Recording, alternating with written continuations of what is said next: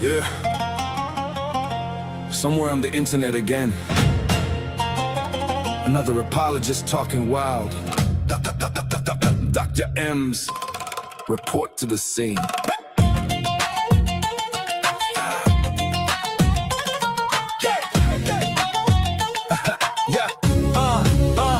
Did someone post the M's bat signal again? Is there a Muslim on the call being ignorant? M's destroying life smooth like an AI voice mod. Destroying all five pillars with the voice like a god. Baby, why you getting mad at me? Because your book teaches you fake anatomy. When M's gets on the call, it's like a rectal exam. Cause he knows the Quran like the back of his hand. You'll never see his face, but you're gonna hear his voice. Getting surgical on the hadith of your choice. Muslims getting cooked in English and Arabic. Biomedically trained ex-Muslim heretic. Gonna diagnose that cognitive dissonance that keeps you believing the Quran's nonsense. Did you say between the ribs and the backbone, bro? Sure, but that's a cell phone, bro. Blood clot gone and then into bones. You have no clue how an embryo grows. Just wait 1 beat, you're about to get owned. And M's cuts you down with the biology he knows. You think your prophet's to the moon, are you stupid? You probably also think he never screwed a kid. Miss me with your Muhammad, police be upon him. Justice for Aisha. You'll never see his face, but you're gonna hear his voice. Getting surgical on the hadith of your choice. This from getting cooked in English and Arabic. Biomedically trained ex-Muslim heretic. Did someone post the M's bat signal again? Looks like another apologist needs attention. Dr. M's has entered the chat.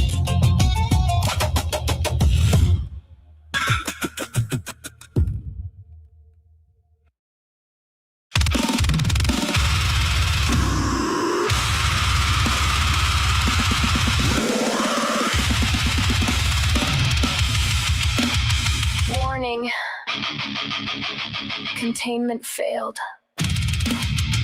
Live stream initiated. Unknown BOW detected. Designation. Pre-sup.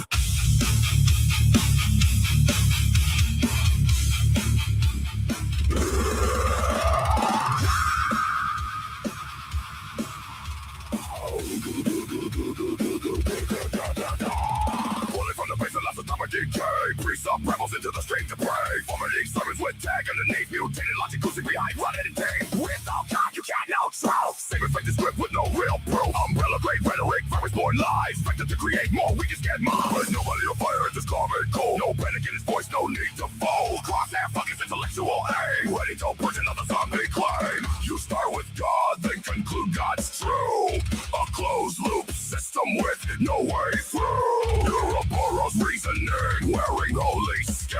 A self-replicating virus, spread it within. Wizard or human, like a goodie or not. Another pre-sup is losing the plot. Nobody on fire, just a room with precision. Biologic burns hotter than any messiah. Nobody on fire shows patience and poise. Gun through noise with a surgical voice. No race-bait tactics, no desperate anointing. Just clean precision while the facts keep pointing. Pre-sup mutates when the pressure climbs. Redefining words in real time. Transcendental necessity screamed in rage. Like a tyrant trapped inside a semantic cage. Pre-sup fires off transcendental rounds. Big words echoing hollow sounds. Epistemologize, fetishize, dogmatize. But nobody on fire sees through the disguise. Evidence loaded into every reply. While holy assertions decay and done. No miracles found in the source code haze. Just another cold caught in the blaze. Every single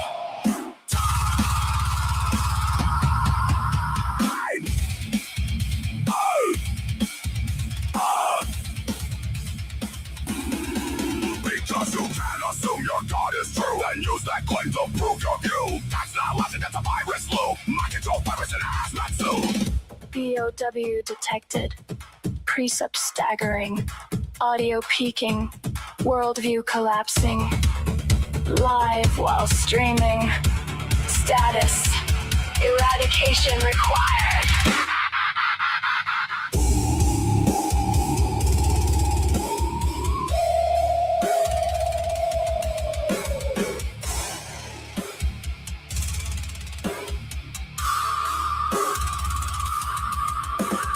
static flow. flickers like fluorescent lights. Another theology war in digital nights. Nobody on fire walks through the flame, understands precepts, and he's at their game. No fear of hell, no need for gods, just reason and logic marching through the odds. And when the final argument expires, the only thing left is fire.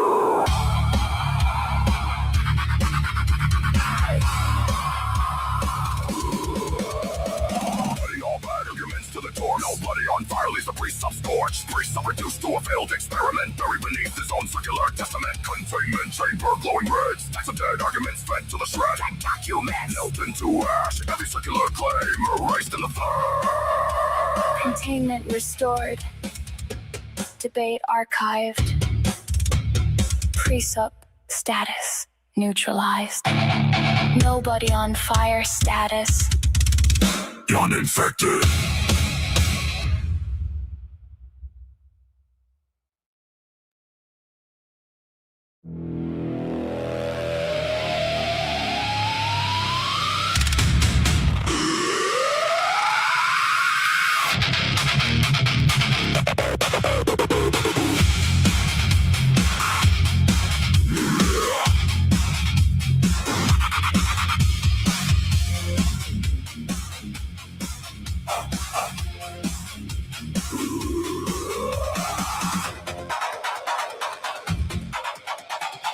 You talk in circles, but it's worse than that.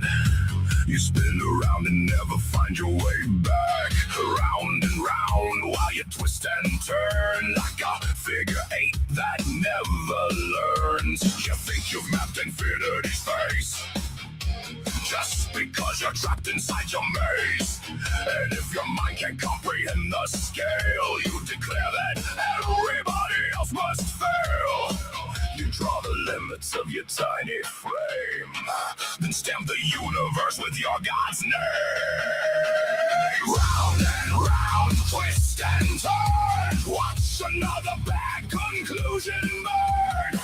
You call it wisdom, call it fate, but you're just trapped in a figure eight. Round and round, nowhere bound, lost while claiming higher ground. You think you've solved eternity, but you're choking on infinity.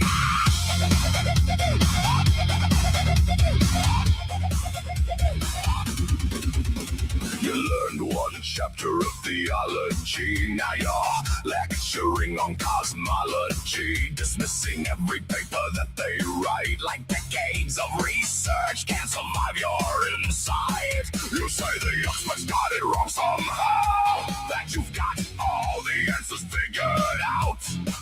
But if your theories really change the game, where's the Nobel Prize beside your name? You shout from mountains made of sand and call it understanding. Round and round, twist and turn, watch another bad conclusion burn. You call it wisdom, call it fate, but you're just trapped in a figure eight. Round and round, nowhere bound, lost while claiming higher ground. You think you've solved eternity, but you're choking on infinity. Nowhere. No prize, no proof, no revolution made. Just another sermon dressed up as a grenade. You reject the evidence, rewrite the score, then wonder why nobody's buying it anymore.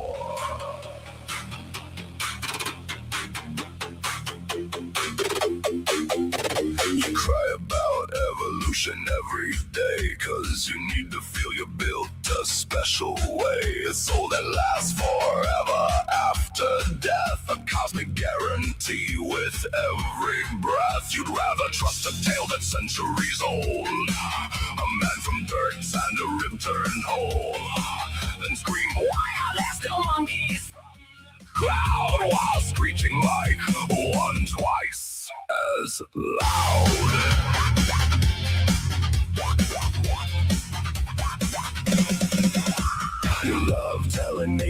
That's what we believe. Inventing things that we never conceived. You paint us monsters bitter and obscene, then act surprised when we don't fit the scene. You think you know us? Think we're cold and mean, but we're more caring than you've ever been. No threats of hell, no promised reward, just helping people because they're worth fighting for. Round and round, twist and turn, watch another bad conclusion burn. You call it wisdom, call it fate, but you're still trapped in the figure eight.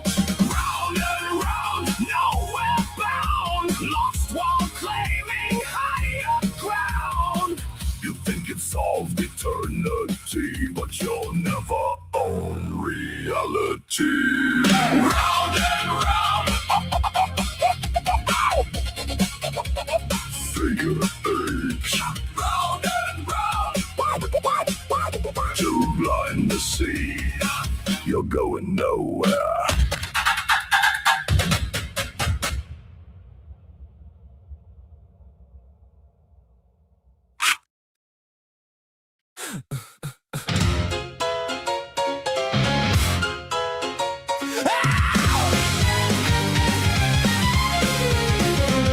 You dress up doubt in velvet robes, throw dead men's quotes like holy stones, name drop Plato and wave your hands like a mystery will make us understand. You sell transcendence cheap online with cherry-picked and twisted lines, a sermon built from smoke and mirrors, preaching louder cause the truth gets nearer.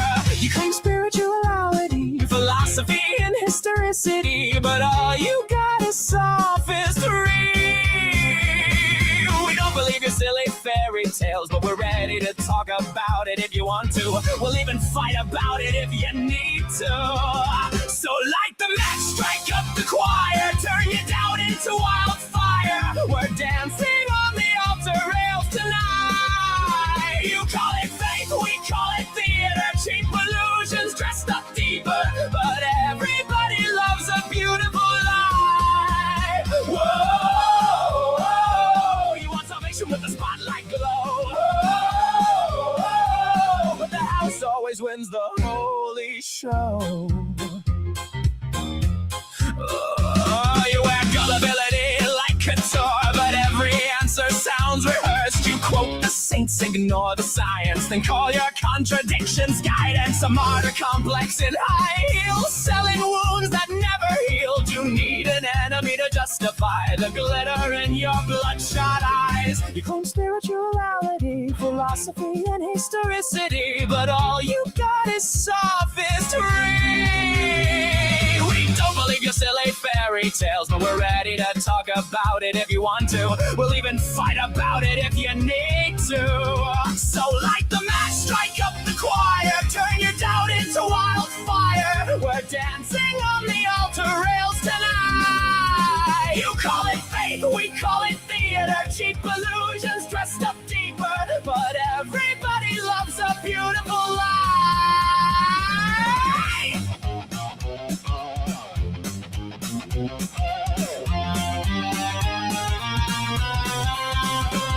And if heaven's just a green room backstage, then who's been writing all your lines? You pray in public for the applause, then curse the crowd when they don't buy.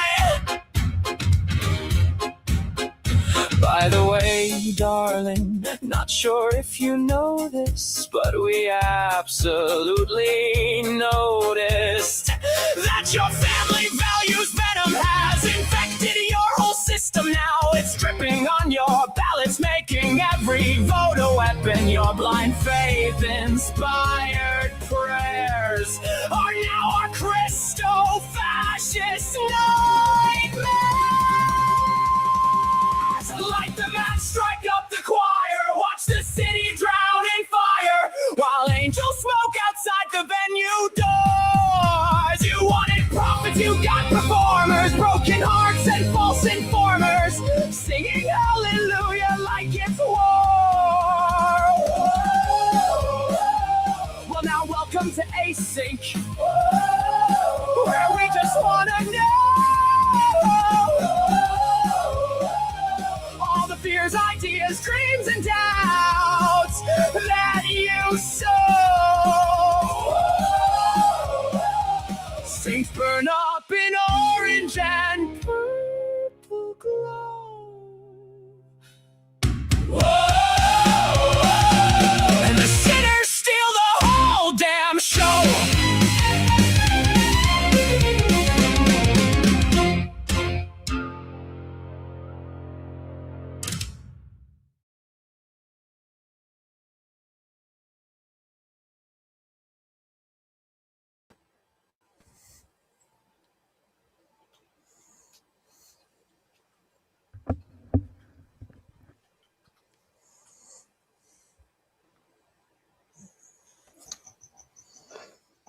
Okay, hello.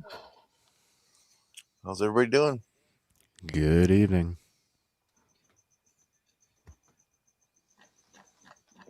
Okay. Want to say hello to our people, our friends?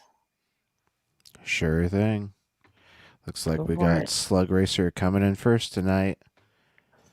Heya Slug Racer, heya Opal, heya Chrissy, hey Jackie, hey Remembrant.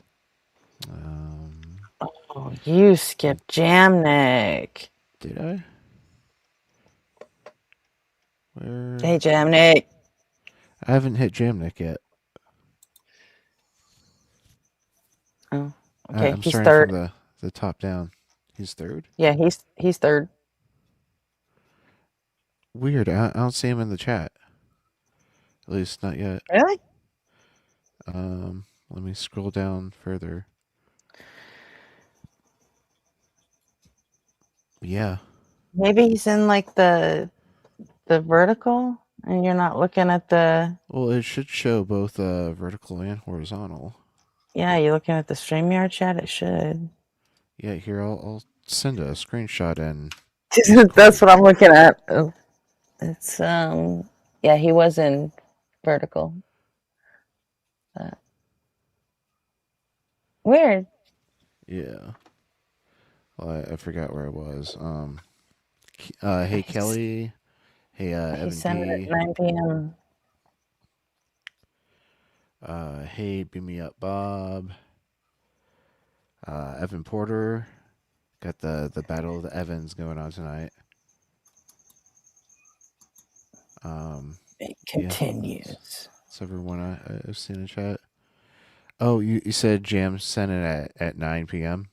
The earliest I see is 9:55, so it might be have been sent too early. Could be. Because I just joined the lobby not too long ago. Yes, Gretchen. Yes, Evan. Gretchen's doing the emojis. I do that for Jamnik.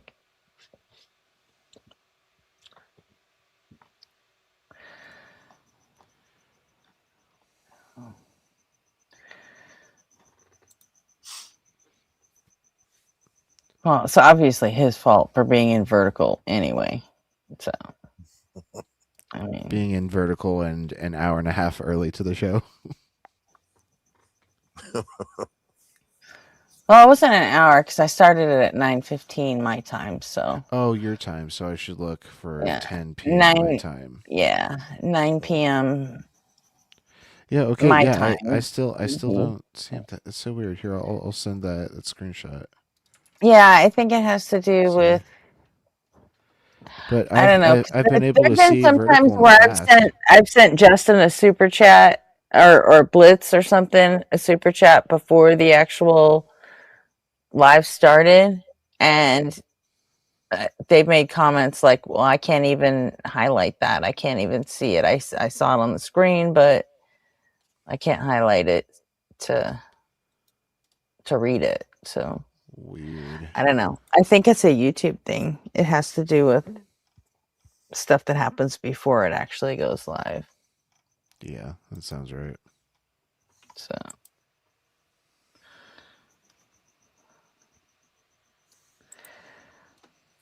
So how's everyone doing tonight? Yeah, how Okay. is everyone doing? Oh, dang it. Do we all want to like get our comments about OE out of the way and then drop it and not speak of it anymore? Because I've gotten a lot of DMs about that. Like a lot. Whoops. Hit the wrong button. I mean, yeah, who in chat needs to say their piece?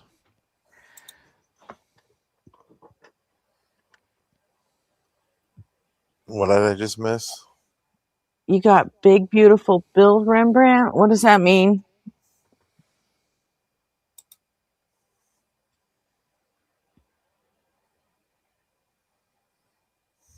Does that mean you got taxed? Or, Hey, Hizzle. hi, Hazel. Hi, Kelly. And Charles Oliver. And Charles. Yeah, nothing happened to OE. I mean, he volunteered for the beating he took last night.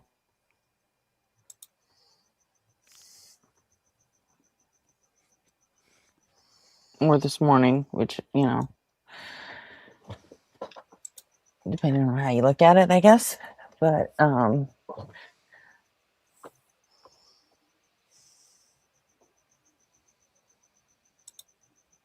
he asked for that.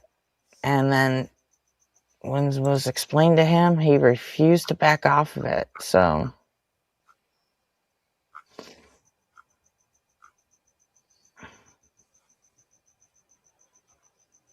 anyway, those of you who had mod comments about him, that has been taken care of, and we shall speak no more of it.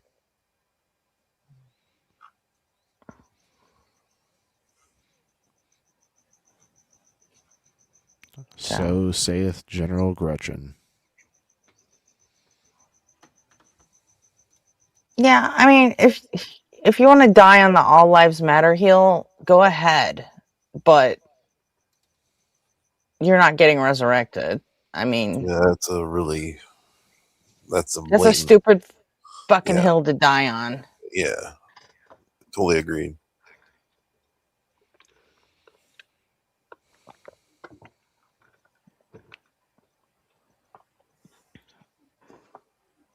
It's stupid.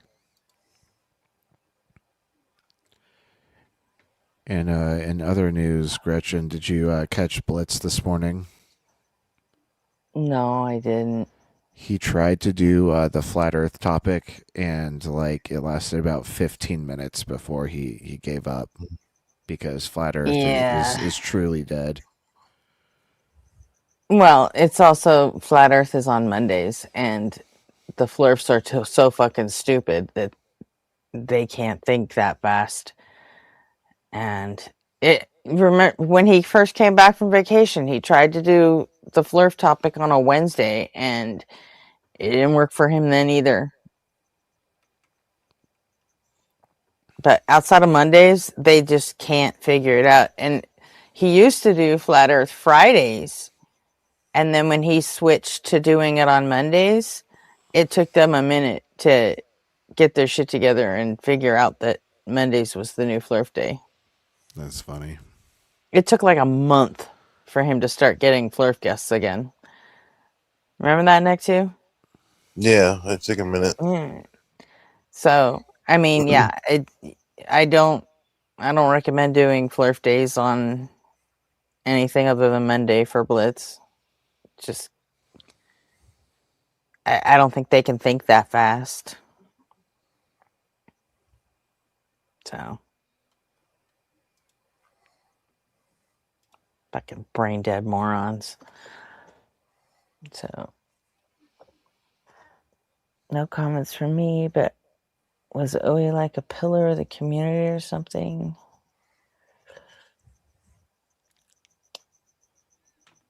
You know what? I think the OE thing, I mean, he's not a pillar of the community or anything, but I mean, close friend of the channel. he was part of the community, and Yeah. I mean, I could legitimately, at least in my mind's eye, I could see my respect for him just dwindling in real time. And I don't know. I guess it kind of made me question my own character judgment, you know? Like, how did I miss shit that big? Just you can second guess yourself into oblivion, but a lot of times it's just people, especially with bigger, more obvious ones. I think people know. This is not the kind of thing you say in public or to certain people. Yeah, but it's the same kind of shit that it's the same problem with tacos, you know? Only we're watching one of our friends actually become tacos in real time. It was Yeah, it's like he weird. got red pilled or something. Depends on what his Yeah, influences are. you know, it was just really fucking weird. And then But the doubling and tripling down is like not listening yeah, to reason. Like if I and got approached by people in this community and you guys all said something to me, and even if I was absent that I was right at first, I would definitely be reconsidering in my private.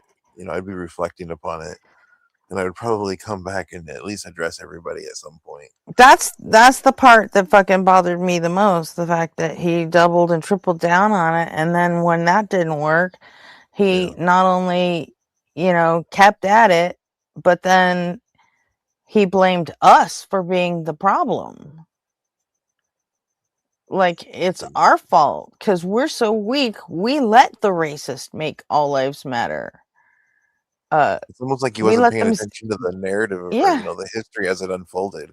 it's Like like, you, yeah, and then he even tried the "I have a black friend" story. Like oh, that's gonna excuse anything. right? And then he got on his fucking high horse and claimed the moral high ground based on the fact that he'd been to prison and we haven't. Yeah, it So doesn't I matter to mean, like him. at that point, what do you fucking do with that? Yeah, he's just trying to say he's right. He's just trying to assert he's right over you. Those are lame reasons to assert He you're right. went straight. He went straight to being defensive and never did fucking leave It that doesn't matter to position him though, at because all. he's not a part of that community. He'd feel completely different about it if it affected him. Yeah, and he even tried. Well, I told you at the beginning I was ignorant about these things. Like that washes away Yeah, all the information we just gave you.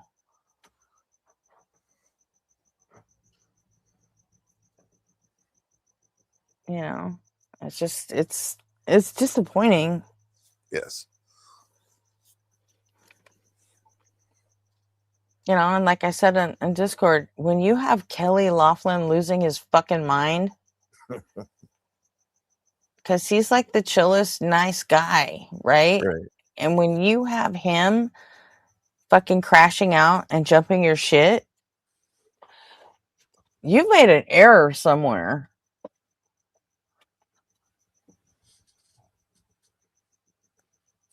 So,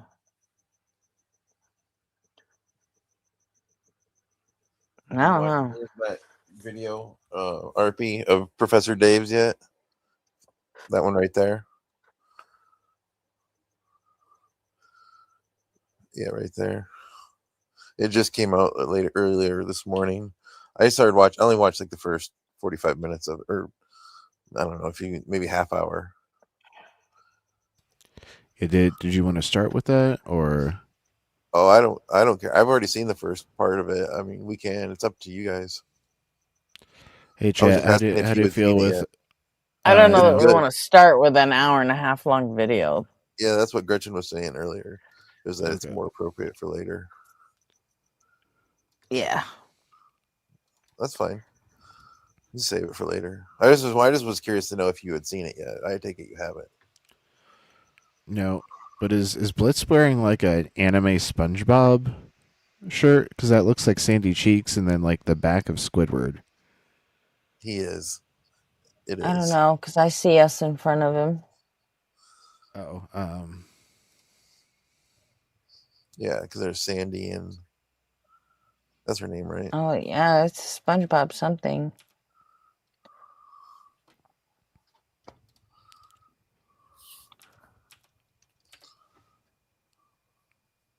I watched the Blitz video, the short that he made while he was in Italy in front of Enrico Fermi's house a little bit ago. I love the hat that he wears in that. It's like a little uh, fedora, like a cream colored fedora with like a black band. But I didn't realize like where's his hair? Like the dude has way long hair, and I can't. It has to be like up in a bun, like inside the fedora. But it just made me laugh. But it looks really good on him.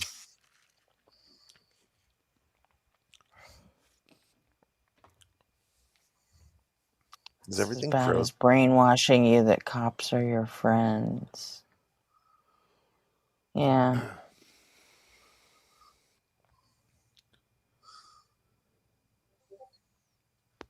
Yeah, that's another thing that irritated me. He painted the entire left as saying that we should defund the police, even today. And I haven't even heard that nonsense since, like 2021.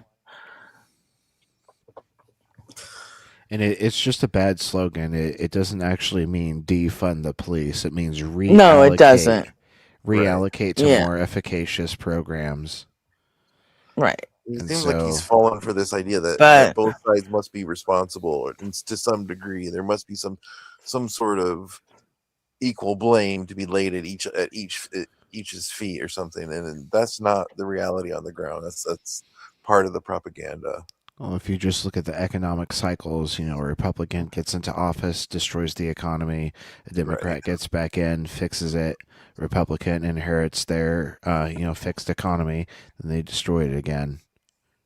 yeah. Only it takes 3 times as long to fix it as it does to break it. Yeah.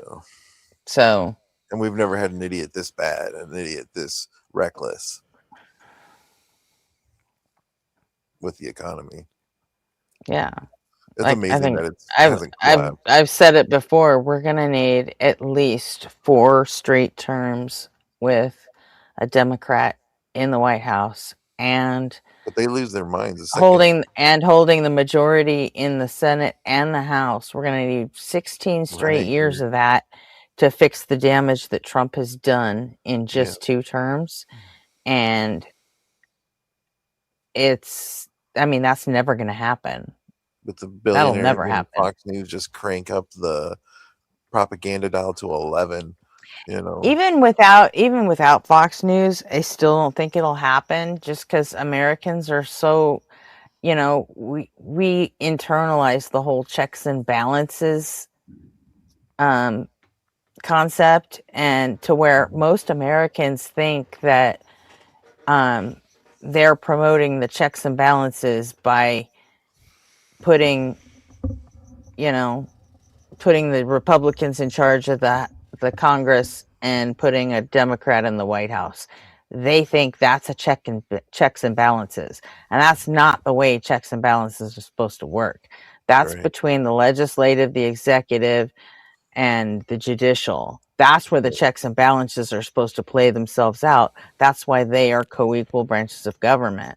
Mhm. Well, Meanwhile, there can't be checks and balances when the executive and judicial branches are commingling. Yeah. Like, did you see Clarence Right. Thomas like being photographed, leaving Mike Johnson's office earlier? No, I didn't. But that doesn't surprise me. Yeah. I mean, he's been covering up, especially for the shit his wife's gotten up to. He's been covering up for that shit for a long time because the Republicans have spent Yeah. 30 years, making it okay for the judicial branch to commingle with the executive. They pretend it's not happening when they're in power, and they slam the Democrats for it when the Democrats are in power. Yeah, it's weaponized. And now it's like it's gotten to the point where it doesn't where people don't know the difference. They think checks and balances are now, voting for a Republican senator instead of while a Democrat's in the White House.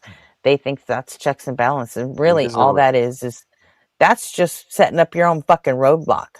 Yeah. That's all that is. Yeah, just straight and to and then they obstructionism. cry that nothing's getting done. Everything, it's obstructionism and nothing's getting done. Well, congratulations. You're the idiot that voted for this. So enjoy.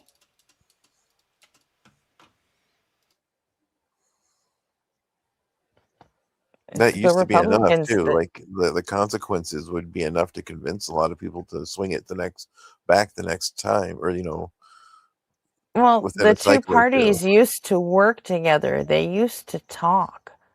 Yeah. And that hasn't happened since Newt Gingrich in, was it 99? Yeah. Said from now on, any Republican that works with a Democrat or co-sponsors anything with a Democrat or has fucking lunch with a Democrat is going to be considered the enemy. He actually brought that into our political system. He had some really fucked up ideas. He had some really fucked up ideas about evolution too. He put them into his politics. Something about the fittest. You know what I'm trying to say? The fittest, the strongest. Survival of the fittest. Yes, thank you, Jesus Christ. I couldn't spit it out. Yeah. That's the way he thinks about politics. Mm-hmm. I mean, he does anything to win. The ends justify the means. Yep, he made it a zero-sum game. The might makes right. And there might have been to some do it. politicians before that actually practiced that. But as the Speaker of the House at the time, he made that shit like procedure. And it has been fucking us up ever since. And people say, oh, we're so tribalized now. Yeah, guess why? Guess when that started? Mm-hmm. I mean, imagine teaching your kids to hate half the country. Like I don't like half. With the MAGA cult. But I would never teach my kids. These people are people you should just hate automatically. Like by default. But that's exactly what they have going on. They're happy. I mean, they have. I don't want to bring it up again. We can talk about something else. Reductions or even abolishing traditional police departments entirely. Oh, Golden Arm. And Golden Arm, some you don't know what you're Republicans talking about. think that the races shouldn't commingle. What's your point that some people on some sides have shit takes? I have a thunderstorm starting too. Oh, you're getting the weather we had about 12 hours ago. Great. I haven't looked at the weather for a minute, so that doesn't sound like a good thing. Oh, there's a flood watch. Nice.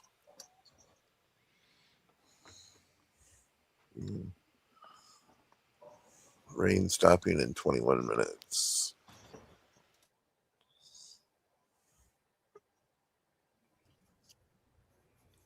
Hey, Jamnik. My dude. What's up, y'all? Yeah. Hey, Jamnik. How y'all doing? Good. Good to see you. Good to see you too. I should be sleeping. It's 1 a.m., but fuck it. The three of y'all are here. And did you just say butt fuck it? but fuck it. Yeah. Pride might be over, but fuck it. But fuck it. Oh boy. Eh, How's things?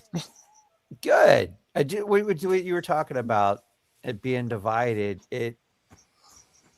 I started thinking about this kind of post 9/11 when everyone had American flags on their cars and we were all on the same team again. It's very American sports ball, my team. It's like you could Yeah. all be football fans, but if you're this football team's fan, you've got to hate this other football team, And I never got Yeah. that, and that has kind of infected the culture to a point where our politics have, it is tribal. It goes back before football, but Yeah. we play into it with our culture. I've heard. Later, Golden Arm. Yeah, right. You're Don't not let the into door hit- much of anything, so I mean, Yeah, don't let the door hit you in the ass on the way out. He needs to go get more drunk. you'll be missed. But fuck it, Golden Arm. So. Hey, he's too. No, I think that all that fervor after 9/11, it probably adds to the reason that I don't like people to say thank you for your service to me. Because before 9/11, nobody ever said that. No one ever said thank you for your service to anybody ever. I never noticed that. Just, I never even thought it of that. wasn't a thing, And I'd spent the 90s in the military. I'd been out already for, I don't know, like a year or two, something like that. By the time 9/11 happened, and nobody had ever thanked me for my service. All of a sudden, overnight, nobody was also a child in the 90s. Everybody was. Huh? Nobody was also a child in the 90s. He's talking about nobody in the chat. Yeah, I get it. I'm playing on his name. I fucking hate that. Okay, so no one, no individual person had ever actually thanked me or anybody I knew for their service. That's pretty wild. Until after 9/11, then all of a sudden it started happening overnight. And I mean, like, by the end of that week, it was happening, like, everywhere, all the time. So, I mean, I think that kind of hit me as just being like fake ass platitudes as a reaction to, public panic. And it was pride the whole, is a hell of a drug. The whole support the troops movement. Yeah, and I hated it. And I just never did get used to it. So I think that's probably a big part of the reason why I don't like people to say thank you for your service. So That's interesting. I think pride is a hell of a drug. I've been fortunate to visit Japan at times in my life, and seeing a culture that's more based in honor, where that's something you have to earn and maintain. Yet, back to the sports analogy, in the US, you can be proud of your football team, even though you don't do anything but watch it on the television and support them with ad revenue. You're not on the team. You're not on the staff. You're not even at the game sometimes. You might just live in the town, and all of a sudden, oh, yeah, my team is now in the playoffs.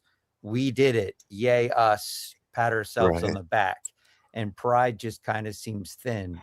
So that I could see why, in a situation when our country was attacked, people put all the flags on their cars and support the troops and rah-rah-ree, let's kick them in the knee, rah-rah-rah, let's kick them in the balls, and don't really have to do anything more than just thoughts and prayers and words by saying... What did I remind you of, Chrissy? Sorry, go ahead. That's okay. It's interesting that you feel that way about people telling you thank you for your service. Part of it why it feels gross to you might be the fact that they're doing it for themselves. Exactly. They're always doing it for themselves. Right. They want to be thanking someone. Right. Or they're just lying to themselves saying, well, hey, I said thank you for your service. That obviously means I care. And, you know, I've had people actually start arguments with me about it. Like, you know, how dare you? And I'm like, what do you mean, how dare I? Well, I'm sure you just put me you put me on the spot. Like, I'm supposed to come up with something fucking nice to say to you because you felt like, you know, feeling righteous about the fact that you just met a total stranger and said a few words to them. Yeah. Give me a break. It probably has changed a few people though that might not have cared otherwise to be nicer towards military, because like especially like with the treatment of the military after coming back from Vietnam, some people didn't want to be associated with shaming soldiers. But I don't know. Yeah. I didn't realize that it was. Yeah, that it wasn't a thing, but then even then it's like an overcorrection. You know, I've heard that a lot. Oh, I because, totally agree. it was shameful the way we treated the Vietnam veterans when they came back, and just wanted to make sure that didn't happen with anybody else. I'm like, yeah, but that's a fucking overcorrection, which means you don't mean it. You're just sorry about the Vietnam thing. Yeah, totally. You know, and like, why you got to bring me into this? Your personal guilt trip is not my responsibility. And, you know, I've had a few people actually say, well, then what if I actually do mean it and I want to fucking say something? Like, what am I supposed to say? And just like take my chances that someone's going to be okay with thank you for your service? Because this one guy that I talked to, he's like, you know what? You're not the first veteran to say that to me. And I'm like, well, I mean, odds are, yeah. I mean, if you make a habit of saying that to veterans, then yeah, I'm probably not the first one. And I'm probably not going to be the last one. I'm like, well, then what can we say? And I'm like, I don't know, there's all kinds of things. If you really care about what this person went through, how about like, oh, you're a veteran. Hey, that's great. What branch did you serve in? What was your job? Did you like it? You know, there's all kinds of things you could ask that show your concern, and they convey your support for what they did with their lives without just, you know, rattling off a platitude that you were trained to say in 2001. That's excellent. You know, to play devil's advocate to my own thing about it being prideful, I think in some ways it could be, and you're kind of saying this too, a gut reaction, like saying bless you when someone sneezes. You know, I've started saying Godzilla when people sneeze. I heard someone they say snickerdoodle. I don't know if that works, but yeah. Hey, Bacon Bush, good to see you. I usually say, excuse you. Oh, and we got Clockwork Rex in chat, and Wilkby, and Brittany. That's what I say when I sneeze. Carnivorous Ape. Neck2. Neck2? That's what I say. Neck2. Oh, gotcha. Yeah, I was thinking Naboo, but that's a planet in Star Wars. I don't even know what my nickname means. Is that the one that Jar Jar's from? Yep, hey, Duncan, Jar Jar thank you. Queen Amidala. Appreciate that. Glad you like it, Duncan. Well, one of my good friends was into the Eternal Darkness franchise, and I think it's from that movie. It's from something like that, but it was originally supposed to be a name for some fish that I bought when I bought my first house, and everyone that came over kept thinking there was a nickname for me because it's close to my real name, and it just stuck. But I have a lot of nicknames, so I don't know. Just picked that one because it sounded different. Yeah, like Carnivorous Ape, I get that. I mean, I tend to do that too. it gets so old, and I'll start asking people questions about their service, and yeah, I know. Ems was on stage. Ems was there on the show when he played that. That was cool. I mean, Ems had already heard it anyway. I got his blessing before I released it. Nice. It's weird that that Justin played the M song though, because like, you know, went through all the trouble of making the Rock Hard for Doug song and then like writing Carnage into it, and he hasn't played that one yet. That bastard. I know, right? That's Good it. things Boycott happen Justin. to those who wait. He's gonna play And it I at know the he- right moment. I know he likes the song. Well, okay, I know Carnage loves the song, but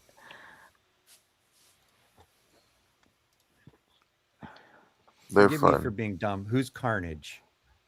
Justin. Carnage is Sada, Justin's girlfriend. Oh, okay. Justin and Carnage sitting in a tree.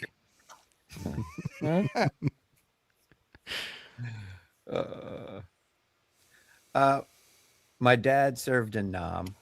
He wears his hat every now and then when we go out to a restaurant, just because he likes hearing that from people, or it's a conversation starter. And usually, if someone just in passing says to him, "Thank you for your service," like over the years, it's changed what he says, but now his response is, "I went so my boys didn't have to go." So it's just kind of how he rounds it out. He found something that feels good to him, so he can just respond to it. And if it turns into a larger conversation, it does. Last time I saw them, there was another gentleman with a Vietnam hat, and it's like, "Hey, where's were you there? What did you do?" You know, and just seeing them strike up a conversation was kind of cool. You know, I was in a drum and bugle corps. If I meet someone who was in a drum and bugle corps, it's like, "Hey, cool. When were you there? What did you do?" But it's, different kind of vibe, different community, and I didn't put anywhere near the risk that anyone who's served in our military has done. So I feel respect to them and want to express it, but don't really know the words. So now we have a phrase that kind of sums it up. Thank you for your service. So I could see how it could seem fake from a lot of people, but sometimes it's genuine. Sometimes it's just, Well, I think you'd have to polite. read the person's body language, you know. Yeah. I'm sure some people can tell that a person's being genuine and heartfelt by the circumstance, and I'm sure there's been plenty of harmless interactions. Yeah, and veterans, just like any other cross section of, you know, our population, veterans are not a monolith. There are some that straight up did it out of patriotism, and they got through their service with no major problems, and they're very proud of what they did.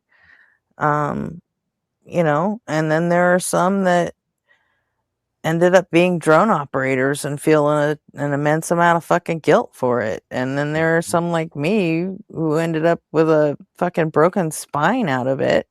And Holy then, shit. I didn't know that. you know, I didn't know that. What happened, if you don't mind me asking? I got hit by a truck and knocked down an embankment, and I landed on this like 10K generator and Holy shit. woke up in the hospital with 3 spinal fractures. Good Lord. And That sounds painful. a few torn discs, which didn't make themselves known until a few years later. But yeah, yeah. What was that? What happened? Like, was it somebody? What happened? Yeah. We were setting up the skiff out in the field, and a guy's foot slipped off of the pedals, and vehicle just sort of lunged at me. So, you didn't see it coming. well, I did. I was right in front of it. It just there's no time. There's no time to get out of the way. Something like that. I was only like 10 feet in front of the vehicle. Sure. So that's wild. And the doctors don't think that it was actually him hitting me with the truck that actually broke my back. It was it was landing on that 10K generator, which, I mean, this thing is like the size of an outhouse, it's like the size of a like 2 porta potties stuck together. And it's like, these are generators that they're mounted on trailers. They have their own specific trailers. So, it was the landing that did it. And it was scary because it took a couple of days. Because when I woke up in the hospital, I couldn't feel anything from about my boobs down. And they're like, yeah, we don't actually know if this is spinal cord damage or if it's just if it's just inflamed. They said if it's just bruising, then as it heals, you'll start to get feeling back. But this was in the 90s. They're like, there's really no way to know other than wait. So you thought you were going to be in a wheelchair. We had the technology to like do the imaging and figure it out, but that would have cost a lot of money, and they're not going to spend that kind of money. Not for something that you could just wait 3 days and find out. So, but that's what happened. Yeah, after I guess about 48 hours, I started feeling stuff again. So, was that your first thought though, that you're going to be paralyzed? Is that were you afraid that was what you were going to? Yeah, I can imagine. Yeah, it's kind of hard to think of anything else when you wake up and you can't feel like half your body. You're like, oh shit, no, I'm not doing this. Right. So, yeah. Well, I'm sorry you went through that. That sounds terrifying. Nothing like that happened to me. I fell off of a jungle gym when I was about 8 years old, head first, and I broke my arm. I would have broke my neck if I would have landed on my head, but I stuck my arm out to break my fall. Broke my arm in half. That was the worst thing I ever did.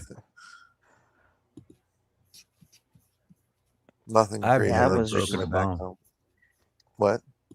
I've never broken a bone. I'm very lucky. Up until that point, neither had I. I'd never broken anything. So. Wow.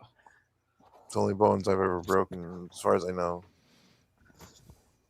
I mean, other than like things you can do with something about, like I think I've broken a pinky before, and I've chipped my ankle, but I've never broken like a leg or an arm or anything like that, other than breaking my right arm when I fell. Right. But yeah. My first bone break was in the 3rd grade. I was playing in the church gym. That's what I was.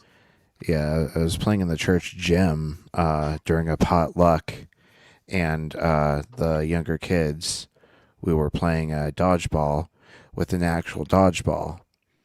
Well, this 16-year-old who had some behavioral issues decided he was going to join in. But he threw a basketball at me as hard as he could, and I instinctively, put my left arm in front of my head, and when I opened my eyes, my arm was literally curved. Ew. Yeah. And he wanted to try to bend it back into place. And that's when I started screaming and I ran for my parents.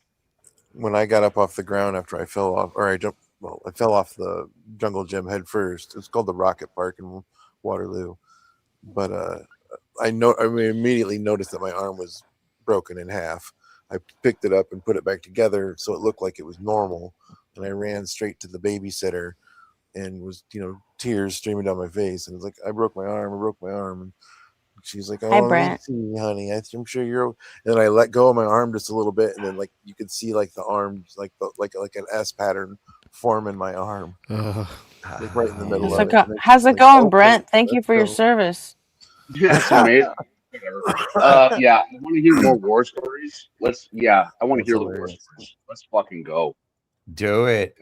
The council is alive. What's up, Brent?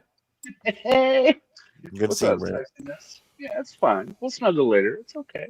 It's okay. Don't be so shy. So yeah, Gretchen, I appreciate that, but ever since the invasion of Iran, I cannot fucking stand to have anybody thank me for my service because this fucking colonial ass government is out of control. Yeah, I never could, which is kind of why I said that. We just covered that about 10 minutes ago.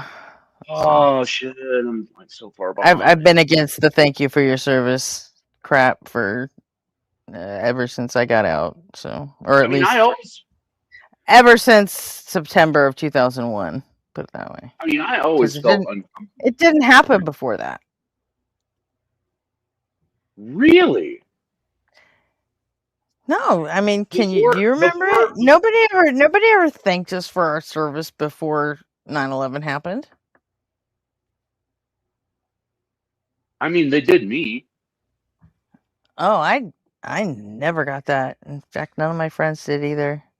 There was a small window of like support our troops when Desert Shield and Desert Storm happened, Oh well, but yeah, but I then mean, that like, after.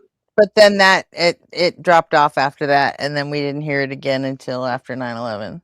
Yeah, oh yeah, after 9/11 with the yellow ribbons and everything, yeah, it was, Mm-hmm. yeah, they tanked us all the time. You Oh guys shit! fought in I the rain. forgot about the yellow ribbons. My, Oh my mom yeah. put Mm-hmm. my mom put like one of those yellow ribbon magnets on the back of our white Odyssey. Well, I remember there A were yellow ribbon campaigns though. instead of a swastika. Sorry, I can't say that on the. My There bad. were campaigns to support the Sorry. military though, and that became part of the culture. Was to it. There were commercials on TV that told you to thank a military member if you saw one. I remember seeing stuff like that around 9/11. Oh yeah, you bet. You bet. Propaganda machine loves that shit. So yeah, it was always uncomfortable for me to hear like "thank you for your service" because I didn't do it for you, bitches. Like I did it for the money and the fact that I had no other options. So it always felt odd. Always felt odd. Huh.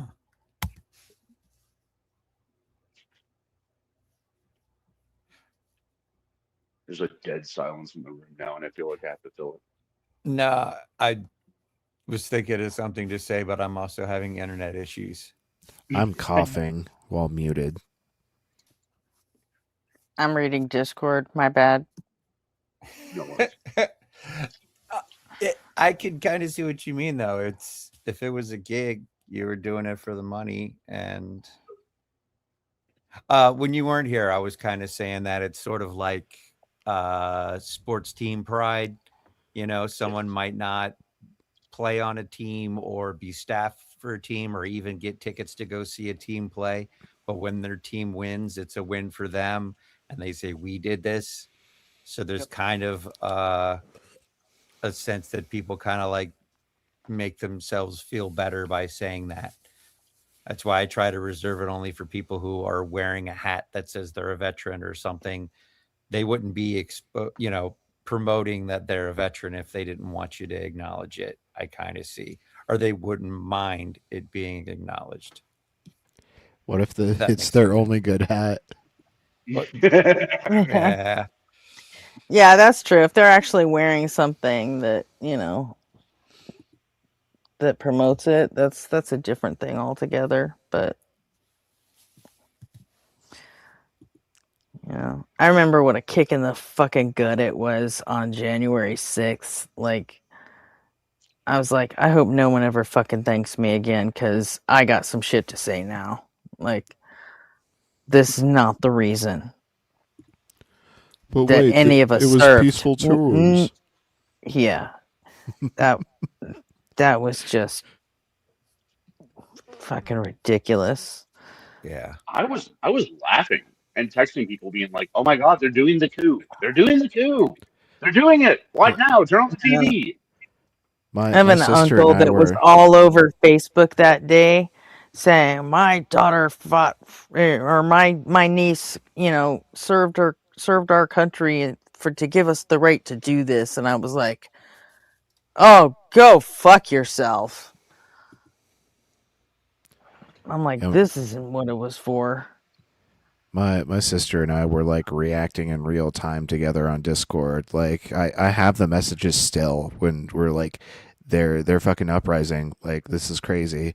And then like when the first videos of Ashley Babbitt were getting posted on Twitter, we were sharing those before like the news even got a hold of them.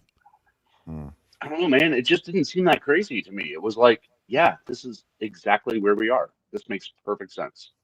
Yep, this is what a fascist revolution looks like. They Yeah. failed the first time and they won the second time. Yeah. Yeah. God bless capitalism. It'll always stand fascism. Always. I don't think capitalism is the problem. Still don't. Of course you don't. You're not a leftist. Huh? I said, of course you don't. You're not a leftist. Apparently that doesn't matter. No, you're a liberal. Oh yeah, we're not going into that again. All right, fine. Yeah. We align, Brent. Yeah, bro. Oi! Dude, you missed the fireworks last night, and I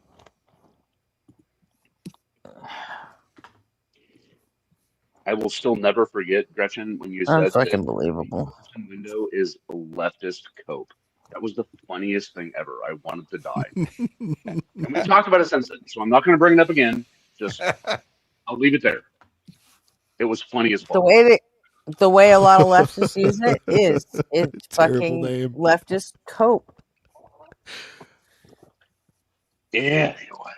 You know as well as I do that most people that bash on the Overton window, they're not using it correctly.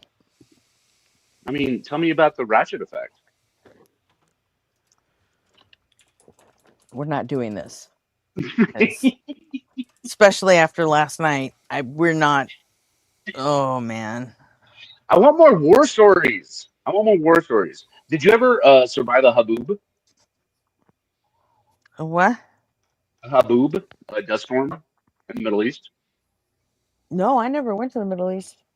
Oh, shit. No. Wow, I didn't know that. Cool.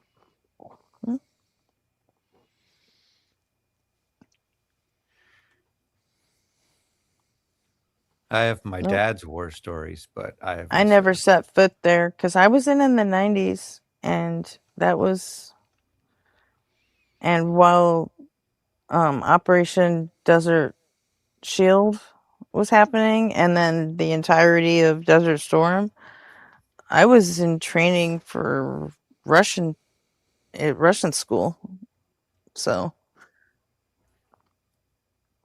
Yeah, your intel. I was never gonna end up in the Middle East anyway. So I was my area of operation was the Eastern European stuff. Oh shit, you would know stuff about Ukraine and Putin then. Probably, yeah. Do you want to talk about how Putin rigged buildings to explode in order to reinforce his own power? Oh, the apartments that he bombed? Yes. Yes. Yeah. I didn't know about that. We I'll pull up the wiki article. I mean, it's kind of typical, or at least expected behavior from a fucking mafia thug like Putin, you know? Based. Yup.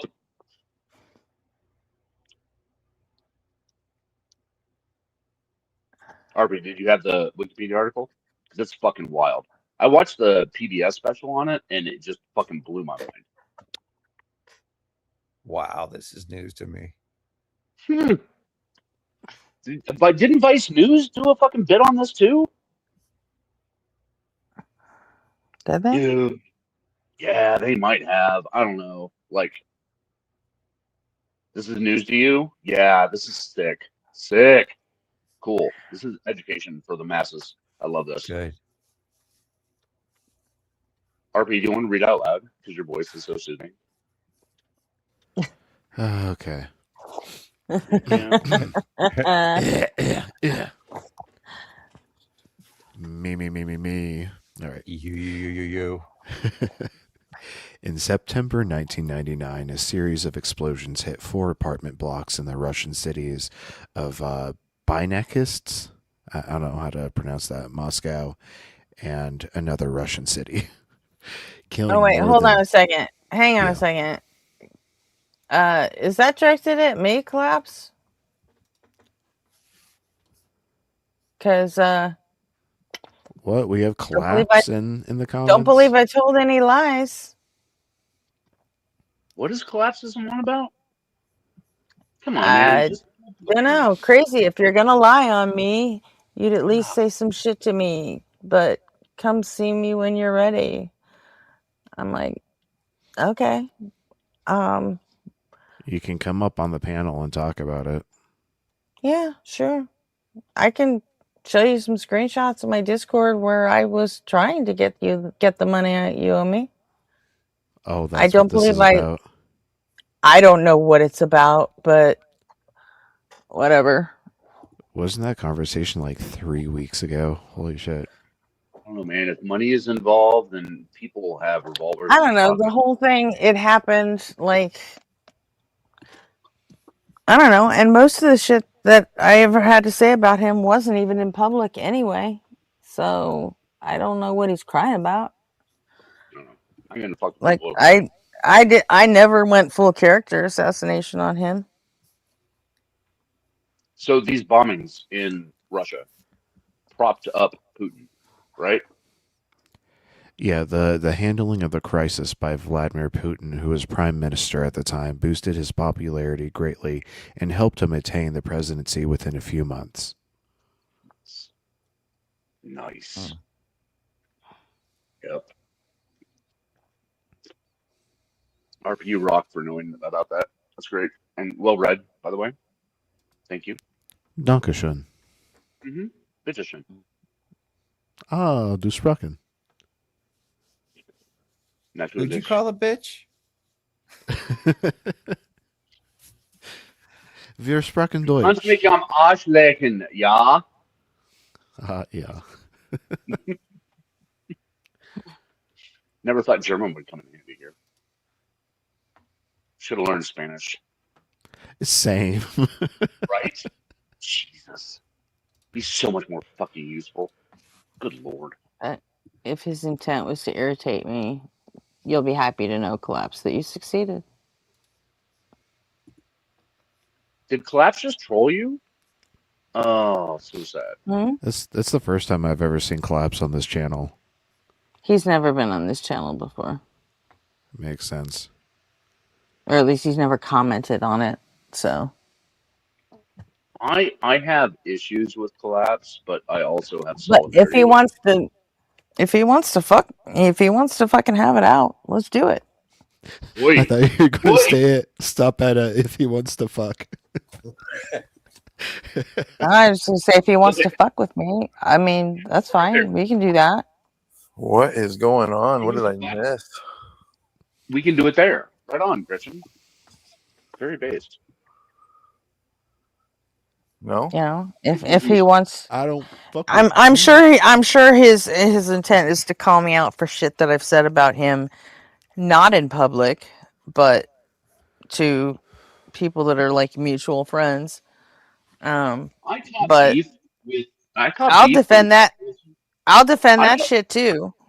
Shit, I caught beef from capitalism, collapsalism, because I think their channel does shit ass debates on platforms really fucked up people, but I also understand that they're an ally, so maybe it's a disagreement about how they go about doing things. Anyway, RP, do you have a video? No. It's amazing. Please. Yeah, if we're done discussing, I can absolutely play this. Collapse is more about drama to me, but Do it. he can go ahead and cover that. I'm sure it makes MB happy. I got no fucking time for drama llamas. I want to listen to Blitz destroy somebody. Let's fuck. Do it now. Dude. This is my favorite topic that Blitz takes on. Like Rich, and you like flurfs. I like creationists. Yeah. I like creations too. I could see that. Yeah. It's how I was raised. I was raised in the creationism, like same biblical literalism church. So yeah, I love seeing it smack down. My dad's still a young earther. Oh shit! No kidding. Wow. Yeah, and he's a master's degree holding structural engineer licensed in 48 states. Like he's a brilliant man, but he thinks the Earth is 6,000 fucking years old. Yeah, young Earth creationists are just like a step above flurfs. Right. Yeah. Anyway, yeah. Is this really like? Is he going to debunk creationism right now? Because that would be sick. Title is conspiracy theist blown out on every point. So nice. Let's go. Yeah, let's dive in. Tron 7, how's it going? Hey Blitz, I'm doing good. Tron How are you? 7. I'm doing all right. Have we spoken before? We did speak before. It was over a year probably. Okay. Did we talk about this topic? We did talk a little bit about creation. Okay. Well, I mean, like, look, I don't remember the conversation. I just kind of vaguely remember your name. So, how old do you think the Earth is? Well, I think according to the evolutionary model, it's going to be 13.8 billion years. Is that right? No, that's the universe. I'm asking how old the Earth is. Oh, the Earth. Okay. Well, I'm of the opinion that when you look at the biblical account, it's starting at a place where the Earth was. It says the Earth was formless and void. Mm-hmm. So it was I'm covered asking how with long water. ago was the Earth formed? So what was here, as far as the Earth, could have been millions of years. Well, I'm asking when was the Earth formed? Like, how long ago was the Earth formed? Because if it was formless, then it wasn't formed. Well, I'm saying like there was rock and there was water. Right, but I'm asking how long ago was it that the Earth formed? It could have been millions of years. I don't have an exact date, but you could look at millions of years, and that still fits with the biblical story of. Does it? Yeah, because creation is reforming what was already here. Well, it said it was Earth was already formless, right? So if it was formless, then it wasn't already formed. Formless means just rock and water. I just gotta double check something. Just one sec. Bear with me. Definition of formless. Merriam-Webster. Having no regular form or shape, lacking order or arrangement, having no physical existence. I mean, we can pick and choose which definition we want, but if I'm asking when the Earth formed, then something having no regular form or shape would not meet the definition of formed. Okay, well, I'll pick number 2, lacking order or arrangement. Okay, so then that would mean that something with form has order and arrangement, right? I'm not quite sure what you're getting at, but when What I I'm say getting the at Earth is is that formless, if the Earth is formless, then that means it has not been formed yet. no, it just means it doesn't have the. Okay, do you know what the trees and suffix less means?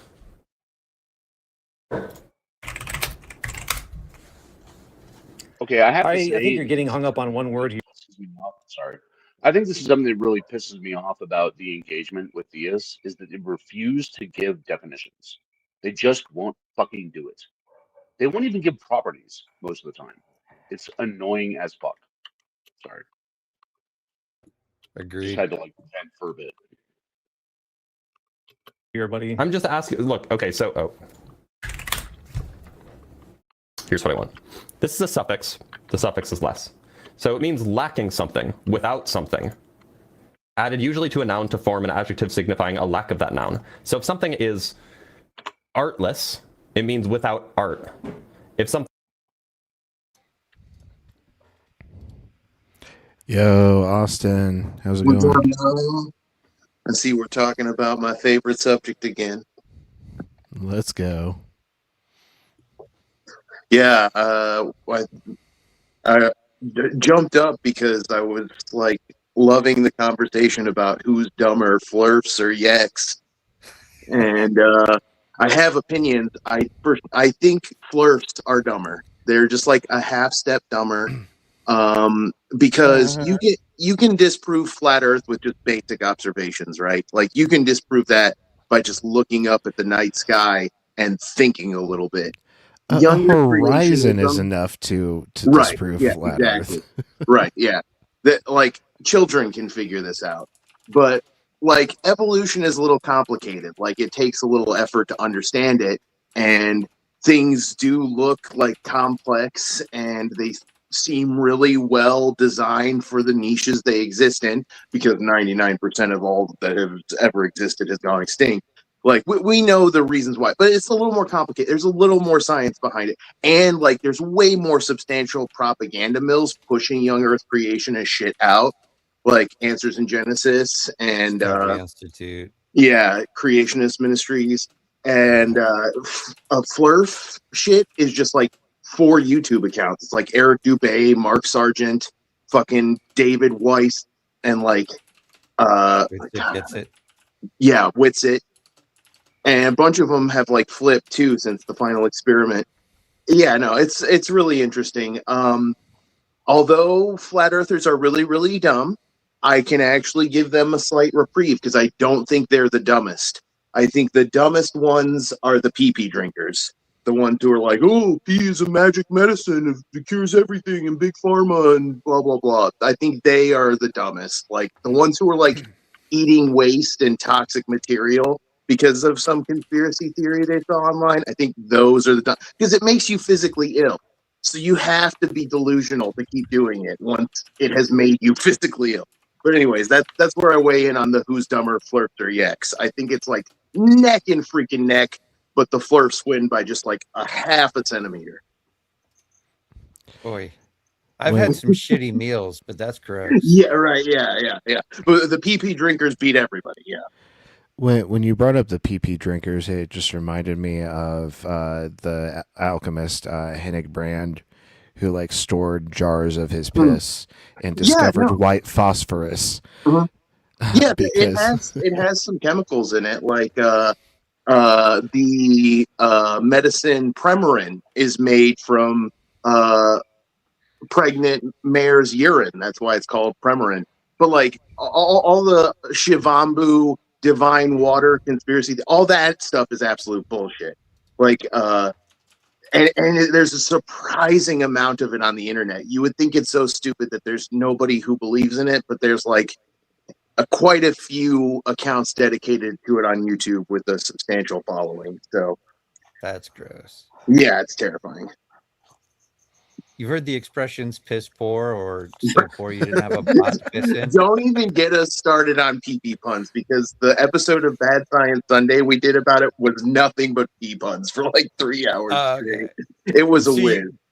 I wasn't making a pee pun, actually. There's the history behind those statements, but I'm guessing you got into that on what you were watching. Mm-hmm. Was that with Maya Atkinson? Yeah. I love her channel. It's great.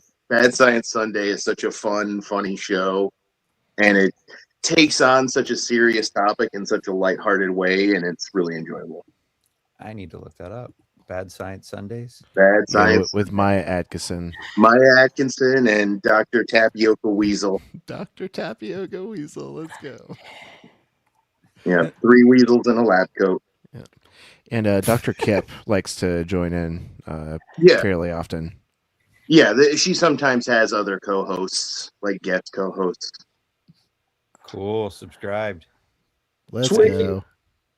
Helping out our friends. Yeah, tell her I sent you. Will do. I show up every time and like and then share, and then I leave because I'm too dumb to be there. It makes me sad.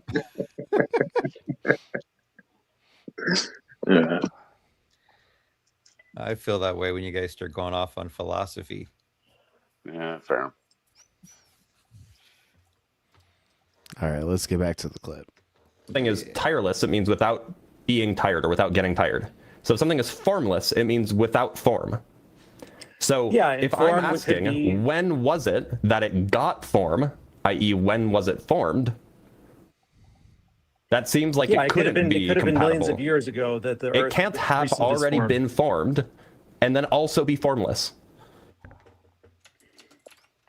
Formless in respect to what we see now, in terms of trees, in terms of animals, in terms of all life that is upon the earth. That's what we can say is what is formed. But when if you you're say- talking about what was it before, it's rock and water, is what the Bible says. Well, it says it was empty, right? No, it says that the Spirit of God was hovering over the face of the deep, the ocean. Well, no, the earth was formless and empty, is the point, right?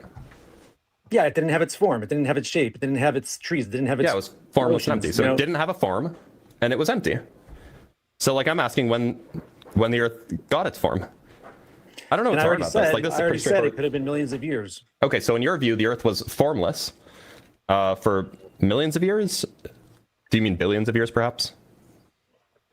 It could have been billions. Okay, so you think that like the Earth was just like a glob of rocks and water for 4.5 billion years, and then and then God showed up. and then God showed up and put everything in its place. How long ago?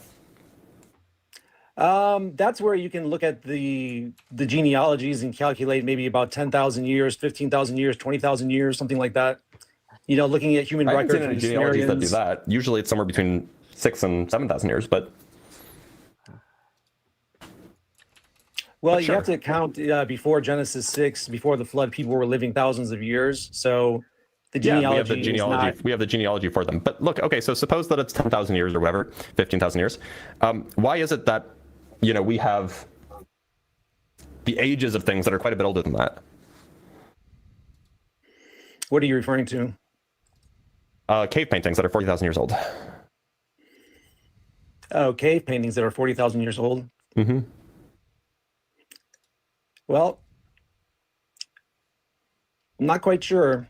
I don't know how you date a cave painting, but that's the problem. You don't know. Usually. So it's always the personal incredulity. Well, since I don't know how that's done, that means it's bad for your argument. I don't know how what you're saying, so it's bad for you. Yeah, it seems that largely evolution denial is just an appeal to incredulity. Right. I can't imagine a single-celled organism evolving over billions of years into all the biodiversity on the planet we see today. That's just too much, too intense. And like, to be fair, that you couldn't learn all of that data set, but you can learn enough of it to be pretty clear on what the big picture is. Right.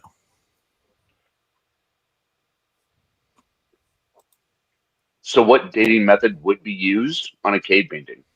Would we use carbon-14? Would we use potassium argon? What would we use based on how old it is?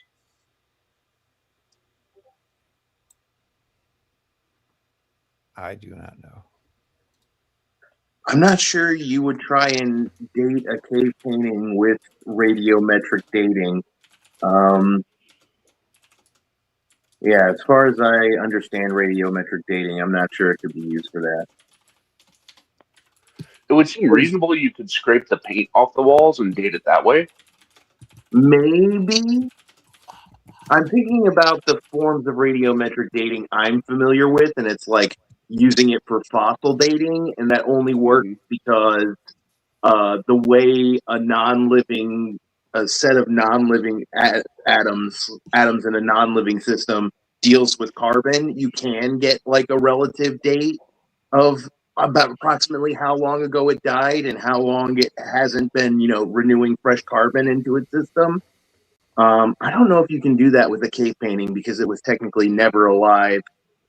But radiometric dating is such a broad host of techniques there might be a way. I don't know. Is somebody looking it up? I heard a computer clacking. I found an AI overview. Scientists date cave paintings using a mix of direct scientific techniques on the pigments and indirect archaeological methods on the surrounding environment. They analyze organic paints with radiocarbon dating, date mineral crust using uranium, thorium, and examine nearby artifacts or charcoal torch marks for context.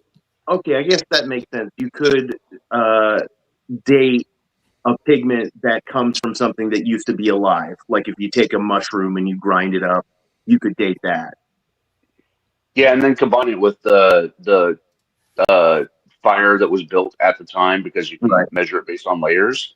And yeah, it would line up pretty well. So the funny thing is, we want to argue about this, and yet the caller thinks the Earth is 6,000 years old. Holy fuck. We're screwed. We're screwed.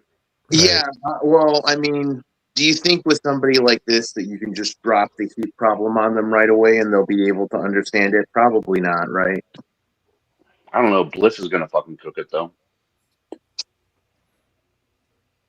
You use comparative dating with something else that you know the age of. Or you use, so in the case of cave paintings, I suspect, and I could Google this, but I suspect what they did is they used, they found other things in the cave that the cave paintings were found on, like other human-made things, like, you know, tools. And then they dated those because those are easy to date. Like if you have bones, for example, you can do carbon dating on those bones. Well, I do think that there was probably a civilization on the Earth before you start with Genesis that Before got wiped Genesis out 1? and therefore the floods. Wait, before Genesis 1? Yeah. But the Earth was formless and empty. There can't be a civilization on a formless and empty planet, can there? I think that there was some sort of an apocalyptic. This directly end of world. contradicts what he just said earlier. I'm glad I'm not the only one who caught that, because what the hell? Yeah, creationists are not often consistent, so I'm sure this won't be the last contradiction he's caught in. And think about that. He's claiming that God created a whole civilization before he created Adam and Eve, but he only told us about Adam. Talk about adding to the scripture. Usually creationists are like sola scriptura types. This is full-on biblical fan fiction at this point. Oh yeah, and what a kick in the fucking gut it is to where it took the fucking young Earth creationists to come up with the final experiment to put down the flat earthers. Like, that's funny. Literally literally punching down, and like, I have very complex. I think it's funny. It's hilarious, but yeah. I want to like Will Duffy so bad because of that, but he's getting near-ish to the end of his little series that he's doing with Erica, where she's teaching him old Earth evolution, basically old Earth evolutionary creation. She's tailoring it to him because she knows what he's most likely to accept. And it's looking like he's going to stay firmly in the young Earth creationism camp. And I'm really disappointed. It seemed like he was making progress toward the beginning, and now it looks like he's going backwards. I wouldn't say it ever looked like he was making progress. If you paid attention to the comments directly after the streams, he was crashing out almost instantly and arguing with people in the comments, like using terms like naturalism of the gaps and shit. Okay, at the beginning, it looked like he was more good faith about it than he really is. Yeah, I'd grant that. I'd grant that 100%. He had the mask of good faith up. And, every time he drops one of those tropes, it makes me physically cringe. I know. Like the amount of times I have physically face palmed while listening to the stream, it more than any time in my life. Got to wear oven mitts so you don't hurt yourself. That's fair. Yeah, get some facepalm protection like Craig. World scenario where either it was like, you know how the Ice Age, everybody died? Everybody died on the Ice Age? Not everybody died in the Ice Age. In fact, humans lived in an ice age for thousands of years. You don't want to use this talking Okay, point, well, you buddy. have records where Trust me. most of the Earth was destroyed. Let's Most what of it records pause do we have of there this? for a second and express Are you why talking about, like, you really don't mass want to extinction events? use this talking point if you're a Christian. You don't want to use any Bible story claiming that the human population got down to such a low number, because it's inevitably going to end up with you defending incest. And it's really gross and nobody wants to hear it. But unfortunately, the Bible is chock full of incest. And it's just something we don't really talk about a lot, because it feels kind of unfair to bring that up and lay it on the theist doorstep. But if you're going to actually actively make the argument that it happened and it's literal history, I think it should be the first thing you bring up. Because But don't you see, their DNA was pure, Right, so yeah. it was okay to fuck your sisters and your mother.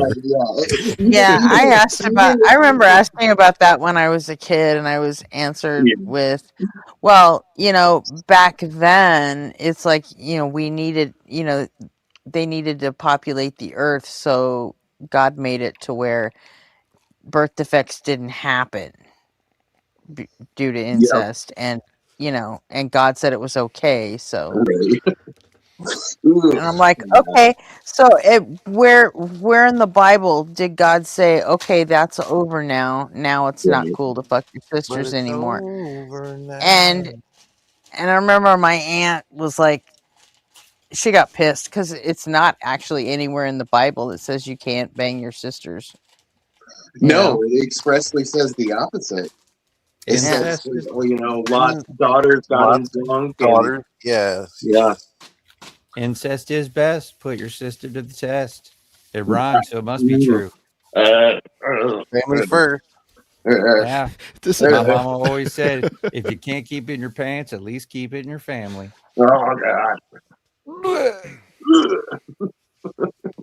Okay, moving now on. I look back and I'm just like, I can't believe I ever actually bought these fucking answers from these people. I know. Yeah. Like, I had the presence of mind to ask these questions, and then whatever bullshit answer they gave me, I was just like, okay then. Yeah, I'm Noted.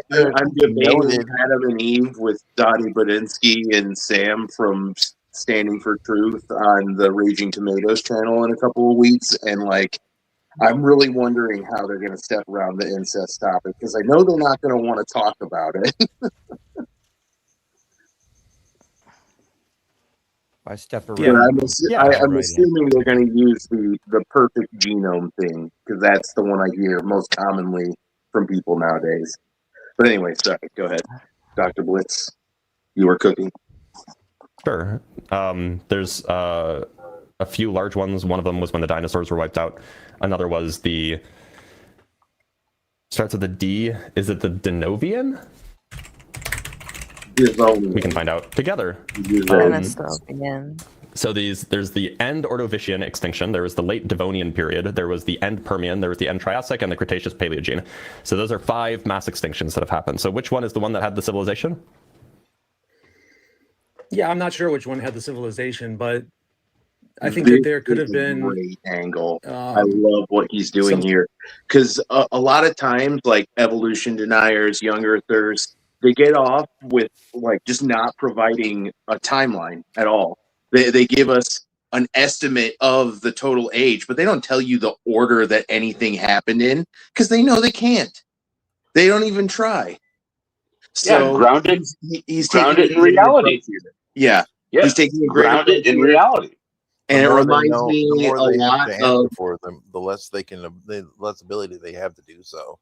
Yeah, it reminds me a lot of a question R.J. Downard asked. I think it was Kent Hovind in one of their debates, and it was like, "How long ago was the Earth created? What has happened since? In what exact order? And how do you know?" And I remember Kent Hovind just blinking as his brain went System 32, and he actually thought about reality for the first time. It was gorgeous.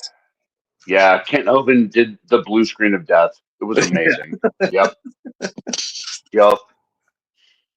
Because the point of it was never to do that. The point of it was always to arrive at a reason to keep thinking that the biblical narrative might be true. Sort of created beings on the planet before you start with a Genesis account. Well, and that could account but Genesis says that it was empty. So how could there have been created things if it was empty?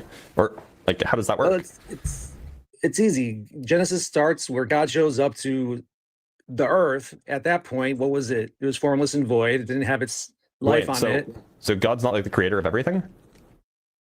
Yeah, the creation story starts at the beginning of all time. But you're talking about hold on. The creation story starts at the beginning of all time. So this is the beginning of the book, right? This is like the very first line of the book. Is this the beginning of time? You could put a gap between verse 1 and verse 2 of insert however many years you want it to be. Can we pause it for a second? If you want it to be billions of years. I'm not sure that's actually correct. Because it doesn't say how long God is hovering over the formless waters, right? It just says I agree. Yes, thank you. Mm-hmm. Yep, exactly. So God could have existed forever, and the substrate could have existed forever, and then God just showed up and started making shit. That's what the Hebrew reads as, right? Yeah, basically. That's how I interpret it. Yeah, right. When things began to be made, God was there. Yeah. Yeah. Yeah. Yeah.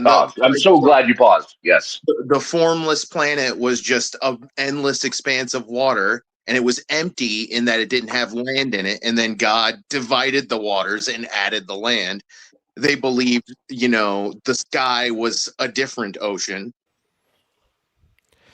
Yeah. Well, not only that, but also like a celestial dome, which had the heavenly gates in it, which is what caused precipitation. God would open the gates or close the gates. And when they were open, that was rain, At least this is the cosmology I learned in Bible study. Do correct me if I'm wrong. I learned this. I think it's accurate. Yeah, I think it's accurate to the Hebrew. I think that's 100% what it says. Yeah. Most Christians don't understand that their Bible doesn't affirm creation ex nihilo. No, it doesn't. Mm-hmm. Mm-hmm. Yep. Sorry. Yep. No, that was great, dude. That was a great pause. I'm so glad we got to talk about that. Hell yeah. That's exactly what the Hebrew says.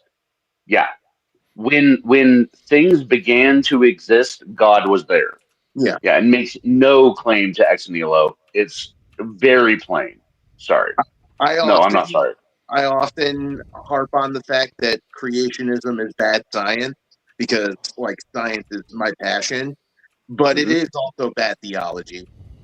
It really is. Absolutely. Yep. Well said. Yeah. God created the heavens and the earth is just. Also, by the way, if you want actually a good translation, using the properly understanding the first word in Hebrew, it's probably not best translated as in the beginning. It's probably best translated as when God began. Right. This is likely a better translation. To be clear, in the text, the verses aren't there. The verses aren't separate ideas. We can just go look at the actual Hebrew text if you want, and you're not going to find punctuation. Right, I know Hebrew. So it's not, you know Hebrew? Yeah. Okay, so then how?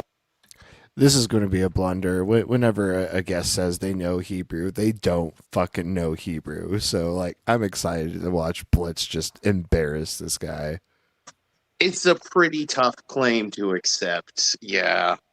I have met very few people who know full-on Hebrew in my life, especially 2nd century Hebrew. Come on, really? All I know is that if Moses wants coffee, he brews it. Right. Do you guys know the name of the Hebrew tribe before it was Hebrew? No.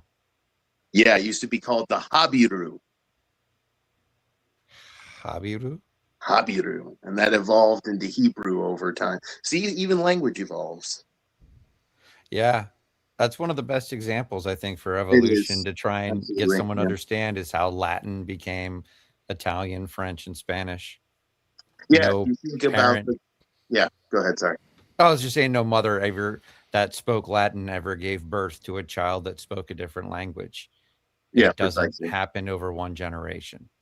It's actually kind of wild how well the comparison lines up, because if you think about a force of natural selection in language, and that the language that's most efficient and most effectively imparts your meaning is kind of outcompeting other language, and so our language is evolving through a natural selection, kind of like that, and it is gradual and cumulative, and through this process, you have languages that evolve from a common ancestor. Yeah, it's really interesting. It lines up. Yeah, for sure. Or are you distinguishing between verse 1 and verse 2?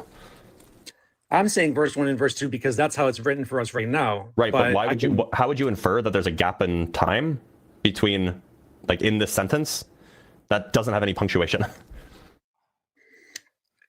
It's just the way that you would put anything together, by sentence structure, by statement. Where in the sentence structure does it infer God that began there's a to large create the gap of heavens and time? the earth, period. That's a comma, by the way. That's the end of one concept. That's a comma. Okay. I know it's small, but... You're asking how is the punctuation getting there? Well, what I'm asking is, how are you inferring that it is reasonable to interpret that there's a gap between the creation of the heavens and the earth and then the earth being in complete chaos? And by the way, again, with the preferred translation, the NRSVU, this first verse is a clause. It's not even a complete idea. It's when God began to create the heavens and the earth was complete chaos, and darkness covered the face of the deep, while a wind from God swept over the face of the waters. Namely, this is telling you this is how the earth was when God began to create it.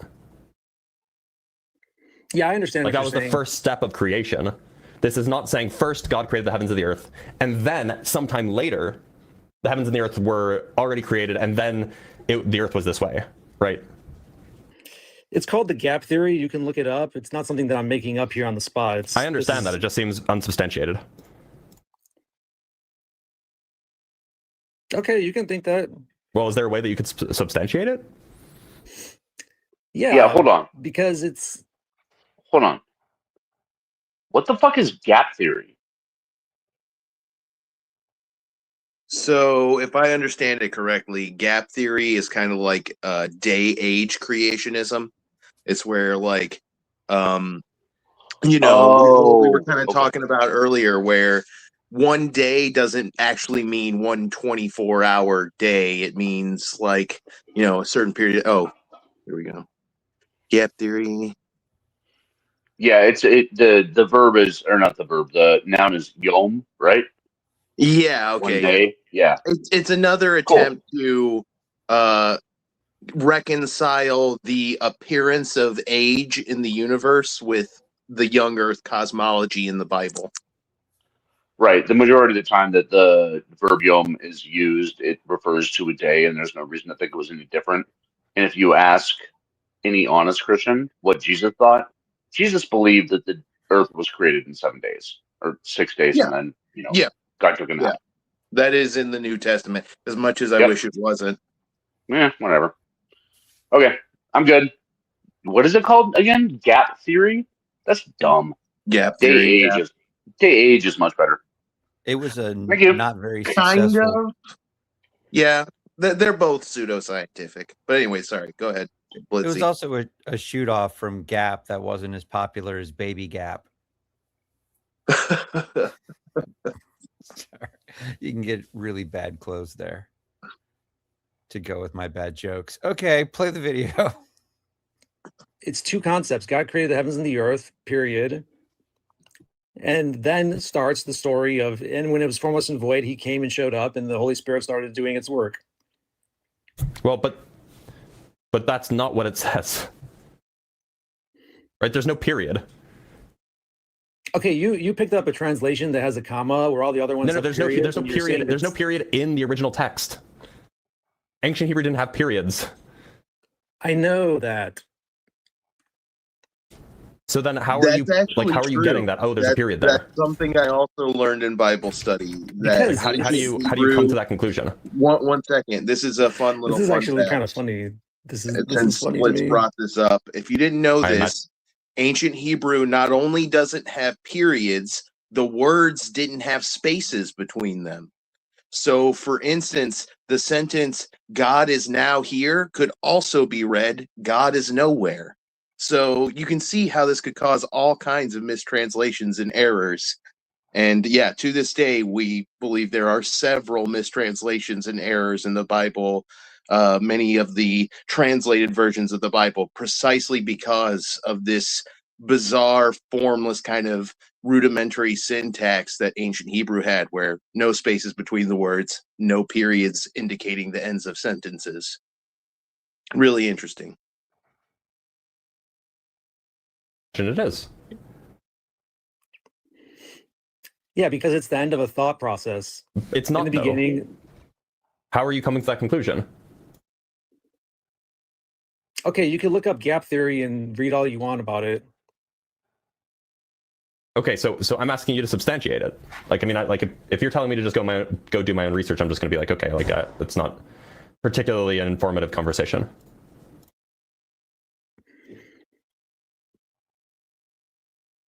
Yeah, I'm not saying more about it because I'm telling you where you can go look it up yourself and read more about it. Okay, so we're not going to okay. So like, by the way, I just found something that's kind of fun and nifty. I just want to pull something up so we can compare. Where is it? Where did I put it? Right here. But it's interesting that you're holding it so close. Here, let me show you something. So this you're focusing so much on this particular. This is from the Dead Sea Scrolls, right? This is from the Dead Sea Scrolls. This is our oldest copy of the Hebrew Bible, or of Genesis 1, as far as I can tell. And you can look at this word here. This is the word Elohim. You look at it right there. It's the third word of Genesis 1. You can see it right here. It's Elohim. The next word is Et. Now here, and this is Machon Mamre, this is like kind of a modern rendering. It has vowels. It has grammar, but it just says Elohim et Hashemayim. Right. Now look, it says that here too, right? You can just read it, like it's actually like it's legible Hebrew. But the point is that there's no grammar. There's no not grammar. There's no periods. There's no commas. There's no vowels for that matter. So I don't know how you're going to take a look at this. Take a look at this first sentence and be like, aha, well, this is a separate idea from the second one. Punctuation. Thank you. I don't know why the word slipped my mind. Like, it seems like that the punctuation came after, just like what you read right there. It showed all the vowel pointing. Yep. And even in the vowel pointing, they share where you break off a section of thought versus the next one. Yeah, no, I understand. My point is this, like, you can't rely on, oh, well, one translation puts a period there, so it's a separate thought, because that's not part of the original text.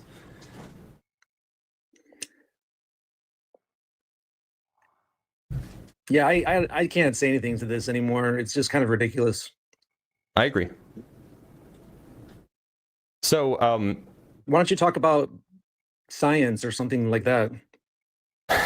Okay. Is there any evidence that there was an ancient civilization before, say 10,000 years ago? It's a theory. Well, I was asking for, is there any evidence? Okay, stop. Well, you can look at the Great Pyramids. Stop. I have to be the pedantic asshole here.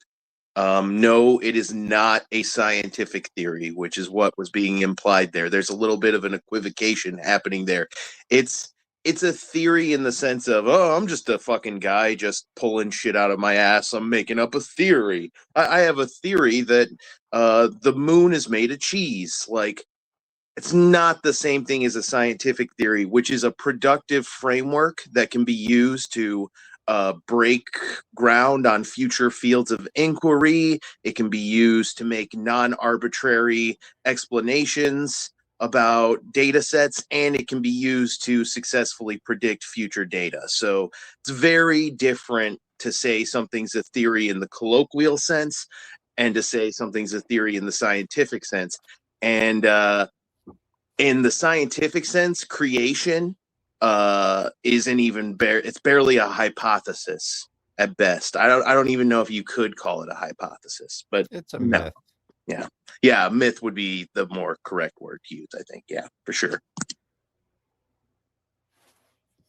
For example, yep, some of the most recent data from their ground penetrating radar show that there's these humongous cylinders that the pyramids are sitting on top of. Do you think there's no way on Earth that has that been peer reviewed? Is that like? I don't know if it's been peer reviewed. The answer is no, it hasn't. Yeah, that doesn't mean it's not true. Well, it's certainly not something you should rely on as evidence. No, especially because we do have the handwritten text of one of the people who helped build the pyramids.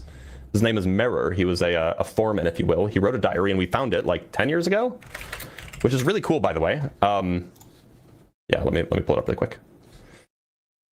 It has a nice Wikipedia page, so check it out if you're interested. But for everybody who's watching, but the point is it was written about 4,500 years ago.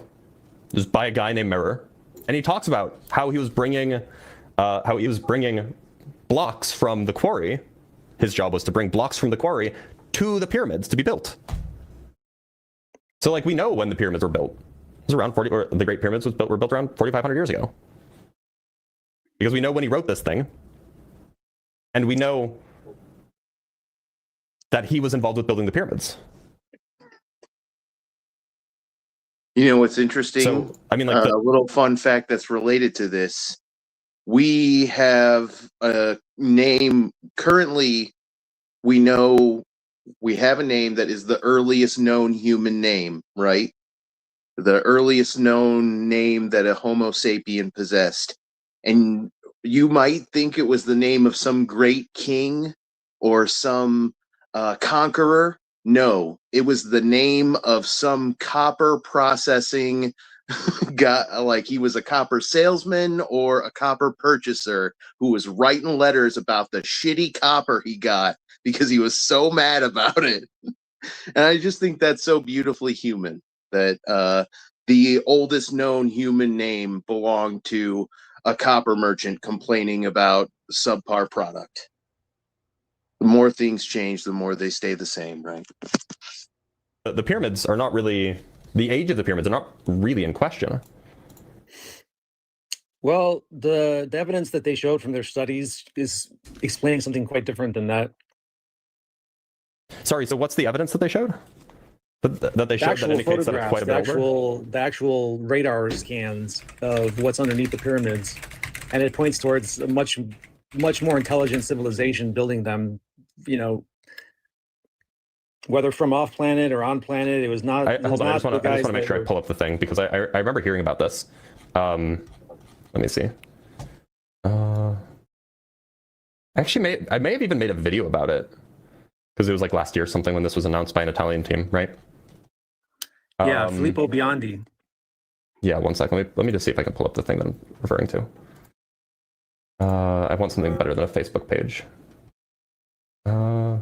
That's a Facebook post. I know that there is I know that there was a press release by the team, but I want to see if I can find it again. It's been a while. So by the way, this is, and I can just show you the image that I'm looking at. This is the image that's usually cited as evidence. This is the evidence that you're referring to, right? Yeah. Now, I don't know where this actually comes from. As far as I can tell, it's not in any peer-reviewed sources. And this, to me, I don't know about you, man, I don't know about the audience, this doesn't scream ancient civilization built the pyramids. So I don't know how you can look at that and think anything differently because it's sitting on cylinders that go hundreds of meters. Those are cylinders? Well, look at the picture. How do you know what they are? We can infer based on the shape of them that they're cylinder shaped. You can infer that there are dense. Any Reddit users in here? The cylinder must remain unharmed. I don't know what that means. Y'all will get it if you use Reddit. Any differences that are perhaps linear. If this is even representative of their actual data. For being too mean to fascists. What was that?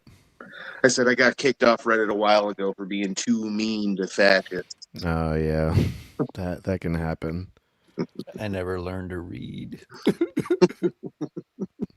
I almost lost my 2011 account for being too mean to fascists, but then I made an alt just to keep that one from getting the perma. That's 17 more 11 accounts than you need, because all you need is a 311 account. Right, Gretchen? Absolutely right. Yeah. Yeah.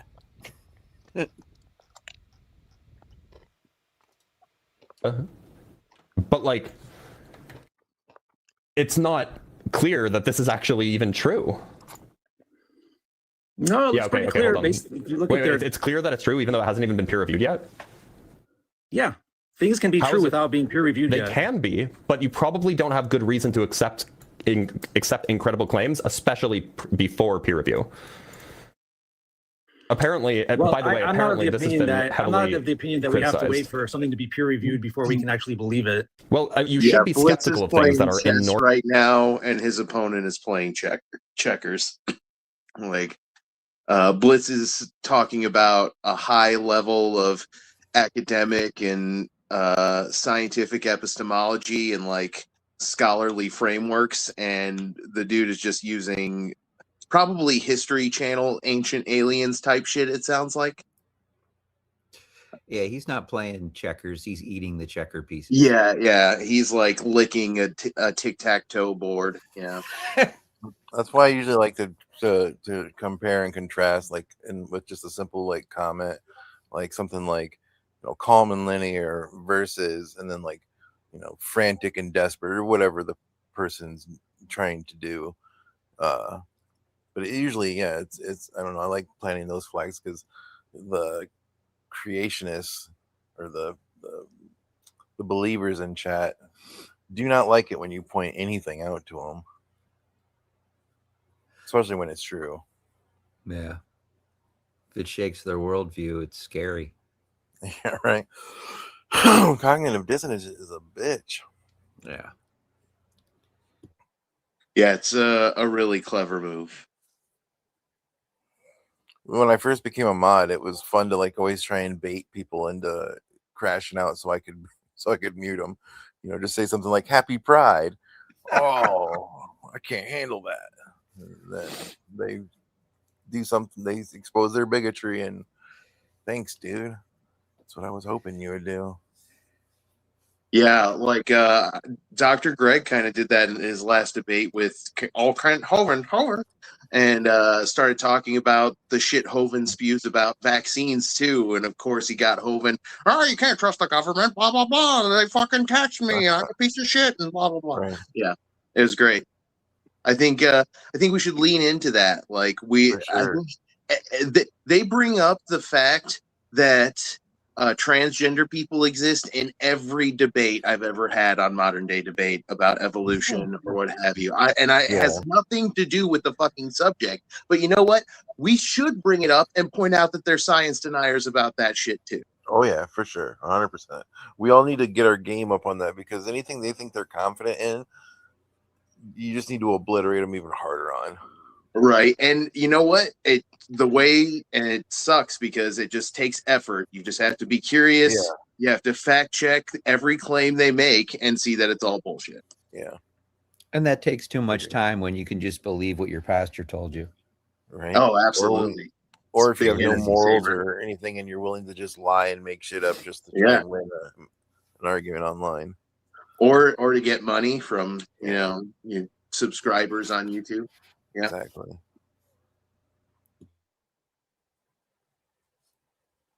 And world changing if they haven't even been examined by their peers, like the other experts.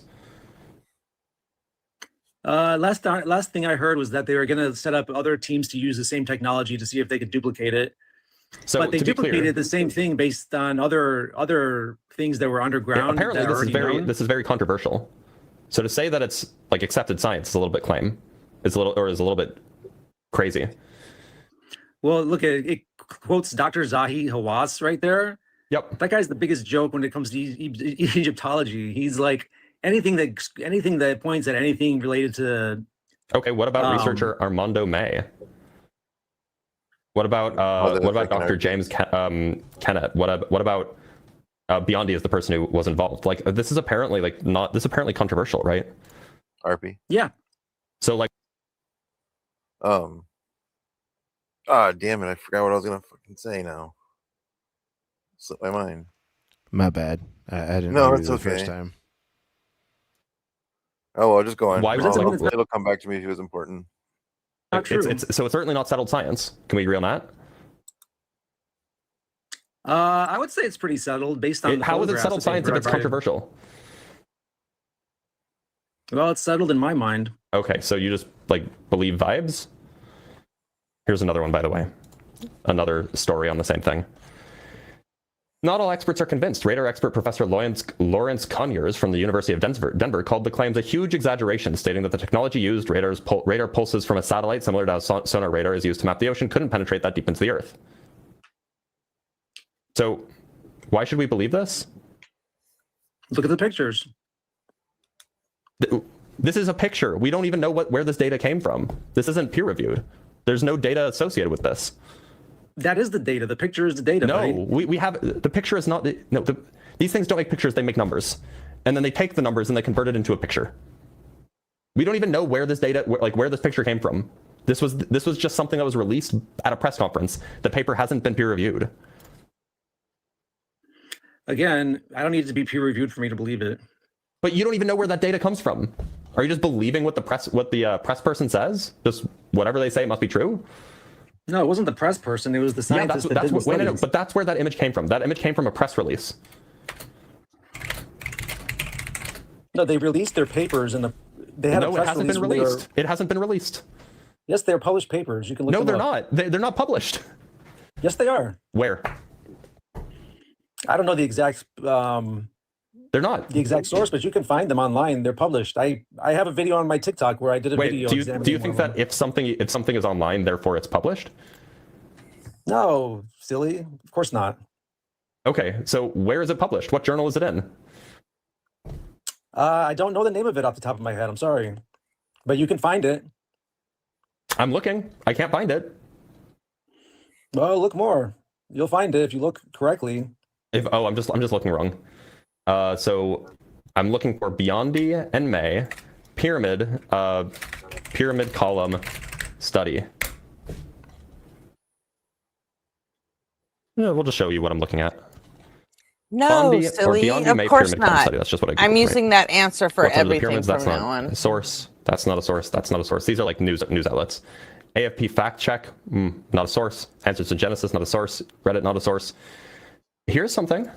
This is on a preprint server. It's not published. Synthetic aperture radar Doppler tomography reveals details of undiscovered high-resolution internal structure of the Great Pyramid of Giza. So let's go look at this. Is this the thing that you're referring to? This is from 2022, by the way. Let's just scroll through it really quick and see if that image comes from this paper. Now, close, but no cigar. Close, but no cigar. Not quite.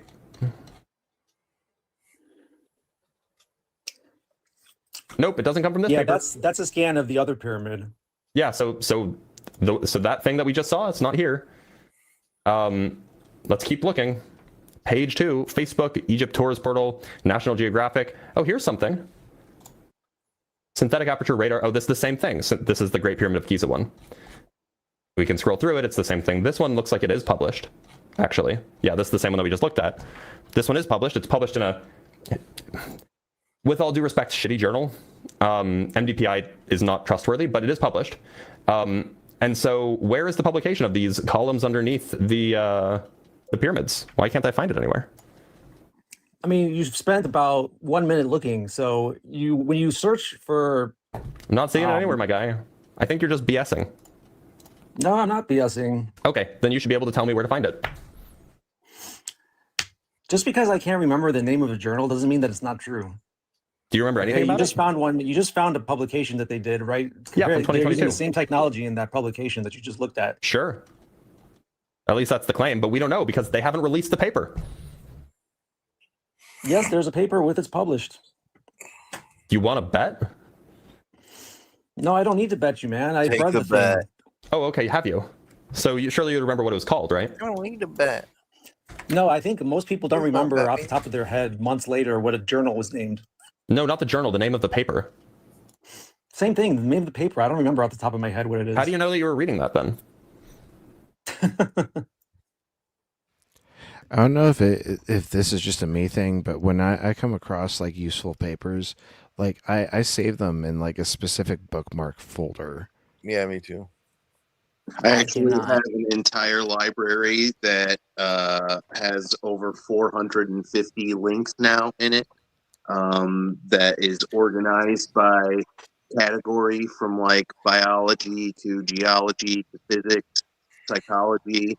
I have it all split up into categories like that, and it's one of the few things I actually use an AI for to help me keep track of that shit. And I But know a let's lot be of honest. people think AI is evil, and I try to use it as You're little as breaking up a little possible. bit, Oh, Austin. my bad. Even if Good. you don't keep a record of all these papers, I mean, the fact that he remembers the guy's name that led the study months later and had the wherewithal to call into Blitz and talk about it, you'd think that, the name of the publication wouldn't be hard to remember at all. Right. Do I still sound bad and weird? No, yeah, you sound much better. Hey, Okay. point of production. We have someone requesting backstage. Jerry Normus, turn your camera off because you're smoking It's like a Jerry. chimney. It's Jerry. Hi, it's Jerry. Yeah. Yeah, Yeah, we no. can't smoke on camera, Jerry. Yeah. Oh, I didn't realize that. I apologize. Sorry about that. Yeah. It's a What terrible brings you habit. to the stage tonight? Not unless you Well, are a fireplace. I have a degree in philosophy, and I just wanted to pose the question. I have a couple of questions. I'm wondering. It always amazes me this creationist caller that you're looking at with Dr. Blix. He clearly seems to be uh, well read and intelligent and sort of engaging a bit.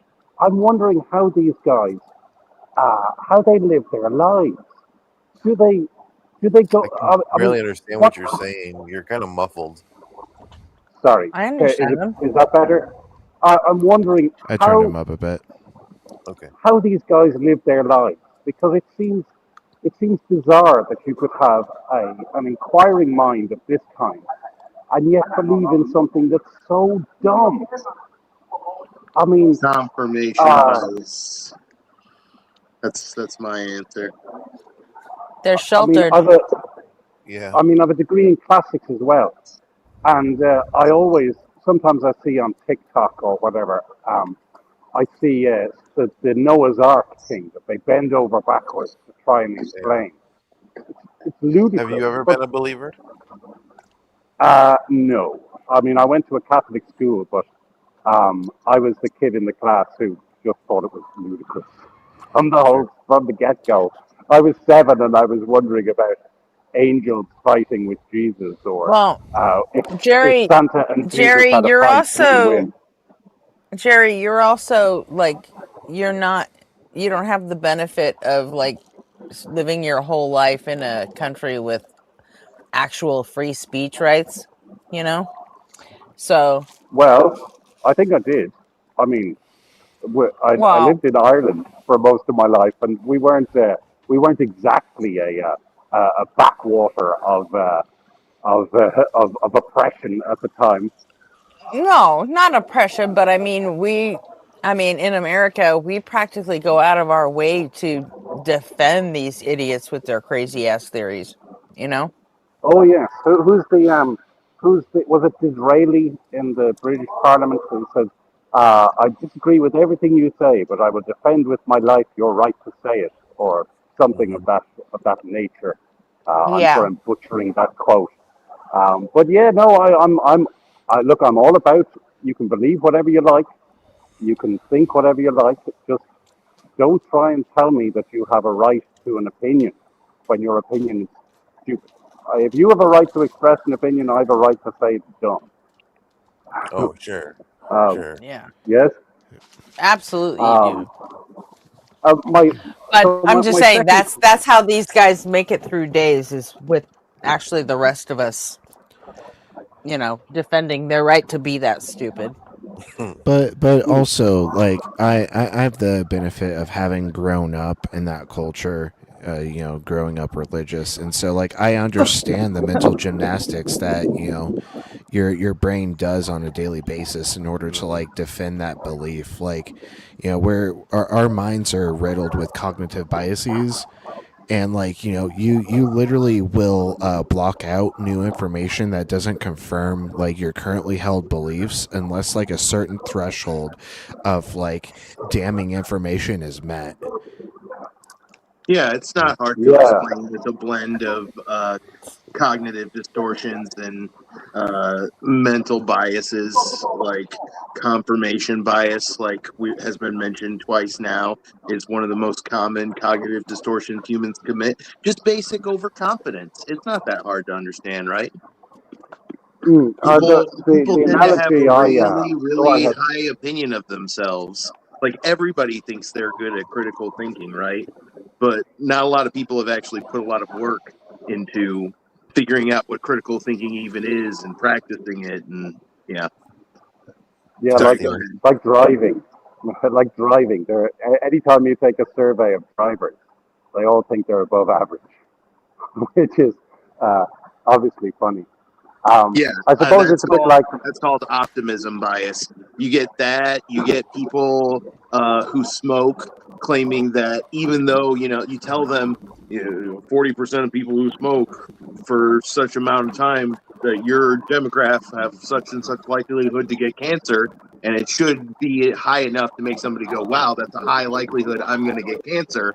But everybody thinks they're going to be the one who doesn't get cancer, even though exactly. And then you have that, and then you have your assholes like me that say, "Well, what's fucking taking them so long?" Everybody beat has cancer, so I don't give a fuck. survivorship bias. Yeah. Everybody has a granny who lives to 100 and smokes like a chimney. Yeah, I think that's one of the ways in which psychology can most help the world is just helping people recognize their cognitive biases and get better at epistemic hygiene and good belief maintenance. And coincidentally, if you do that, you tend to end up shedding God beliefs. But epistemic hygiene, I fucking love that. Yeah, I think it's something that Clifford was kind of chewing around, but he never actually put it into those words specifically. But in his essay, The Ethics of Belief, that's pretty much what he was getting at. That it's basically always wrong to believe something on insufficient evidence, anytime, anywhere, by anyone. Yeah. Amen to that. Would you like to go on with Dr. Blix? Yeah. Thanks for jumping up on the panel. Feel free to stick around. But you have quite a bit of background noise, so if you don't mind you need to muting mute. Yeah. until you have something to say, that'd be great. Appreciate it. Oh man, what is it? What is it's the been problem? Over a with year. this? Why can't I find this publication? I don't know what to tell you, man. It sounds like that you just can't back up your claim. No, you just found one of their published papers, dude. I'm not saying that they never published anything. I'm saying that this. He said that because that reminds me. Bottom line: until you name your source, cite your source, period, your source doesn't exist. Pixar, it didn't happen. Prove me wrong, bro. Just fuck off if you don't have a source. Like Blitz is being so nice to this guy because I would have told him to fuck off unless he had a source a long time ago. Because he clearly doesn't. Yeah, like my whole thing is like you need to demonstrate it to me. Like I'm not going to take your word because like even if you aren't lying, you might be mistaken. So that's why it's always good to cite your sources. Bring the receipt. Bring the receipts, bro. You're making too much sense there, man. That sounds a little too rational. Claim is unpublished. Oh, you know what? We can reverse it. Yeah, well, the reverse Google image searching might work, but it'll probably just get us back to the press release. We can try, though. Why don't we talk about one of the biggest problems in cosmology right now, which is the sure pivot, the big red giants. Mm-hmm. Yep. Pivot! Pivot! Shut up! Shut up! Shut up! Yeah, what about Is that a clip from Friends?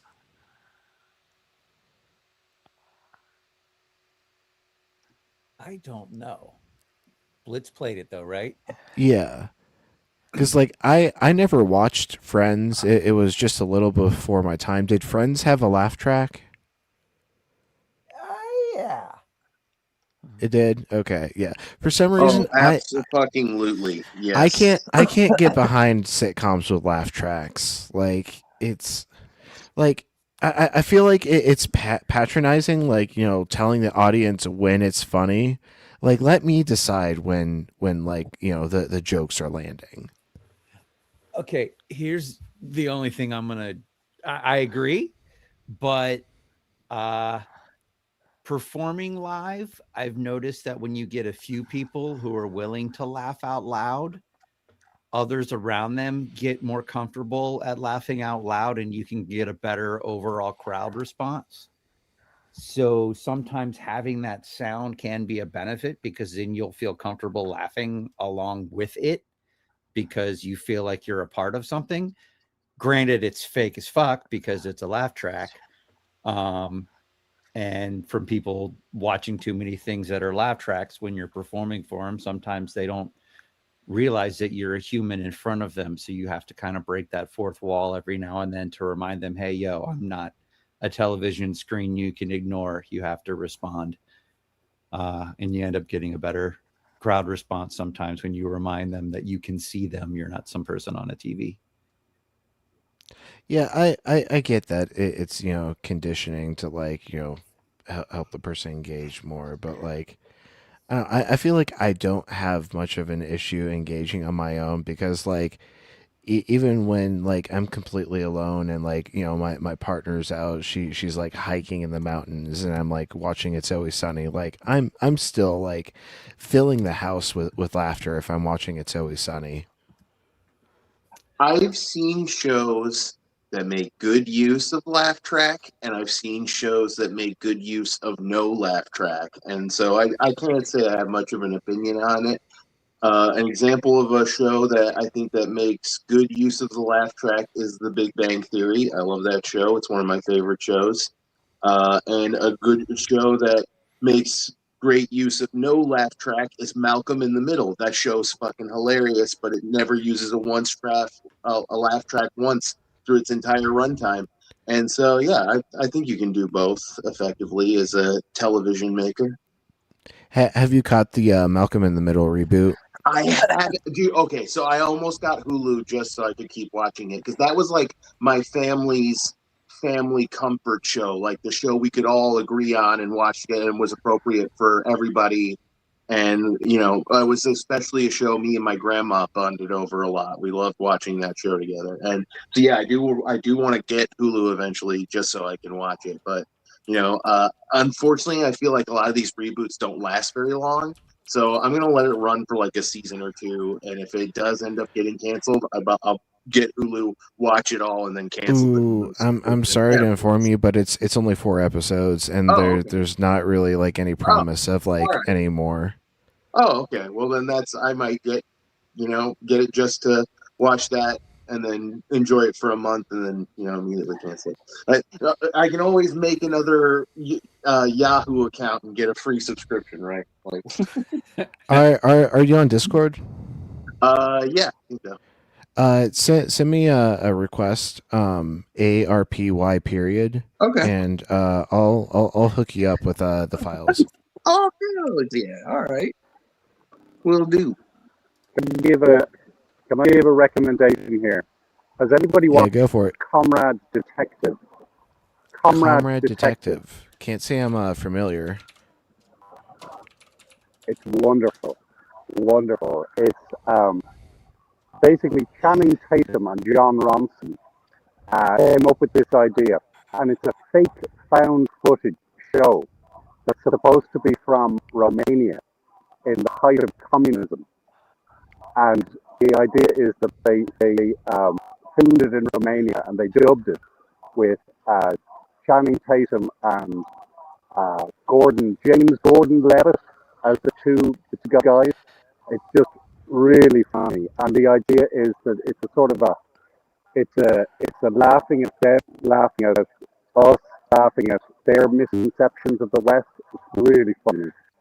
But no laughter track. Very much on the sort of uncomfortable, ironic humor. Very funny. Worth a look. I'll tell you, if you watch the first episode, you'll know whether you like it or not. There's a wonderful episode where one of the detectives goes to prison to meet his parents, who he informed on as closet westerns, closet capitalists, and they bring the game of Monopoly, which they found a clue in their investigation. And they're like, "What? Look at this this horrible capitalist game. Your objective is to own all the property and to make all of your comrades homeless." And yes, they like it's a children's game. It's indoctrination.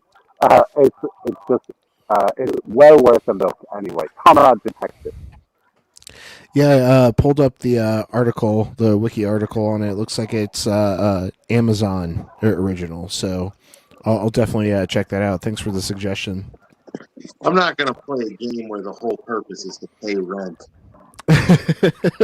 Right. Plus, like, Monopoly games just go fucking forever. Like, whenever I played with my family, it lasts like 2 to 3 hours. And, like, if we're going to play a game that long, I'd rather play Risk or Civilization, you know? I'm actually joking. I love Monopoly, but it is a funny joke that the whole point of the game is to pay rent, basically. But actually, I think it's also a kind of funny fact that most people are actually playing Monopoly wrong. There's a different set of rules that the maker of the game intended it to be played by. The modern rule set is something someone other than the game creator came up with, if I recall correctly.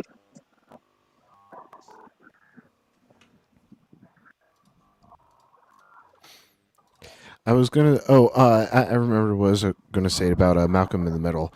I like, growing up, Malcolm in the Middle was definitely like a staple because it was always on before Simpsons, and so I'd usually catch it. But like, maybe it was after. It was like adjacent to the Simpsons, and so like lined up perfectly with my viewing habit.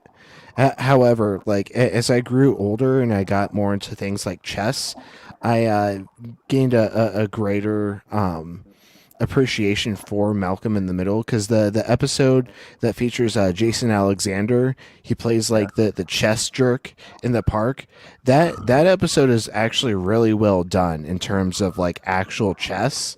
And so many sitcoms like butcher chess, and like they just like make up fucking jargon, like, because like most of the audience isn't going to be like familiar with actual like chess openings and like strategies and terms. Like the chess episode in Frasier is infamous for this. It's just a bunch of like jargon slop that like has nothing to do with the actual chess world. But Malcolm in the Middle stays true to like, actual chess, openings and strategies. Nice. So yeah. Well, when you're writing, right, you can do two things when you come across like a subject you don't actually want to know but you want to write about, right? Like you can just make stuff up, or try and do a little research yourself, or you can do what the writers of Malcolm in the Middle clearly did and consult with somebody who actually knows what they're talking about when it comes to the subject. But you got to pay for it. Yeah. I always don't want to pay for stuff. What's that background noise?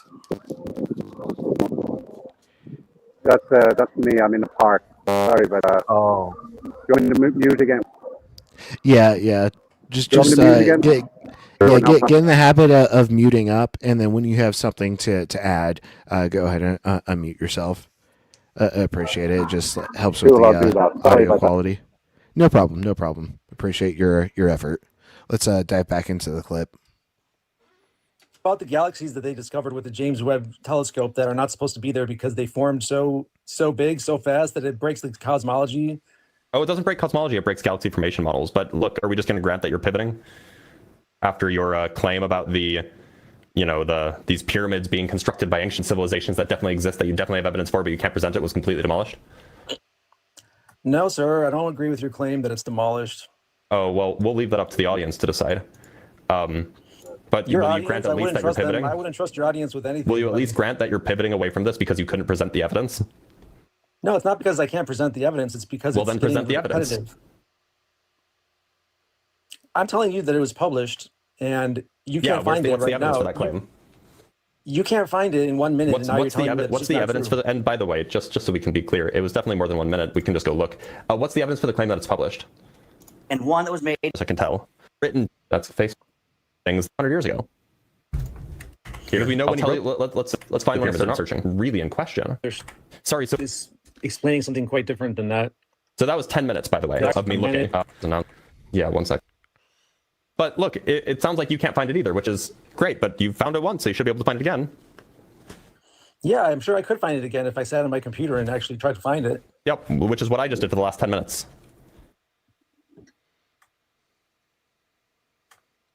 And I'm generally pretty good at finding sources because, as a researcher, that's one of the things that you have to do. Yeah. And by the time I'm looking up your source for you, you've lost. Like, either retract the claim or, just admit you were wrong. Yeah, I shouldn't have to do your fucking homework for you.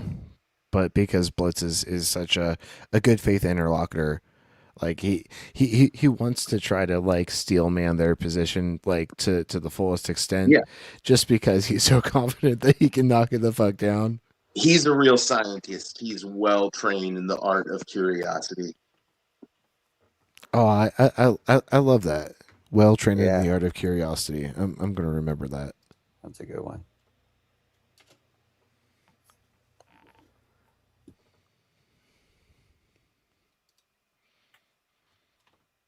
Now tell me, how do these large red galaxies, how do they disprove cosmology? Well, it just showed that things didn't form it didn't take as long to form them as once thought before. Yep, that's a question of galaxy formation, not cosmology. What is that? Not part of cosmology? No, it's not. Okay, what is cosmology to you? Study of the there's kind of two pieces. There's large scale structure, so not individual galaxy formation, but the kind of distribution of matter on a large scale, and questions, and it seeks to answer questions like the ultimate fate of the universe, the origins of the universe, and these kinds of things. Cosmologists are not usually the kinds of people who are studying the actual mechanism of galaxy formation in the early universe or at any period in time. That would be astrophysics. Well, here's an example of where I'm just quoting headlines of the headlines of what? They call it the crisis in cosmology. Referencing to these things. What are the headlines? Headlines in cosmology. Just type in crisis in cosmology. Okay. Yep. Okay. What am I supposed to be looking at? The Templeton Foundation? YouTube? BigThink.com? Is it this? Is this what I'm supposed to be looking at? Yeah. The crisis in cosmology is pure exaggeration? There are clues that the universe isn't completely adding up. Is it happening again? Is Blitz looking up his source for him again? And not only is this time Blitz is finding it, but it's a Trojan source. The source is actually saying the opposite. It's a classic case of someone literally reading only the headline and not a sentence further. Yeah. That is hilarious. It is. Even so, the standard model of cosmology holds up stronger than ever. Crazy. So it seems like this is undermining your claim. Whoops. Okay, you can pick one example of that. Where should we be looking? Where should we be looking? Should we be looking on Wikipedia? This doesn't even seem to have the text on it. We could look at this article if you wanted to. We could look at the Templeton Foundation. We could look at Reddit. We could look at YouTube. We could look at Keck Observatory. Part of an actual echo chamber, and you don't ever critically examine your own beliefs. This is what'll happen. Sorry, I got distracted. Go ahead. Keck Observatory, that's a good one. Let's go look at this. A Crisis in Cosmology. This was published 7 years ago. Or this was written 7 years ago. You know, it's a blog post, but let's read what this has to say. A group of astronomers led by UC Davis has obtained new data that suggests the universe is expanding more rapidly than previously thought. The study comes on the heels of a hot debate over just how fast the universe is ballooning. Measurements thus far are in disagreement. Is this what you're referring to? No, I'm referring to the one that talks about the red giants. Okay, let's keep scrolling. Oh, sorry, let me open up the window so that we can see. Why some astronomers are starting to doubt what's this? Astronomy magazine are starting to doubt cosmology's standard model. The most recent measurements of a nearby galaxy cluster. Okay, well that can't be what you're talking about, because you're talking about very distant galaxies. So it can't be this one. Let's keep scrolling, shall we? There's just a bunch of discussions and forums. Why is there a crisis in cosmology? That's Quora. Did the hypergeometrical universe theory solve? This is ResearchGate, so it's not even a publication. Is cosmology in crisis? That sounds like a question. Let's read. Reading is good. A panel of physicists and astronomers, this is from 2024 by the way, grapple with possible cracks in our modern creation myth, the standard model of cosmology. Over the past year and a half, data and images from the James Webb Telescope, or JWST, have been flooding in, and floating around in the sea of data, and from other instruments for the past 20 years, are at least 3 big problems. There appear to be too many big, bright galaxies too soon after the Big Bang. No one can agree on how fast the universe is or was expanding, and we don't know what most of the universe was made from. So it looks like you're talking about this first one? There appear to be too many big, bright galaxies? Okay. The University of Texas at Austin brought together a panel of astronomy and physics faculty members to debate and discuss the meaning of these emerging problems in the data. This is a list of their names. Oh, here's a transcript. We can probably read them. Okay, so this is what I'm referring to. Yeah. So the question is cosmology in crisis? And I guess these people are talking about it. So surprise number 1, there appear to be too many big, bright galaxies too soon after the Big Bang. How did these monsters form so quickly? Good question. Really, what's sort of propelling this crisis potentially is the fact that we are so data rich now. And so it's only really in the context of having good data can we say, do we have a good model? And the data now are so good that we can really make these predictions for how structure forms from the very earliest time, with the seeds at just 380,000 years after the Big Bang, and start to grow and evolve into everything we see around us today. And those predictions are pretty much locked in by these observations at early times. Let's talk about data accumulated over the past 25 years. Those predictions are locked in. And what it's seeing, there's a lot more starlight than we expected at those early times. And now it's a little complicated to interpret that light completely because we don't have a full picture. But the best inferences that people have made tell us that some of these galaxies that are there at early times are actually bigger than is even theoretically possible in this standard model of cosmology. So if this isn't an error in the inference from the data, then this could be a real problem for the cosmological model. This person has a very... Hold on, we'll keep reading. Carl Gebhardt, also a professor of astronomy, had a very different take. So I would say you started out and said we're data rich. I would say we're actually quite data poor. And it's a little bit of a cosmologist gone wild situation when you only have a few data points. A lot of people are making very strong claims in terms of the early galaxies data that James Webb has been producing. Right now we're jumping on the few galaxies, it really is a handful of galaxies, that are a little bright. And I agree, it could be quite profound, but to have such a small number of objects cause us to basically reinvent some of the fundamentals of how the universe came into being, I would say, let's wait a bit. It looks nice, we definitely need more data early on, and we definitely need more data between this very early time and this time today. So it seems like there's disagreement about whether this is even an issue. There's always disagreement about anything that comes that's new. So what do you think the consensus is? Do you think that the consensus right now is that indeed the standard model of cosmology has failed? Do you think that that's the consensus? I would say that it's definitely making them question it. That's okay, well, for sure. Here, let me tell you. I'm a cosmologist in part. I'm also a mathematician, but I publish in cosmology journals.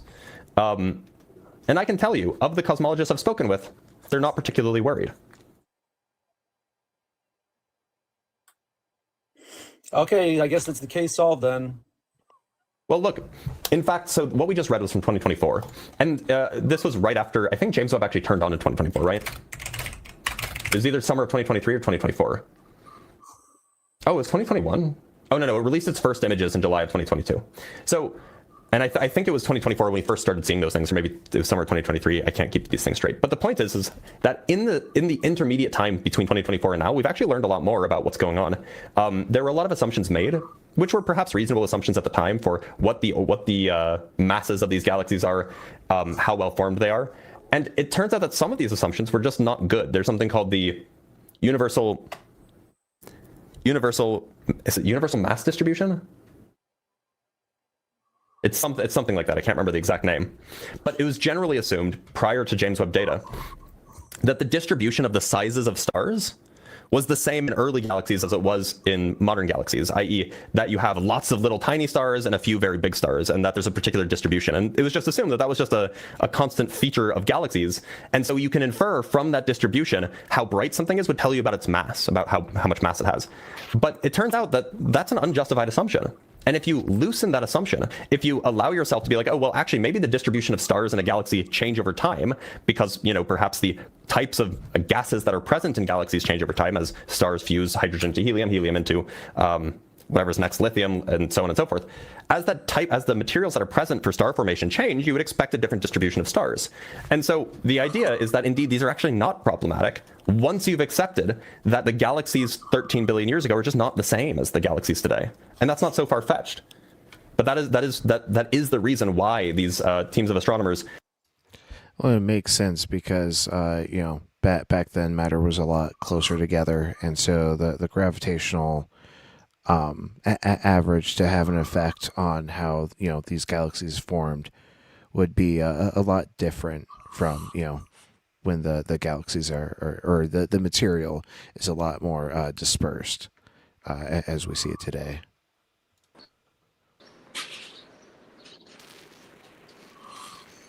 Made these claims that, oh, these galaxies are too big for us to see 2 years ago, or too big for us to have expected them 2 years ago.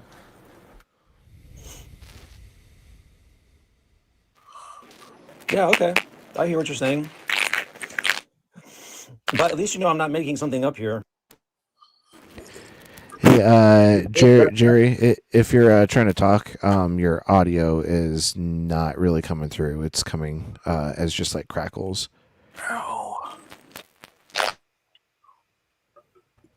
I think you said yeah there, but you might want to try refreshing your browser or like putting your phone on airplane mode and then taking it off to reset your connection. Maybe that'll help with your audio quality.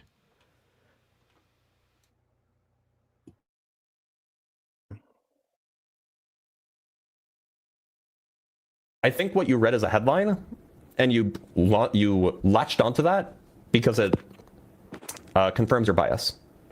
Click, click, boom. Shotgun. Blown a fucking way. Out of the water. Absolutely, that's exactly what happened. Oh my god, what was that band that did Click, Click, Boom? POD. Oh, yeah. Click, click, boom. I'm on the mic. Oh man, that was a blast from the past. Like you activated some neurons that haven't been activated in like a decade. God damn. Yeah, they had a couple of bangers. My main POD jam was Youth of the Nation. Yeah, that was a good one. We are. I'm not sure if it confirms my bias. My bias is not exactly what you think it is because I agree that the Earth could have been here for millions of years. And I agree that Not it for could have evolved in nothing, some way, shape, or form. But Click Click Boom was saliva, not POD. Oh, snap! yeah, we got a that's right. debate. Yeah, SmackDown. Sorry. New Metal Mogged. Oof. To be where it is today, but I believe Is that that God intervened true? to Hold on, give us I the got creation fact account. check that. I would not doubt her. I don't know why, but I thought it was Breaking Benjamin. So like, I'm probably doubly wrong.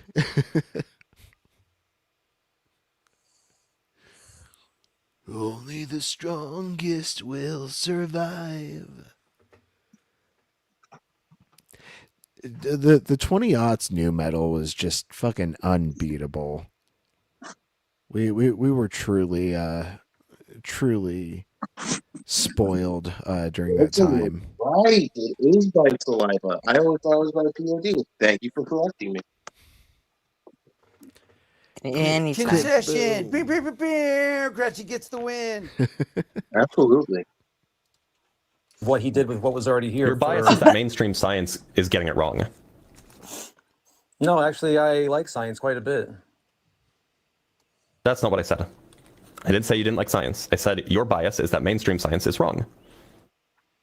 You think mainstream science is wrong about the pyramids? You think mainstream science is wrong about cosmology? What else do you think mainstream science is wrong about?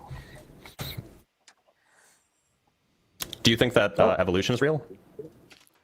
Oh, Jackie, 100%. I love the little Easter egg. If you wait, I think it's on High Charity. If you wait for the hunters to like engage in attacking the Covenant, and then yeah, that Breaking Benjamin song breaks in. Like I always wait that little bit, even though like I love doing speed running. It's just so worth it to hear that Breaking Benjamin track.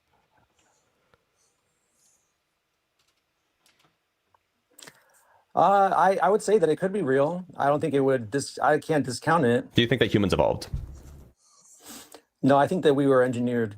Okay, so you disagree with mainstream science that humans evolved? So it seems like all of the science that you like is just fringe stuff. You don't actually like science. You like being at the No, Evan, I will die on this hill. Halo beat the fuck out of COD. COD was for like casual gamers, like the bros that like, you know, had like rich parents that you know got them an Xbox or whatever. Halo was for like the true MLG motherfuckers, and I will die on that hill. you I like being just spent the contrary. 3 days in the hospital because my brilliantly engineered human body, human freaking toenail, doesn't grow right, and it grows into the skin around it, and I almost got a bone deep infection because of it. Fuck whoever designed this shit if it was designed for real. But if it's just a random happenstance of evolution, I don't have anybody really to be mad at about it. Just shake your fist at the clouds. Curse you, natural selection! The heartless bitch! Man yells at cloud. Yeah. Ingrown toenails are no fucking joke. My partner, her toenail fell off from like friction from like her hiking boot, because she loves to hike 14ers out here in Colorado, and after it fell off, like it just started growing weird, and it always ingrows. So she has to go to like her is that pedicurist? I don't remember the difference between a manicurist take or care of it. Sometimes they're bad enough that you need a podiatrist, which is an outright foot doctor. Yeah. Yeah. Like, it depends on what level of care you need. Holy fucking pivot, Batman. How did we get on ingrown toenails? He talked about humans being designed and being engineered, and it's really easy to see that humans are not designed and engineered when you just look at the number of ways our bodies easily fail us. Like the fact that nature gave us a clothesline that we're using as a tent pole in terms of our spine, and that's why if you live over 30, you're pretty much guaranteed to get back pain. Yeah. Okay. There's a lot of examples. One of my favorite examples is there's a species of boar where the tusks can literally grow back into its own skull and can puncture the skull of the boar and its brain and kill it. So what deity would design an organism with such a cruel, sadistic, bizarre design? It doesn't make any sense to say that this was intelligent. So if there's a designer, he's cruel or stupid. Or a bit of both. Yeah. Out there. And Ray, obviously good. Yeah. Ray, I'm about to nerd mog you. It wasn't just Quake 3, it's Quake 3 Arena. Get wrecked. Who thinks that all of the mainstream science is wrong. No, I don't think that all the mainstream science is wrong, but I do. Just the 3 examples of mainstream science that we've talked about you think are wrong. Out there. Yeah. You don't think that's suggestive of anything? I don't think there's anything wrong with that. Well, it just seems like that you are not actually interested in what the science says. You're just interested in being in the in-group that knows what's really true, even though the mainstream normies, they believe the wrong thing. No, I'm not interested in being in any group. Do you think that the vaccines that were developed for COVID were effective? I have no idea. I didn't pay attention to any of that. Okay. Do you think that aliens visited us you know, since to kick off human civilization. Well, I think based on everything that is coming out with UAP evidence, that yeah, there's something that's been visiting us even now. So I don't think that you actually love science. I think you like conspiracy theories. Yep. Yeah. Some conspiracies are true. Yeah, they only become true. You're only justified in believing that they're true when we have evidence for them. And we don't have evidence for aliens visiting us 10,000 years ago. We don't have evidence that humans were engineered. We don't have evidence that there was an ancient civilization on Earth that built the pyramids. We don't have evidence for any of this. Just a bunch of cool stories. Bro. Yes, we do. Oh, let's You see think it. so? Yeah. Do you know? Are you actually following what's going on with UAP disclosure? Yeah. Yeah, I have been actually. And the best that they can do is you can have retired naval pilots being like, "Yeah, I saw it," and then grainy footage from an airplane moving at 600 miles an hour of a duck. That's the best they can do. If this actually was a real thing, then they'd show us the body, show us the aircraft, or show us the spacecraft. Yeah, and when that day comes, what are you going to do? I'll accept the evidence. When that day never comes, what are you going to do?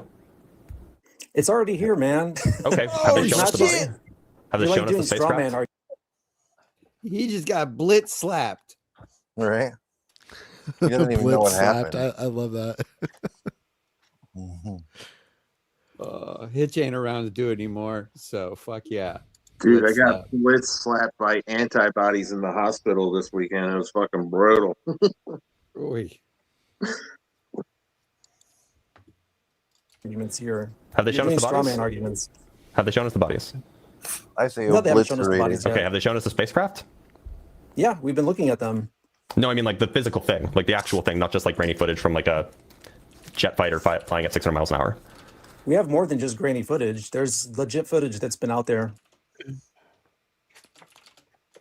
Legit footage.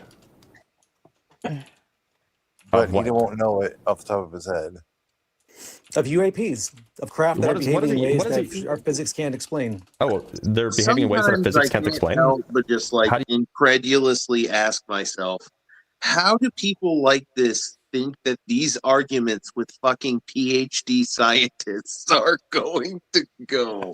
That you're just going to say, oh, there's legit videos. And then you're just going to go, oh shit, I didn't even consider that some random fuckwit on YouTube might say that certain videos exist. That, fuck me. Here I was using the entire peer-reviewed corpus of highly reliable sources from primary scientific literature.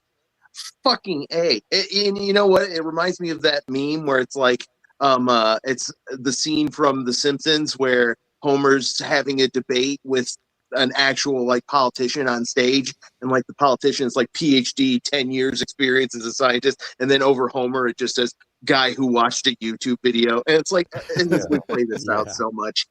We're just watching it play out again. Well, it's because Dr. Blitz is part of the woke scientific mafia that are pushing the gay agenda. Mice. Yeah. Right. You come to that conclusion that our physics can't explain it? Because they're making right-angle turns at speeds that would not be allowed based on what we understand to be the modes of travel. What does that have to do with physics? Sorry? Modes of travel? Yeah, they're using propulsion that is not based on something that we have. They're using propulsion based on anti-gravity. That's a big claim. That's an enormous claim. Where's the evidence but for it's that? substantiated by all of these videos that they've released. You mean these videos being taken from 700 miles an hour of things that they can't identify the size of? They can identify the size of them. I don't know what you're saying. Then why is it that NASA actually put together I don't want to say NASA, it wasn't an official NASA thing. A team at NASA put together an analysis of the released videos. This was last year, I think. I actually might have it saved on my phone. Let me see if I can find it. One sec. Because this is super instructive. I've actually had this saved on my phone for eons, and I've never got a chance to bring it up, but I knew it would come in handy. Yeah, it's called the Department of, actually, maybe it's the Department of Defense. All Domain Anomaly Resolution Office. I think it's this one. Is this the thing that I'm referring to? Let me see if this is the one. Because there was basically an enormous analysis that was done where I could have sworn it was a NASA-based scientist, but maybe it wasn't. Where they basically just looked at all these videos and they actually concluded, doing actual analysis rather than just kind of staring at it and being like, oh, that looks funny, doing actual analysis, that like the vast majority of them are like plastic bags floating on the wind or like birds. Plastic bags and one birds. with a Wow, duck. that's pretty, Yeah, and they couldn't figure That's all I had to say. that out because they didn't know how big they were or how far away they were. Yeah, I think it was that one. Let me see if I can find the document. You laugh as if I'm saying something crazy, but you think that it's more likely that it's aliens rather than just like some ordinary stuff that's being misidentified, which is like crazy. Yeah, when it's going 20,000 miles an hour and stops on a dime. How do you figure out it's going 20,000 miles an hour when you don't know how far away it is? Right. They have calculations. I've seen papers too. Okay, let's see them. Okay, this is what I'm talking about. I think this is the thing that I'm talking about. Here we go. Yeah, okay, so this is from the Defense Department, also now called the Department of War. We can just go to the executive summary. This is this is February 2024. What's up? I thought it said ARPI on the paper.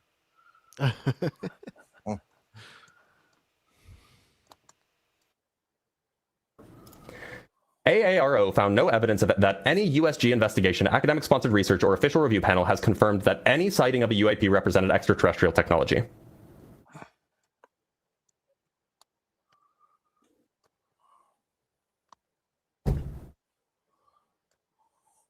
AARO found no empirical evidence for claims that the USG and private companies. Hold on, I gotta play that Blitz grin again because that was total Log City. Priceless. Look at that! Just look at that. David is like reminds me of like the meme that where the sunglasses, the pixelated sunglasses go flying. Oh, deal with it. Yeah. Yeah. That'd be perfect right now. But it should have a caption that says, what was the thing you said earlier? A master artist at Curiosity or some shit like that.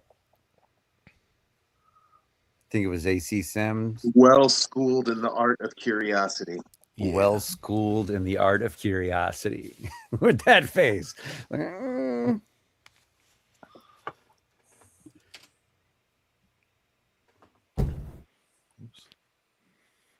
AARO found no empirical evidence for claims that the USG and private companies have been reverse engineering extraterrestrial technology.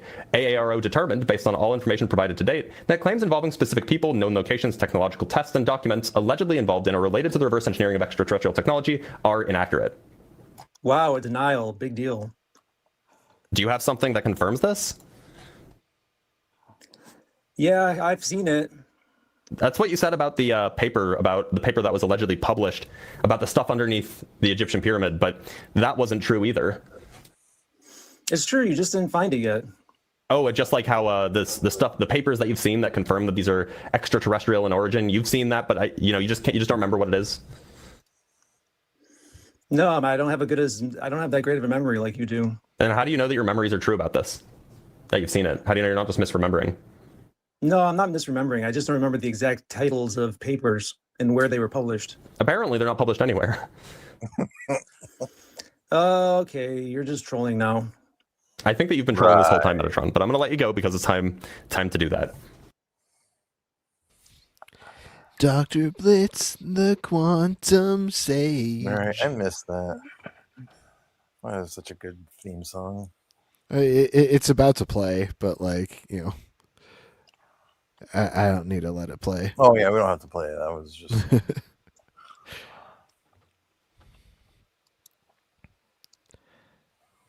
So yeah, the video definitely lived up to the title.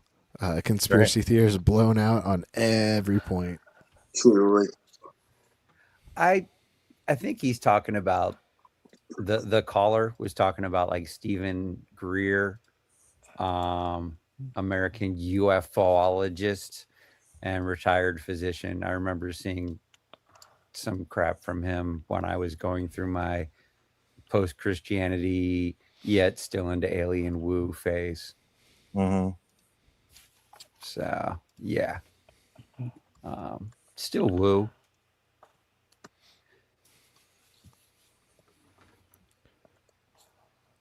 I actually gotta get up. What in is like your 3 minutes.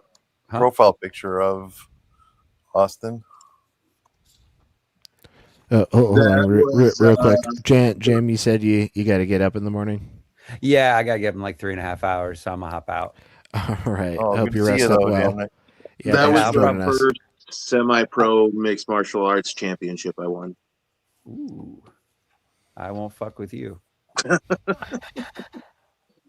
Well, you wouldn't have to worry about that. Like, I'm a total teddy bear. I don't think I've maybe been in a fight outside of the cage like twice. Like, I just don't fight people outside the mat, outside of the ring, outside the cage. Like, I was bullied a little bit in school, but I started learning self-defense shortly thereafter, and I wasn't bullied long after it because I had very much a natural aptitude for it. So. Yeah, I haven't gotten in a fight since high school. Yeah, if you ever want to check out any of my fights, they're on YouTube. Just go look up Austin Sims versus. I only beat myself, and if you want to see videos of that, my OnlyFans is Maitland Longwood.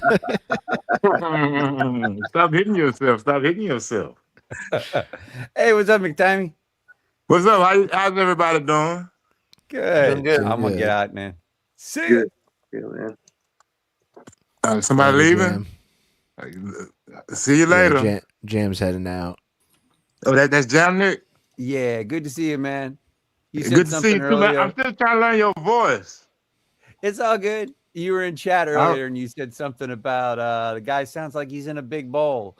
And I was like, speaking of big bowls, puff, puff, pass. But I don't think you saw it. So I smoked the whole thing myself. That's why I hate about being on this damn phone is when I start typing, the keyboard takes so much of it, I barely see it on the chat anymore. I feel you. I tend to not engage unless I'm on a laptop. Yeah, well, this is all I got for right now, so I'm making do with what I got. You keep making do, man. Have a good night. All right, I can't be jelly. It gotta be jam. Jam. How does my jam? Dum diddy. How does my sound? I turned off my fan and the act. Does everything sound good? I'm not making too much noise or anything. Sounds good to me. Okay, Yeah, it sounds good here.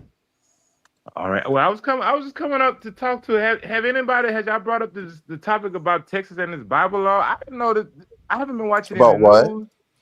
Texas and the Bible in the schoolhouse. Oh yeah, I've heard about that. Have y'all tried discussing that here? Do y'all want to talk about that? There was a Aaron or no, it wasn't the same thing. Never mind. Disregard what I was going to say. I haven't looked into it yet. I don't really know much about it. Well, I had there's a streamer that I watch, atheist streamer I watch, black guy, and he because we got the same down to the same type of premonition or whatever. What do you want to call it? From this is gonna hurt. I think black people. Well, it's gonna hurt everybody. It's gonna bring everybody down because it's less. There's gonna be less effort going into actual the curriculum and the knowledge. That's what my opinion is. But I think the black people are gonna suffer the most because we already on the bottom anyway.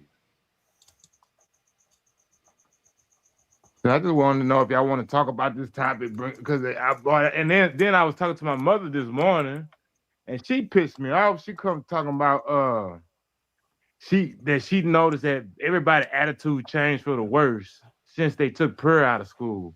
And I was trying to say she just made me just call it. It was my first time really just doing that, but she made me just call her out. Say, look, you lying. 65. What, Gretchen? Like, oh, sorry, I'm adding shit up. Never mind. Don't listen to me. Yeah, I was like, well, look, you lying because they didn't take prayer out of school. You could have stopped and prayed anytime you wanted to pray. You could pray all day long, but they just made the teachers and the people paid by the paid by the state to stop forcing everybody to pray with them. Yeah. I'm sorry, Austin. Earlier, I had asked you about your profile picture. I didn't get your answer. Yeah, no. This is a picture of me delivering my post-fight victory speech for the first semi-pro mixed martial arts championship I won. Oh, and hell yeah. I posted. I put a link in the comments for one of my fights that's still up on YouTube. One of my more exciting ones. If you'll ever want to watch that. Out. Oh hell yeah! Here we go. So this was against a guy named John Bess, and he had 0 fights in this league, but he had fought in the Indiana League in the state just below me, and was actually a championship in that champion in that league. So technically, this was a championship fight, but it wasn't like overlapping. Like he was fighting in Michigan, so he wasn't counting it against that. But for me, it was my first championship win, and you see them hand me a medal after the fight.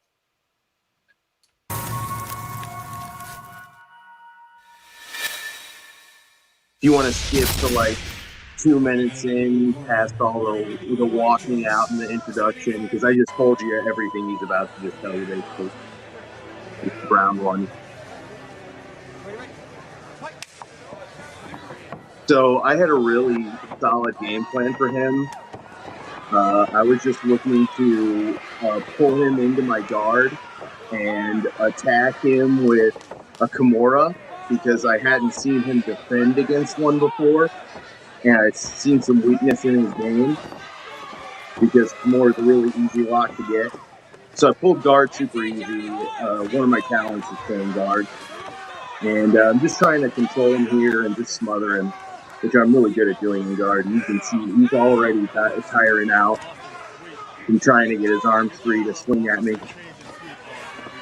And some of those punches hurt a little bit, but not really much.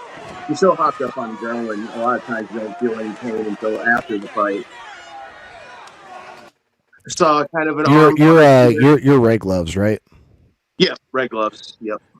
Yeah, like you've got a lot of good ground control, even though like you're on your back right now, and so like, yeah, that's like one of the beauties of jiu-jitsu, right? Like you're dangerous on your back. Like how scary is that? So true. So I didn't have that right away. Immediately gave it up. But I saw that I could regain my guard, get out of sight control. That was good. Get him in close so he can't swing at you. And then, like, you can already see how badly he's posting up on both sides. And I didn't notice the posting at first. I just noticed arm, Kimura. You know, that's what I was waiting for. So you can see I'm trying to set the Kimura up here.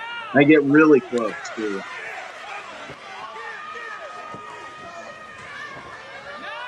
But then I realized he's not posting. Kaboom! Furakatame! And nice. Reversal. Because now I'm in the Ooh, those head blows. God damn. Yeah, and those bitches hurt. You hear my coach, Tim Murray. Keep going! Keep going! I love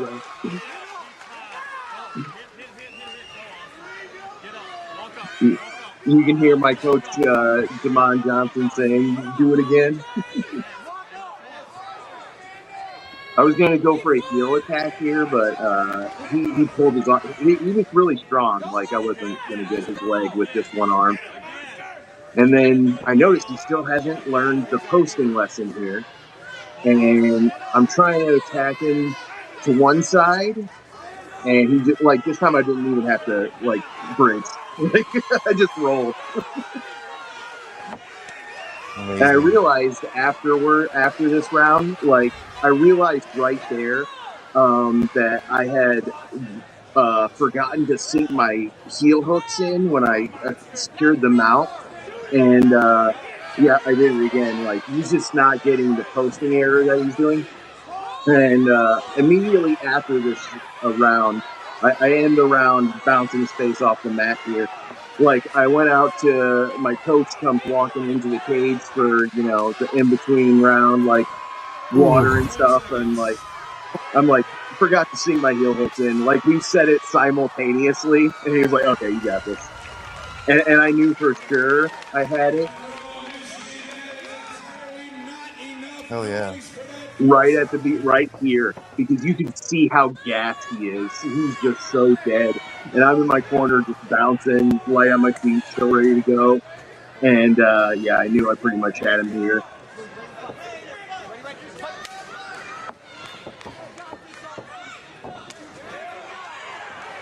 You know, tag him on the leg a little bit, draw him in. I get a pretty good head kick here. He's a tough motherfucker because that head kick connected, and Yeah, I want to replay that recovery on your spin kick because that was really good. Like boom, and then you like plant right away. Like so many people will keep their kicking leg up and not plant soon enough and just get like completely taken the fuck out. But like you planted right back down. Taekwondo is one of my bases. Yeah, I'm a second degree Dan in Taekwondo, so like mad respect.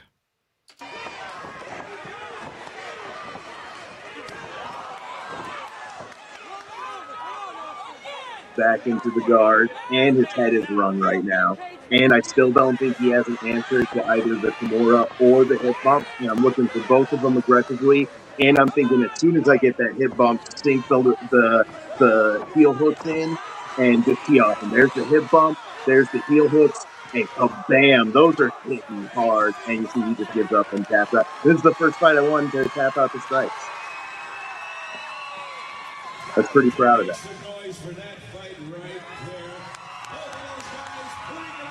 Somebody in the comments on this was talking shit too. They said Ginger Bitch got lucky. I'm not even fucking Ginger.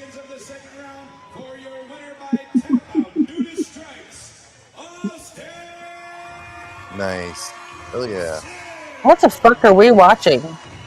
Austin. We're watching one of my fights, Gretchen. Oh, okay. Yeah, this is where his profile picture came from.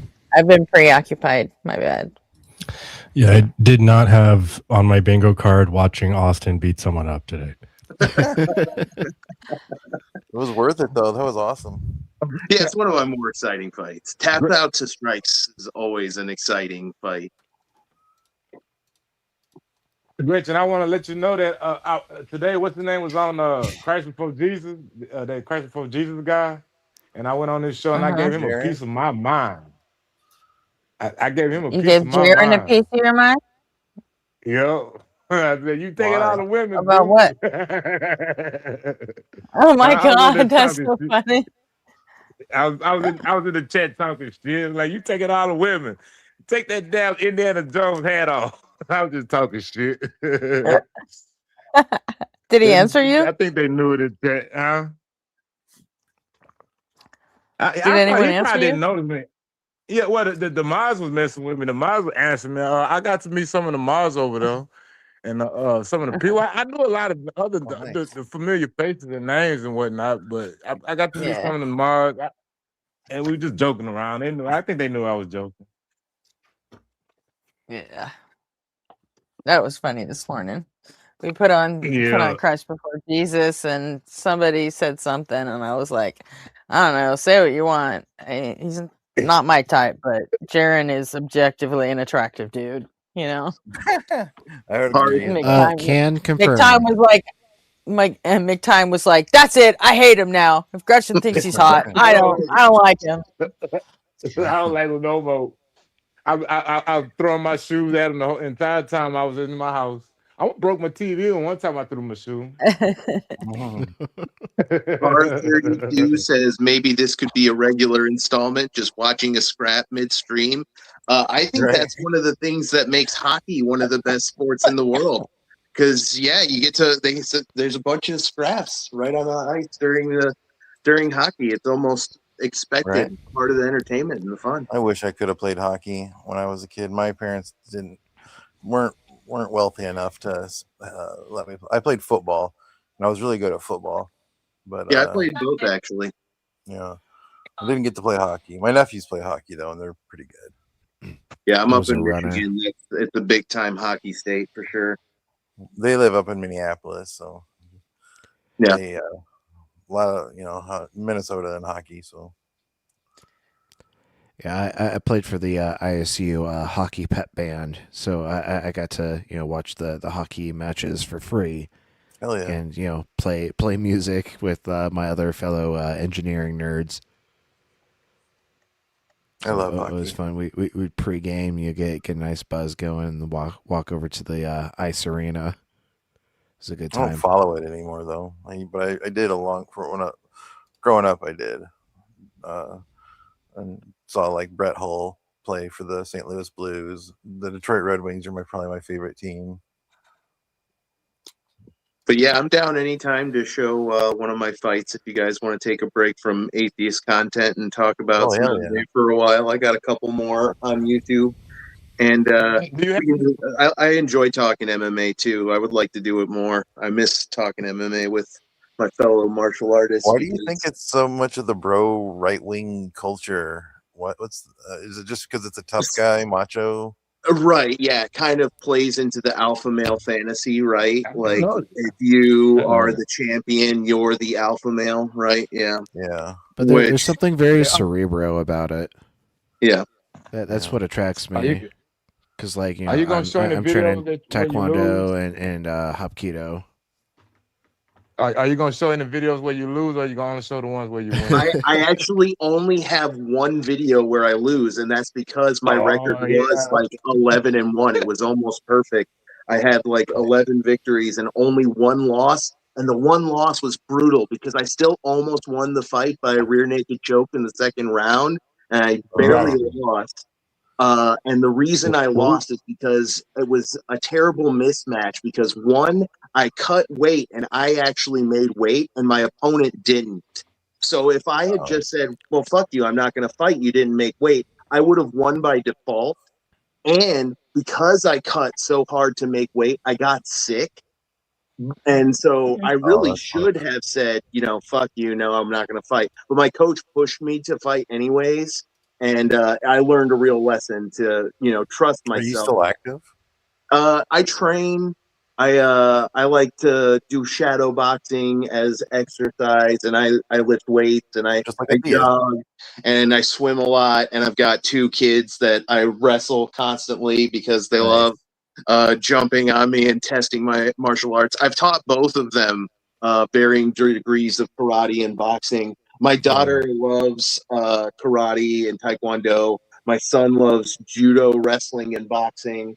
And they both inherited a little bit of the martial arts tradition from me, which is what I always dreamed about when I was, before I was a parent, that when I had kids, I would be able to teach them some martial arts. And that's been a pretty cool thing to see that come to fruition.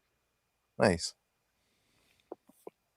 It makes me feel safer as a parent too. Like they have a better chance if, God forbid, if somebody does, because I've trained them very practically. I've told them to focus on getting away.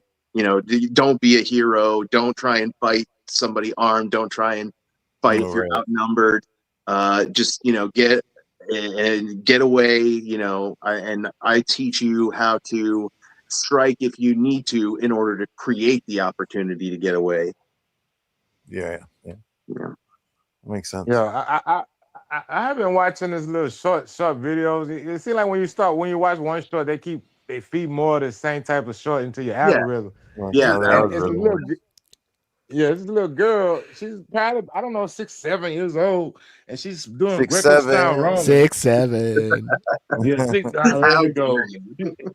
She's doing Greco style Roman wrestling, and that girl is good. You know what I'm saying? A little bit of girl doing Greco Roman wrestling, and I that's why you brought up you teaching your daughter this stuff too, and I just think that's a great idea. We stop teaching our girls all this girls in pink and you pretty stuff, and I'm trying to tell them to be like they got to be men either, but they don't have to be like a second-class citizen type of deal. I had totally eschewed gender roles with my kids. I taught my son how to clean and cook and do laundry and sew, and I also taught my daughter how to box and hunt and fish. And I taught my son how to and I didn't worry about, what their downstairs mix-up was when I was teaching them that. It seems odd that we do kind of genderize those things to me, and I doubt we'll ever really fully get away from that, but I think it's a good idea to try to, because these are just life skills everybody should have. Yeah, I understand. I agree because I've been seeing in like anthropologist finds and whatnot. They've been digging up things, and they now starting to say that there was never a time when a man was like the the breadwinner for the house. It was just evenly spread between men and women throughout history until these religions started taking off, and then they started designing gender roles for the people. At least that's my understanding of it. Yeah, so this is like the Malthusian economics that made Darwin understand evolution, right? Like the general propensity of organisms is to make more offspring than can survive. And so there is a competition for the remainder of resources, right? So, yeah. And it just makes sense in my head, though, because if you think about like caveman time or prehistoric history, the man, because I was talking to somebody in chat the other day, and they was talking about men having babies and running off in caveman time. I said, I doubt this seriously. Because number one, they raised the children up to be like extra hands on, extra workers. And then number two, the men and the women, they got to get together and work together because everything's trying to kill them, man. The man might get for those kinds of human tribes, it worked a lot like Homo sapien tribes, like Native American tribes, where sometimes you would have monogamous bonds, but a lot of the time it's like you're treated as the child of the tribe rather than a child of an individual pair of parents, because the connections are more loose. And I can see both the men and women both cooking and cleaning and hunting and whatever that needs to be done, because it got to be done. They still had gendered roles. They still had that. Yeah. Men and women still. Men would typically hunt and fish and stuff, and the women would gather. I'm not saying that it was strictly that way all 100% of the time. This is what it's like for humans, when the vast majority of our daily energy is spent just making sure to keep that energy deficit, at a positive amount, that we're putting more calories into our body than we're expending to stay alive, right? And then over the course of human history, more and more of that daily caloric load is being provided by somebody else doing that work for you and producing a bigger yield, because we're making innovation after innovation. And so then you can get people who actually, they can spend the time doing things like asking questions, like looking down at the ground and wondering how fucking long that piece of dirt has actually been here. And agriculture is what gave rise to our ability to finally, I mean, I guess sitting around the fire, you could argue, when we first were able to do that, it came in levels, but I would say what really took off is when we had agriculture. Then it really freed us up to do the thinking. You didn't have to spend your entire day just making sure you were fed. Right. No, because I mean, I think it might probably be the other way. It seems like you spend more time doing agriculture than you do just being a nomad. Because I mean, you can follow the animal and just kill it. It's about the carrying capacity of how much a system can provide. The hunter-gatherers can only, that type of living style can only support a certain amount of human beings. Agriculture can support way more. But by the time you're doing more advanced agriculture techniques, you're producing a large enough food load that you can easily feed yourself and have a surplus left over to sell or barter for other things that you need, like tan skins and other things. And that's how you start to get specialization and labor. You get smiths and horsemen and all these specialized things. And then you get a bartering economy, and it's like a whole evolutionary thing. Like sociologically, there was a human evolution too, as well. Yeah, I agree with you, but I think that the agriculture, because that's where the 40-hour work week come from and all that stuff. I seen estimates that say that people living in the bush can work up to like 18 hours a week. They just got to go grab some berries and kill a fish or something, and then cook it. and that's about it. Build your shelter. But the agriculture, you got to go out there and till the land and till the land and plant the seed and pull the weeds and all that up, man. That's a lot of effort and things, and it puts you, it binds you to a piece of land, and then like what also I was thinking about is like that man that want to run away from his children. He can't do that either in that type of not until later, like to the advent in the city and stuff, because you can't afford to throw nobody away. You need the children to get up and help you do all that stuff too. Yeah, no, I just think the general trend that's supported by the evidence is that there was a pre-agriculture where it's like nomadic hunter-gatherers, Yeah. and then there's the innovation of agriculture, so there's agrarian societies, and then there's an industrial revolution, and now we're at the post-industrial revolution stage of this evolution of human society. And Do we anybody spent here most watch of our TV? time, 90% of our time, as hunter gatherers. Yeah, agriculture didn't Yeah. start until about 5,000-6,000 years ago. Yeah, do anybody watch PBS Space Time? I mean, not Space Time, Eons, PBS Eon. I do. I watch them both. I was about to get excited. I don't watch Eons, but I watch Space Time. I watch it too, but I haven't watched it the past couple of weeks. I don't know what's wrong with me, but yeah, Eons, they were putting forth the What is theory. They wrong think with you, that McTime? They got episodes and you ain't watching them. I've been all this atheist stuff too deep. I need to pull back because I haven't been watching any of my signs. I haven't watched Sean Carroll this week. Sean Carroll got a solo episode out about I think the dark cosmic, the CMB, the cosmic microwave background and dark energy. I'm not sure. I know he got a solo episode out, but PBS Eon put forth the theory. They think that the first plant that was produced that we did like agriculture on was marijuana. They said they find marijuana everywhere, and they think that's why they find it everywhere. Maybe. I kind of doubt it though. Ethnobotany, humans domesticating plant species and forming that kind of specific ecological relationship with them goes way back. I think corn might actually predate the human ecological relationship with the humulus genus, which is what the marijuana species comes from. They talk about that. They talk about corn and stuff in the episode. I if you would like, I was trying to find that episode, and they put it because they put forth a convincing case for me. It might not be so convincing for you. You know what? I think there's a good case to be made for magic mushrooms too. Actually, being the earliest. Are we getting into stone ape theory now? Yeah, it's been discredited. I think Terrence McKenna is a very cool guy and a very cool thinker, but the theory was just wrong. But it is. I don't. Too many people put too much credence to Terrence McKenna's ponderings. I'm not going to call them theories because they're not developed at all. They're just kind of like babbling ponderings about his various trips. Speaking of, have you guys ever heard of spirit science? Oh yeah.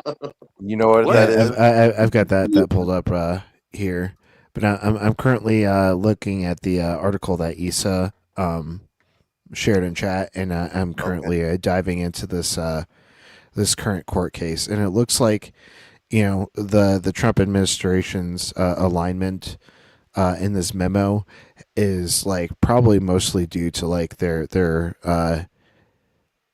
stance against any sort of like trans affirmation, and that's what I'm getting into in this specific court case, because it looks like the main issue is trying to not allow gender dysphoria to be classified as a disability. They use the bottom 1% to distract from the top 1%.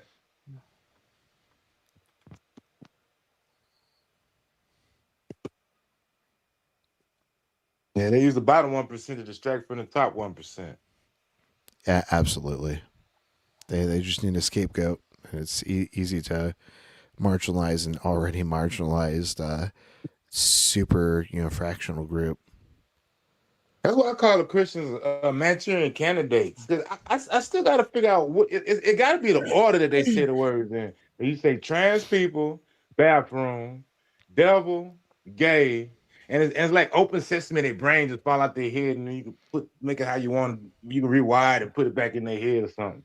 Like, 'cause I don't understand. I mean, that's all Trump had to do was just say them words. That never mind all the stealing and the lying, and never mind the pedophilia, the raping. Never mind all of that. He could say gay people, trans people, bathroom, amen, hallelujah, and then they just let's vote for Trump. It just hurts me.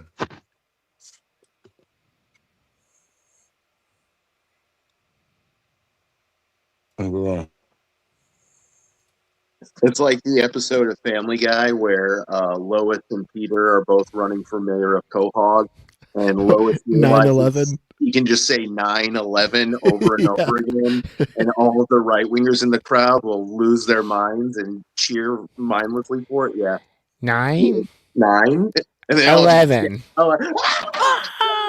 so great. Yeah. Seth MacFarlane is great.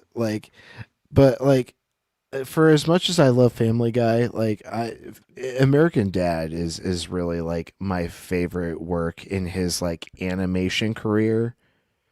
But in terms of all of Seth MacFarlane's career, The Orville, hands down my favorite series that he's produced. Orville, it's really good.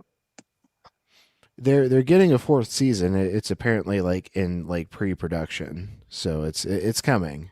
Just a slow process because it's probably a really big thing to produce. Yeah. They're making another season of Orville. I thought they brought it to a close. No, last I read. Here, let's just look it up.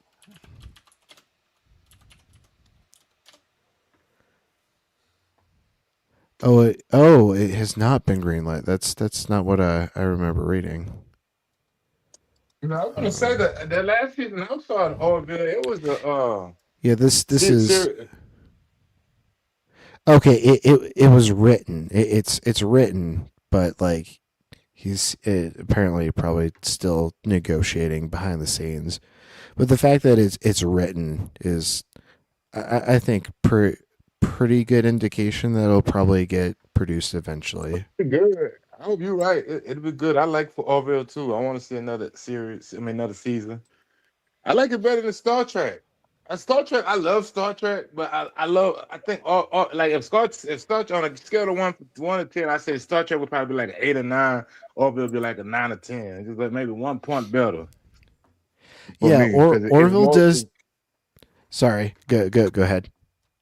I was just gonna say it's more realistic. I mean, not realistic, but more. You can see kind of how we got here to deal more easily with Orville, and it's funny. It got funny parts in it. Go ahead, take the floor. Yeah, that's exactly the point I was going to make. It does all the right things that Star Trek did, that Star Trek got right, but it adds that little layer of comedy to just make it a little more of an enjoyable experience and widens the audience range. And that's what I feel is the main brilliance of the Orville is getting the sci-fi right, but also making it entertaining with the comedy. And absolutely, Evan, Rip Norm Macdonald, his role in the Orville was great. And he was just a freaking comedy legend. Oh, he's dead? Oh, well, like you say, R.I.P. Norm. Thanks, yeah, baby. he faced his end with incredible bravery. One can only be so strong. Yeah, and that because Orville, because they got the quantum drive. They got the quantum drive on Orville. I guess we got. Y'all heard about the El Cuvier warp engine? Yeah. I'm not sure. It's theoretical. Yeah. That don't look like it's gonna go There was a nowhere like a paper. microwave. There was a paper Like, what the published about it a couple of years back that I remember reading, and it's basically about the concept of a warp engine, an engine that warps space in front of the engine and the space immediately behind the engine to theoretically make it move faster than the speed of light, to try and to overcome the theoretical energy limit on approaching light speed. But what does is this engine this the do? one that creates like a gravity well in front of the craft? yeah, it's been a long time since I've read it, and I don't want to put my foot in my mouth, but that sounds right. Okay. I know they got an actual engine called the Alcubierre warp engine. I don't know what the hell it do. It look like a microwave. It don't look like it's going nowhere. Like you put it on your tea on the stand, and then you put food in it to make popcorn or something. It would look like to me. Yeah. So like theoretically here, but what you can see in this picture is it creates that gravity well in the front and like a gravity hill in the back to push it forward and also like pull it push it forward and pull it forward at the same time. Yeah. So is this engine actually doing this stuff now? Because it don't look like it's doing Well, any of Dr. that. Blitz said that this It's is next to- speculative. I think Dr. Blitz has said it's pretty much impossible. It'll never happen. I've seen that thing on like it was on PBS Space Time. They was talking about it, and it looked like they just was turning it on and they turned on their imagination, like they doing like Superman and flying around the room and stuff. I'm sorry, I got the phone moving around. I hope y'all heard me. Yeah, no, that all came through. All right, but yeah, this is Superman thing purely theoretical. Currently at the moment. So what is this thing that they building? Are they just building something to line the people? So you want me to set this up? Well, what once we finish make times at train of thought, like I'm not sure what they're building. Like, do you have like an article about that, or is that like just like referenced in PBS Spacetime? Well, I'm making coffee. I don't want to get out the sound on the mic. I don't think they're actually building something. I think they're talking about the theoretical, technical implications of what it would be like if you actually tried to build a warp engine. Like if you tried to conceive how you could physically actually do that. This is an attempt at the math of how that will work out. And it's talking about a theoretical ship that's already so powerful that it can approach like 90% of light speed. Like it's just theoretically overcome the fuel problem somehow and can do that. And how you could theoretically get it into faster than light speed by warping space in front of and behind it. Now, I'm not gonna pretend like I got absolute understanding of it, and maybe I'm wrong, or maybe I just mistaken. My understanding, this is an actual device. I seen it. I seen a picture. No, it's okay. So in Star Trek, they have a warp drive, and that's how they travel faster than light speed. And then this paper was about a theoretical engine that could do that in real life, but it hasn't actually been created. Okay, well, all right, maybe I'm wrong because I've seen it in more than one place, and I heard more than PBS Space Time talking about this damn Alcubierre warp engine. Yeah, I don't know. I don't know that the specific terminology, so I might have to look that up. But I'm pretty sure that the paper RP showed earlier and what I'm talking about are the same thing. It's a device I've seen now. Maybe it could be some computer like AI picture or something. I've seen a device, actual device they call it. I think they mocked up. They mocked up a theoretical picture of what the device would look like for the paper, and it was just CGI. Yeah, I got you. But I mean, it came. I think, but I don't like him. He's a sensationalist. Michio Kaku. He's a sensationalist. Him and Max Tegmark. they try to spend too much. They good Yeah, scientists and there was a talented time professors. when Kaku's remunerative body of work was, fairly standard, consensus positions, but it seems to be like kind of a case of some species of Nobel laureate disease. Like, I don't think he's an actual Nobel laureate, but like uh fame, notoriety, and aggressive credulity from adoring throngs of people does something to a person, I think, sometimes. That went straight to their head. Max Tegmark too. He the one that was talking about that damn space that was that Amamu, that asteroid from another solar system. Talking about that was a spaceship. That was the one that everybody kept all of the Yeah, I've black heard a couple people pushing conspiracy theories like that. Mm-hmm. But he's a scientist, though. He's a highly credentialed physicist. Even Sean Sean Carroll Carroll. didn't call Oumuamua a spaceship. No, I'm not talking about Sean Carroll. I'm talking about Max Tegmark. It's Sean also Carroll just had. it's I've never heard Max Tegmark say that either. media Yeah, he did. obsession Look I would it have up. to see disease that. because they figured out that anything alien related gets really high ratings. So any crackpot that will talk about aliens as if they're real, or like we have, made contact, or any sensational claim about aliens, some reporter's going to hand that nut job a mic and let them, just blabber on because they know it'll get ratings. Whereas, Yeah, look it up. somebody just stating the basic fact that, it's really unlikely that the Earth has ever been visited by anything extraterrestrial. It's really hard for life to happen. It's really hard for life to evolve. The level of intelligence needed for it to escape, reach escape velocity and get into space, let alone develop the kind of technology you would need to travel any substantial distances in space. So there's a likelihood that life exists somewhere in the universe, but we're probably never going to meet it. Yeah, because Sean Carroll That, interviewed Max Tegmark, and shortly after he interviewed him, he came out and said, "I don't know what's wrong with him. Why is he sensationalizing all these stories and stuff?" And then they had yeah, to do something about him talking about that asteroid being a spaceship. But yeah, look it up. yeah.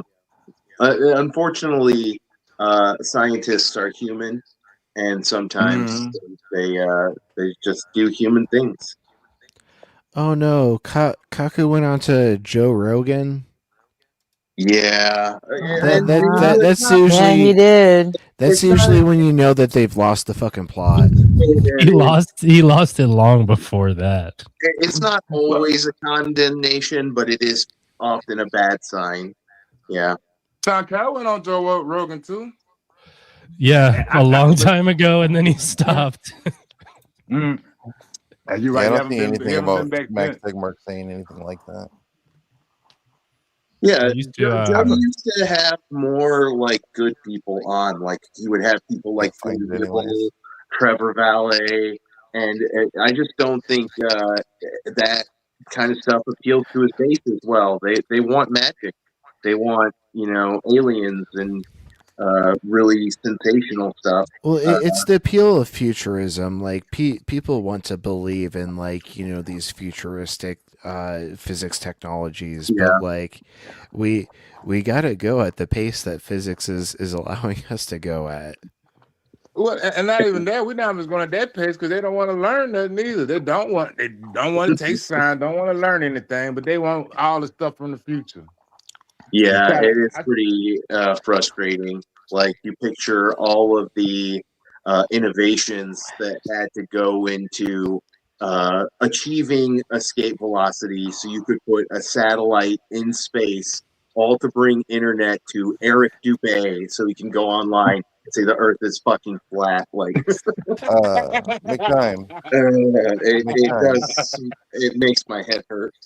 Are you sure it wasn't Avi Loeb that you're thinking of, the Harvard professor? And you might, yeah, that might be it. Make time. No, that was funny, man. That was funny. Make time. What's up? Do you think it? Are you sure it wasn't Avi Loeb, the Harvard professor, that was doing that was saying the shit about the comet from another solar system? It was a chorus of them French Avi fitness things. Loeb is a But Harvard scientist that's been running his mouth and releasing books. He said ring a French. bell. He said French confirmed. You're talking about Avi Loeb. Yes, Yeah. he's a French Okay. PhD So it physicist wasn't who Max taught at Tegmark. Harvard, and he speaks But like this, so you know everything he says is very scientific. Avi Loeb, name rings a bell, and I want to say he was part of German, that isn't chorus, but I think Max Tegmark was leading up that chorus. I don't remember. What's the name of the asteroid that he misrepresented? Oumuamua. That's one of them, but there's another one too. Oh, there's that new one. But I don't know about that It one. wasn't an asteroid; it was a comet, I think. Yeah, you're right. 31 Atlas.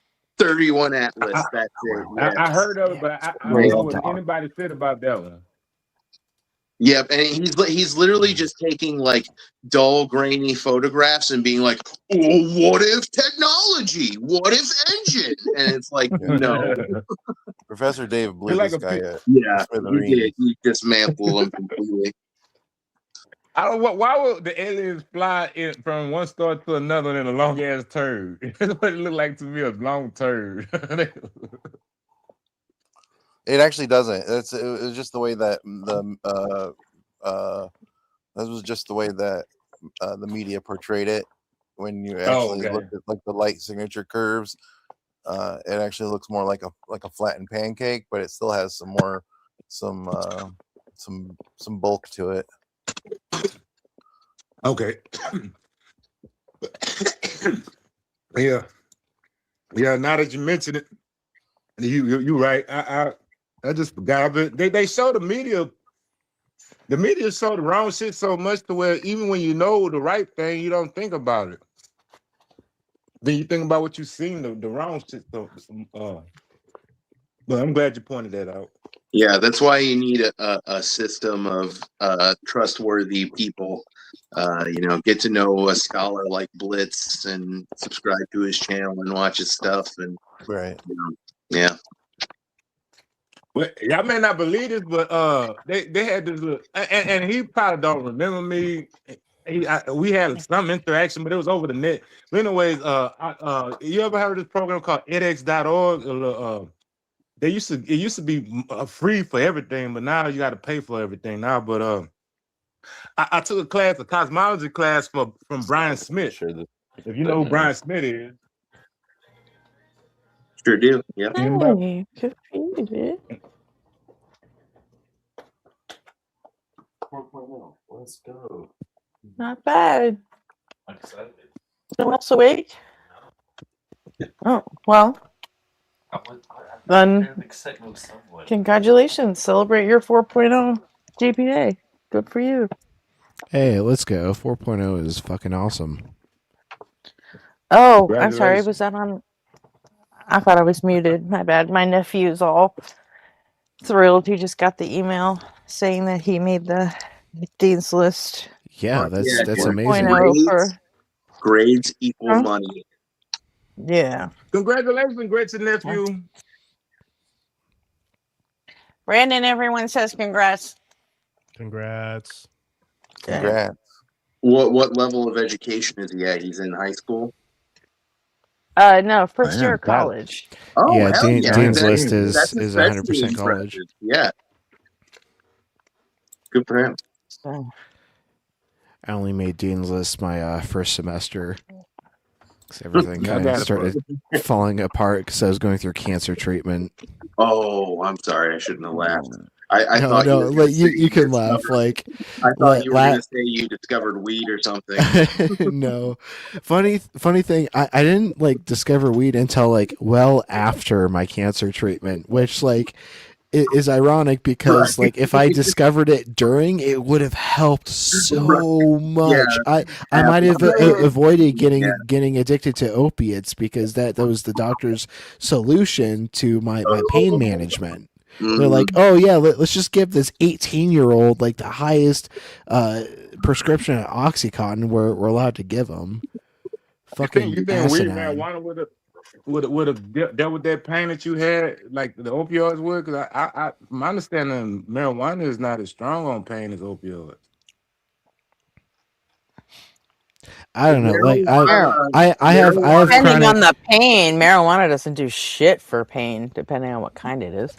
Yeah. For my current pain, it helps. At least a bit because I refuse to go back on opioids. Yeah, I would too. It bring back memories. I'm glad to hear you here, man. Because I seen something. I had a similar running with a close friend of mine, and she didn't make it. She What's the matter? You don't want to and be she a was pilled out Norco popping cunt? Oh jeez. Do you want to share those combos on stream? Huh? I Or guess I just did, didn't I? This is I for don't the know. ratings, Actually, that I don't shit's know. whack. I don't know. All of a sudden, I've got like some new hope that I might actually get the money that I'm due. So maybe Okay, not well just then, yet. yeah. We'll keep those in the private chat. I'd had that written off, but then all of a sudden I'm thinking, well, maybe. I'm not holding my I'll breath or nothing, but I'll keep my fingers crossed for you. okay. But yeah, McTime, that sucks. Like there's so many cool people that like I met during my journey that didn't make it, and it really puts things into perspective, like how lucky I am that like I was able to make it out. I just remember thinking that the disease is killing her and it hurts her, but the medicine hurts her too. It hurts her even worse. Make her hair fall out. She's sick, throwing up. Well, yeah, chemo is basically like poison. Like the goal is to poison the cancer enough before it like kills the host. I mean, like it sounds barbaric, but it's the best treatment we currently have. But Maybe since not for my long right, because immunotherapy is becoming like huge. get out of Like my fucking brain. yeah, no, my younger sister, actually like decided she wanted to become a doctor, seeing what I was going through, in my cancer treatment, and she's graduating this fucking fall. I'm so proud of my baby sister. Like, Dude, she fuck yeah, let's yeah. go. W Arpy's sister. W's in the chat. And so she's going to pathology, like specifically like focused on cancer, and like she's been like sharing a bunch of like articles about like new immunotherapy breakthroughs that they've been coming up with. And Does so she like know where she's going to be doing like her residency or whatever yet? yeah, currently where she's going to school, she's like established a lot of like professional connections. Very Like cool. mainly with a lot of the physicians that were handling me during my cancer treatment. That's super cool. Yeah, so these are deep ties. It absolutely blows major dick that you got cancer, but it is cool that something good came out of it. Like, oh, for sure. Not to say that if there's anything good whatsoever about getting cancer, but like silver linings are worth all the much more when you go through shit like that. Absolutely. And like another like silver lining that I can appreciate is like I got cancer in my spring semester of my senior year of high school, and so like I was able to apply to so many cancer scholarships that like it made it possible for me to go to university without like incurring student debt, and so like I was able to like have deeper studies, just because like I was dealing with that affliction at the time, because my family was not prepared to be able to send me to in actual university. The plan would have been to like send me to community college and then like hopefully like jump that to university. But yeah, there are a couple silver linings that I can take away from my experience. Well, hopefully your sister do some good for the cancer patient, because my friend gone right now, gone. So she won't be able to help her, but she help the next person down the line. See that happen again. Cause that's hurtful. Like I said, it hurt. You don't want to see your friends go through that, through the disease, but then you don't want to see them go through the cure. You're just like, well, damn, how do you square the circle? And you're trying to help out and pick up the pieces where you can. That was a tough woman. She was tough. She didn't want. I tried to get her to smoke some weed and all that stuff. She wouldn't do none of that. So it just, Yeah. The unfortunate case is, like, cannabis probably wouldn't have helped her survive the treatment, but it might have, like, made it easier to deal with the pain at the time. Yeah, just a nice palliative. That's all I wanted. I just want to take the pain away. Yeah. Just that much. She would be hurting. She had it in her stomach. It was in her stomach, and she was hurting really bad. And I could tell she was hurting really bad. And she would still get up. She had children. She would get up and do the things she was doing. And she didn't really want me to do, because I wasn't a father. I was, she didn't want me to do anything for her kids. And when I tried, she would get mad at me and stuff. We could get in arguments. And the last thing I want to do is argue with her.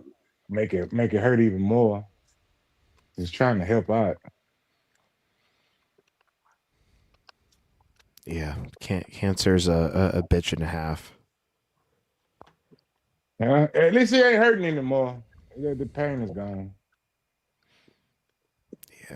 How what age was she when she passed? Did she get to live a nice long life before she got cancer?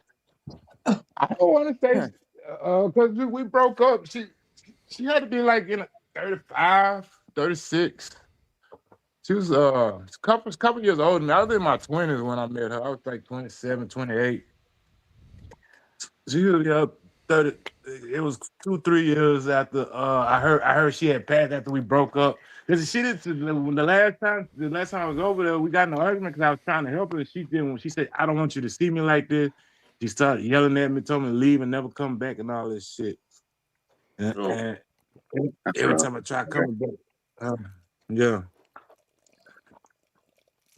Well, so it's 2-3 years later. It had to be she had to be like 35. Yeah, that's at least a couple decades of life. I mean, I'm not sure what the exact mean is nowadays, but yeah. Well, she was a unique case. She had her kids at a very, very, very young age. So her kids was down there grown. Matter of fact, the oldest girl, when I first dating her mother, didn't like me. The older girl was like 20, 21, and I was 27. So she didn't like me. And she had got all her friends and cousins to come and try to beat me up one day. They come in the bed. It was a bunch of 50-year-olds and 60-year-olds. They were gonna have a gang fight on me. The mom protect me. I've never had anybody try and beat me up for dating one of their family members before. Like, I'm familiar with this experience, but it's just never occurred to me. Am I like a weenie or something? Am I not enough of a bad boy? Like, what's going on here? Well, obviously, you must be too much of a bad boy if they didn't try, because I must be the wiener. That we're gonna try him. He look weak. You know what I'm saying? Yeah, I woke up and I was in the bed, and she had got up and went in the kitchen. This is before she got sick. She was doing my motherly stuff in the kitchen in the morning, and I was in the bed sleeping. And I wake up, I look around, I'm surrounded by a bunch of 15-year-olds. They was gonna jump on me. I didn't really get it until she came in there. She said, "Get out of here." He said, "They was gonna beat you up." Shit. That's something I've never experienced either. Getting jumped, like having multiple people like trying to take me like in a actual fight at once. Like, that's a scary thing. Like, even as a mixed martial artist, that the prospect of having to defend yourself against that is intimidating to me. Well, since how you know how to fight one person, that's all it is, really. You just fight one person. You pick much harder to fight like two people, like, because okay, so I've never been attacked by multiple people outside of the cage, but like when I was doing Taekwondo and karate, sometimes we would do 2 or 3 versus 1 matches, and those matches were insanely hard. Like the advantage was clearly in favor of the team with more people. It's just basic math, right? Yeah. But it is possible to do. You just have to fight so much more intelligently, especially if you're being jumped by people that know how to fight. That was I was about to say, because you was in a fighting class, so everybody you was fighting against knew how to fight in a 2-on-1, 3-on-1. Yeah, fortunately, that's rarely the case. Yeah, it is on the street way harder to fend off like multiple assailants versus just one. It's just a fact. On the streets, if you can keep them from circling you, and there you can, because a lot of times they don't know how to fight. Sure. That's why they jump you in the strategies. One of my favorite strategies was used in the Bakumatsu, the Japanese Revolutionary War. And the strategy was that when the samurai were outnumbered by enemy forces, they would just turn tail and retreat. They'd turn around and run. And then the fastest of their enemies would catch up to them first. They would stop retreating, turn around, fight and fell the fastest enemies who caught up, and then turn around and run again. And so they whittled their opponent's forces down like that. One of the techniques my masters taught me was to always make use of angles. You have to maneuver yourself a lot more so that you're fighting one-on-one. Create the opportunity to fight one-on-one by angling. You have to use tactics and strategy to create an opportunity to fight one-on-one, even though you got multiple people coming after you. So like move to an angle where you've got one opponent in front of you and the other opponent is behind them. Just basic stuff like that. Yeah, and that's what I'm about to say. And because a lot of times on the streets, the people that jump you don't know how to fight. That's why they jumping you. And you can make them pretty much fight each other. They'll get in each other way and trip each other up. That is one of the negatives of coming at somebody with multiple combatants. Is wild. Not to fight together. Yeah, can catch people. You can get unlucky and just get hit right on the temple by your buddy drawing his elbow back to throw a punch. Yeah, for sure. Yeah, and he hit the guy behind you and stuff. All kind of stuff. You like, you clip their foot and make them trip on and fall on top of each other. Good night, Nick, too. Good night. Yeah, I've encountered some people that have like a lot of experience with like street fighting and getting jumped. One of the guys I fought with when I was doing semi-pro was a guy named Khalip Odom, and we had actually trained together for a few years before we switched camps up and ended up fighting each other. It was a great match, and like we were great foils for one another. Like our styles matched up really well against each other. But he came from a background like that. Like he would tell me stories when we were training, and I would be like, Jesus fucking Christ, what is going on in your neighborhood? Like getting jumped by 4 guys with baseball bats. I'm like, you're fucking insane. Well, you don't have the luxury to try to. I mean, I recommend for anybody out there listening, always try diplomatic measures first. But as long as you can, try diplomatic measures. But do not hesitate. With 4 people with baseball bats, I'm giving you my wallet. I'm giving you everything you want. Just please don't bash my brains in. Like I'm not even going to try and fight you. I'm probably going to take my wallet, throw it on the ground, and turn around and run. Yeah, if losing your wallet is enough to like ruin you, you've got bigger problems than like you getting jumped in that moment. Right. Yeah. Because I mean, you get hurt, and then if you work for a living, you can't work hurt. There's gonna be even more money and time. Yeah. Take healing.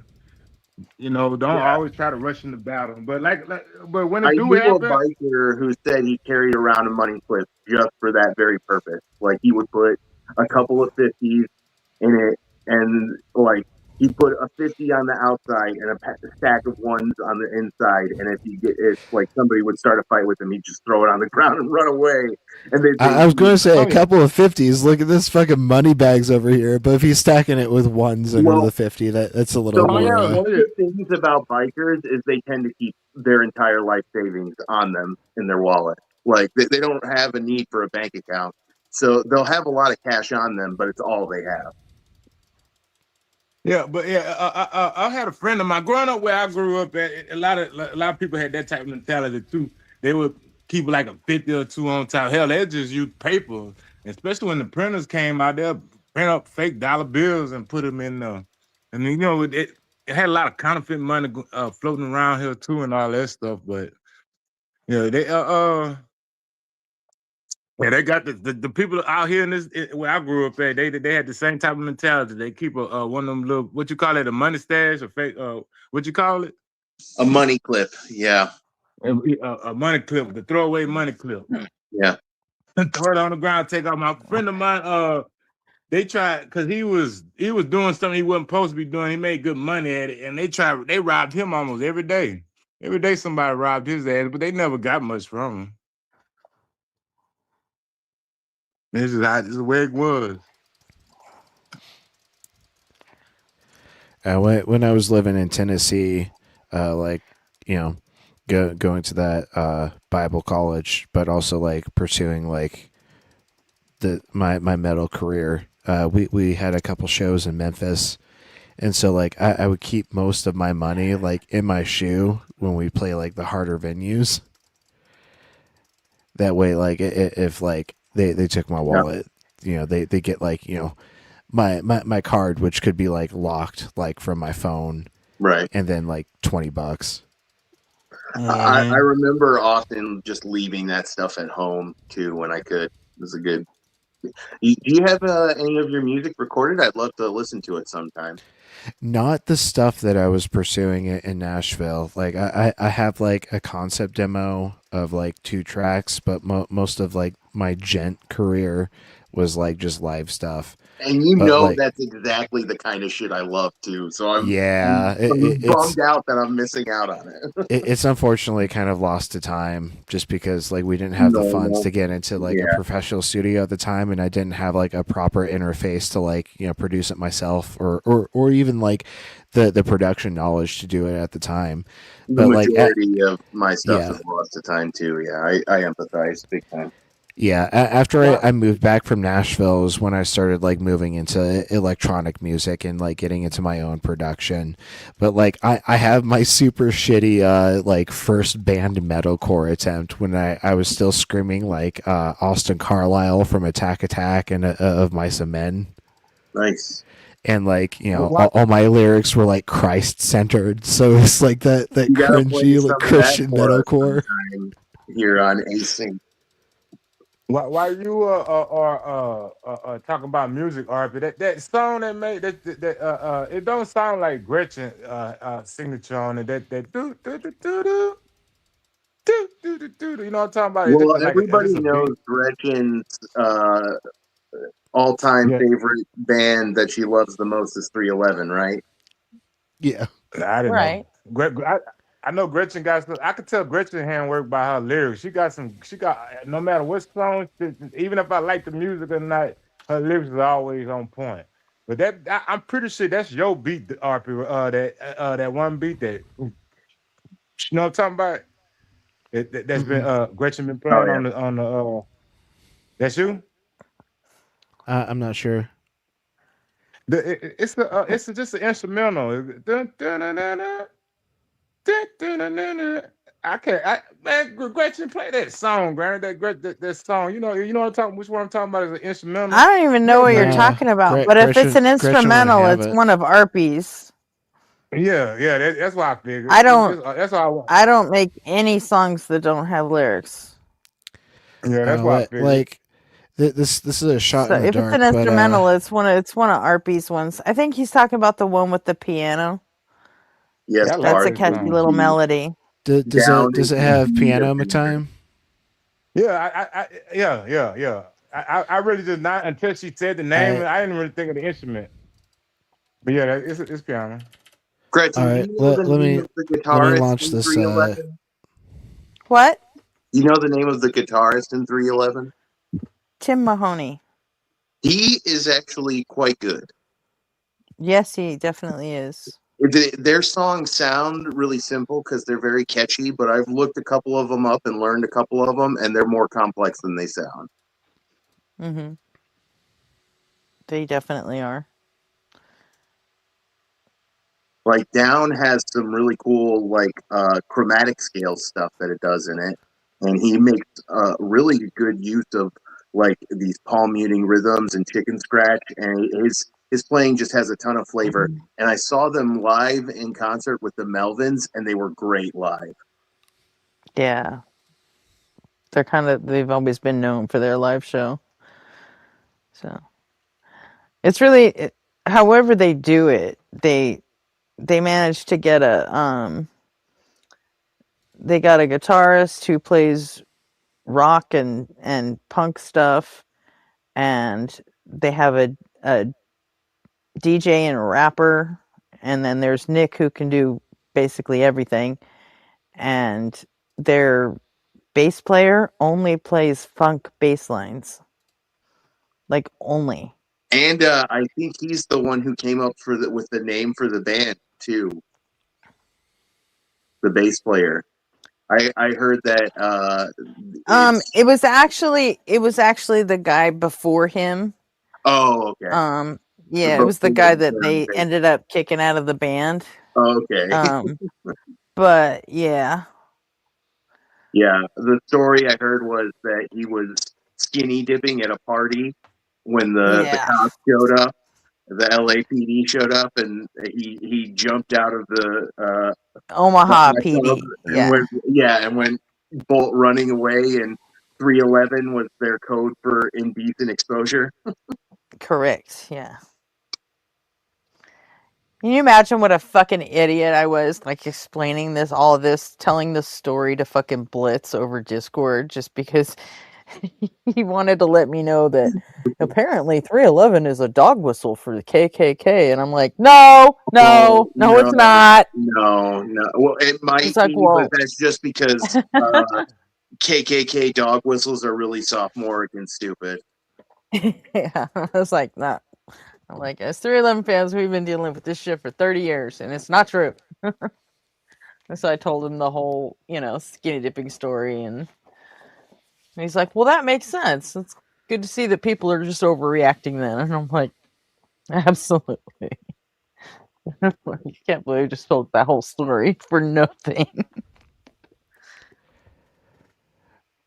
Hey Gretchen, you cool with a quick 5-minute music break to see if either of these tracks are what McTime's talking about?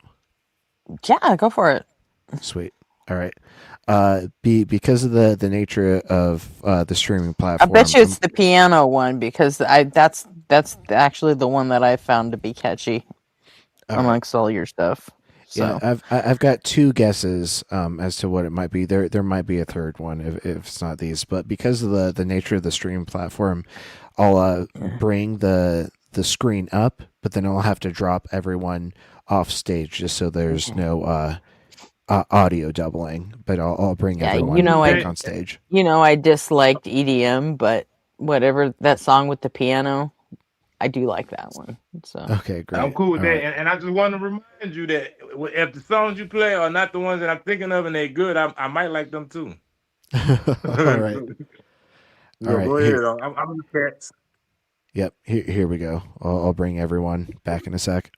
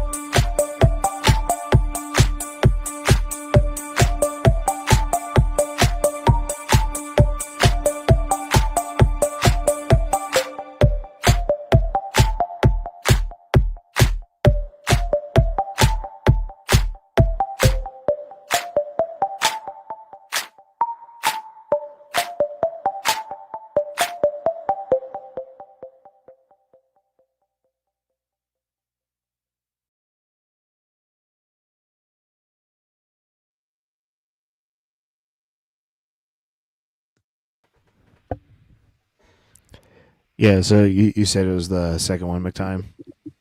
Oh yeah. Can you hear me? Yeah. Oh, I thought I had the mute on. I'm in the chat, and this damn phone. I'd be afraid to switch in between chat, because I got to turn the mic on and off and on when I not in chat, and it kicks me off every time. Yeah. But yeah, that's the second one, and I like the first one. I love the first one too. The first one, all I can say about the first one is it's too short. That was like a minute long. I like the first one better. I'm just a sucker for arena run. You like what you said, the second one? Maybe Arby could make a video of it and put it up on the Async channel. But I want That's really what I thought like is one of the cool things about You can your make a channel. playlist of Arby originals. It's just a place for I don't atheists know, to come and just hang a out and thought. share stuff, and sometimes try and debate theists when we can get them here. And yeah, you make me want to be a 40-year-old rapper, Arthur. Be the 40-year-old rapper. I love that. And then and see, that's why I was telling Gretchen. That's what I like about the songs that that I like from them, is that you're sending people on a journey with them with your bars. You got different bars of different instruments playing at different times, and each one is going on their own little journey. Like you got it going, doing. And you got that one going like that, and you got another one that's going on its own little journey, and I just like that, man. I'm glad you don't have the same 8 bars repeating itself over and over again. who are some of your favorite rappers, McKnight? Definitely Tupac. I was when I was younger, I was on Tupac's side because he was popular over here where I was at. But now that I'm older, I like Biggie. Scarface, definitely. I love some Scarface, Jada Kiss. I like the guys that they had that raw, talking about that street life, but they had inspiration and message behind it. It wasn't just like get a career and selling dope. So it was used this as a means to an end to better your life and get out of that, get away from that, and go live and with your family and support your family type of message. Tell me how you feel about the following statement. The Wu-Tang Clan ain't nothing to fuck with. Yo, Redman, Method Man, ODB, that's my shit. I think that's an affirmative, right? Like, yeah. That's why I'm always on here messing with Jay Money when he on here, because he sounds like Method Man. Yeah, he does. That's so funny. METHOD. You can't METHOD, man. You can't fuck with Wu-Tang because they protect their necks. They do. It's important. But you also got to keep in mind they East Coast. And if anything, I'm down south. We call this the dirty third coast, because you got East Coast, West Coast, and they call it the dirty third coast down here. And I'm more of a came up from the DJ Screw type of Even though I hated that shit. I like that when DJ Screw did it and a couple of his other guys like Zero and Lil Flip when they rap. But I didn't like the rest of them guys. They just seemed like they were just talking shit. They get a microphone and just talk shit. It wasn't no reason or rhyme to their raps. And then they had everybody else a trying lot to of rap is really angry. Yeah. Well, no, it wasn't that. It's because of let me see. Listen to this Scarface right here. A cold wind steady blowing, make the matter worse. The whole is swallowing water and mechanism don't work. Truth is love hurt. Friendship ain't shit. Get all that you worth. So when the time comes for you to set your sail, you won't be digested by the big wet whale. Hell, take care of all your loose ends and be aware of your so-called friends. That's Scarface. That's why I like to him. There was a message behind that. It's not always angry. It's not always about being horrible or being bad people. It's about doing what you got to do to survive, to protect your people, and not getting caught up with the old banana in the tailpipe type. I want to be clear that I don't think it's bad for rap to be angry. Some of my most favorite rap is angry, like Obi Trice, very angry rap, but phenomenal music. Yeah, but I mean, everybody got their own different style. What I was looking for, especially in the 90s, was that message, that message to inspire me to overcome, to do better, to know that right now. I'm sorry, could you repeat that? I said you probably like Nas. You like Nas? Yeah, Nas, but and you also got to keep in mind that we had, especially coming up, we had beefs between, and I was in the south side, so we was more with the west side on a lot of things, but we didn't really mess with them either. We had our own genre, but I'm trying to overcome that now. That's why I'm trying to listen to more you guys, more everybody's music, trying to learn more of the like rock and stuff. Like I was telling you about the heart-shaped box the other day when I heard it. I remember listening to that song in high school. Epic. Yeah, Kurt Nirvana. Cobain. Yeah, he's amazing. And I didn't like it in high school, and I don't know why, but I heard it recently. I said, "Man, that song is that's When fire." you're in high school, you're worried about what's cool and what's catchy with your clique, and like so sometimes you'll overlook stuff even though it's valid. Like I kind of did that with some rap when I was in high school. Like I didn't want to admit that I liked it because it just wasn't the cool kind of music. Cool, like where you were at. Yeah, for sure. And I hated that I was like that. I I hated didn't that I want ever to was admit like that that I ever in my love life. Nelly. Like I fucking love Nelly. I want to be the type of person to respect the good and throw away the bad no matter where it comes from. And I swallowed a whole lot of bad and got rid of a whole lot of good trying to be popular, trying to be in the in crowd. Yeah. Hey, I regret that. Yeah, that comes with maturity and experience and growth. And I think, you know what else I think comes with it is like this idea that you can only do art if you're really good at it. Like that's the point of doing art, is like being Picasso or being fucking Jimmy Morrison for the Doors, like your artistic expression isn't valid if you're not fucking Van Gogh. And it's just like we really need to do away with that idea and just embrace artistic expression just for the sake of, just because it's human. It's what humans do, and we're humans.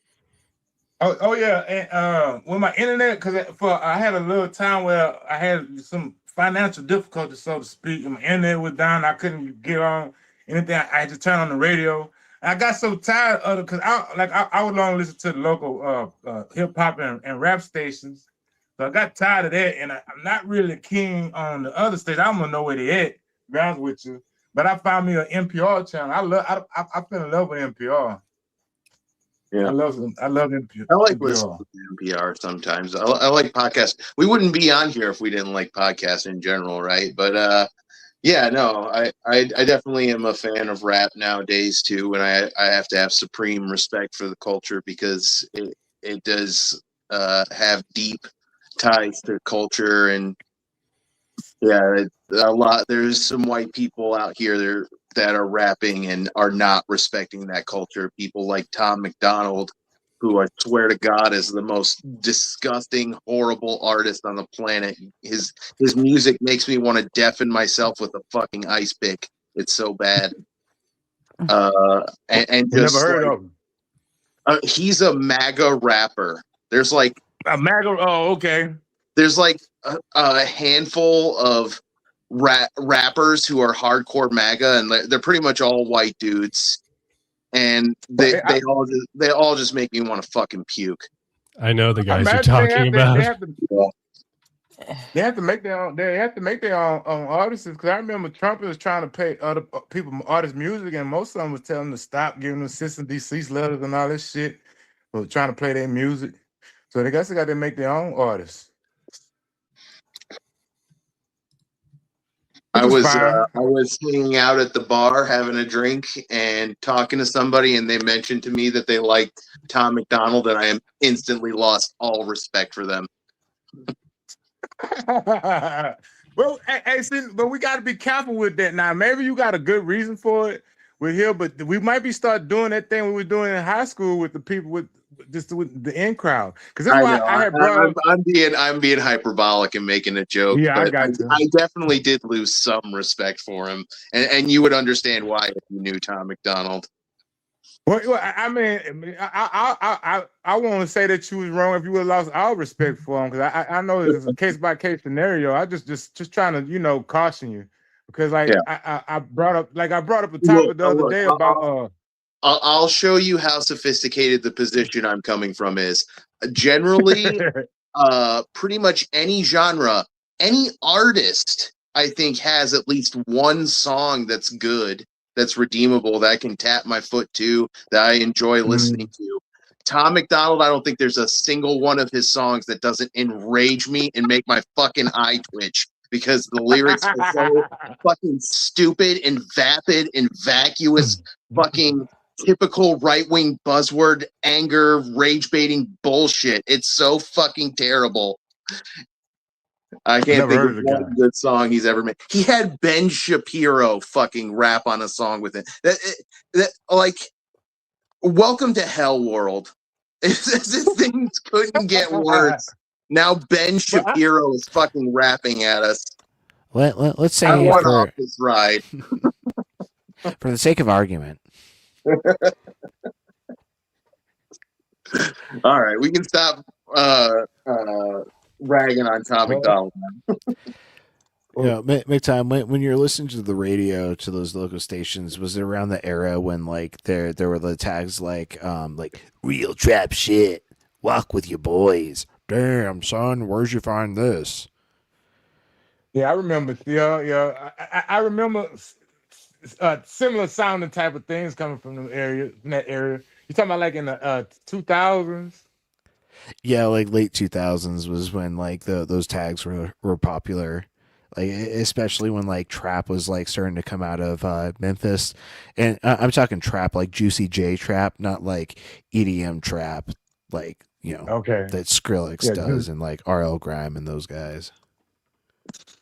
Juicy J from 666. I didn't quite catch that. I'm thinking you're talking about Juicy J that was with 666, right? Yeah. 666 Mafia. 3-6 Mafia. Mm-hmm. But yeah, I mean, Goose got me. But loose. I hate that, but I just hate the fact like that's why. Remember, I don't think you was there, and I think that was the first topic that we actually debated thoroughly and actually came up to a solution that all sides agreed on when we were trying to figure out the difference between insults, cuss words, and slurs. Was you in on that, Arthur? Nah. Yeah, we came up with it's the intention.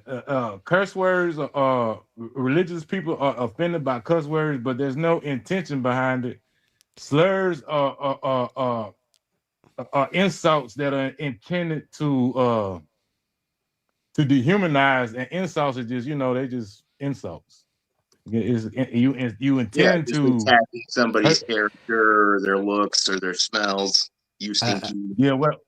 I'd say the slur has like a history of like dehumanization behind it. Like it's not just like an insult that's meant to That's something dehumanize. sociologists say a lot, right? Yeah, it's like it's often tied to institutional power and systemic discrimination.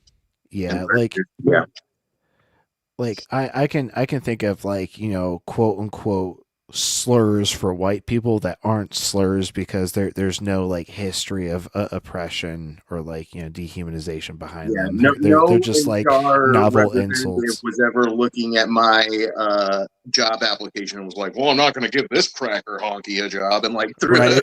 like threw away my job application. Put her in the pile of mayo monkeys. Yeah, wait, y'all said it, not me. I didn't say any of that fellow people out there. I didn't Yeah, say no, that was these aren't actual slurs because there's no like historical like. Yeah, I think even still, if somebody called me a cracker or a honky on the street, I'd probably just laugh. Yeah, no, 100% of the time. And the reason why I had brought that up was because I was concerned that we might be, because we always telling religious people they trying to control our speech by telling us we can't say cuss words, but then we trying to control their speech by saying that they can't say slurs. So I was just wondering what is the difference, and then we Gretchen got in on it, and we everybody on the panel that day, and we came up to that consensus. Like seemed like y'all agree with it too. Yeah, I think slurs and like cuss words are completely different because like cuss words are just like, you know, sentence enhancers. Like, you know, like, oh, I went to pick up the pizza and it was cold, or, you know, I went to pick up the pizza and it was fucking cold. You know, one like, you know, the latter sentence like shows like you're upset about the pizza being cold, and the other one is just like kind of like stating a matter of fact. But yeah, you also got to keep in mind a very effective communication tool, and it can also be really boring and repetitive with somebody who's not creative in how they use cursing. Really quick. I want to address what Kaf is saying in chat. Like, thank you so much for saying that my first song sounds like Cosmic Gate. Like they're the goats. Like I've been following Cosmic Gate since like I was in high school, and so for you to say that my track sounds anything like Exploration of Space just fills me with so much joy. So thank you for that, Kaf. Yeah, I like that first song too. I like both of them. I kind of tore over which one I like the most. I think I like the second one the most, but that first one is right behind it. I for sure like the first one the most because Arena Run is my favorite keyboard effect by far. It's just it sounds amazing, and you can make really unique things just by making riffs in traditional keys with Arena Run, and it just sounds so cool. Come on, Arby, let's get the band back together, Arby. We can do it. We can do it again. Just get the band back together. Well, I'm down for it. I'm gonna play guitar and I'm gonna play thrashy, high paced riffs, and then sludgy, low paced breakdowns. Yeah, I'd be 100% down. I'm gonna be Eddie Kane. I've been playing guitar for like 24 years. I'm in. Yeah, all right. That's what's up. We got the band. I'm Eddie Kane. I have a 7-string too. Oh yeah, so we can go like drop G. Yeah, my guitar's tuned drop G. Yeah, let's go. Yeah, dude. I'm Eddie Kane. Actually, I can find. I'll have to find it, but I have a recording of me like messing with triple rectifier sim on my amp sim, and I'm getting pretty good at the pinch harmonics. But I'm cheating. I have active pickups. So sorry, Gretchen. You're gonna have to learn an instrument, or we're gonna evolve beyond you. Let me know. Let me know. That I'll just write the lyrics. I'm fine. Oh, that works. You'd be the lyricist. Hell yeah. Gretchen play the computer. What you talking about? She got the best instrument of all. That's right. She play the fuck out of Spotify, man. Master level. Yeah, that reminds me, Arpy. I was going to ask you, what program do you use to make music? Like, what's your platform? Like, Mainly FL Studio, but I have experience in Ableton, Logic, Cubase, Pro you know Tools. all the good ones. Okay. Yeah, pretty You know much. Cakewalk? Like I've done some ghostwriting for some labels, and so like I had to like really expand my platforms. There was a summer where I got really good with GarageBand. Yeah, that's like everybody's introduction to DAWs. Good stuff. I got my start in Guitar Pro. I got good at it by taking guitar tablature for songs that I liked and translating it into GarageBand. And it was kind of funny because it doesn't come with a lot of good uh, sound packages like to start with. Like their electric guitar package that it comes preloaded with is terrible. Like, so I'm like writing, Lamb of God, Walk with Me in Hell, and it just sounds like Nintendo 64 music, but it still kind of slaps for some reason. It's kind of cool. Yeah, there's something nostalgic about emulated guitars. Yeah. I used to try to do my little music thing. I used to like to put the wah wah guitars in my song. The wah wah. Yeah. I don't Yeah, know. I used that's what I used to love that effect. I'm putting everything. When I Overdriven was and when I wah was wah guitars. actually touring around, I had a Line 6 pedal that had two built-in pedals on the board, and then it had a bunch of pedal effects programmed. So you could have one be a wah pedal, one be a distortion pedal. You could have one be a loop pedal, and the other be an octave pedal. And I loved playing around with it. There were so many different cool ways to get cool sounds out of it. Line 6 makes some great stuff. I still have a bunch of Line 6 gear. Man, I used to have this Line 6 amp that had like a shit ton of like pedal effects built into it. Dude, all their stuff comes with like such a great array of effects. And if you're like a tone monkey like me, I will spend hours just messing around and finding different tones that I like. And yeah, so it adds a whole layer of fun to playing guitar for me. But you sound like you sounded better than I had a guitar before, but I never learned to play it. Only instrument I'm like Gretchen. I played the computer. It's been a minute. I had some Good success. instrument. It's very versatile. I like writing lyrics and poetry too, Gretchen. I like writing lyrics and poetry too, Gretchen.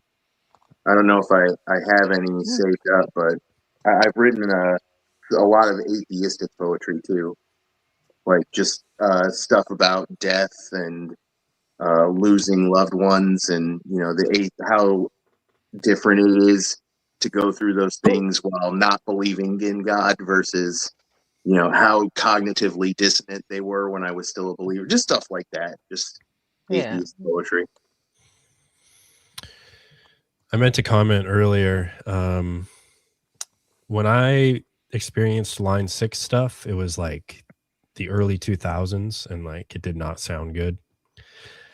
But it was still like, it was still like novel how diverse their effects like varieties were in like a single device, whether it was an amp or a pedal.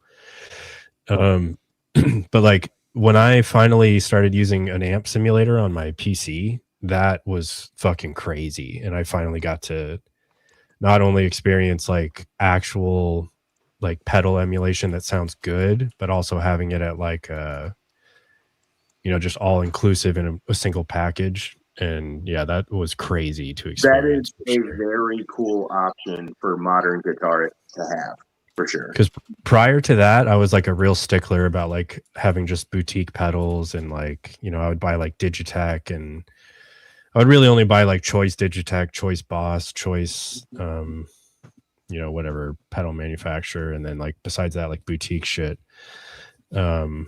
But yeah, once I tried like good digital stuff, man, that stuff's crazy. I used to have a Marshall full stack that was probably my favorite piece of gear I ever had, and I unfortunately had to sell it to make bail one time. Nice. I still have a Marshall Hayes. It's a 40 watt class A, I think, and it's like their answer to like a Vox AC 130 or whatever. Yeah, if I had just like unlimited money, I would have a Marshall full stack still, and I would have a Gibson of some kind, like either an Explorer or a Flying V, or even just an SG. I've never played a Gibson that I didn't absolutely fucking love. They're just great guitars. There's a bunch of other brands that I love too, though. Like, have you ever played a Parker guitar? I have. Well, you mean like the Flies? Yeah, right? they make some weird like stuff. It's pretty innovative, but they're just fun to play too. Then they sound really good. Yeah, I like to have a Fender Telecaster 79 thin line that I had wired. I have it wired custom. Okay, so this is cool actually. I had a guitar tech like refine everything on it, and then I also had him put in a 4-way selector switch so that I don't just have neck and then neck and bridge and then bridge, but I can reverse the polarity and have the neck and the bridge act like a humbucker at the same time. That's fucking cool.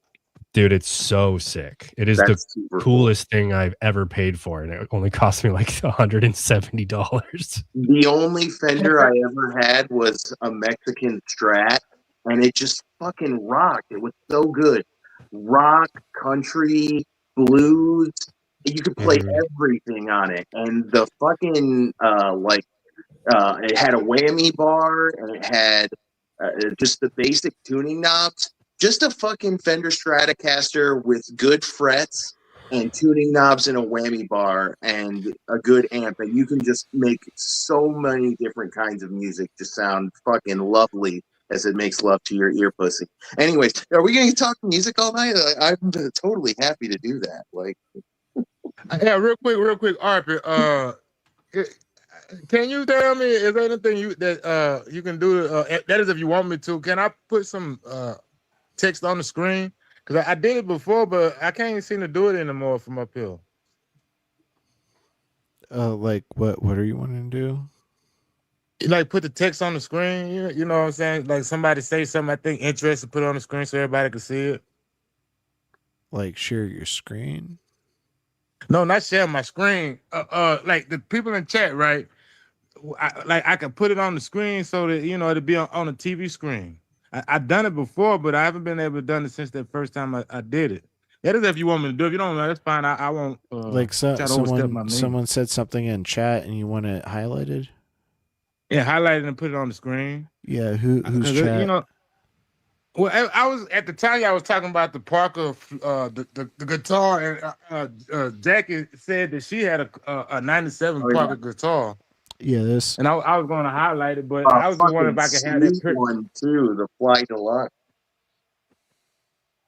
Yeah, I was wondering if I could have that privilege like I did before, but if not, I don't worry about it. I'll leave it alone. Yeah, I don't know how to do that. Okay, like, I don't even have full privileges on this co-host account. If you want to do happened, I might still. I already handled it. I got the comment highlighted. I might still be playing that Mexican Stratocaster, but to this day, it is the only instrument I've broken beyond repair, and I was heartbroken when it happened. I set it on a desk for like a second to talk to somebody in a classroom I was in, and somebody walking by, like the cord hooked on them somehow, and it fell off the desk, and the body got busted so bad that I couldn't fix it. I was totally bummed because it was a great instrument and a pretty expensive one too. Fenders can cost a pretty penny.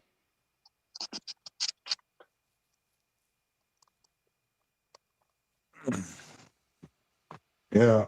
Well, can I try this topic again? I want, because I really want to talk about you guys' thoughts on the this new Texas law with this Bible in the schoolhouse.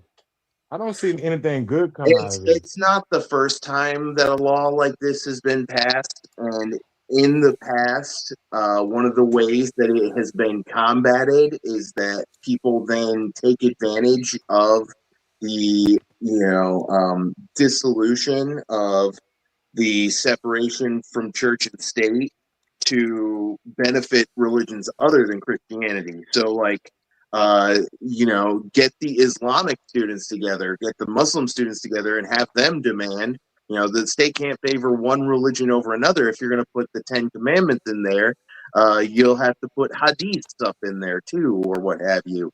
And mention that to a hardcore right-wing evangelical Christian, putting hadiths up in the classroom, they'll lose their fucking mind, and they'll see why the separation of church and state is an important thing to have in the classroom, because they'll be like, well, I don't want my kids learning that Islam garbage. That Islam. What you're talking about, it just seems hypothetical and stuff, because what worked in the past is not working anymore. These people do not care, and it seems like everything is falling apart as far as a separation of church and state. I mean, Trump even started his Department of Faith. This is not is not the past. This is now. This is different. At least for me, it feels different. It feels like this stuff is the start of the Christian Dark Ages. Yeah, Trump's disregard for the Constitution is fucking disgusting. It is for sure some next level bullshit. I get the feeling that the Supreme Court is trying to create a two-tier system where atheists be second-class citizens, because we won't have the privilege to opt out of their laws like they do with them in religious objections, to opt out of our laws. They don't got to bake the cake. They don't have to be fair. They can fuck up our healthcare because they got religious objections. But we don't have religious objections to opt out of their bullshit. So our children got to go to that motherfucking school and read this stupid ass Bible and not get taught anything that's going to help push the needle as far as status and prestige in the world. Yeah, I think that the institution of the separation of church and state has always been half-assed, half-hearted, and not really fully, honored by the government. Like, look at court-ordered AA. That's basically just court-ordered indoctrination. AA is a religious organization that requires its members to say that they are powerless to control their disease and that they had to surrender control to a higher power. That higher power is the deity. It is just a religion, and usually it's the Christian deity. It is court-ordered indoctrination, but it's partially cultural attitudes, and it's for sure. I think the separation of church and state has always been more tenuous in this country than a secular person of secular philosophy would prefer. I think that would be a good way to combat it. Now I think about it, we should try to put some type of legislation that say that we can religious object out of that bullshit, especially like they forcing our children to read the Bible in class and stuff like that. Well, you know what, McTime, I'm the kind of stubborn little asswipe that I would just say, fuck no, I'm not going to say your fucking prayer. You can't make me say under God in the Pledge of Allegiance. I'm sure there's lots of kids that are still like that. Dude, I got kicked out of class so many times because I wouldn't say under God. Yeah, been there too. It sounds like grounds for a lawsuit. Yeah, well, that was a while ago. That's not the past. I mean, the people who was in charge of shepherding in this secular state, separation of church and state, they're not being fair-minded anymore. They are strictly leaning everything towards the Christian side. Well, why do the Christians get a chance to fuck up healthcare because they got a religious objection? Why do they get a chance not to bake their cake because they got a religious objection? What can we religious object out of? We are obligated and mandated to follow these stupid ass laws, but they can pick and choose the laws they want to follow. This is not fair. This is not right, and it's getting worse. It seems like it feels like secular government is falling apart, even though it's never been. perfect, and it's never been 100% like I guess how the forefathers intended. It was functional. You're And it absolutely was fair. speaking my language, Mr. McTime, because the number of Christian evangelicals who absolutely shit their pants and threw a total toddler tantrum about wearing a piece of cloth over their face so that they don't fucking infect and kill somebody's grandma or their newborn baby during COVID was just like, it was so irritating to me. Like, you're supposed to be a fucking Christian. You're supposed to care about your neighbor, love thy neighbor as thyself, not, needlessly infect thy neighbor with a preventable disease because you're too fucking selfish to put a piece of fabric over your face. Yeah. What they had got, wasn't that like a religious objection out of to not wear the mask too, right? They religious object out of that too, didn't they? Yeah, That's even though not, there that's not shouldn't how be religious objections work. right. There shouldn't be a I mean, correlation at all. I mean, you could think of what they was doing was trying to religious object out of it, But I know they didn't use that language for that right there, that particular point. But it seemed like the same type of logic. No, they did use a lot of religious language. They would say things like, God gave me an immune system. I don't need no vaccine. I don't need no mask. No blah, blah, blah, blah, blah. It's like trying to say that you have a religious objection to wearing a seatbelt. Yeah, exactly. It's not the same as like being required to get a vaccine. But what about? Well, I mean, you got a good point there, Arthur. But I wouldn't be surprised because the government works off of precedents. As far I don't say the government, the court system works off of precedents. The precedents has already been set for you to religiously object out of shit. I wouldn't be surprised if they expand that shit more and more in the future. And everybody gonna be able to religiously object out of all kind of bullshit, except for us atheists, because we're gonna be the second class citizens. Yeah, I agree. I don't have much else to say, but that I agree. And I think, surprisingly, this new science rule that they're putting forward with Russell Vogt, the author of Project 2025, that bans international collaboration and has all these vague faith tests and shit. I think it's kind of like they're looping out for the knockout punch, like the stage beyond which the fascist conversion of our government will be pretty much complete, and there won't be anything we can do short of violent revolution to regain And what you trying to tell my the mama? semblance of democracy. People like my mama, and I was talking to a friend of mine too, and from high school. We stayed good friends for a good little while. I was talking to her today. She's all for it. My mama's all for this Bible thing in the classroom. And I'm like, well, do you know that once they go and they get rid of the secular state, they're gonna make you do their type of Christianity. You are not gonna be able to worship that tree hugging hippie Jesus. Yes, that's the issue with fascism over and over again, isn't it, McTime? When fucking Hitler had finally put all the fucking Jews in the ghetto, they started arguing about who among the Aryans wasn't Aryan enough. They started turning on each other for not being enough of the racial ideal. And there's always got to be a point of fascism. Yeah, it always eats Yeah, itself. they're not gonna be. I'm sorry. Go ahead, Arthur. Yeah, that was the end of it. Fascism always eats itself. I do want to say really quick to Austin. I found one of my really old recordings of my metalcore band. So like when we hit a good end point of this, musical break and listen. Cool. I can play a little excerpt.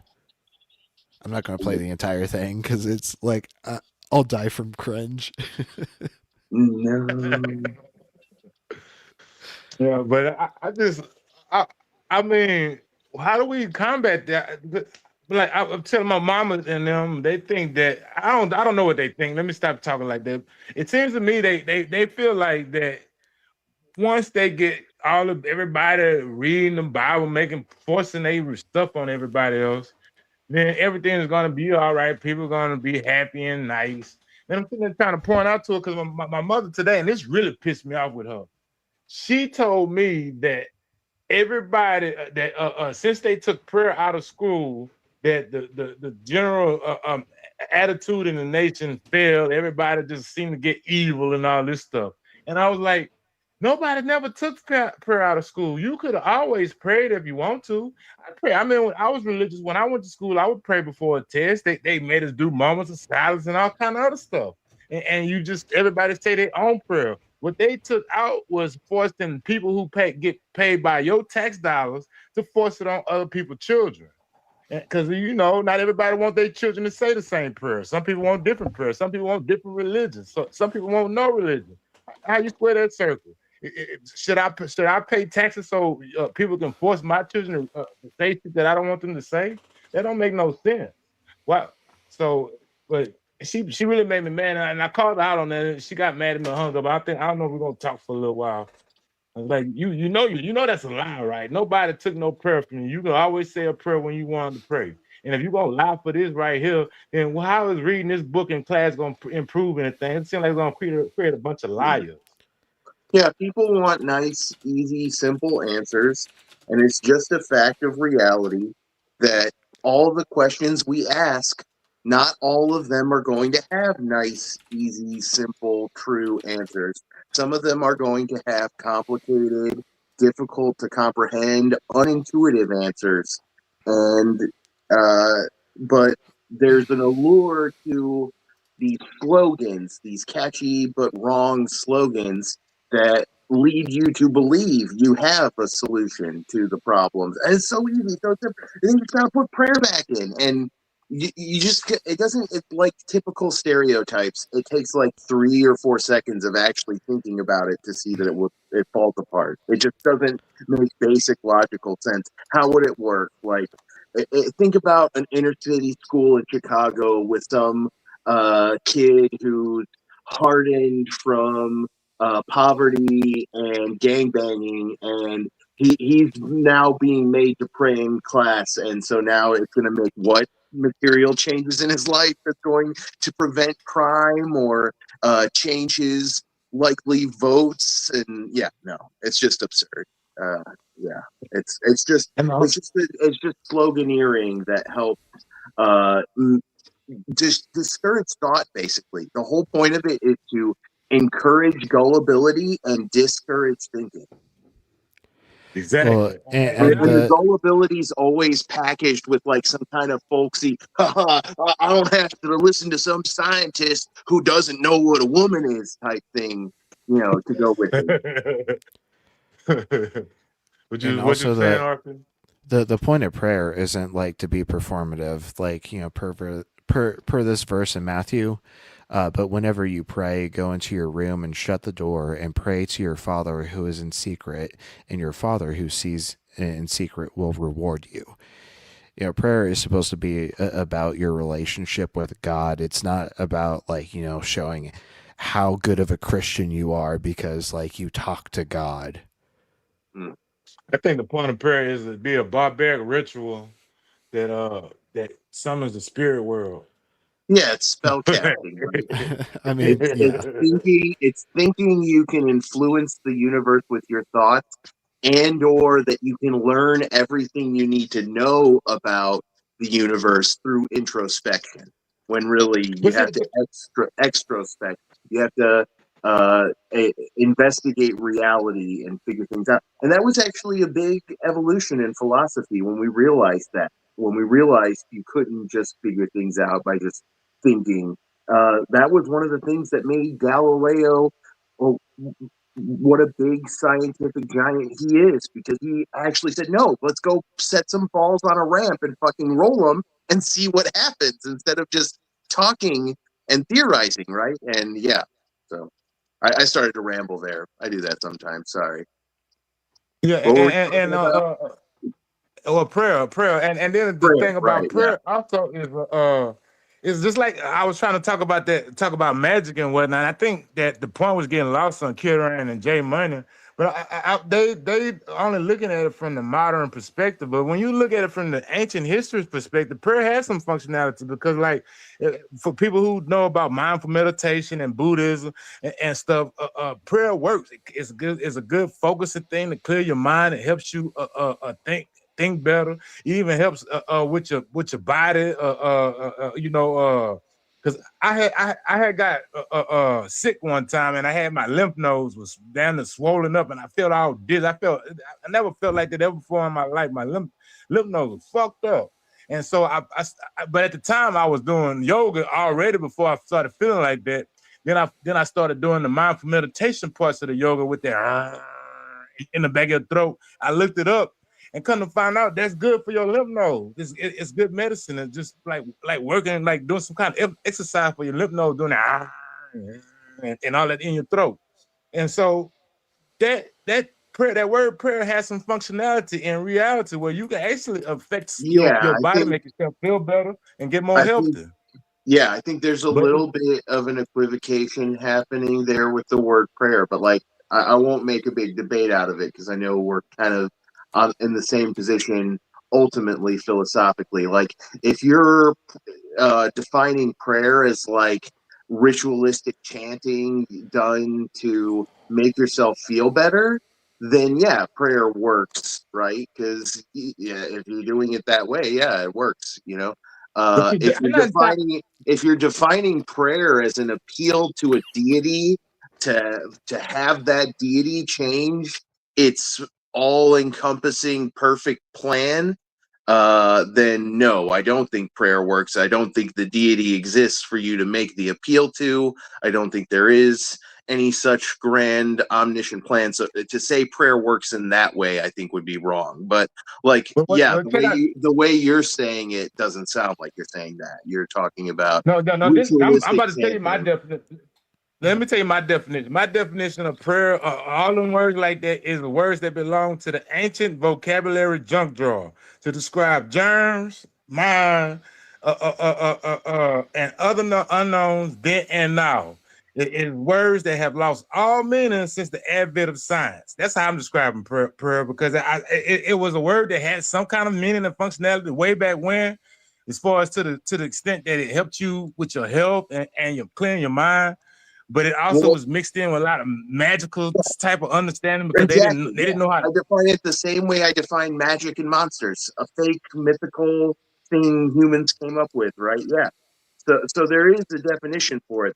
There is one real definition for it, but it's the one that accepts that there is no gods and there is no magic, and that the universe is natural, and that even if there is such a thing as magic, it probably is natural. It's probably just like technology that's so advanced that we can't tell the difference between it and magic. Which you could argue from one perspective that we already have that. Like if you went into the past and showed somebody technology from the modern era, they would think it was magic and wouldn't even understand it if you explained it. If you show someone from like 1,000 years ago a photograph, they would lose their fucking mind because they think you trapped a person in this piece of paper. Right? Yeah.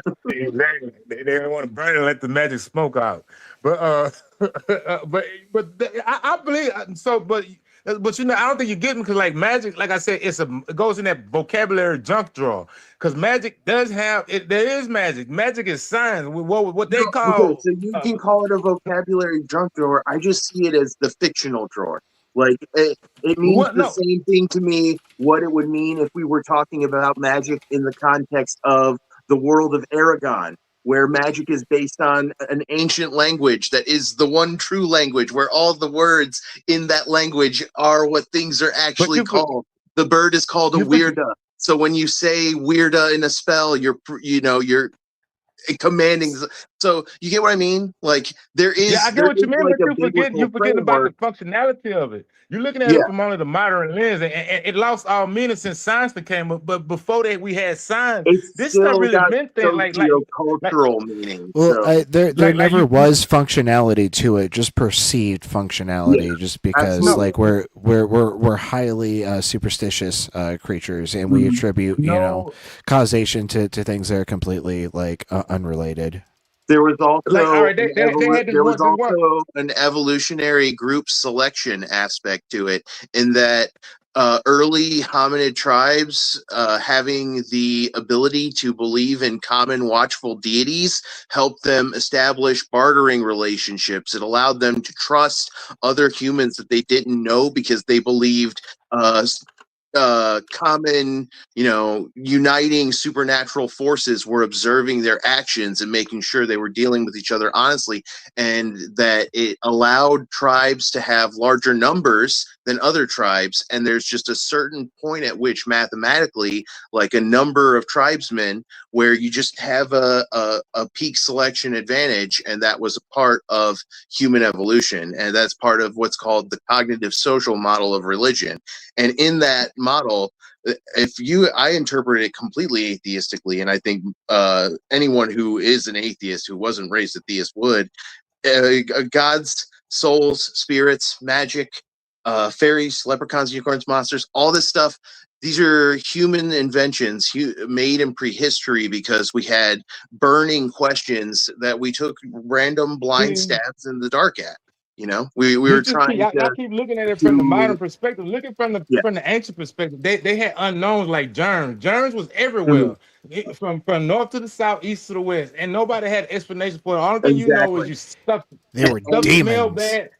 And Yes, so you call them demons, and then you start anointing people with probably oil. had real demons because they still had sleep paralysis. They just didn't have the language to explain what sleep paralysis was. So to them, a demon's a very real thing, right? And that's the functionality I'm talking about. And like, all right, the anointed one with oil. Anointment is good for keeping the germs out of your body, man. It was functionality to this. They had certain type of medicine that they made that actually worked, and they would do certain kind of prayers and singing and chanting to go along with it. And it comes to find out that the prayer and the singing and chanting was approximately the right amount of time for the chemicals to actually bind right to actually be effective as a medicine. And this what I'm saying. This stuff was some type of science. It was ancient science back then, but it lost its meaning. Now we got real science now, and so it goes into a vocabulary junk drawer with all this bullshit, just some magical confusion. Yeah, I think we're agreeing. Confusion. We're agreeing. I'm just making a slight linguistic tweak. Like I'm agreeing it's junk, and I'm just putting it in the fictional file instead of completely like unreal. Like this stuff exists, but only as a fictional concept. It only maps to people's imagination, their thoughts, their feelings, their dreams, stories that they share around a campfire. It's all fiction. Don't get me wrong, but it got true aspects to it. Like the spirit world could really be the germ world. Because if you think about every culture across the globe, had the ones that was religious type had some type of version of the spirit world. What else they had all across the globe back then was germs everywhere. People dying. Somebody take their last breath, and you might think that's their soul leaving their body. Or you got spirit is respiration. You see what I'm saying? So we have a big array of evidence. This is what the cognitive social model of religion talks about a lot, and what it suggests is that the kind of the earliest concept is souls and spirits, because the first thing humans realize is that people die. Mom or a sibling or your spouse or whatever, some other hominid that means something to you, they go from being alive to not being alive. So animism is the first religion. The thing humans come up with first is the spirit, the soul. They see the living part of you went away. It went somewhere else. And they kind of have this natural dualistic presupposition. And they look up at the sky and see the stars, or they've started learning to master fire and they see the smoke rising. Some other, like, it's a model based on evidence. So we don't know exactly what the route was, but it's a reasonable speculation, right? So the first one is just the spirit and souls, and so the realm, the other realm is just where that thing went, that animating force went, and the religion continued to evolve through that. I don't think it makes sense to say that the germ world could be the spirit world, but I kind of get the metaphor you're trying to make, but like I'm just being pedantic. Because Understand. they mix all kind of shit together that didn't need to be mixed together, like the chanting, Yeah. the singing, the ritual, and all that stuff didn't need to be in there. But they need to know how to measure the right amount of time to get the chemicals to mix right. And as far as like other things, you also got to remember that not everybody was on the same level. Hold on, let me finish this thought. Sorry. Okay. They may have had some people like savants that was using spirit and soul, kind of like how we're using it today in the modern world for germs and air. But then they may have died, and then the people that came behind them couldn't really understand it, so they start praying and worshiping that shit too. You know what I'm saying? I can bottom line it by saying that when religious scriptures were being written and all these like weird religious rules were being made up, some of them were based on actual evidence and observations, like saying not to eat pork and unclean animals, whatever, could have been based on people eating them and getting sick. Or like shrimp before they knew how to devein them. Exactly. And in that case, literally eating the poop chute. That would be a morally justified epistemology because you have evidence to support your conclusions. But in the majority of cases, I think we would both agree they're just making crazy shit up, most of which is very divorced from actual reality once you actually do it to scientific measuring and testing. Yeah. No argument out of me on that one. But that's because you got to think they may probably had more than one Einstein that came in the ancient time. They were working with something that was way out of anybody else at that time a league. And after they died, they couldn't replicate the work because they didn't understand the man.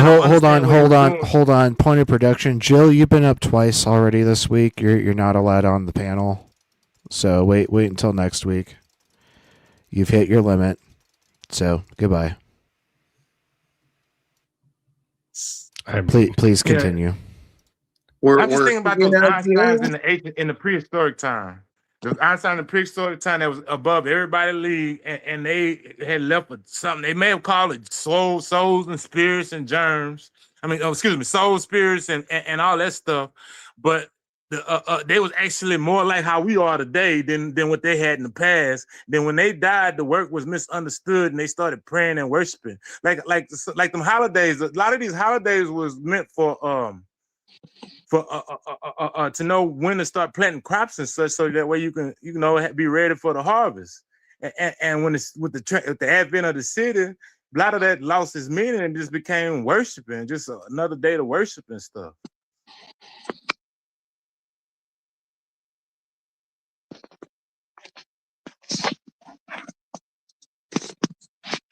What do you think, guys? Should we let Jill up and just say he's on really thin ice? No. We've set a hard rule of Jill is limited to two nights a week, and he is at his limit. We set a rule, we stick to it. Otherwise, we demonstrate that the rule can be broken. Fair enough. Okay. We're not like God. We actually stick to our set rules. There will be no new covenant on this panel. Fair enough. No. There ain't no new covenant anyway. Ask the Jews if there's a new covenant. That's just a Christian lie. Look, just like with the Mormons say, that's the third covenant.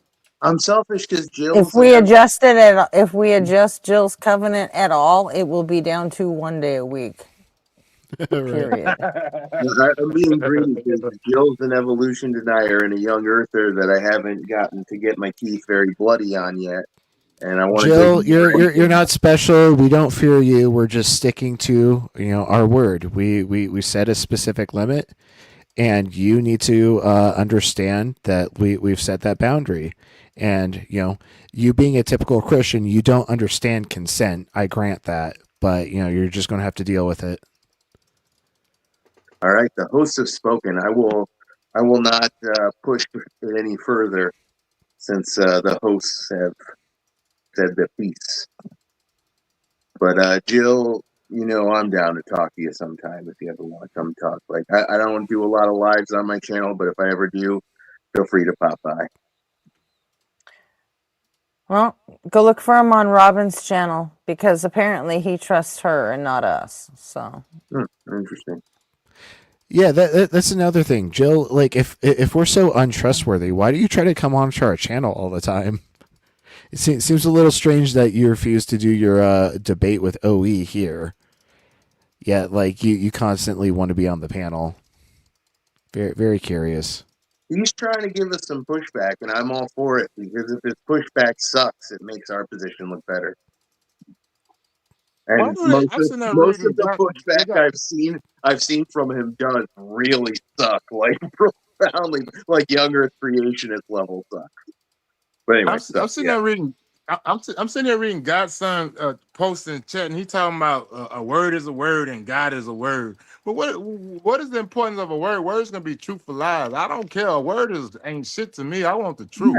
Yeah, God God is a is just word. a word that refers to a fictional concept that early humans came up with as they had an evolving mythology in which entities and agents were moving souls back and forth between this soul realm, this other fictional realm, and our realm. You know, they're coming up with animism, totemism, shamanism, polytheistic paganism, and monotheistic theism and deism, and that's finally what God comes to mean, right? Like that's what a god is. It's just a fictional character. It's an It's just the archetype word. of fictional Like characters that are from historical fiction and mythology books. we agree, God's son. God is just the word, and the only thing I'm really concerned with is the word truth. It seems like you more concerned about words than you are about truth. So I don't understand. Right. Do you care It about truth? depends how you use the word. If you use the word to refer to a fictional concept that only maps onto our dreams, thoughts, stories, and imagination, then you're using it correctly. If you use it as if it's this actual thing that did some major big thing and created the universe and fucked off, or that created the universe and has an active hand in it, that shit for sure isn't real. Check this out. Now going back to my vocabulary junk drawer, throw God in there too, and be like, what are your thoughts about maybe an ancient? Now this is our speculation here, but sometimes I can view like an ancient group of people would go around kidnapping children from other groups of ancient people and raising them up to believe that they are slaves and they are the gods, and these children actually thought these people was gods, and they passed it along to their children, and they had like a two-tier society. So yeah, that's you could call that brood parasitism, or you could just call that really fucked up mind fuckery and psycho manipulation. And yeah, humans do that shit all the time for sure. And it's it's a big part of religion. So I would argue it's the core of religion is the mind fuckery. Yeah, brood parrot. Me too. And that's one thing I like about religion. Did you know that covert operations and CIA clandestine type of classes and stuff they take a lot of lessons out of the Bible. They use the Bible to teach lessons in espionage and stuff like that. I mean, it's not just the Bible in general. It's basically all the old scriptures, but they use the Bible and stuff a lot too. I wouldn't be surprised if there's stuff about taking advantage of local religions in like psyops manuals. That would make a lot of sense. It's a part of how American forces have destabilized local governments in the past. Yeah, like the walls of Jericho is a lesson in how to turn a winning what they call it a witting informant or actor, because if you remember in the walls of Jericho, they had that woman that basically was giving them information on how to conquer that city. Now all that bullshit with the trumpets and the wall falling down, that probably was they code word to where they broke in and did some type of Trojan horse or some kind of operation, you know what I'm saying? Well, covert operation using her as the informant. But this shit is just reminding me of the old like church nursery rhyme, like 10 men went to spy on Cain and 10 were bad and 2 were good. Yeah, I mean it's all propaganda, especially the Hebrew Bible is propaganda. The New Testament, I don't know really what you call that, nation builder. in the New Testament, it's not quite the same as the Hebrew Bible, and then all it does is lock on the Hebrew Bible. Because I'd almost call it the Old Testament anymore. I call it the Hebrew Bible. Because if you ask the Jews if they got an Old Testament, they're gonna tell you, hell nah. They know how can we accept the Greeks to tell us that the Jews don't know their own damn religion? It's just arrogance all the way around.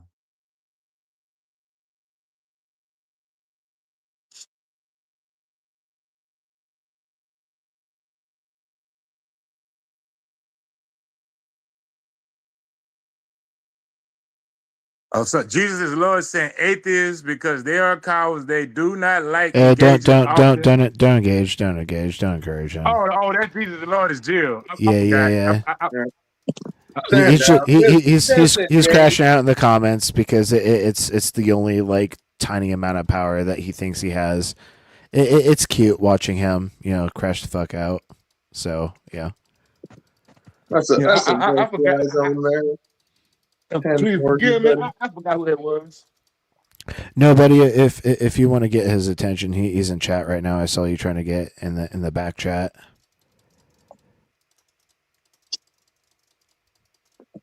Did you hear that? Oh yeah, I just chatted him. So he's all right. Sweet. It's over. If we want to change the subject, with that one. RP and Gretchen, I'm kind of curious if you can help me solve something because I've had so many discussions about this with so many different people. Am I a liberal or am I a leftist? I've had diehard liberals tell me with utter conviction that I'm a liberal. I've had diehard leftists tell me with utter conviction that I'm a leftist. Which one am I? Do you think you guys know? Well, you gotta give your position. Like there's a broad range of leftism. Like it goes from like left of neolib to like tanky, and like I'm somewhere in the middle. I'm for sure not a tanky, but I'm definitely further left than neolibs. I'm like at the level where we should arm trans women and the homeless with free guns and free marijuana and just see what happens. So tanky. Got it. Maybe. But I also was ready to vote for Kamala. Yeah. Kamala. Did I say it wrong? I'm so sorry. I just say Harris because I know. Yeah, Harris is the safest. He is a Zionist. Yeah. And it's not great. Yeah, but so were all the candidates. That's the entire point of the lesser of two evils. Yeah. But at least she was like at least a little more willing than Biden was to listen to her anti-Zionist constituents. That's fair. And like we like at this point we need to be able to make baby steps because like giant leaps are just not possible with the current establishment, and so like any sort of progress we should absolutely like hail as a success. So Gretchen says I'm a tanky. Gretchen says I'm a leftist. So here's the second part of my dilemma that I have to reveal. I was kidding based on the I was just going to say, guns Gretchen, and that I've had diehard leftists say that I am absolutely not a leftist, and I've had diehard liberals say that I'm absolutely not a liberal. So I just feel so politically. What are your takes that like have the leftists saying that you're not a leftist? Like okay, I still have compassion for right wingers. Like I still care about a lot of them and think some of them are kind people that just are misled and confused. And like a lot of leftists don't like that. I mean, that's the nature of propaganda. Like, absolutely. Like, there are swaths of people that have been brainwashed by the current media establishment. That's the entire reason Rupert Murdoch established Fox News was, after Nixon resigning, basically wanted to make sure that like that was never an issue again, and that like they'd be able to control the right wing narrative. Yeah. And so like having compassion for people affected by the established institutions, I think like makes you even more leftist. Yeah, I feel that way about Everyone, some issues too. Like I'm pro-gun, and I think that actually makes me more than less leftist. Although some There's that or saying leftists you would go say, you go far enough left, you get your guns yeah, back. exactly. But like even I think that's a dumb motto, because like most Democrats aren't against like having guns. Right. They just want like good regulation. Make sure that people that like are obviously like Yeah, prone to that's violence actually aren't what I having want access too. to those. I also want greater stringency. Like I'm pro Second Amendment, but I'm also pro making people take a safety course, making people pass more strident testing, and make I'm uh, for, a federal background check requirement in all states, in all sales, like period. Yeah. Yeah, I'm like for, I'm for all that cars are too, but far less dangerous than guns, but like we have Yeah. much harder hurdles to be able to operate a vehicle than to operate a gun. It's yeah, but really hard I'm to for. break it down by issues because you'll find that just like anything else, it's kind of a spectrum more than anything else, you know? I'm for all that stuff, In all that regulation. general, leftists and liberals, they want the same things. The Mm. the real argument is over How? tactics and strategy Yeah, or speed, really, I And can grant that. the more impatient ones are the ones that are typically consider themselves leftist. Accelerationists, fuck them. Yeah, but I mean, the more impatient you are about getting to these goals, the more you're likely to identify as a quote leftist. Mm. And See, then I'd say like far left, like the accelerationist. I put in the camp of tankies. okay, see that's what I'm talking about. You can't just take one fucking issue in one word and think where does that put me? I'm just saying that the farther you Yeah, go, you're giving a general the message. more likely you are to maybe self-identify as a leftist of some kind, And I think it's a fairly accurate. and there's probably not a demarcation line that like, oh, once I pass that, then I'm going to be considered a leftist. There's probably that line probably doesn't exist, which was I was trying to explain that to OE last night, but he just wasn't fucking hearing it. So I I think still think he was are inebriated. you able to put up a poll? Can you put up a poll and have the group vote if I'm a liberal or a leftist, or if they need more information? Well, give an account They're of always your going to need more information. give an account of your stances on like policies and like what you believe in. Okay, so The ones calling themselves leftist today, a lot of them were just calling themselves progressive like 5 years ago. Okay, fair enough. And 5 years before that, they were calling themselves liberals.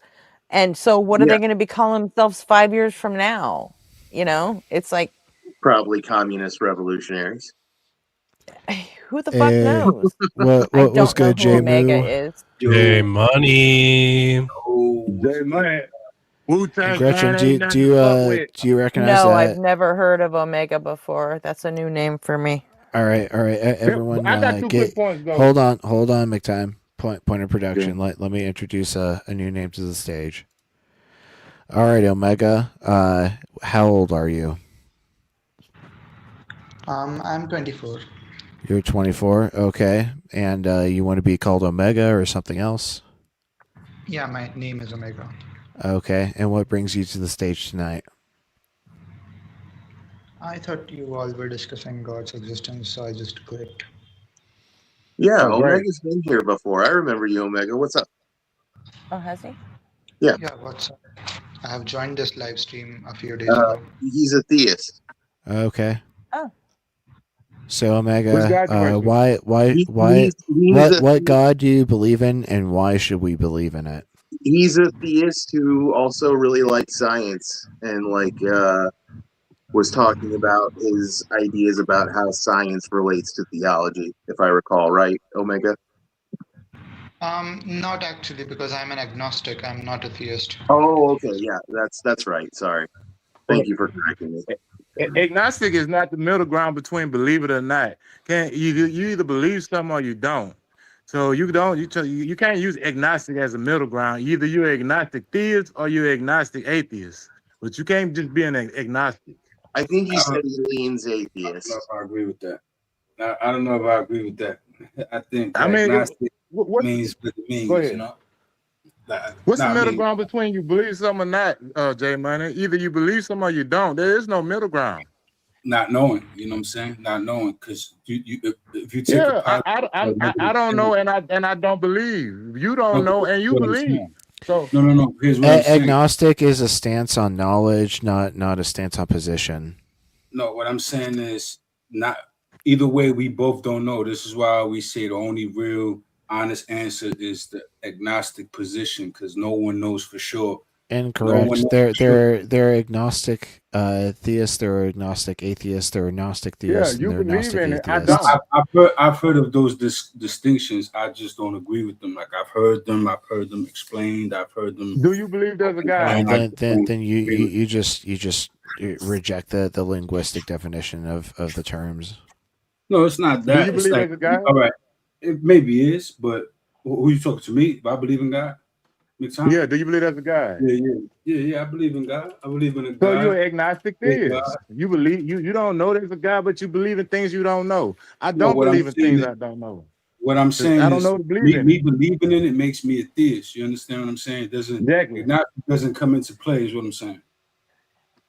What? Well, and J Money says I'm an agnostic, so we might be using these Yeah, words differently.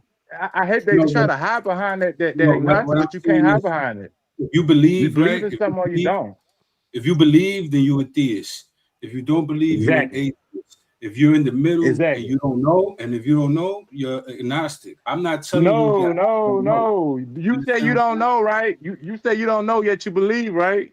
I don't have proof, but that's what I feel. Hey That's what Jay, I consult the graphic on screen.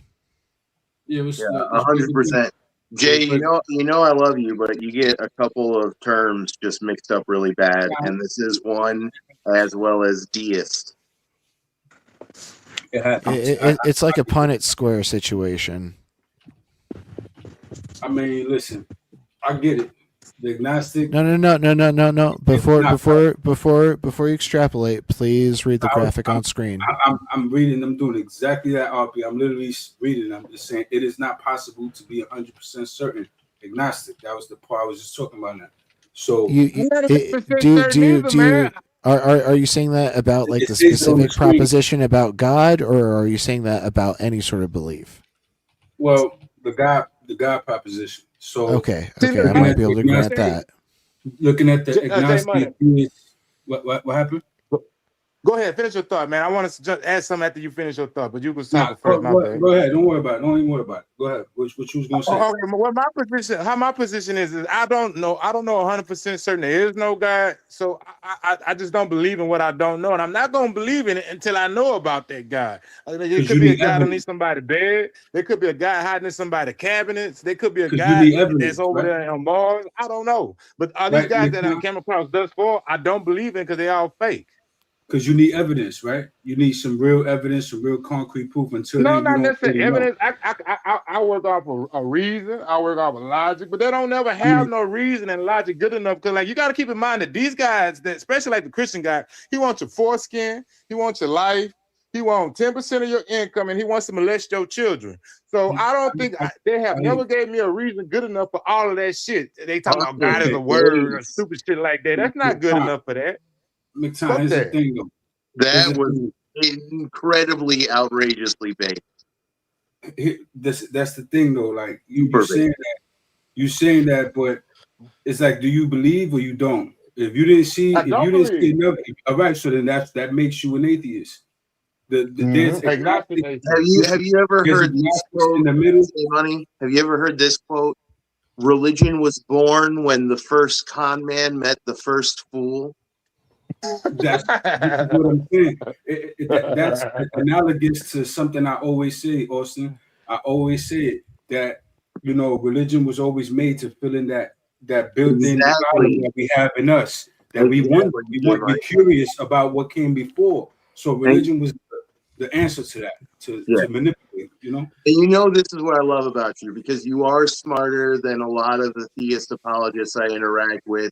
And I know your one true religion is the money, is the bread. J motherfucking money. It's right in your name.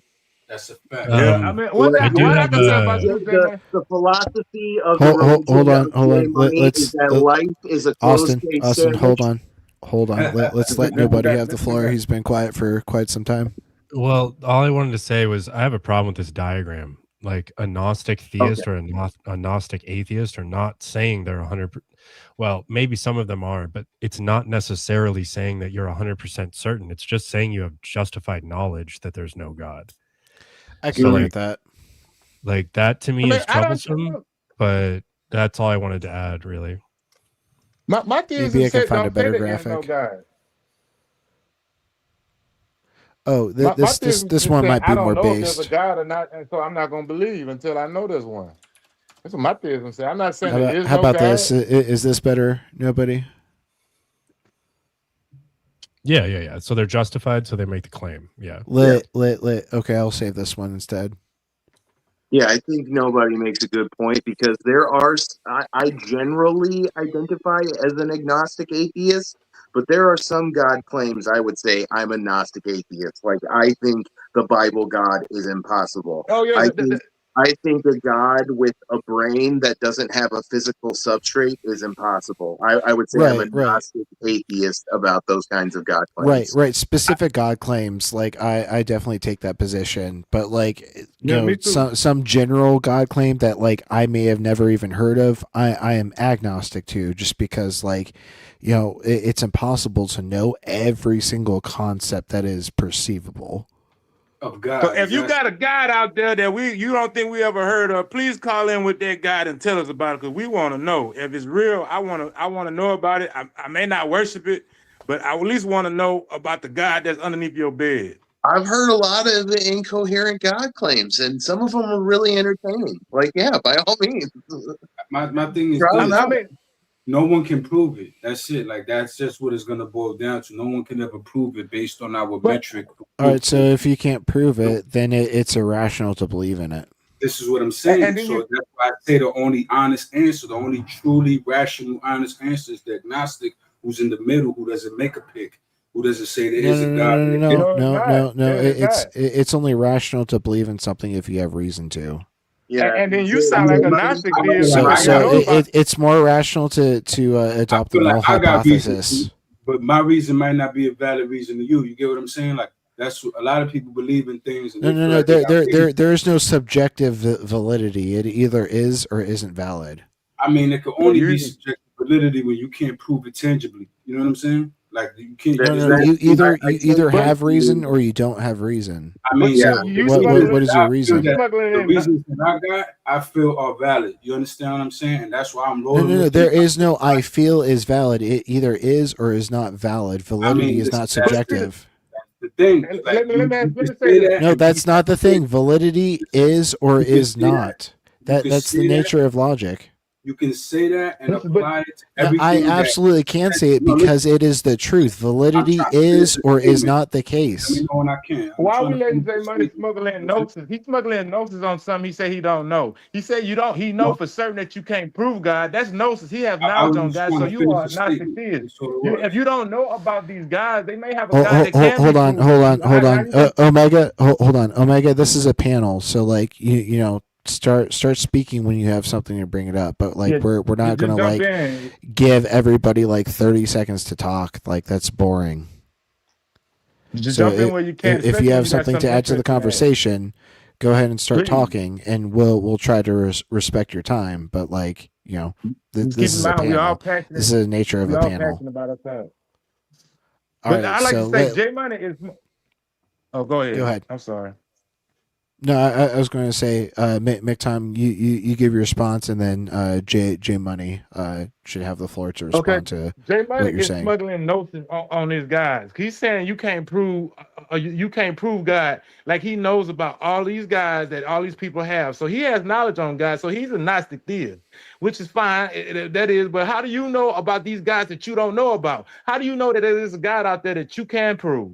How do you know this? Why are you going to make a blanket statement like how you just did about something that you do not know? It's either you know why? about it or you don't. Either you Because believe it or you don't. And when you because match we them would have together, done you it by get an agnostic theist or agnostic atheist. we would have done it by now based on our data and the way we go about things. We would have found that by now. If there is We indeed haven't found something, there's No, something that that's a exists outside fallacy. of us. No, I mean, listen, I feel like from what I've seen, based on what I'm seeing in the data, we got a very good grasp on the physical side of things. We have a very, very impressive, overwhelming understanding, even though there's a lot of mysteries, and there's still a whole lot of it. You know, I always say in the fabric of reality is nothing but mysteries. Still a lot to discover. I do All right, feel Jay. like humanity went a long way, though, right? Jay, my contention is Yeah. is the evidence or is the absence of evidence of absence? No. All right, so saying that we would have done that by now is not a valid argument. No, what I'm saying you- is that based on what we have uncovered, the way we understand what we are, how we understand how space came about and how stars form and systems form, and we could trace things back. Like we got a great understanding on the physical, is what I'm saying. It's the things that Great does I not feel are not equate to perfect. physical. There are things about us that I feel that are not physical, though. You understand? I can't prove that. Like like things like dreams, things like visions in our brains. You know what I'm saying? The fact that we experience at all. You know what I'm saying? Is we didn't have to do that. We could have just been material, just never I found you experienced know a in your sense of position where self. you at. You know what I'm saying? But it seems like to me Ooh, you're a Gnostic theist. wait. You got Like knowledge of God. this may That be never super has happened. selfish. Hold on, this may be super selfish, but we got Omega in the back chat like questioning moral realism. Omega, go ahead and No, don't unmute start and with this. give your position on moral realism versus moral anti-realism. But I was also wanting to think about all of you who are kind of subscribed to the position of realism. What about it? You want to know what about realist positions? No, like, what do you subscribe to? Oh, it's kind of a mix here. You don't open a can of worms that I'd rather not get into. Like, I don't want to speak for everyone on the panel, but I'm fairly certain that nobody and I are moral realists. What's that? Moral realist? I'm blurry on that. I don't know. Objective morals exist. There's at least one stance independent moral fact. Yep. Like what? I'm really there. Like, okay, well, so really quick, I wanted to say something to you, Jay. So when you say that like there's non-physical things such as like dreams or brain states or not brain states, sorry, like these conscious experiences or whatever. So there are many people and numerous philosophers that are professionals that would say those dreams and those mental conscious experiences, those are identical to brain states. And I'm not one of those people. I think that those people are biting a bullet. But like I guess what I was trying to point out is that like, are you sure that you know that dreams aren't mental, or I mean brain states, like physical brain states? Because they can be explained by them. No, I'm not saying that they aren't. I'm saying that there's an underlying mechanism to everything we are, our actual bodies, like what goes into our brain, like how we really connect to this. You understand? Like there's a system, a deeper, intricate system going on, and we're deeply embedded with that system in a way that we don't quite understand, you know? Well, yeah, this is what I was trying to get to, is that what you're saying is that the physical facts underdetermine the mental facts. And I agree with you. But, you know, I don't necessarily subscribe to anything that isn't physical that determines the brain. I just think that it's possible and I can't rule it out. But what you're saying right now is that the physical facts underdetermine the mental facts, and therefore you might lean towards some type of like dualism, or you know, it could be like panpsychism or like neutral monism or something like that. But just what I wanted to specify is that like not everyone thinks that like just because things are tied to brain states that means that they're identical to brain states. And like, so I agree with you. I don't think like I'm like not hostile at all to like some type of emergent dualism or some type of like neutral monism. I think panpsychism is a little confused, and I think idealism is asinine. But I just kind of wanted to like help clean that up, that like I think you're saying something that's defensible, but what you're trying to say is that like the physical facts simply seem to, this is maybe intuition on my part, the physical facts seem to not fully determine what your mental experience is. Exactly. And if that's the case, then that leads me to believe that like some type of staunch angry physicalism is false, like Omega said in the back chat, like a identity theory. I don't think identity theory is necessarily true, though I think it's a fine explanation. Yeah, I think I would base like my position is probably kind of sui generis on this. I would say that I'm like philosophically, I'm a moral non-realist, but axiologically, like in terms of my actual like value set and how I incorporate my values into my actions, I would say I probably act more like a moral realist. I just assume certain things are certain moral stances are just objectively true, like murdering people is bad, violating their sexual autonomy is bad. I just you know go with those as if they were objective truths, even if I don't believe moral objective truths are possible, like in a philosophical sense. Does that make sense? It almost sounds like. No, go ahead, Omega. What were you saying? No, I was just adding that that position is moral fictionalism, and it's useful, right? I mean, the reason why I am an identity theorist, you know, if we switch to that, then I think emergentism sort of has the hard problem of consciousness, and I really don't know how to solve that. I really cannot even think of one way to sort of solve the problem of how these particles can sort of give up an experience or mental state. So I think identity theory sort of bypasses, not solves, but I think bypasses the hard problem. I'll admit qualia is weird, but like does qualia is weird transcribe to it is impossible to emerge from, you know, these physical state of affairs? I just think that we're like given emergentism. Like to for me to deny things can emerge is asinine. And then when we start splitting hairs as to what can emerge, that seems really weird to me, because like you can't predict wetness from H2O. So, you know, by a singular molecule. I'm sitting over here thinking about electrolyte interstitial fluid in your brain and the potassium and sodium ions that form the electronic circuitry that makes the ATP process. Let's fucking go. Like, I don't think any of this is hard. Like, just putting the word hard in front of the word problem doesn't actually make it a hard problem, in my opinion. Right. So, I don't even. How are you cashing out this hard problem of consciousness?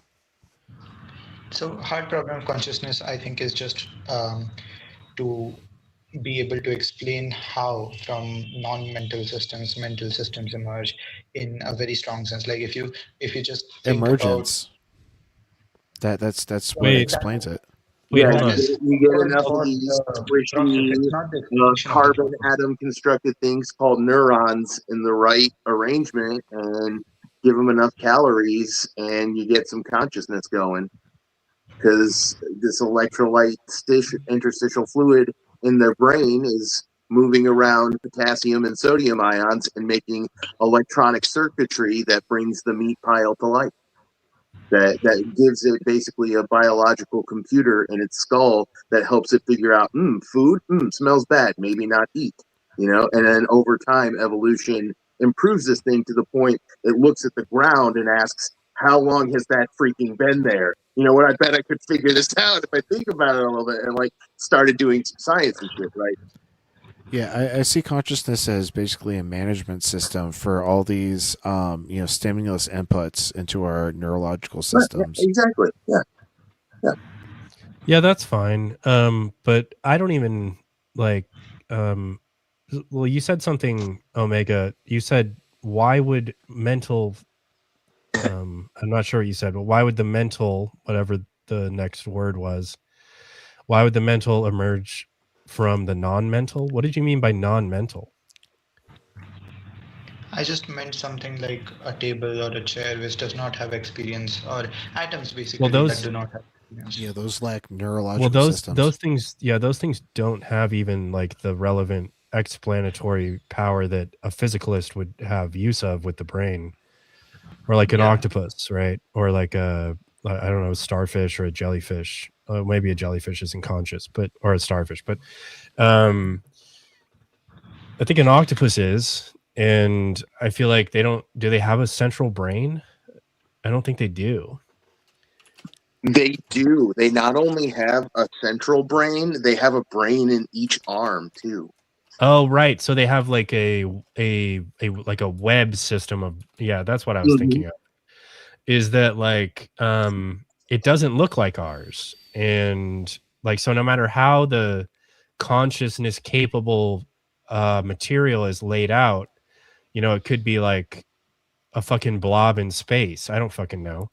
But if it's laid out the right way, like, so that's called functionalism. And so that's saying, like, whereas the identity theorist is saying it's identical to brain states, a functionalist is saying, well, as long as it has the function, it doesn't matter. It'll be conscious. It'll be a mind. It'll have beliefs or whatever.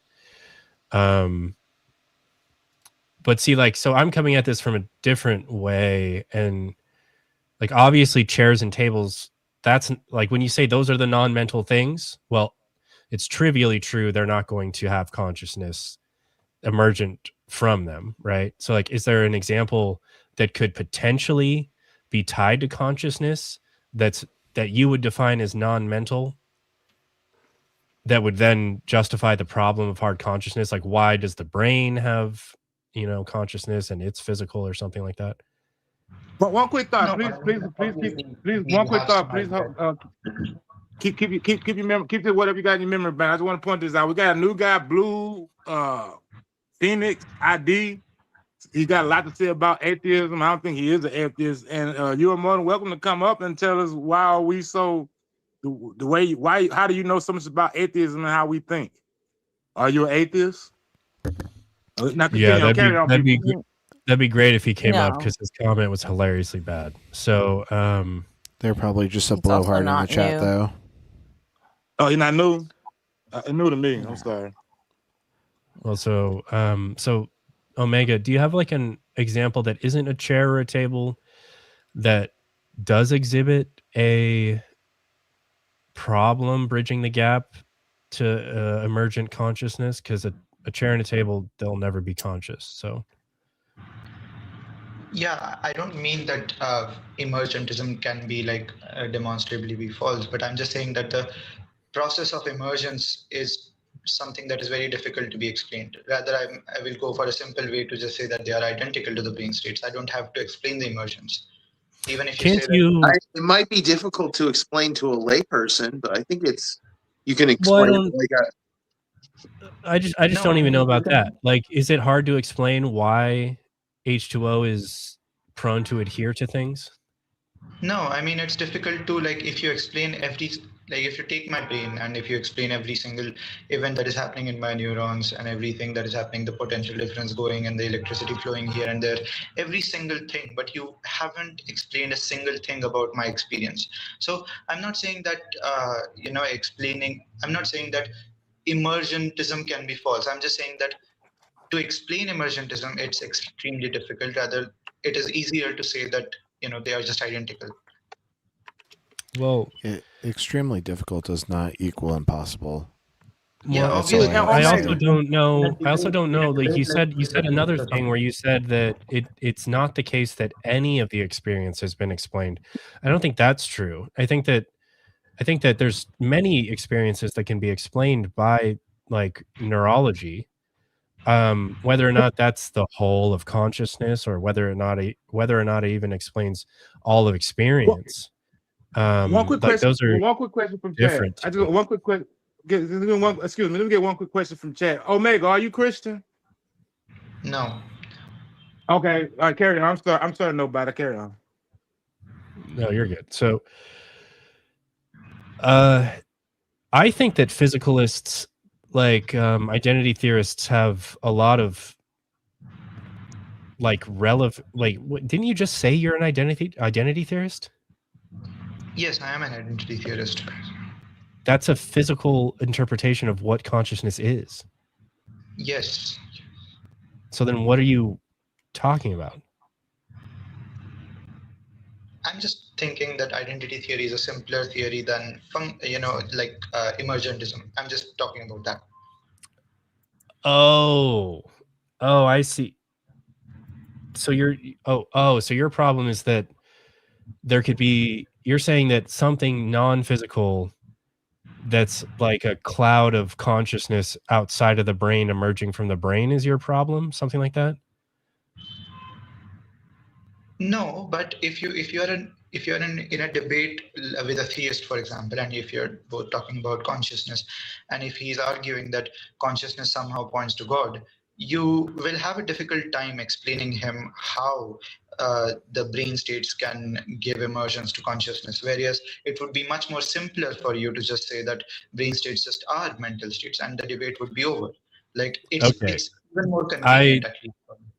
I totally misinterpreted you. But I'm disagreeing with you on a totally different way, in a totally different way. Like, I think that non-physical things can emerge from the physical. Like, I don't care. Not like, as long as it's not like unrealistic to me intuitively and there's no contradiction in some type of like modal scope where it's relevant. I don't care. But so I disagree with you, but like I think identity theory is fine. I don't have any problem with that. I think that I don't think my thing that I'm prone to is some type of like neutral monism where I don't think physical things are primary. I don't think mental things are primary. I think that these are all emergent phenomenon. And so it seems stupid for me to say that like from layers of physical stuff, something non-material couldn't emerge. I keep conflating material and physical, and I don't mean to do that, but I guess I'm disagreeing with you on like a really niche way that was like actually irrelevant, and I'm sorry for that. So never mind. Yeah, no problem.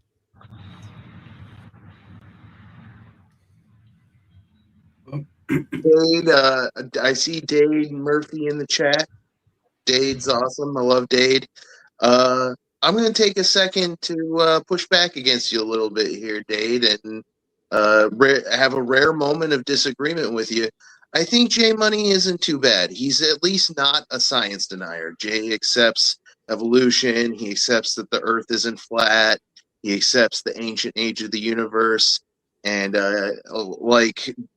because there are so many theist apologists that don't accept all those things, the bar just happens to be that low that I got to give Jay points for that. And so I disagree a little bit. We do somewhat care a fuck about the quality of the panelists. Jay is one of the better ones, I think, too.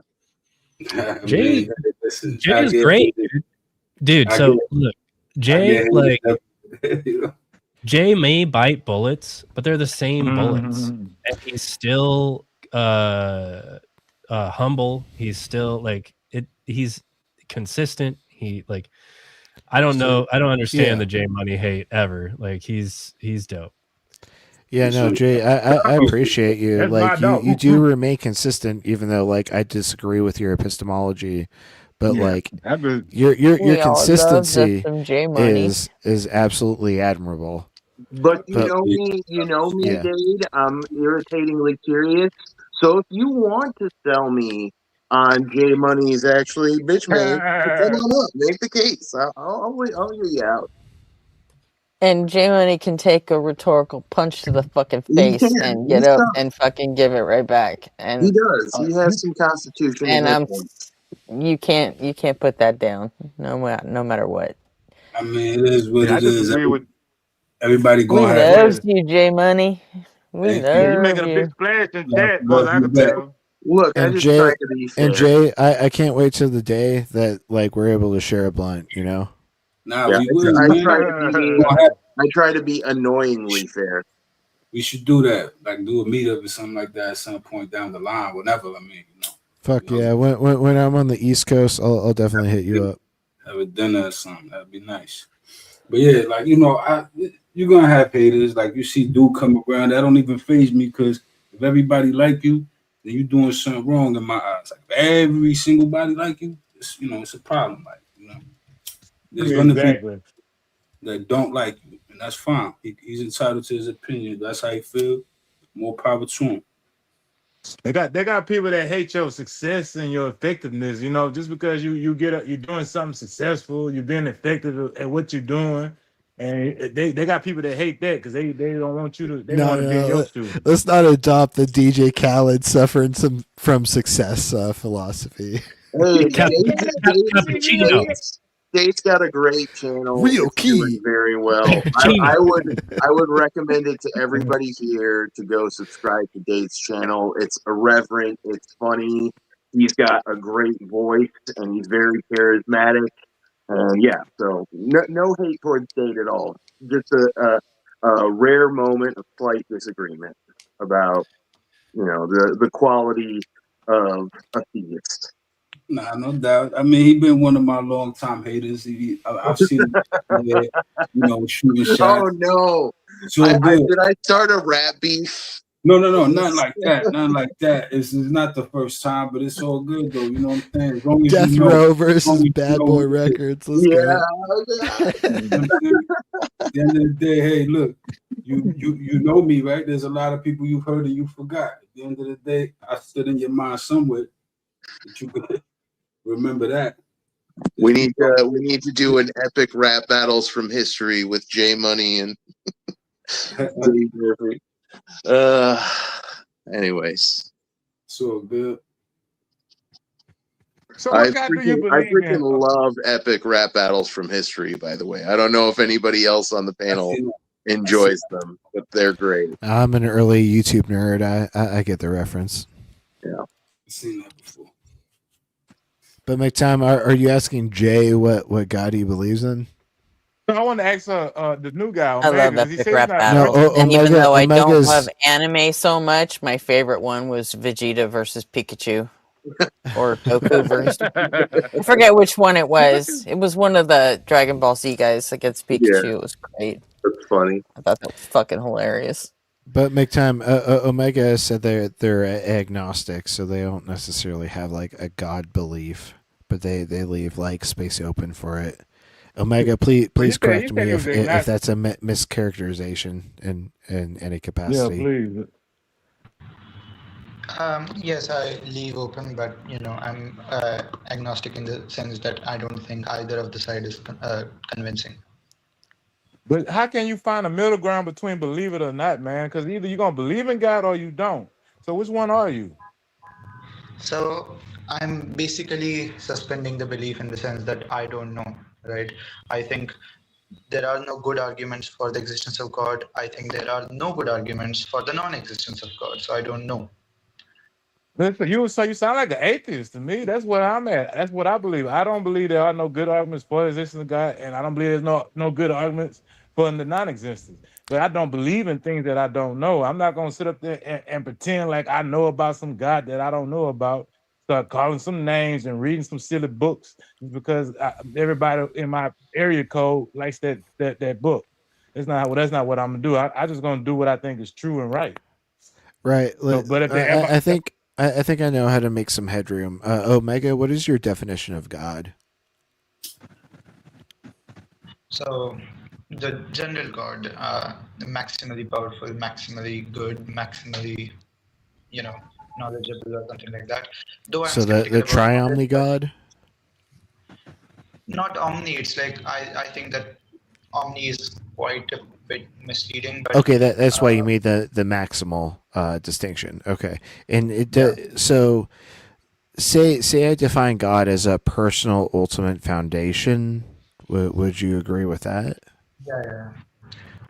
Okay, so you believe this God would have like the capacity to like make decisions and have some like sort of agency? Yeah, some sort. Okay. Do you believe that there are any elements to reality that pre-existed God or like existed like simultaneously to like things that like the God did not create? It may be mathematical or logical truths, maybe moral truths also. I'm sorry, I didn't quite catch that. Could you say that again? Maybe mathematical, logical, moral truths. What about something like time? Yeah, time also. I don't believe in an atemporal God. I don't believe that it's possible at all. I think it's incoherent. Okay, You so atheist to another God. there are necessary fundamental conditions of reality that don't necessarily rely on this God. Yeah, obviously. Okay, so like what necessitates like this God's existence then if there are like elements of reality that can exist without it being like grounded in this like foundational character? I think that causal entities cannot exist without a necessary entity. That may be some sort of an idea of a God, because whatever truths I told were abstract truths. They do not have causal efficacy. I think every causally efficacious thing can be traced back to the necessary entity. That would be a sort of idea of God that I am agnostic about. Okay, but if like time isn't created, then there can absolutely be an infinite regress of like causation, and so there doesn't need to be like necessarily a causal foundation, because there is no first moment in that framework, and so therefore there is no like causal grounding. Yeah, I sort of think about it in a different form. Like, for example, if you might know, there is in physics quantum field theory, right? And Yeah, I'm well aware of QFT. I've studied QFT like yeah, at so university. okay, yeah. So electrons and different fundamental particles have their own fields, and for example, electron is not identical to its electron field, right? It has mass, it has charge, it has spin, but Right. The electron is defined by its excitation of the electron field. yeah, it's the wave So function. these properties emerge from the excitation of the field. That's just how we define So this entity. similarly, what we can have is, these electrons and these fundamental entities make up causal entities, and even if these go back far up to infinity, still the quantum fields are grounding them, right, in existence. That's how I think of God, similar to that. You think God is some sort of fundamental field? No, I think God is a sort of grounding entity. I just used it as an analogy, like how electrons are grounded. The existence of electrons is grounded in the existence of the quantum fields. And even if the like books or causal entities or whatever extend back to infinity, still they are made up of electrons and fundamental particles, which are themselves grounded in quantum fields. So there is a sort of vertical chain of dependency, existential dependency. So quantum fields are sort of holding all of them up, right? So that's how I would think about God, not in terms of temporally causal entity, but a sort of grounding entity. I'm not necessarily following. Like I feel like I can invoke Occam's razor and just say that like the fields are the grounding for like these phenomena. Yeah, obviously. I mean, that's also a point where if you think about, Sean Carroll, his universal wave function theory, that also has only one wave function as a fundamental entity. Now, I cannot say that Right. whether that But entity is a yeah. function. I can subscribe to universal wave function. Like I'm a wave function monist, but like it doesn't have like the personal aspect that you subscribed to earlier. So like, how do you get that personal aspect from like say wave function monism? So it depends on whether I am a physicalist or an idealist, right? If someone is an idealist, then he might think that even at the basis of reality, even the wave function is not physical but mental. It's even if the fundamental structure of science is the same, the substrate on which science works would just be changed from physical to mental. And so whatever will be there in the most I don't necessarily agree with that because we have only observed physical substrate. Like there isn't been like demonstrated a mental substrate. So like, what is your demonstration that like an idealist framework could like even potentially exist at that fundamental level? No, but we don't even understand what physical is, right?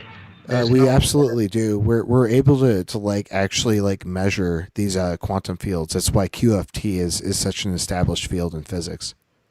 That's why we're able to make that's why we're able to make predictions and like actually like conduct experiments with the LHC. Like that's how we were able to predict the Higgs boson. If we didn't understand like these fundamental fields, there'd be no predictive ability, and we wouldn't have been able to like pre-predict or like predict the existence of the Higgs boson.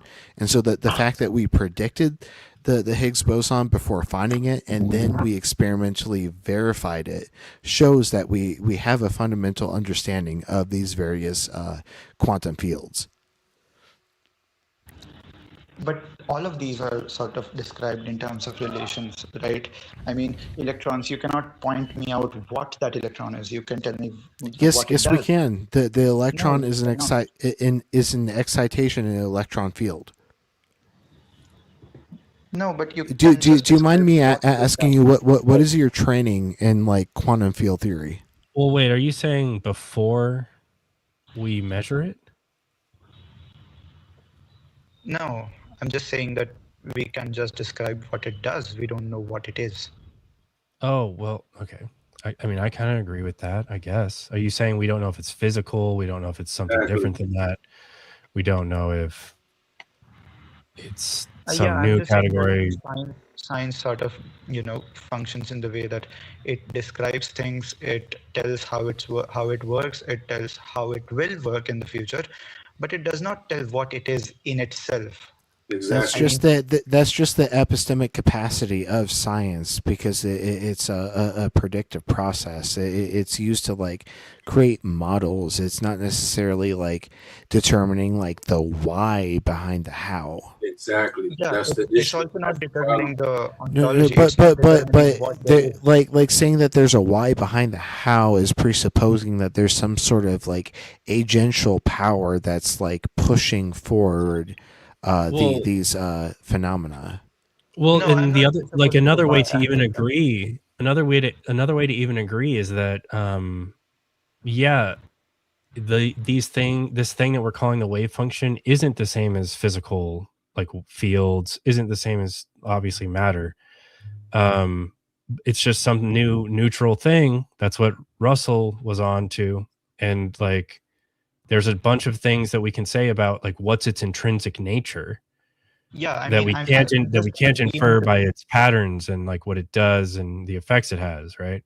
So like Yeah, just I'm just because we're agreeing not with going to the. call it physical, like I'm Yeah, kind of just unsure why we're talking about like the ontology of the wave function. the There's like reason a we are million talking answers about it probably. is because I'm trying to say that the reason why we are talking about ontologies is because once we describe all of reality, when we describe how it works, how it will work, and further predictive fruitfulness and everything like that, but the thing is that the substrate could still be mental or physical upon which science functions. There wouldn't be a single change in science even if the substrate were mental.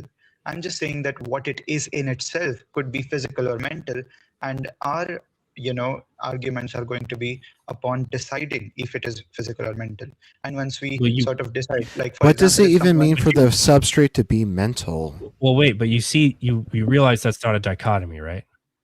yeah, obviously I don't think that it's a dichotomy, but once we sort of Well debate then, about it. well then, say when you say stuff like that, say physical or mental, or some third thing. Yeah, or some third thing, but we can have arguments about that. And once someone is Can like we? sort of convinced to the substrate being mental, then he can say that the foundational entity would obviously be mental, because substance dualism can be having some kind of an interaction problem or some sort of that. So once sort of idealism is established, he can sort of run a contingency argument, and then the necessary being would be mental, and it would be a mind, Is obviously, and there that would be is there an argument? Is there an argument for this? What did you call it? Interaction problem? No, so interaction problem is. Oh, I thought the interaction. So it's like I'm aware of it, but there's a lot of yeah. things that people say, and I'm not. Their What is? assertions. Why would I think there's an interaction problem? Like, So we see things if I that are ask, different interact all the time. Like, why would I not make some type of like inference into the metaphysical or something? I don't know. like if I asked you to describe a physical process or something like that, then if you 100% exhaustively are able to describe the physical process by physical means, then it is really difficult to see how something non-physical can be causally efficacious in that process. Like it's No, difficult to. really difficult does not mean impossible. Like that's not a true dichotomy there. When Yeah, I'm it's sorry, not I think impossible. I missed We the are talking first part. about what is What was the reasonable thing to that believe. made it hard? He said I'm if. sorry. I missed the beginning of your statement. I'm sorry. It was if this, then it makes it hard to justify interaction. So I was talking about if you have a physical process and you can exhaustively describe it by physical processes, then it is difficult for you to,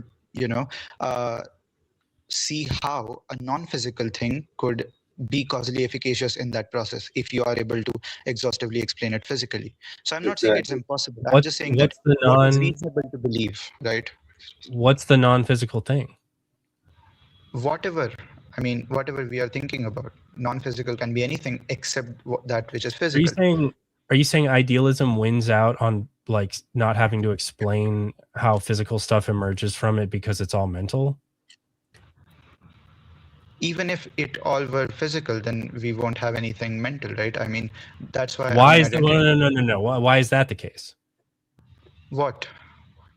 Okay, look, when we say that there are mental facts and there are mental experiences, there are people that are going to say that it is 100% just us describing snapshots of the physical brain as it evolves over time.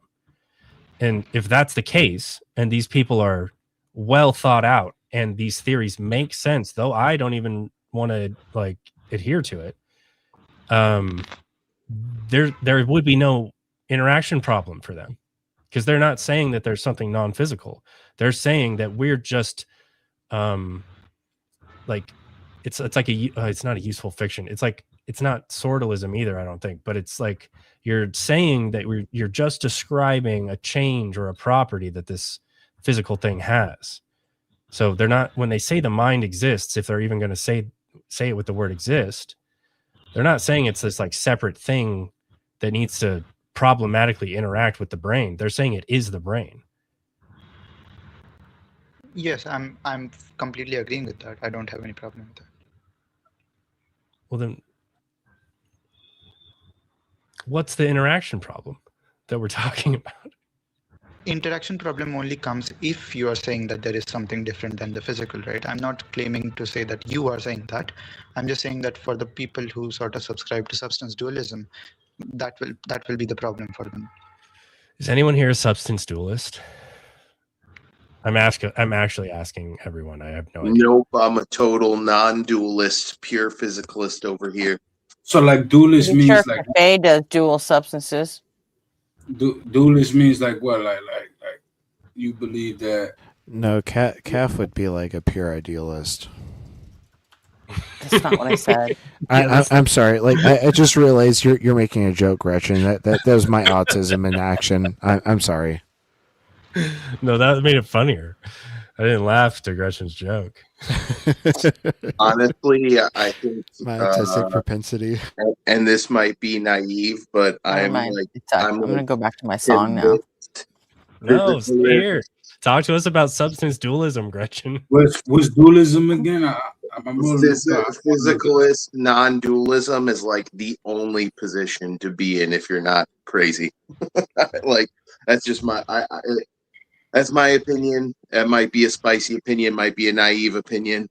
I'm open to being convinced it's wrong if you think so. But like, okay, J Money, this is, and nobody, you can probably correct me if this is wrong because you know philosophy better than me. Dualism is, as far as I understand it, it's like a belief about the nature of reality, and it's mostly geared towards explaining transcendentals, things like consciousness, love, emotion, beauty, things like that. Not necessarily transcendentals, just like the fabric of reality is like grounded in like both physical and non-physical Right. Okay. Yeah. substrates. That's a good way of putting it. Does that make sense, Jay?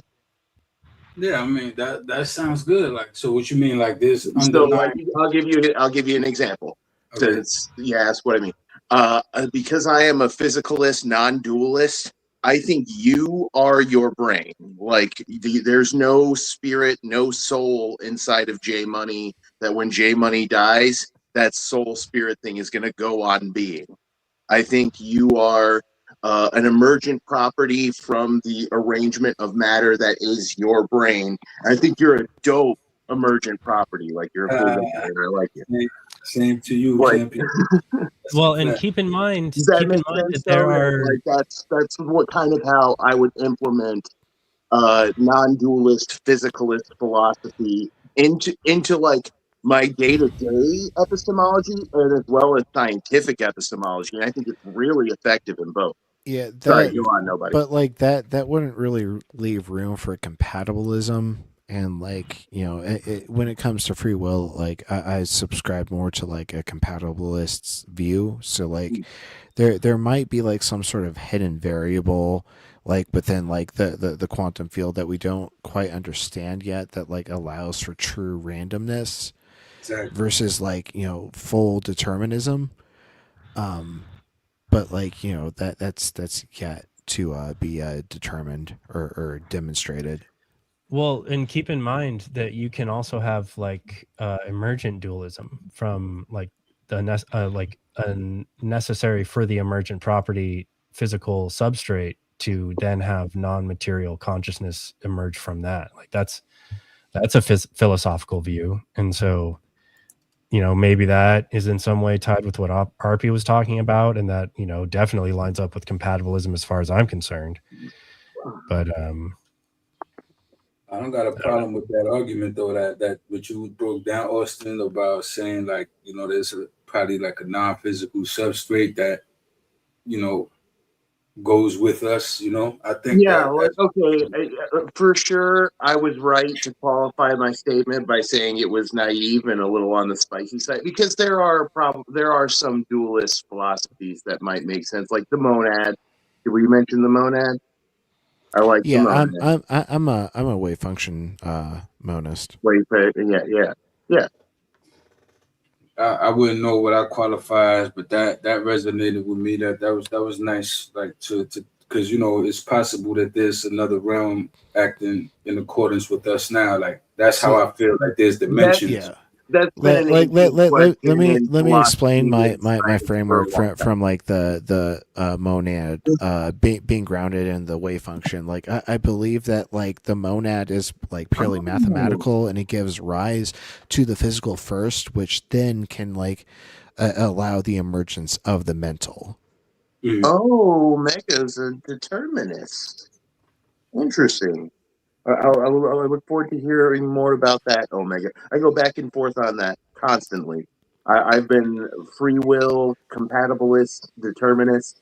Uh, I've shifted back and forth between those positions too many times to count. So I'm always interested when I meet somebody who's got a well-defined position on it. Yeah, I mean, what do you want to discuss?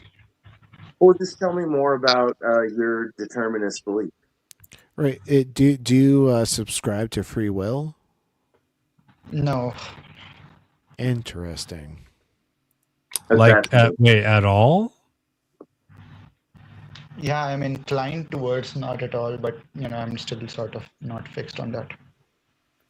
Okay. Well, all right. Based. Epistemic humility is like my favorite thing, and so I appreciate that you're leaving room for that. He's been a pretty based agnostic so far. I've enjoyed. Yeah, 100%. So like free will, you mean like free will being that since we kind of like predispositioned to make certain choices, that means we don't got free will? Like you wouldn't consider me being able to choose what I want to do today free will? Like, well, it depends. Like you could have dispositions, but then still have like unpredictability from those dispositions that are from physical states of affairs or whatever. So that would be either you'd be describing someone thinking about getting into determinism or someone who's talking about compatibilism. My thing is because it's like if I didn't have any free will, I would be like a plant. Like, right, a plant can't stop from doing what it wants to do. Like, it can't just choose to pick up a hobby and do that. Like, it has to do what it does because that's just what it does. It doesn't have right, but like a hard determinist would say that even your choices of what hobbies you pursue are determined.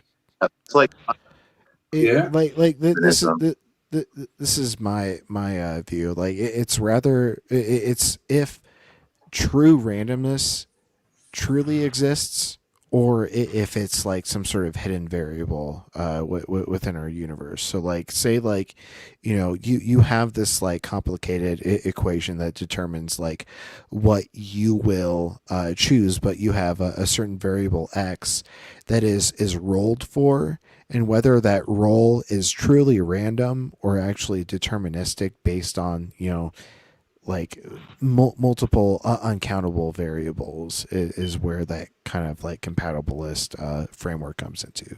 See, this is part of why I love this question, because it always sparks such interesting conversations. One of my favorite aspects of the conversation is a concept in biology called genetic determinism.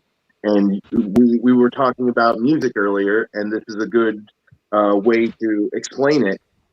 Do you think there's a certain limit beyond which I just can't get any better at guitar playing?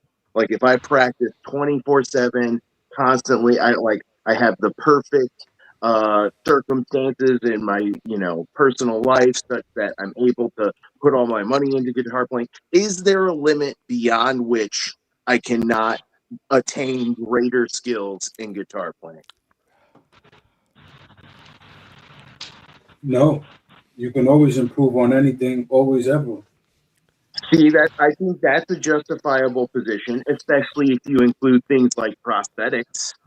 Like, yeah, like there's always technology becomes a part of your evolution as a guitar player.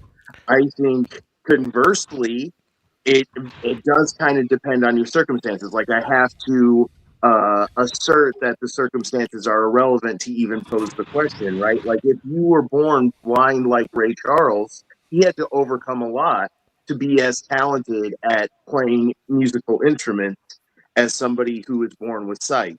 You know, sight makes it easier. It tells you with visual confirmation where to place your fingers on the instrument. He had to learn to do it without that ability.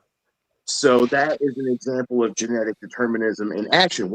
And again, that's another example where prosthetics could have changed that for him. We're getting to the level now where if somebody is born without sight, we can give them sight with prosthetic technology, prosthetic innovations. Bionics, I think, is what this field is actually called. And it's made incredible strides. But it's just an interesting question it's an interesting result of the free will conversation, because if there's certain levels of skill beyond which we just can't attain them, then it's true that we don't have perfect freedom. Because if I want to be able to play 64th or 128th notes or 256th notes on the guitar, and I just can't do it no matter what, even if I can get prosthetics and I can play, 1,300,000 blots of a note, then Yeah, that's free a will limit is of like the re-triggering rate of your nervous system. But right. like, Yeah, I want to return to like the Ray Charles and like the tactile kinesthetic kind of knowledge. Like, you don't necessarily need sight to have that sort of spatial reasoning, because exactly. many people like are still subscribe to like we only have five senses, whereas like we have way more than five senses. Like there's the sense of space, and the sense of space is way more important than your sense of sight when like particularly playing like a deterministic like framework of a piano, because like the piano keys are always going to be like in equidistant from each other. And so Great point. yeah, as long as like you have that like spatial reasoning knowledge, like you'll be able to like navigate that without sight. Right. So maybe there is free will because Proprioception. there's prosthetics and there's cleverness and innovation, and there's ways to bridge the gaps and always get better. Or it is the case that you can get better through things other than just practice, and like there's ways in which you're very close to this actual complete free will, where you could theoretically go learn to play a 1 millionth note. I think And there's just to such a clarify, large Cafe, range. that's a cool fact that you shared in the chat. He said John Roth would use his fingernail to hit the 63rd fret on the guitar. That's interesting. We're actually talking about notes, which actually refers to the tempo of the note, not the pitch, which is what the fret would control. But that's interesting. I believe there is such a large range of ability that it might as well be considered like near infinite, right, in terms of human ability. But just because of the limit of the rate of causation, there's only such a fast way that like your neurons can fire and that your body can respond due to like the length that that neural network is from your brain. And so there is like a high limit, but that high limit might be like just so incredibly high that like it might as well be impossible to reach that limit. Cafe, don't misunderstand me. I see no reason whatsoever to use dualism in a practical sense. I just think that if there is a form of dualism that makes sense, wave function monadism seems like one of the better ones. So don't get confused. Yeah, no, I'm not necessarily arguing against you. I'm just like yeah. more like constricting like your idea of a framework to like something that like does have like that physical process that takes into account like the rate of causation. within the medium of your fucking meat body. Yeah, yeah. Pepper Hizzle. And it's interesting that the conversation can lead in such directions. Like, have you ever watched any of Dr. Chris Thompson's work? I'm not familiar with Chris Thompson. He's a young Earth creationism debunker and a real biologist, kind of like Dr. Dan and a couple of other, content creators like Aaron Ra. And he actually had a debate with Grayson Hawk about free will. And he is argued from like kind of a compatibilist, pro free will position, and he did so using leech brains. And it's a really fascinating argument. Actually, it's about how the leech brains make unpredictable decisions in snap decision moments, right? Like about movement. Now, I'm tangentially familiar with Grayson Hawk through Erica Gutsit Gibbon, but what are Grayson's like qualifications as like a communicator? I honestly don't know. I think he's just a really smart autodidact. He might be a college kid too, and he's just a fucking go-getter, right? Like, he goes out to this debate with James Tour and Dave Farina. He goes out to fucking Dr. Dino's paleontology dig. He's just figured out that the way to have a dope YouTube channel is to just do cool shit that you think about doing, and fucking film it and share it with people, and they'll love it. But I know that recently, like, he's been really busy, so he hasn't made as much content. He moved. Yeah, like I tried getting into Grayson's content, but like he could not fucking navigate like his mic's audio quality to like fucking save his life. And like, because like I'm so predisposed to like being an audiophile, I could not listen to his content because it was constantly popping, constantly crackling, and just like setting off my fucking misphonia. And so I feel like I haven't tuned into Grayson Hawk for like over a year just because of those shortcomings. Yeah, that's fair. I get really bad misophonia at work sometimes. Like, my cell is right next door to my boss's, and he is like clearly stressed out by his work because all while he's answering emails and doing tasks, he's grunting and sighing and clicking and making all kinds of mouth noises. And like, oh no. And it's not like I can lean out of my cell and be like, shut the fuck up. But yeah.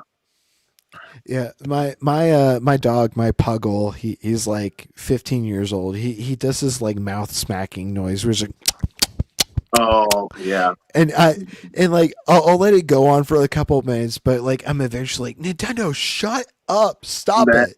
That's a common misophonia trigger. Yeah.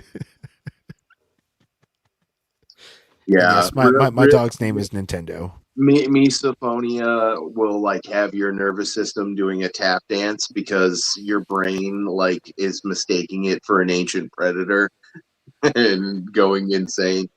Oh man, like I like have to stab my desk sometimes because he's driving me so crazy.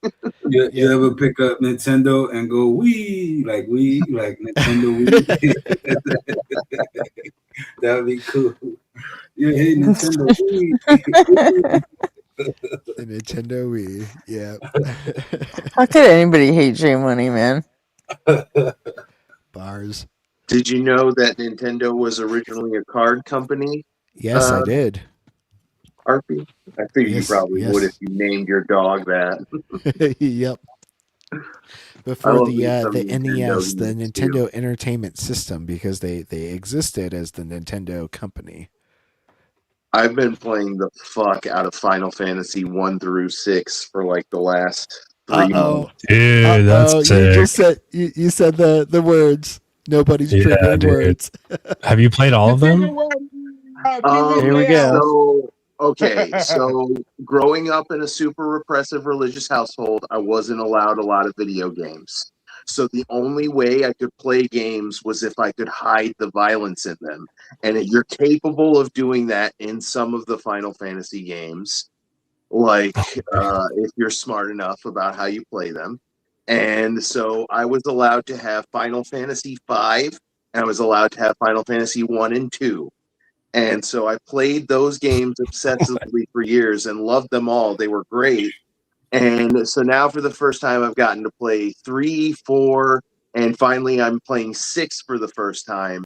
And I'm understanding what people have always told me about 6 being an absolute masterpiece. It might be the best game in the series, I think. So it's really, really good so far. We'll see how the rest of it goes, but I fucking love it so far.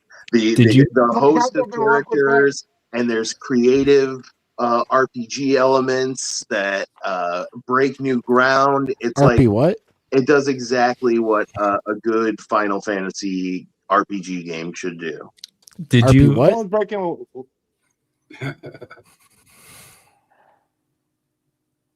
Sorry, that's my joke. Go on. Let me break in with one quick thought. What do you guys know about this guy? This is Daniel in the chat. Nothing. I don't care. I don't care. Let them crash out in chat. We're having a great discussion up here on the panel. So, Austin, right. did you play the Pixel Final Fantasy IV, or did you play Pixel the Remaster? Yeah. Okay. Have you seen the 3D one that was out on DS? Yeah. So that's the one I've been playing. I actually have never finished 4, and I've played like all the other ones. Oh, but nice. Yeah. I you haven't actually played 7. You haven't played 7, 8, 9, everything up above that? I have played some 7 and I have played some 8. I got to play those at my friend's house, and I enjoyed what I played of them, but I've never completed them. And I know that I don't like them as much as the earlier games. And I've gotten to play some of the later games too, like 10-2 and 13, and I don't like those as much as the earlier games either. Like I wouldn't play 13 is so fun. 13 is good, but I wouldn't play 10-2. 1 through 6 are the best, in my opinion, by far. Did you play Tactics? Any of the? Yeah, I love Tactics. I love Tactics, and I love Tactics Advanced too. Those are also both absolute fucking masterpieces of the video game. Yeah, Tactics. I have like thousands of hours in. Doesn't 10-2 like have way too much blitzball in my Tactics Advance, and I have it so that like everybody's mastered the ninja class and mastered dual swords, so everybody's decked out with 2 legendary level weapons, and they're dealing out hundreds of damage with their it's like not even a fun challenge anymore. It's just moving my characters flavorlessly around the map because the opponents have no chance whatsoever of winning anyways. But I love that game.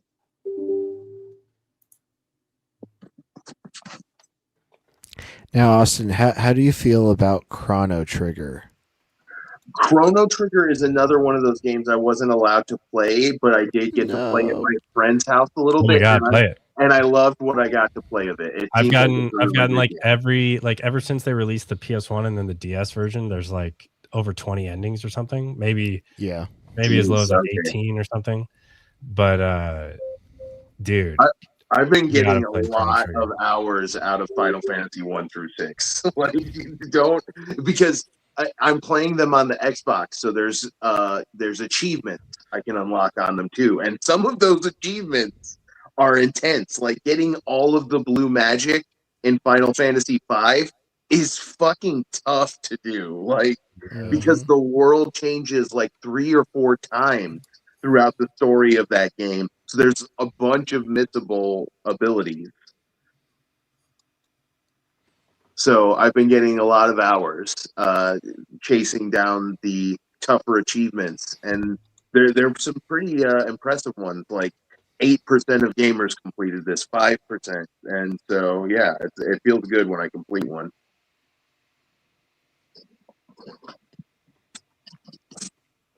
But I love games. I could easily talk about games all night. One of my favorite things in life, for sure, games. And that's video games, tabletop role-playing games, card games, board games, sports games. I love them all. I don't really like watching sports ball because whenever I watch somebody else play a game, it just makes me want to play that game. Foosball. Do you know how to Yeah, play the old I stick can and get hoop? down on some foosball. I get scary competitive on foosball. Like I'll scream. I'm talking about foosball from Waterboy. With his mama, you play that oh, foosball. I thought you were talking about. Okay. I'm just joking. And then I was gonna try to hit you with the old stick and hoop joke too. No, You you play know that what? sport? It's funny because it's perfectly relevant because as much of a stereotype as that character is, it's so spot on, right? Foosball is the devil. Abe Lincoln is the devil. Benjamin Franklin is the devil. Evolution is the devil. Mama said. Well, Omega has dropped, and hopefully he comes back to the panel since like our main discussion was on that sort of like deterministic versus like, dualism discussion. But I feel like this is a good point for me to play that old clip for you, Austin, really quick. But before we continue on this discussion. So I won't And Nick Time, there you go. Now you can, if you're gonna be chat translator, then now you can look up people's chat history yourself. What you mean? What is that? Type something in chat. So I'm just gonna mute everyone because like this doesn't require a visual demonstration, but it will like have that weird audio quality. So just one moment while I mute the panel, and then once the demonstration's done, everyone can unmute.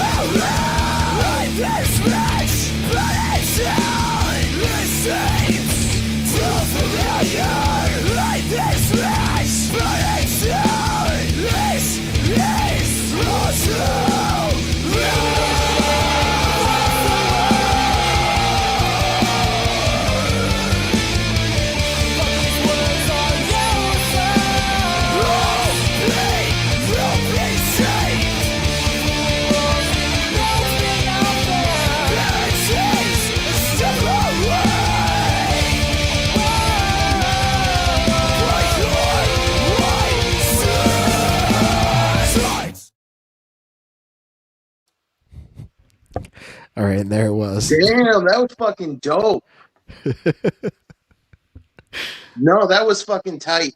Yeah, thanks. That was some thrashy riffing, and then the fucking melodic shit was really good too. Like, this is just something I love, and I think is basically necessary if you want to make good metal. You have to be able to blend thrashing with melody. You need to be able to produce some kind of melodic stuff in some of your songs, because otherwise you get super repetitive and it just gets boring. Yeah, for context, we wrote and produced that in like 2010. Yeah, it definitely had some like post-punk hardcore vibes to it for sure. But it also had some good riffing, and that's my favorite kind of like post-punk hardcore stuff is when there's like really solid riffing thrown in. Like No Effects is a great example of that. Oh, I love No Effects. Same. Nobody's going off to eat. Okay, now it's my turn. Go for it.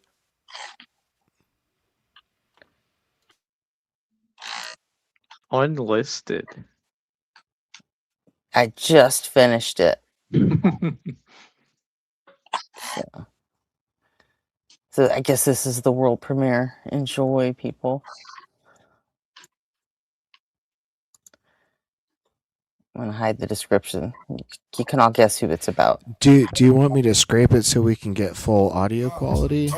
Yeah. Yeah. Uh-huh. Yeah. Yeah.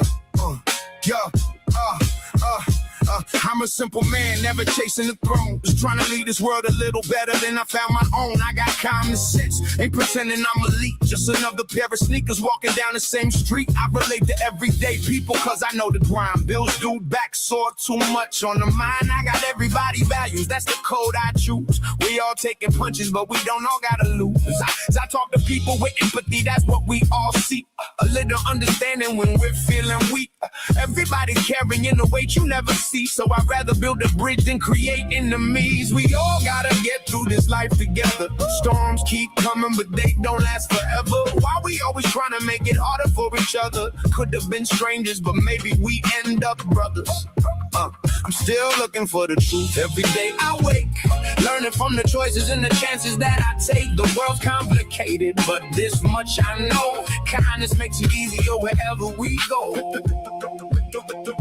Don't even care if morals are rejected or subjective. Find a way to live with stabbing me's not your perspective. Call it reason, call it culture, call it what you please. Just let people breathe without dropping to their knees. We've all got hard lives, gotta muddle through somehow. Can't rewind yesterday, only deal with the now. Every scar's got a story, every smile hides pain. Everybody's trying to dance in the middle of the rain. No need to make it harder than it already is. By making up a God and adding that God's list. Extra rules, extra guilt, extra fear to obey. I'd rather help my neighbor than worship all day. I'm not saying I got every answer in my hand. I'm just another human trying hard to understand. If tomorrow proves me wrong, then tomorrow I'll adapt. Truth ain't something fragile. It's stronger than my man. I'm still looking for the truth every single day. But it's amazing how much truth is already on display. A hungry kid needs dinner, a lonely soul needs time. A helping hand is louder than the sermon over rhyme. We laugh, we cry, we celebrate, we grieve. We all got dreams too stubborn to leave. Whether heaven's waiting or it's all we got, this moment's still precious, don't waste the shot. I don't need the vision to know what's worthwhile. Sometimes changing someone's day starts with a smile. No halos, no demons, just people like me and you. Trying to find tomorrow with the best that we can do. We all gotta get through this life together. Different roads, same sky, same changing weather. Why we always trying to make it harder for each other? Yeah. Life's already tough enough. Why not help one another? I'm a simple man, that's the way I'm gonna stay. Common sense and compassion every single day. Still searching for the truth, but here's what I found. The best place to start is with the people around. Yeah.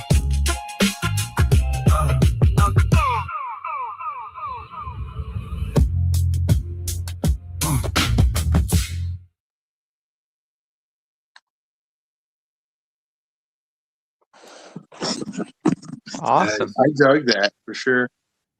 Nice. That's good. I'm kind of surprised you didn't include the science is going to do what science is going to do.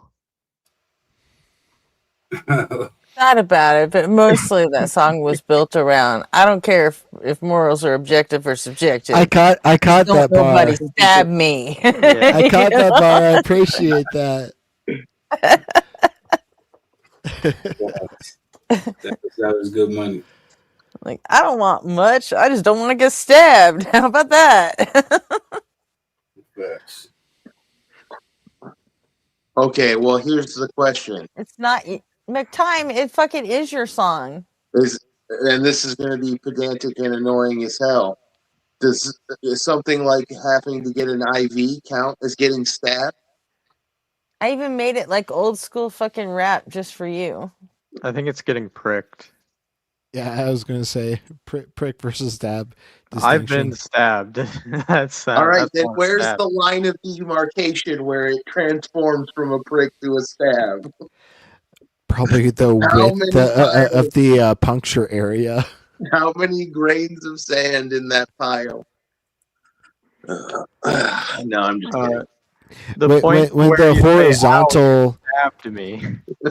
when the horizontal measurement is like outweighed like by like 3 or 4 fold by the vertical measurement. Okay, that you know what, that works.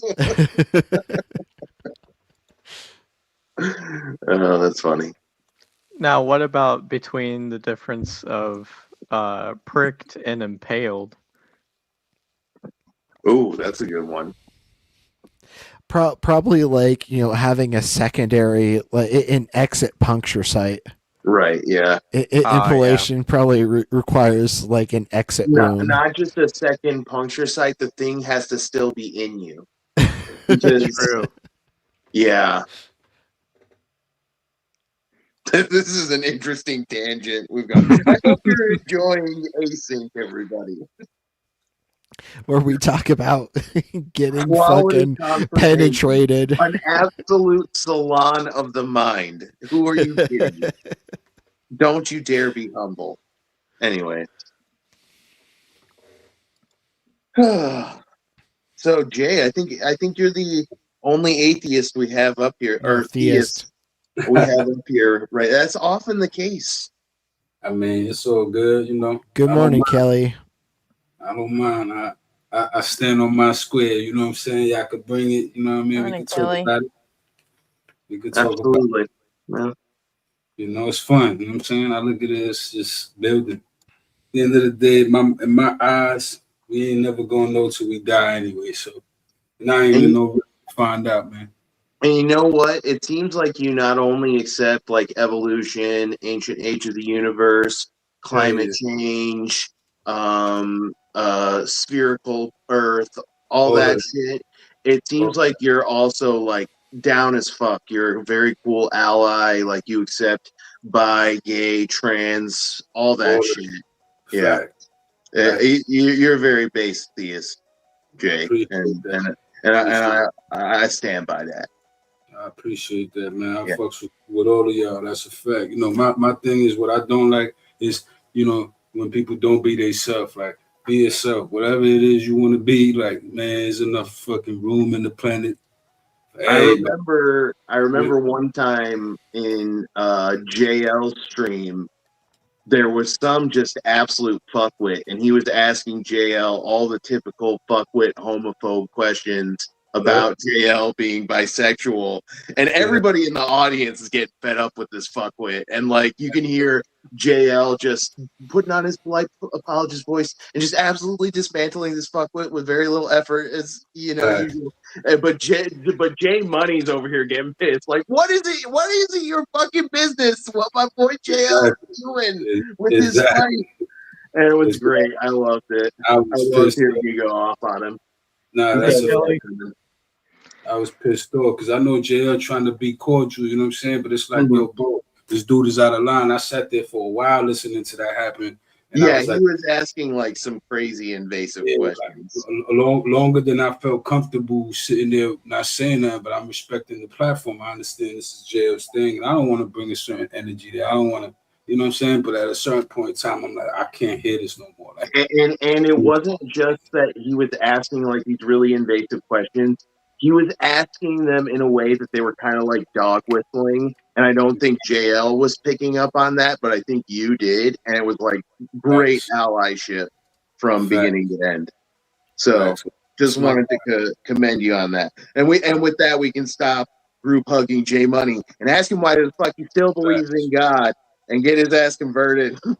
Now, you know what it is? Look, honestly, my thing is, right, it makes sense, right? And to me, it's quite possible. Like my concept of God evolves, right? It's gonna evolve next month, probably to something different. Who knows? Like, I'm still going with it. I don't have a set notion, right? Like the theists do. The theists could point to their book and lines and be like, yo, this is what it is, right? I can't do that with my thing. right? I But mean, shit, having an epistemology that isn't doxastically closed is just it's good. Period. yeah, Like, like it's I agreed. do, yeah, I do that It because doesn't make you right about everything. it doesn't make me right. It doesn't make me anything actually. It just I'm just carbon at the end of the day. I'm just chemicals. J You know? Money, I haven't heard what you believe in. Well, I it's maintain that I J don't Money know. is a deist. For some reason, he rejects that label. That's No, I And, okay. mean, we've tried to He hash is it kind of out, a and I just deist, yeah. don't think we're going to see eye to eye. I believe that God does have a role and had a role in creating this, but I do believe that God could be something more than what we think it is. Like I would credit what is responsible for humanity and for life here on Earth to have emerged, and I'm talking about from all forms of life, all microbial life, everything. You know, like for everything to have emerged. Like I feel like there was something out there that has some sort of hand in this, some sort of whether it's on the other side of some sort of dimensional wall, or whether it's something physically here with us in our. Wait, what do you mean by dimensional wall?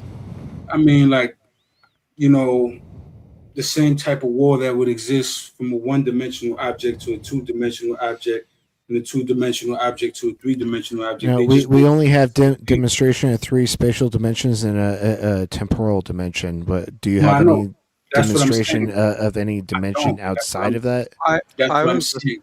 trying to So, get more so then information why about. why Hey, why McTime, do me a favor. Drop into Discord for a few minutes, please. why I'm assume that there's a dimension outside of what I'm we've not just You're in assuming. observed? trouble. I'm looking at how things already work, and I'm saying that there's maybe more levels. It would make sense to Right, me right. that there's What's the more to it. demonstration of that though? Like, do you have any We, sort of we, reason to we, believe we, that, or we've, is this an irrational belief? we've already seen two dimensions. We're in the third dimension. You know, there's mathematics that justify what a fourth dimension will be. Like we got the math for that. We just haven't like We're living in 4 dimensions, well, three spatial dimensions and a temporal dimension. This is a 4D existence. well, okay, that's what I'm saying. But the higher dimensions, like this, the math checks out. There's no demonstration of a higher dimension. Just because it's Well, conceptual doesn't mean that it's actual. no, I'm not saying that there's a demonstration. Obviously, there's no demonstration of Okay, it. We can so only then you have demonstrate no where we at. reason. You have no reason to No, no, adopt no. this worldview. Listen, So this is an some things. irrational Listen, belief. that's what I'm All saying. I wanted to know You is could what he go thought off what that. God was. You could say that all you like, but the He truth. thinks God is an alien. No. The truth remains that there will be things The you can truth account for. remains of what we can demonstrate. What we can demonstrate, but there are things that we can't demonstrate. That don't mean there's nothing there. You understand? Like you said No, earlier, just because we can't demonstrate doesn't mean that there is something beyond that demonstration. It goes I'm back to telling you that I'm the putting my gumball jar analogy. I'm telling you that I'm putting my bet on that. I understand that I don't got proof on that. That's Okay, why I'm okay, my, and as long as you admit that that is an irrational belief, I'm okay with that. I've already said, and I said it earlier. If you play it back, I said that the only true rational, honest, true stance is the agnostic who doesn't take a positive stance either way. Do you believe it is irrational to believe that there is a dimension beyond our 3 spatial dimensions and I'm one saying- temporal dimension? To me, believing. No, that's a yes or no, Jay. I just need that. I just need what I'm that. saying. Like, just listen to what I'm No, saying. I can absolutely expound on your conception if you're able.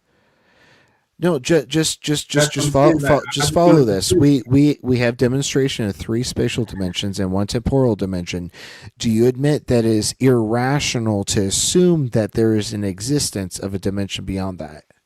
I think that assuming any factual claim about anything that's not scientific is irrational. But that's not Okay, what I'm thank doing. you. I'm giving That's all I my needed. opinion. No, listen. Yeah. Now go ahead and give your speculation now that we've just. Listen, that's what I've always been doing all along. So you're not making a point right now. That's what I've been saying this whole time. I'm just establishing it for people on the panel and for the audience. And now that we have established that speculation, we can absolutely discuss it. I said it earlier today in this stream, so you didn't have to clarify. No, that wasn't established for this specific discussion. It was. I literally said earlier that the only honest, real, rational, true answer is the agnostic answer. The person who doesn't take a positive stance either way. No. That's more general than the discussion that we're having right now. I'm telling you that. No, but no. Your agnosticism goes like both ways towards the negative and positive. Whereas I'm trying to establish your agnosticism towards the positive of your claim right now. Yes, I believe. There is no agnostic position. Like we understand that there are at least 3 spatial dimensions and 1 temporal dimension. By you trying to apply your earlier admission would be admitting that you don't believe that there are actually the 3 spatial dimensions plus the 1 temporal dimension. Therefore, your agnosticism in this specific scenario only applies one way, and that is towards the positive of adding any sort of extra dimensionality. I ain't gonna lie, you lost me a little while. I just didn't want to cut it. Yeah. I'm sorry, Jay. I have a question, Jay. I still haven't gotten an answer to my question. Oh, sorry. Okay, you did ask. I got interrupted first. That's true. Yeah, I'll mute up. You don't have to do that, RB. I wanted to listen to what you said. I really got lost somewhere at the end of that, and I just wanted you to rephrase.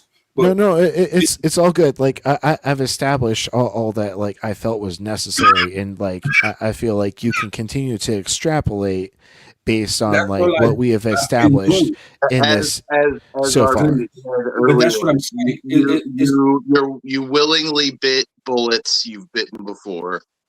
Yes, this is what I'm saying. This is not nothing new. This is not nothing that was established now. Like I said it earlier in the stream, and I will say it again. Science is the arbiter of all truth. It's what dictates everything. That's what I stick to when I'm talking fact claims. When I'm telling you, RP, this is how it is. This is a fact. When I do that, I'm pointing to scientific data. When I stray away from that, I tell you, hey, RP, this is what I think it could possibly be, right? What you might say, why? I'll tell you why, my reason, right? And it might not be scientific data, but I'm not presenting it to you as a fact, right? I'm not presenting it to you as a fact the way I would telling you the sun, is going to come up tomorrow, because we're going to rotate a certain way and we're going to see the sun tomorrow. There's certain scientific facts that I can give you, and that's what I will pass to you as a fact, right? I'm going to always discern and distinguish what my opinion is from the facts.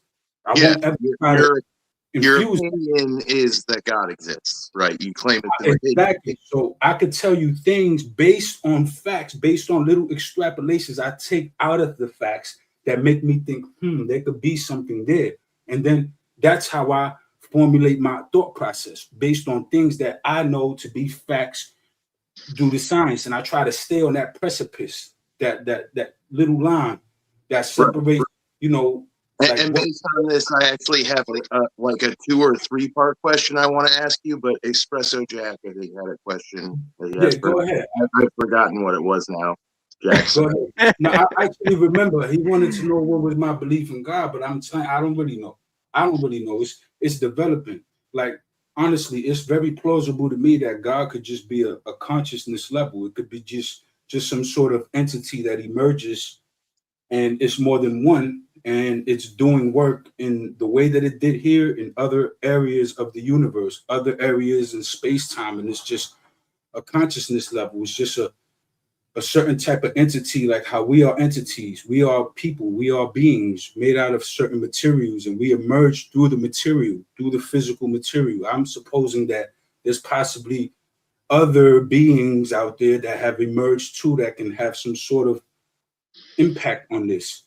Just the very universe we exist in is very mysterious. We got black holes very close to us. finding Right. all kinds of stuff. You know what I'm saying? So, you know, next month we're gonna send out a big ass telescope, like the you know, the Hubble, but 100 times bigger, the Nancy Grace. You know what I'm saying? That's gonna be amazing. Like, I want to see what science finds out. Imagine what the science in 10,000 years will be. Not that I'll be here to see that, but imagine. You know what I'm saying? Imagine. So Well, I don't think that you're the appealing science to is. the possible existence of exotic fields of future super science. Is that fair to say? You said what was the beginning part? You said the field of super science. What was the beginning? You're appealing to the possible existence of future fields of like super physics, super Hell yeah. astrobiology, and like Oh okay. hell yeah. Oh hell yeah. I believe that there's a lot more going on. I feel like we are connected. And you know what? All like, Honestly, that's a more sophisticated argument than I get from a lot of theists. But so I do have some questions that I think are related. But I think Jack had a follow up he wanted to ask you there, Jack. What you Yeah. were asking? Yeah. So if I get this correct, you are withholding belief in an actual definition of what you think God is because of the future science that we may gain? No, what I do is right. I start from today, my present self, and I question the anomalies. Not just today, my present self, but like again, that little precipice of where science is at, that limit, that frontier of where we at. I try to like find out, okay, where are we with this? Where's our current understanding of this? And then from there, I'll make my theories and my thoughts. You know what I'm saying? And then I look at myself. Remember, I'm something that's experiencing life. I go through things, but I don't see what made me. You know, we're seeing the YouTube code right now, right, being output, and that's how we're here. But these are just words that are being coded and projected out. You know what I'm saying? Something is projecting it. You see what I'm saying? And that's happening somehow through us. We don't see the inner workings and what goes into why Well, we I are. do. I do. Like We as don't. it pertains to computer code, but Yeah, I not think like. No, what I'm saying is you do when it comes to computer code because you know how to extract. It's mostly a fast Fourier transform. We can't It's either extract that on or out off. of ourselves. That's all it is.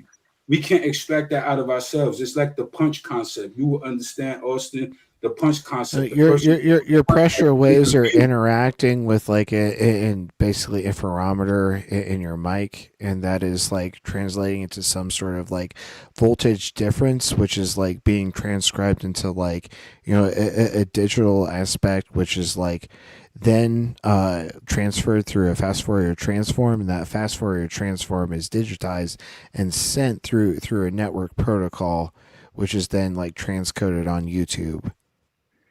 Essentially, yeah. understand. And all that happens in like a split second, I get it. and it's It's pretty a process. fascinating. It's a process, right, of something deeper. It's not just a page, right? It's not deeper. Like we understand It's it. a process. No, we understand it. You're right. But what I'm telling you is that there could possibly be processes that we don't understand that are happening and have a similar know they are. physical biology. You understand what I'm saying? Because we are the experience. We don't see what underlies us, what went into making us. We weren't aware in that time. We are the experience. We are the carbon. I don't think I want to be aware of what created me, like the actual experience. I have no interest in visualizing that in my head. Can I get a couple words in? I had a few questions I wanted to ask, and Go ahead. Then. Actually, Go ahead. it's like an overarching question, but I want to ask it in a few I got parts. to ask a question.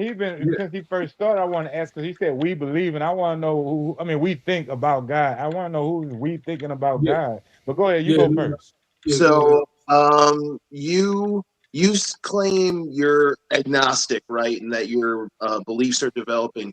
Are you at a point in the development of your beliefs where you're willing to put like a percentage or a range of percentages, or make some kind of probability statement about what you think the likelihood of the existence of certain gods are. Like if I ask you to say, uh, give me, obviously you think, because you're agnostic, that there's some percentage chance that atheism is true and there are no gods. So my first question is, why is that correct? Can you do you understand what I'm asking? I guess what you're saying is like, if I could see it so many different ways, why can't I see it that way? Right?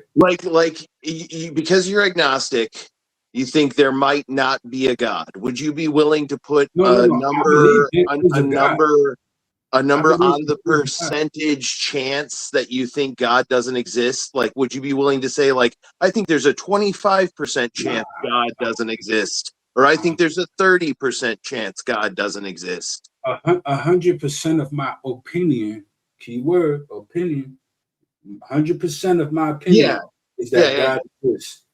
And that right. And I'm not asking for an opinion. I'm asking for a probabilistic statement about what you think the true state of reality is. That's what I'm saying.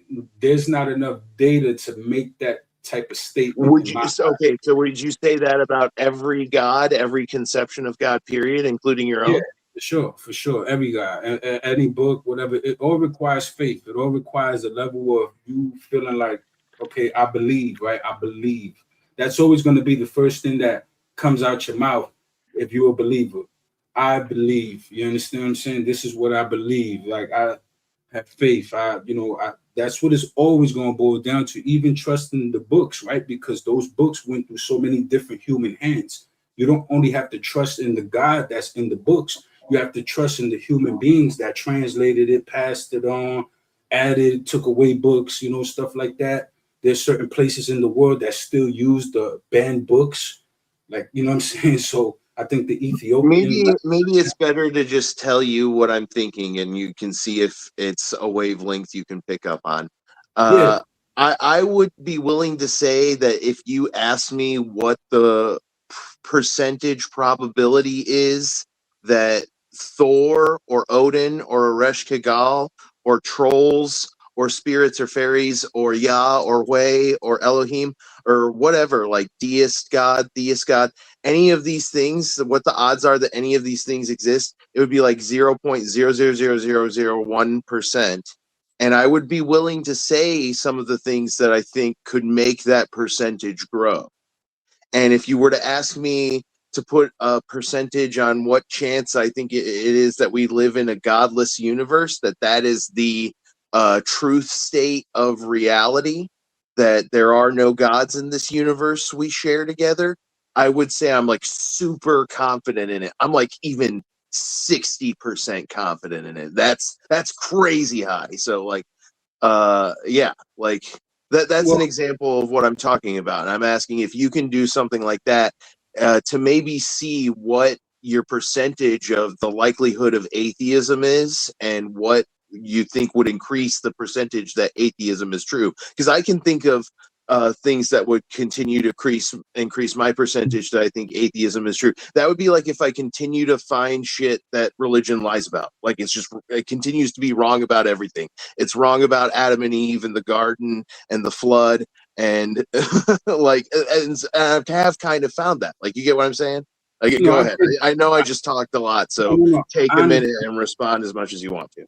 No, I hear you. What I'm saying is, right, like, a lot of this stuff is allegoric in the Bible. It's not literal. I understand that there's a level of deception that's going into the book and a lot of that, like, but a lot of different people added to it, took away from it. I don't really know what's the truth behind that, right? To doubt or deny or say that this exists or that doesn't exist. Maybe there is some sort of something. It's like, imagine if someone found the Ark of the Covenant, something like that. This is great. How do you determine any percent of truth is ascribed to the Bible? I think you're actually getting it now, because you're giving me reasons why a percentage that atheism might be true exists at all in your mind. And that's exactly what I want to hear. Go on. Yeah, like why would a person who, let's say, stumbles across the Ark of the Covenant tell you the entire truth of it? They would conceal that. They would try to hold that divine knowledge to themselves and distribute it their way. You Okay, understand? here's an argument So I think I can respond to directly because I don't think so. If they're like a sincerely altruistic person, they'll want to share it because they'll want to save as many souls, and it might not even be altruistic. They might, their motivation might be corrupt still, and that they might want to save souls to get the eternal heaven for obeying God. yeah, but here's That the makes thing. sense. Eventually, that's gonna get to the wrong ears. They're gonna think it's the right person, but that's the wrong ears. And what's gonna happen is the wrong ears are gonna find out about it. They're gonna take that. They're gonna silence that person, and no one ever knew this happened because they won't. Anybody with power. Once someone with power understands, let's say the government steps in, they're gonna take that from you. You don't even know what happened. That was a weather balloon or whatever the heck. That's how they're gonna. Just The straight up. government's gonna take my atheism away. When did the government like use a weather balloon as an excuse for something else that wasn't a weather China. balloon? China. It's a how can I say, one of those subtle jabs, like it's like a I don't mean that literal, like I was gonna clarify that I'm being like it's like going back to the Roswell shit, you know what I'm saying, like something like that, like, you know, like they're just gonna tell you something, you get what I'm saying, you're not gonna get the real gist of what it is once it's taken from you. Can I ask this? Oh, sorry. Go ahead. Yeah, I didn't go hear ahead. you. Go ahead. Sorry, go ahead. Can I ask this? Like, shit, I lost my train of thought. Keep talking. Chinese weather balloon. Someone with power is going to take that, and then once it lands, I got it back. They're going to dictate. They're going to interrupt you again? Go ahead. So can I ask you this? Do you think it's wrong for me in my conceptualization when I say I think atheism might be 60% true, and then I did all those things where scripture's just fucking wrong as fuck about shit? Do you think I'm wrong to increase that 60% to like 80 or even 90%? Like, does that make sense? I think that both of us are wrong if we don't stick to the middle, right? Why? Because none of us could know for sure. Like, we would literally have to No. You need to No, demonstrate one way or another. Like, I'm saying that I'm like just because you can't demonstrate towards the positive means that like the inability to demonstrate towards the negative is equal to the inability to demonstrate towards the positive. That percentage meter not moving is part of the problem. It's kind of cognitively rigid, and maybe it should move a little bit more. I'm not saying that. I'm saying that despite all we know about the brain and despite everything we know about our physical composition, we still what do we know about the brain? Why we experience? We know what do we know about the brain, Jay? Dude, look, we know a lot about what the brain does. Like, we have it mapped out. No, specifically, what do we know about what the brain does? I can't tell you every freaking function of the brain right now. So then how are you able to make like definitive statements that like we don't know what the brain does?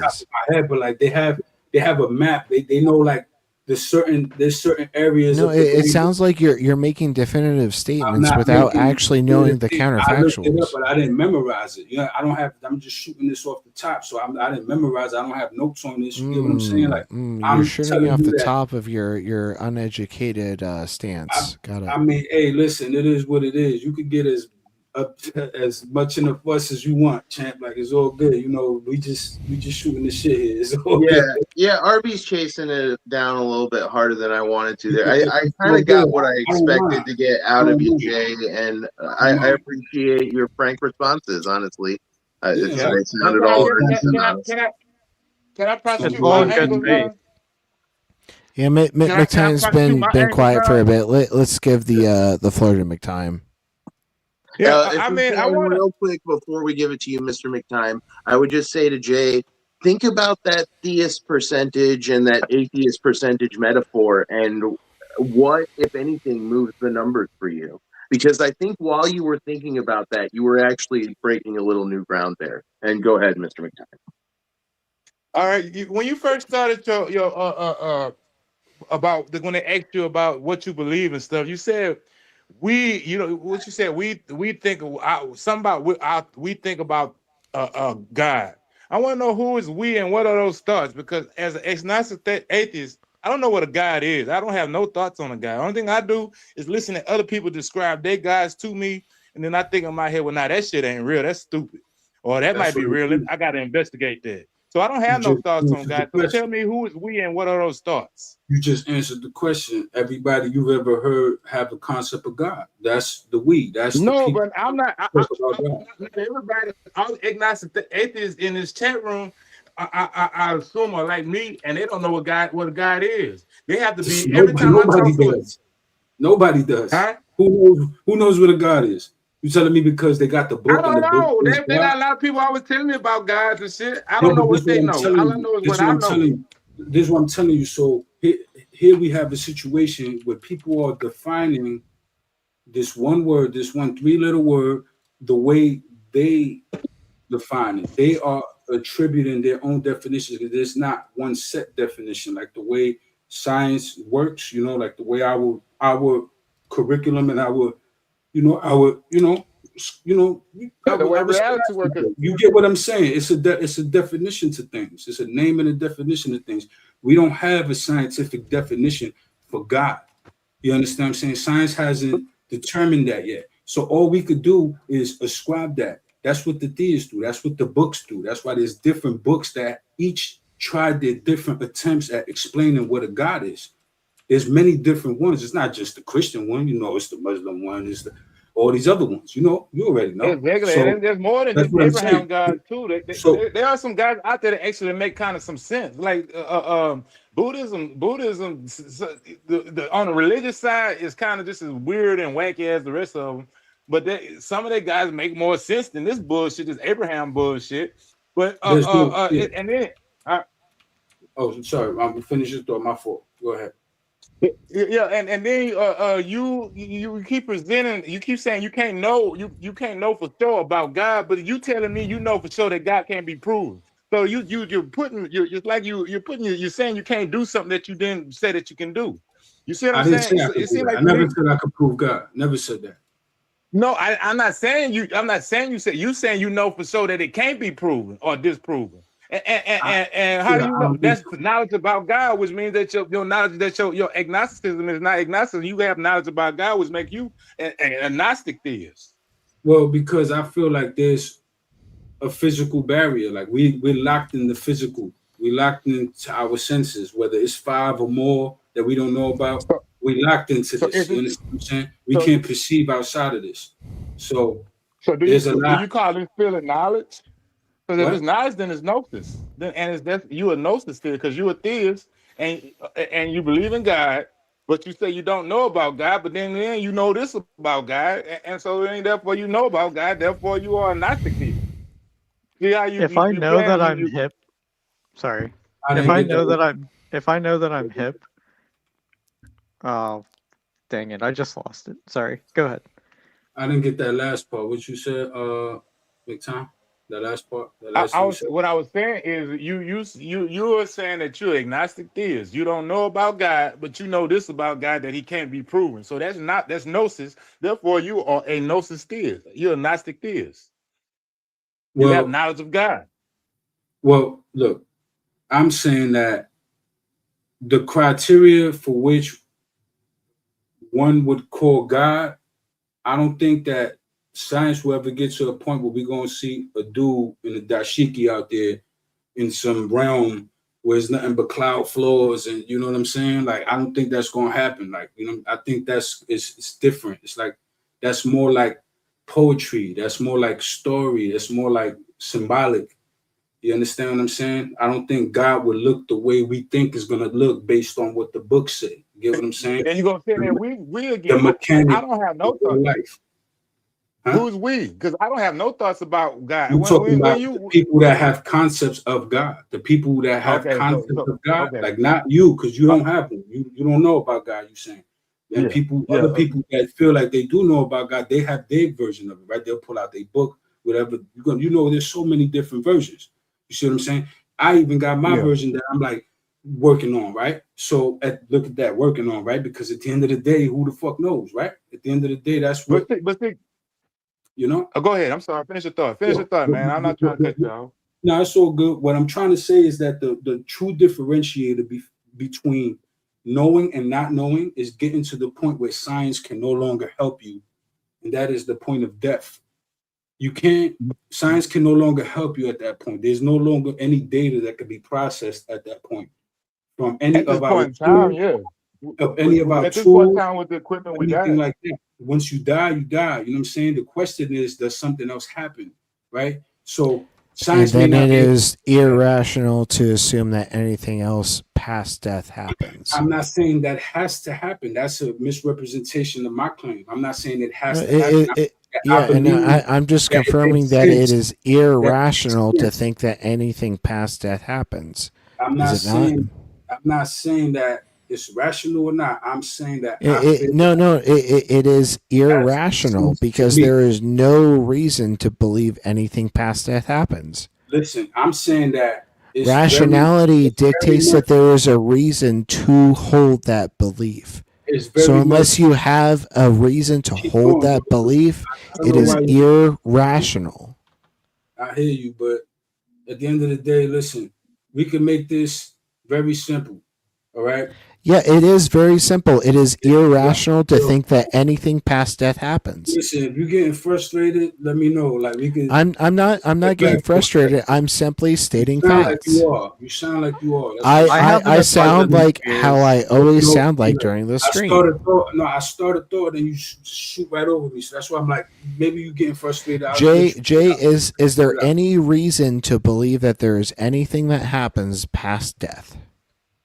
Listen.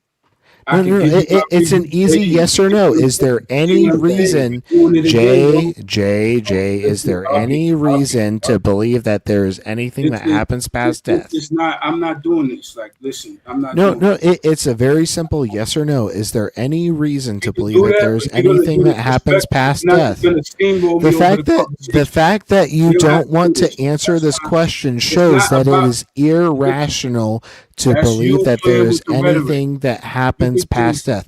No, it's definitionally the case, because like in order to have a reason to believe something that implies rationality.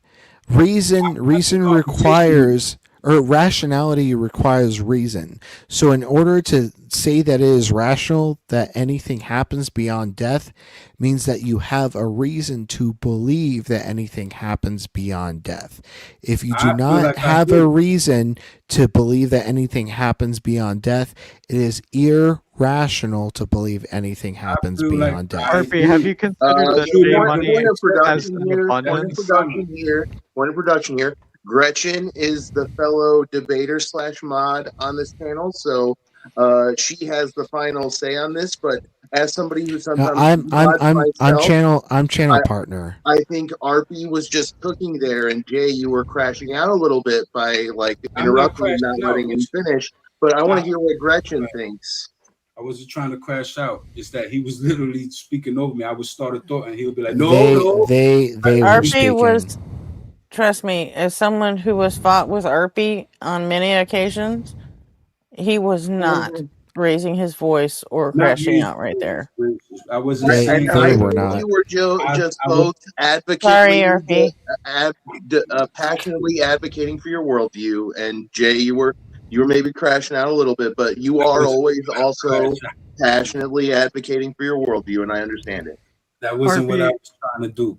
I wasn't trying to crash out. I was trying to keep this in a point where we could still build, right? Because now it's getting to a point where he's. But Jay, do you admit that your accusation that I am crashing out is unfounded? Because the inflection of my voice matches that when I am completely calm, completely rational, and just simply stating the case.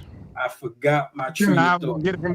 You just literally did it again. Spoke all over me, like as I'm finishing the thought. Well, because you are trying to assert falsehoods over my psychological state. I am not upset. I am not crashing out. I am simply stating Hey, how a about we matter of shit fact. can the meta and get back to the actual argument? What do we all say to that? Yeah, Good. Let's do that. Yeah, I was I got some more things I just wanted to gonna say. say. Come on, dude. I will give Jay the floor. Go ahead, Jay. You don't gotta do that. Jay, have you ever tried to organic convert conversation? No, Austin, hold on. Jay has the floor. Let's give. Can I say something after you? I want to say something after No, you. make time. Jay has the floor. You'll have a second to reply after Jay gives his his thoughts on the matter. Go ahead, Jay. Listen, all I'm saying is we ain't gonna walk each other down no line of questioning. We're just gonna have a nice organic conversation. What you got to say, McTime? I just want to ask you, can you see from my perspective how I look at people that believe in things they don't know as either confused, silly, or liars? Do you understand? Can you see that why I might think that way? Because you going according to the science, right? Like you looking at scientific data and what you think is possible based off what you know about reality, right? You know, no, I'm looking at it from the reasonable perspective. How can you believe in something you don't know? If I don't know anything about a tooth fairy, why would I believe in it? He's calling it reasonable. I would call it rationality. What was that, Austin? I'm sorry. He's calling it reasonableness. I would call it rationality, but they are kind of the same thing. I call it common sense. I'm saying, look, you come into your conclusions based off assertions you're making, based off things you know and that you've learned and that you're seeing. You're not going to come to those conclusions based on anything else. You did your homework, you studied the information, you went over it, you saw the science, because that's what we have. That's our resource, and you believe it and you roll with that. And like me, I believe it, but I just tend to question a little more. I meet it at where it's at, and I'd be like, maybe this is where it could be. It's plausible because there's little things that are still being talked about, questioned. Like there's still anomalies happening in real time among us that we don't have them listed down now. I can't give you all of them now, but they're there. If you really do your diligence and look through what's going on out there in space, it's crazy. You understand what I'm saying? Yeah, I understand, but listen, J-Man, I do the same thing. I call that speculation. I speculate things that I don't believe in. I'll be like, a tooth fairy. A tooth fairy, it might actually do exist. I know I had some Keebler elves in my cabin the other night, but they don't pay rent, so I evicted their asses. But I sit there and speculate all day, but I still don't believe in it. No, listen, I don't think that that's the same argument thing. from sandwich cookie slaps. I don't think that's the same thing. You're not arguing from the point of where science meets its limit with the forefront of science, and you're not going off of those things. Coming up with silly notions like a unicorn, like an elf, and then using that to like compare. When what I'm doing is literally looking at where we at in terms of our scientific forefront and the mysteries that we still have. The questions we are currently, not we, because I'm no fucking scientist, but the scientists are currently asking. So questions too. You're part of mankind. This is mankind endeavor. Science is for all of us. But go ahead. Fact. No, I dig it. I appreciate it. Noted. But what I'm saying is, like, even still, like, we don't know certain things. So listen, science is gonna do what it does, and my thing is, I want to let it do it. But while it's doing it, where it's at. Like I'm good. It's like riding the wave, right? I'm at the front of the wave, riding that motherfucker, like seeing what could possibly come beyond the wave, like trying to like ponder what could be next, like beyond the wave. Like I don't know, because at the end of the day, I'm just a physical being, right? And I know that I have the hard problem of consciousness, and I have the hard problem of death. I don't know what non-existence feels like because I don't know what anything felt like before I was born. So I don't know what that was like. I don't know what this is going to be like. I don't know what the transition from my current state to my deceased state is going to feel like, or what's going to actually happen on a physics level, on a physical particle level. You understand? I don't know if there's something more going on that we just can't pick up to because we don't have the tech. We don't have the machine.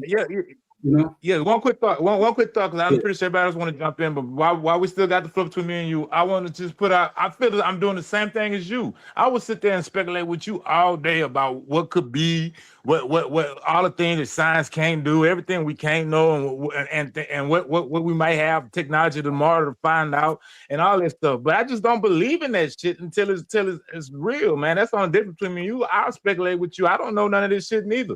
But I just don't believe in it. I don't see how you believe in something that you don't know. Then it boggles my mind. You know why? You know why? Because I'm here and I'm proof that there's something happening, right? I'm experiencing, and I don't know why I'm experiencing that. We all are. We all are here. We don't really know why we're just not just some piece of flesh that doesn't have to have a sense of self. That didn't have to happen. You understand what I'm saying? There's pieces of And flesh. that doesn't demonstrate anything beyond your It existence. shows me that a system is something deeper is going on in our minds, in our heads. No, what is deeper than our understanding? I don't know. I'm saying that you don't know, so you can't speculate beyond what you don't know. I'm saying that it makes sense to me. It would add no. In order for something to make sense, you need to be able to reason it. Give me the reason. It would add validity to why we're No, alive. there is no validity without reason. What is the reason? You said what? What is the reason? The reason for what again? Repeat the question. The reason to believe that there's something deeper going on than what you can physically experience. Because in my eyes and what I see, we are not our carbon. We are not our genetic. What is the reason to believe we are not our carbon? These are assertions that are unfounded so far. You're not giving a reason. Yeah, I feel is not a reason. Listen, I could feel that we are a dream in a 4-year-old woman's or a girl's head. That doesn't mean that's the truth. Just because I feel that. Goodness gracious. I don't listen. I'm gonna try to get through this. Hopefully you don't interject.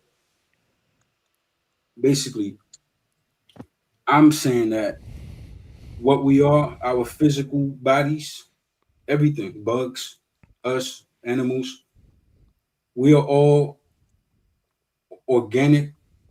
I would say like machines. That's what it feels like to me. You know what I'm saying? Like no. Stop using language that says feels like.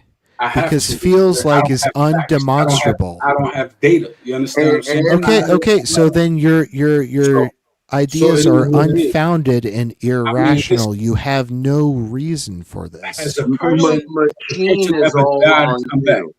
Machine is all wrong too. I'll say that much as well. Has a person ever died and come back from the death state, from the brain dead state?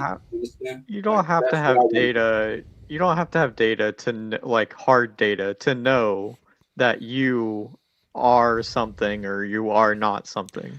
Right, you can reason without data. That's why philosophy exists. There's a consciousness inside of me. There's a thing in me. Like, I don't know, like I could be sleeping and then I'll have dreams. And then I could be sleeping and then I won't have dreams. And then it's like, it's not all, it's like something else happening. Some shit operating in me, man.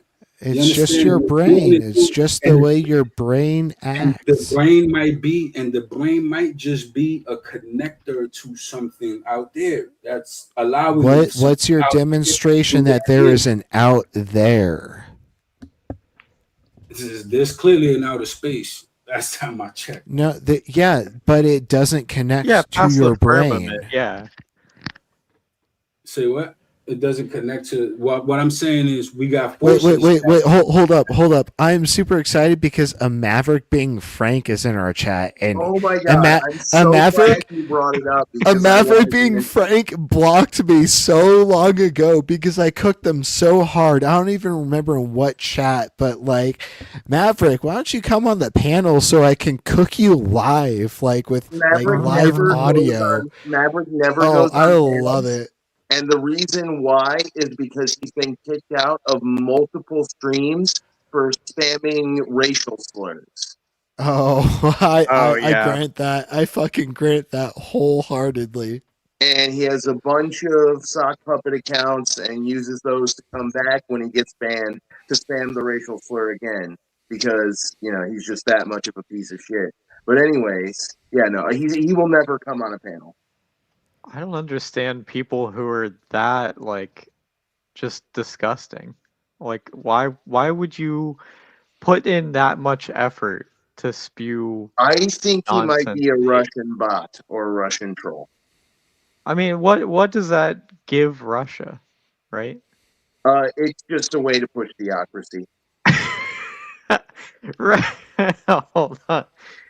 Oh Yeah, my god. he spews all the typical shit: young Earth creationism, evolution denial. Yeah.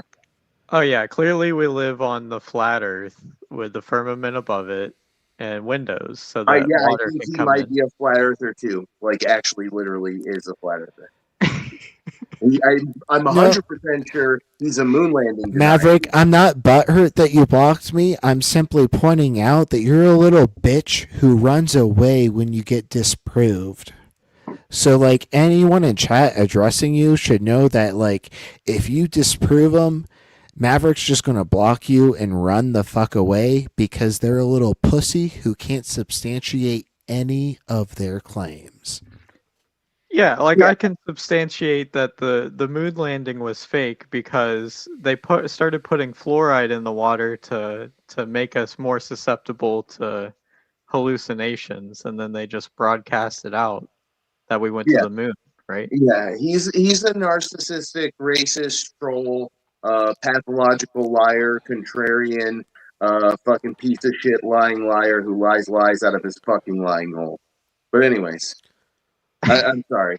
I just want to say, I don't see. I mean, can anybody point out a difference between agnostic atheists speculating about God and gods, and agnostic theists speculating about gods and gods, other than the fact that they believe and we don't believe? What is the difference? Because I mean, I don't. The difference is the rationality and the belief. In order to say that a belief is rational, you have reason to assert that belief. If you do not have reason to assert that belief, it is an irrational belief. And I have no problem with somebody saying that they hold an irrational belief as long as they admit that it is in fact irrational. I'm telling you that anything outside of scientific data is irrational.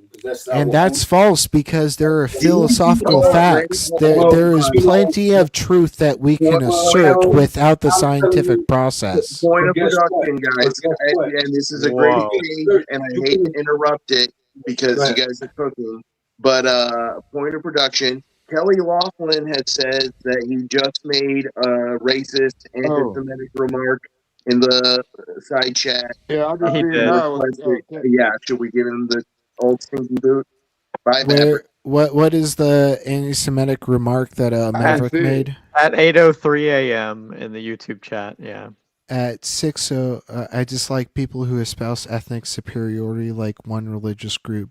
Okay, yeah. I'm jumping on the YouTube and I am removing a Maverick being frank. There we go. Yeah. Thank you, Kelly, for pointing that out. No, you don't have to. I mean, Kif and Issa are on it. Okay. Yeah, I don't have unless any they aren't. access from the panel right now, and I'm on this damn phone, so I can only do one screen at a time. Yeah, that fuckwit had the fucking balls to say, "I'm not bigoted because I did." No, you're bigoted because you say shit like that. The group fuckwit. beginning with J is fucking wild. Like, yeah. And when he said racial slurs previously on another stream I was in, he typed, of course, you all know which racial slur, one letter at a fucking time on like 4 different accounts in the Daily Atheist Morning Show chat. Like a typical fucking anti-black racist white supremacist fucking piece of shit. And Calf, just because someone characterizes their belief as rational does not mean that it rises to the occasion of being rational. And a rational belief has reason behind it. And so if you cannot give that connecting belief, that connecting reason, then you cannot claim that it is rational. So he's not gonna go on vert. It's the when you time him out or hide him on one, it's for the whole channel, and both these streams are on one channel. So all right, he can't jump to vert. He does have sock puppets, so he might come back. So I like to point out yeah, that's true. That people like J Money, even Cap, got a better chance of convincing me and bringing me over to their side. Even though I think they wrong, they have a better chance of convincing because they talk to me. They talk to me and they bring convincing arguments, or at least they try to. All this stuff, what you guys doing in the chat, that stuff just is annoying. I understand. Thank you, I understand Kelly, if you for don't- being on that, and Issa and all the other great people in the chat and the mods. Kelly being based as always. Yes. Truly showing has Kelly his. not been given a wrench by the Async Network?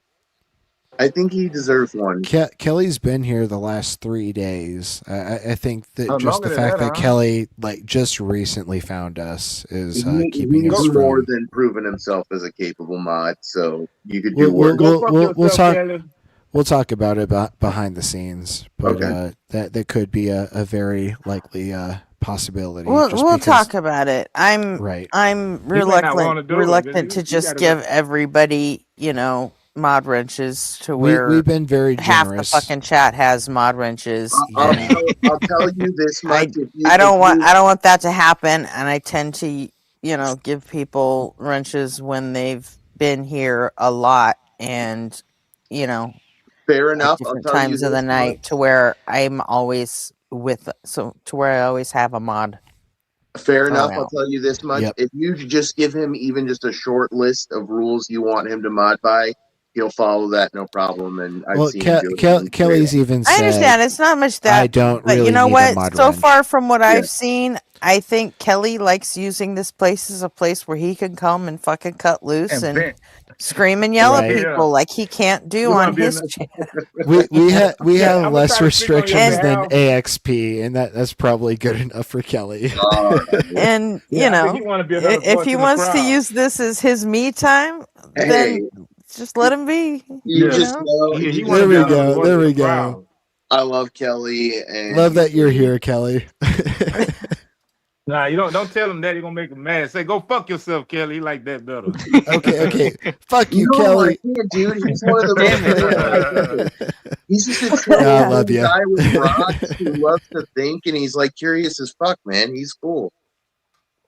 Yeah, that's my boy. I'm telling you, Kelly Yeah, from no. it. Hey, I've been Once we an give him a shield, he's AXP no viewer longer just a for guest, several and he years. can't just cut loose the way he wants to. So, Fair enough. let him use async the same way I use deconstruction zone. There's a reason I don't want to be a mod on that channel. They got shit to say. Are you over there eating people's hearts out, Gretchen? Me, never. Oh. Yeah, Gretchen's not opinionated at all. I'm a fucking delight, people. I'm surprised that she let us. Look, You all know that by now. I mean, you were everybody's to me. entitled to their opinion. That's but how if we you- were if- aware of each if you other. if you don't like me, you're wrong, and I hate you. And it's okay. Yeah, there's nothing wrong with that. Yeah, I mean, like me, I'll be looking for certain things people say. Like, I will admit that the last guy, Omega, when he said, now I give Jay Money a pass for saying that. I don't know. I think I'm kind of biased towards him. Really, why I let him make it with the agnostic stuff. But when Omega first said, I'm agnostic, I'm like, well, how do you find the middle ground between either you believe in God or you don't? And so, therefore, I didn't really care much what he had to say after that. I just went in the chat and just like let y'all do y'all thing. Well, I don't think Harvey the was law taking of into consideration, because he was talking about irrationality. I don't think he was taking into consideration that Jay has an abundance of ears. He doesn't have to ration them. You gotta listen. And I want people, I want y'all to understand that I don't always use science for come to my decisions. I just look at stuff and just reason. Like, is this a good reason to do this? Like for instance, the Bible. after reading the whole Bible, and even if you do agree with the Bible, is that a good enough reason to give your foreskin to somebody else? Is that a reason for 10% of your income for the Well, rest of your life? if they're missing their I'm gonna foreskin, weigh who am in I to here on deny both them? of those. Absolutely, fuck no. No, it depends. Do you subscribe to the Old Testament or the New Testament? Because the New Testament Either says that one. you can circumcise from the heart. Yeah, You don't I think that's a necessarily little need bit to more dangerous. circumcise from the flesh. For some Yeah, people, that's how they that's lingo worth in the it. Old Testament That's too. crazy. For some people, that's worth it, and that's crazy. But for some people, they would do Yeah, it. it is crazy. They do it. Like, I don't do it, right? So that to me, that's wild. But what I'm telling you is that some Whoa, people whoa, whoa! do. Crazy admission. So you got the full hood, Jay? So what? You don't need an answer. That was a joke. I want you thieves know that when you sound reasonable to me and your thoughts sound considerate, I will take it under consideration and think about it. I'm probably gonna reject it, but I do think about the things you say. And it's not like I automatically say no. I don't have a religion of disbelief. I just don't believe the things you say when it's unreasonable. I mean, listen again. Like I feel like anything that doesn't align with our best science, and I'm talking about it on a physics level, on a because that's what this boils down to: is there an afterlife, right? Is there something Yeah. beyond this life? So that's what it boils down to me. Because again, God doesn't have to be what created everything. God could be something that also emerged from the stuff, and it's just a different realm, but it was responsible for life here on Earth, and it made this, and it's responsible for us being able to emerge how we did. It planted the seed, but maybe responsible for maybe there's a deeper system of how things form out there. Maybe this consciousness thing goes bigger. Maybe there's celestial bodies out there that have some sort of consciousness to it. This I is don't know. clearly an And a egg. quick point of production before we add anything onto that. There's somebody in the back chat who wants to jump on.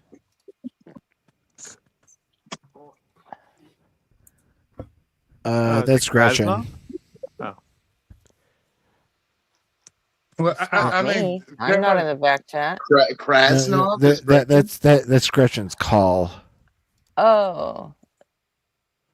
Yeah, no, Nave, you just want to come up and disturb the fucking discussion that's going on right now, and no. Wait, what happened? And also, it's Arpy's up an- on the panel, and I've already told you, don't even bother requesting when Arpy's up on the panel, because he doesn't want to talk to you, and I'm going to back him up. Come back Monday. So you don't I'll give you the same consideration that I give Jill. Two nights out of the week, and if you fail to bring some sort of demonstration, I just simply don't give a shit about what you're trying to assert. Yeah, most of the time. But Jay, man, I Other want you than to that, understand. don't bother requesting until Arpy's gone. That's all there's to it. Yeah, Jay, man, I want you to understand. You want to say that every boils down to science, which I don't think so. It just boils down to reason, and for me, maybe, and I don't know. It's not a reason to believe in anything. That's a reason not to believe it. I mean, I recognize that things that I don't know can exist, but it don't. Things that I don't know don't need my belief to exist. So It's not when I that. find out about it, I believe in it. It would make sense to me that there's some sort of life beyond this, or some sort of reason why we're here, why we experience. Like maybe we won't get that answer while we're alive. You know what I'm saying? That's why I say that those answers can only be answered after death, because either one or two things gonna happen. Something is gonna happen, and nothing's gonna happen. Nothing happens, well, whatever. Nave, Right? nobody needs you to back Jay up, and he doesn't need any help being fucking nuts. Jay's already fucking nuts.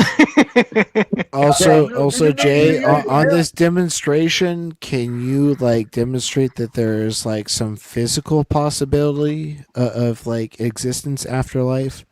That's why I put this. That's why I put this graphic on the screen. Like at the like most center the level, you need to be able to demonstrate that there's a physical possibility of existence after life. If you can't demonstrate that, then at least give a metaphysical argument. And if you can't give a metaphysical argument, you need to be able to give a logical argument. So like, Yes, fuck all right. around, demons show up. Jill's week starts on Monday, and he gets 2 nights a week. However he uses those are up to him, but he's already hit 2 nights this week, so And, won't be seeing him again until Monday. Maeve, you realize you're talking about out of both sides of your mouth. Now, you told me before that you don't believe in things before you have a good reason. Now you're sitting up there trying to tell us that you can believe something without a good reason. I know you. Do you realize what you're doing, man? You're talking on both sides of the fence. You talking to me? He said that he was No, I'm talking to agnostic Nate. towards stuff. Oh, my fault. Oh, Nave. Okay. No, Nate told me before that he don't believe in things. I asked him because that's one of like first question I asked anybody. When is the best time to believe things, before or after you have a good reason? And he told me after, and so I consider his thoughts. But now that he's saying the opposite, I don't really much care what he's saying anymore. Because it's just, if you believe things for without good reason, that means I don't have no good reason to believe anything you say. RP, why is there an egg on the screen? Because it demonstrates the hierarchy of logical versus metaphysical versus physical possibility. So, like, say that it is logically possible that I could jump from the surface of the Earth to the moon. It doesn't mean that it is physically possible for me to jump from the surface of the Earth to the moon. And so you need to be able to demonstrate like the area between logical and physical possibility in order to make it like a valid argument. Well, okay. My thing is, right, if I'm here, I'm stuck within this body. There's nothing that I could perceive outside of this body. I do see that within this body I sleep, right? I wake up, I need to sleep every 24 hours. You know, you need to get some sort of sleep. You dream sometimes. It's like we constantly undergoing a process from our first heartbeat to our last, even from when we're being conceived as a being in the first place, when all of our genetic materials coming together. There's clearly a unison that's going on. Like we're working in unison with the forces of nature. You know, that's apparent. It's abundant. I'm simply saying that there's the layers to this that, you know, I don't know. I look at us, I look at machines, I look at us, it's almost like we're carbon machines. And, you know, I say that because just the way it works is like we got inner wiring and we call it veins, but it's like it's no different than any other type of system or circuit board that's transmitting signals and data through it. You know, it's like that's how that's naturally are. We are that, right? Great. So we don't know what it is to be outside of that or what Right, goes into right. that. So you are stuck within the physical. Hold on. Sorry, go ahead. So you are stuck within the physical demonstration of your existence, which is level 1 of this graph. You can't even give an argument for a metaphysical demonstration outside of that physical subjective experience. Now, if you can rise to the occasion of a metaphysical argument outside of your subjective experience, then we can continue to entertain the idea of something outside of your physical existence. And I was just going to make a real quick pedantic pithy point that I, as a bioscience nerd, hate the organisms to machine comparisons. I do not think that comparing organisms to a machine is a good comparison, actually. I think comparing them more to like a factory is a lot better. I think that they kind of are in a category on their own where you shouldn't compare them to other things. You should use the diagnostic criteria that we use for living things. Right. I think you can compare certain parts of it to machines, but That's I don't. true. I think when you Right. start stretching that to be like they are machines, I'm not I think that's where the Yeah, and I have an argument for that. Like specifically, like just because a dog acts like a cat does not mean that it is a cat. So just because our bodies act like a machine does not mean that it is mechanical or actually a machine. And saying I that. don't even accept that they act like a machine, right? Because a machine isn't going to have a broken gulo pseudogene in it, right? It's not All going I'm to have saying, a broken thing that's meant to process vitamin C that the robot doesn't need the ability to do anymore. The machine doesn't need to process vitamin C. So whatever made the machine exist is just going to not do. It's not going to give it a broken thing for processing vitamin C. It's just going to give it nothing there because it doesn't need to do that. Like, you get what I mean? I just think it's a We are bad. not machines, and computers are not made to work the way our brains do. Yeah. Machines were made to mimic physical actions that we perform. They were made so that we don't have to perform them anymore. That's another reason I find If the comparison anything, machines are problematic. made to I'm not try to saying mimic we us. little machines. We're not I made will of metal. rage I'm against not that. saying that. I'm not saying that we're Rage made of against metal. the biological machine. Fuck you, I won't do what you tell me. Fuck you, I won't do what you tell me. Guys, understand something. I'm not saying that we're made of metal, that we're fucking machines that way. No, I get it. I get No, it. but you said our brains are computers. Jay, like, so one thing we've discovered in origin of life research is that metabolism is the substrate of all life, and there's a ton of good evidence to support that. One piece of evidence that supports it really well is that in certain instances where states of disequilibria exist in the universe, physiochemical turnstiles can develop that convert that disequilibrium into an equilibrium. So metabolism predates and is the substrate of all life, which is really, really good evidence that, it is every life is just metabolism that has evolved over billions of years. That's great. That's great to know. But what I'm saying is, that's still a big mystery because we know how it works, right? You could point to metabolism, and I'm pretty sure you know a lot about how it works. I'm kind of just saying that it's a linguistic issue because even in that example, I use the word turnstile, but I'm not talking about like an actual like moving mechanical art. It's just a linguistic way to teach. Like, you could use a machine comparison to teach a kid about biology.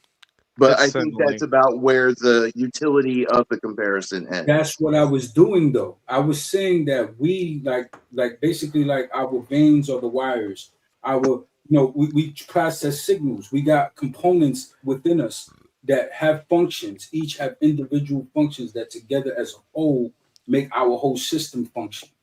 You know what I'm saying? And it all needs to be working. And there's a system that processes and it sends signals, and we have a whole thing that where if you damage your foot, you'll feel it on your head or somewhere. You know what I mean? Like, because it's so, connected like that, your body. You get what I mean? Right. So, Jay, can you define emergence?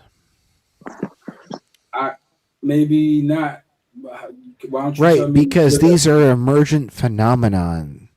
From simplistic systems, emergent, like they're emergent like phenomena. Yeah, they're emergent properties that are based on the many variables that are experienced by the system.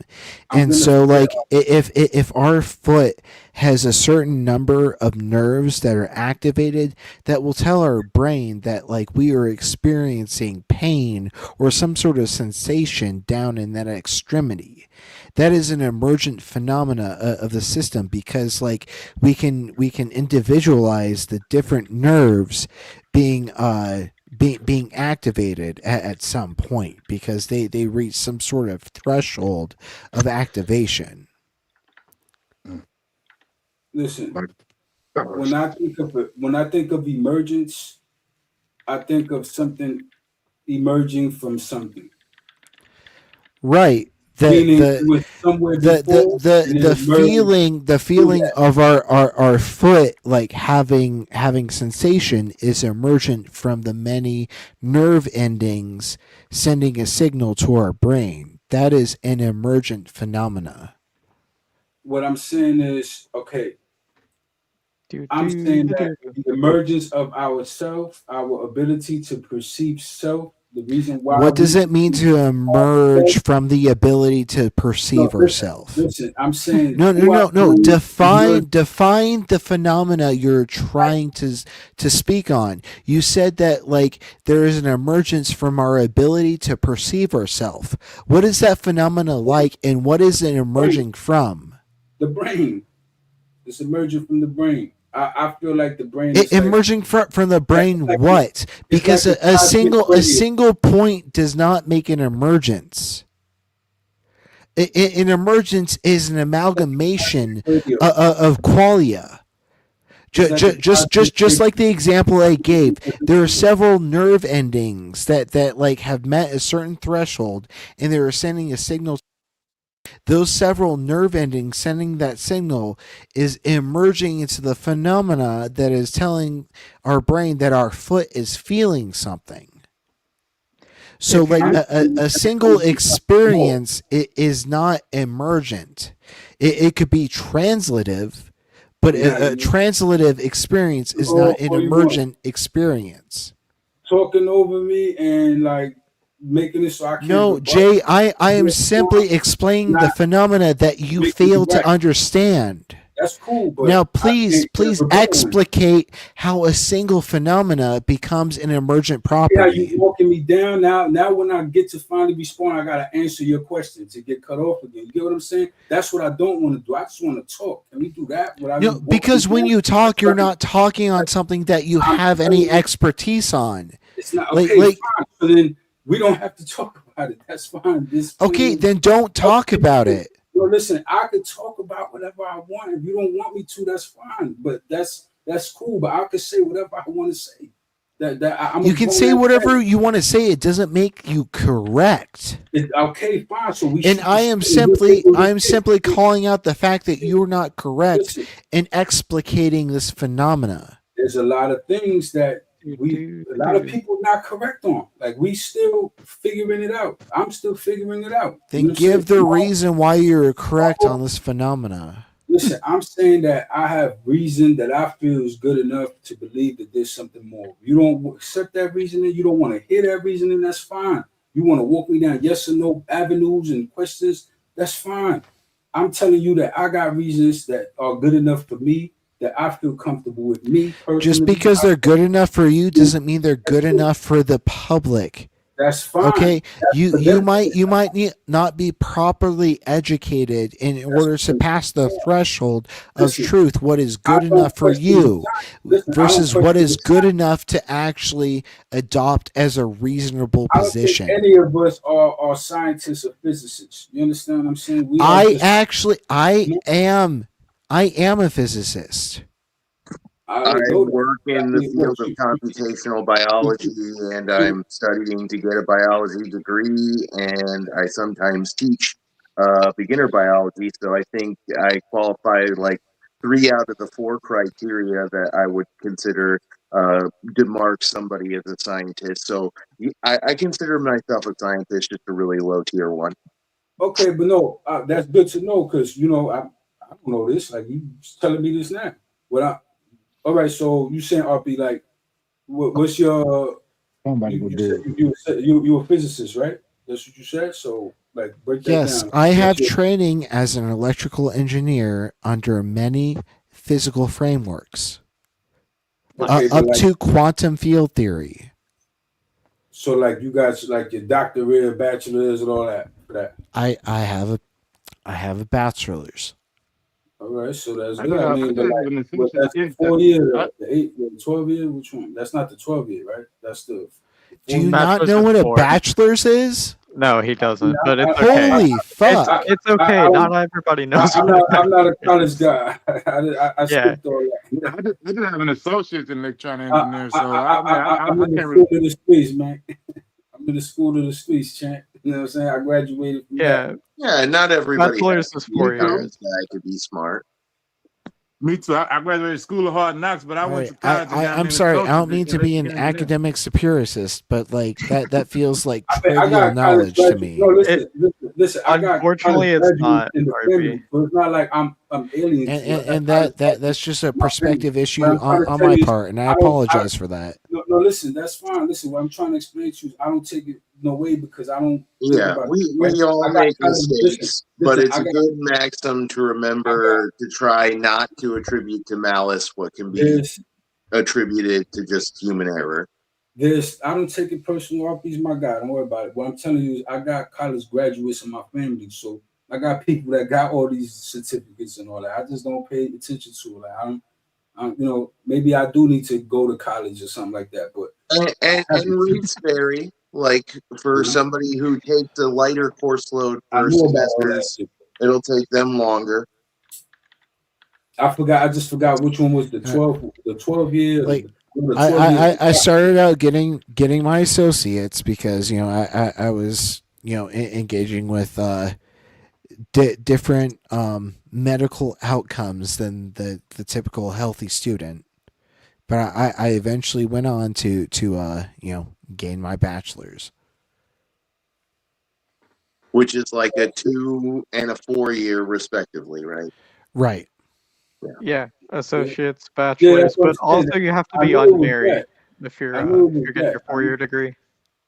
I had a feeling like I would have got it right, but I'd rather just ask. But it's all good. Like I'm telling you, I got college graduates in my family like that.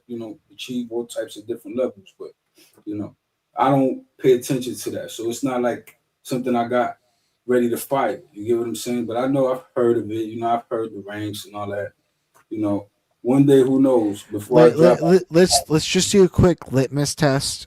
Jay, when I say F equals MA, can you identify the 3 variables in this equation? Goodness gracious, you trying to quiz me now, man? Like, what are Yes, you doing? because this is freshman in high school This is a really level basic one, physics.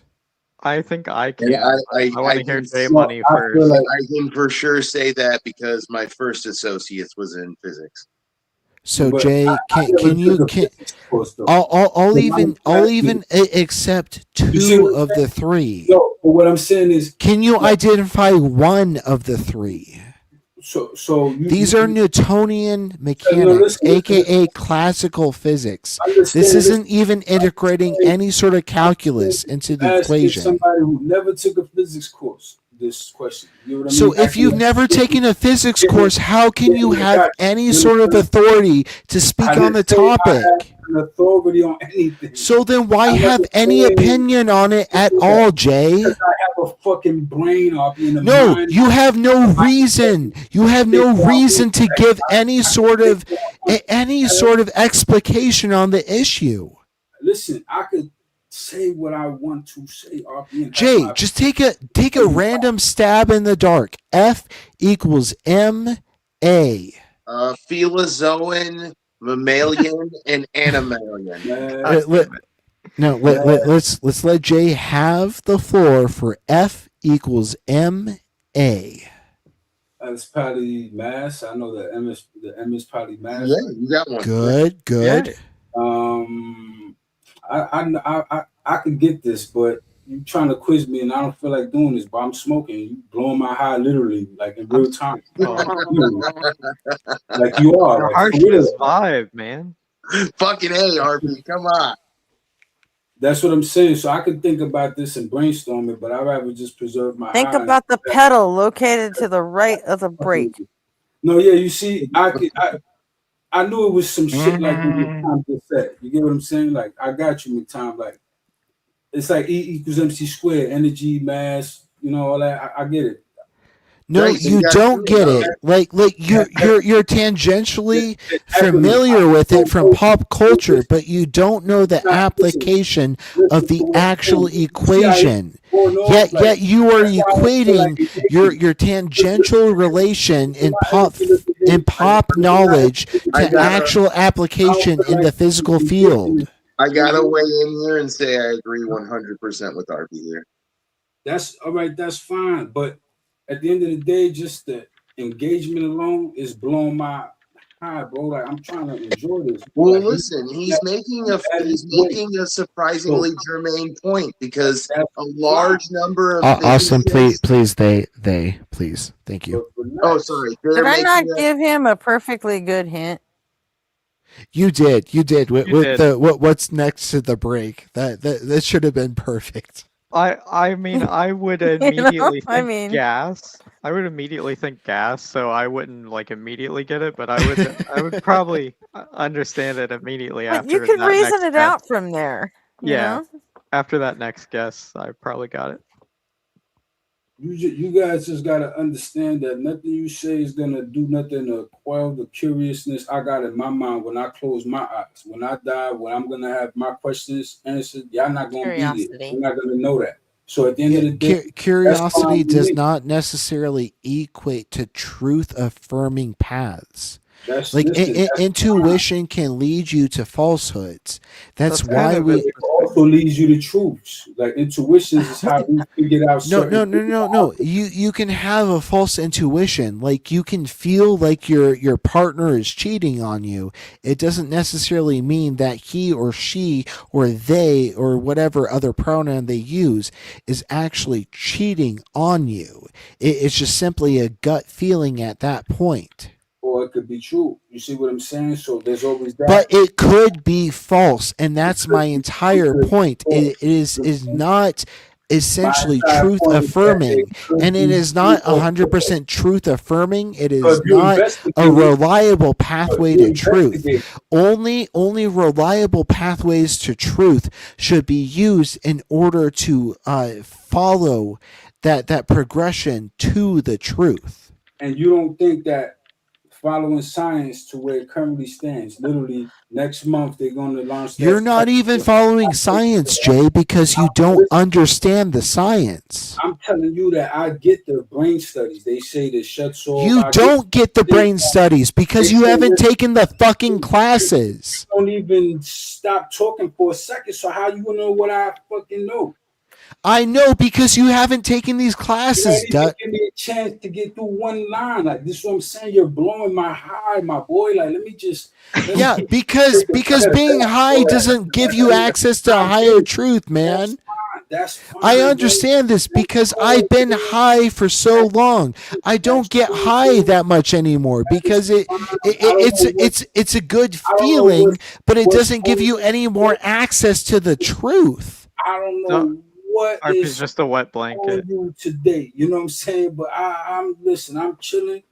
If you want to talk, we can talk. All this extra, you know. Come on. We're talking right now, buddy. Turn it down. You know what I'm saying? Like it's like, what's the reason?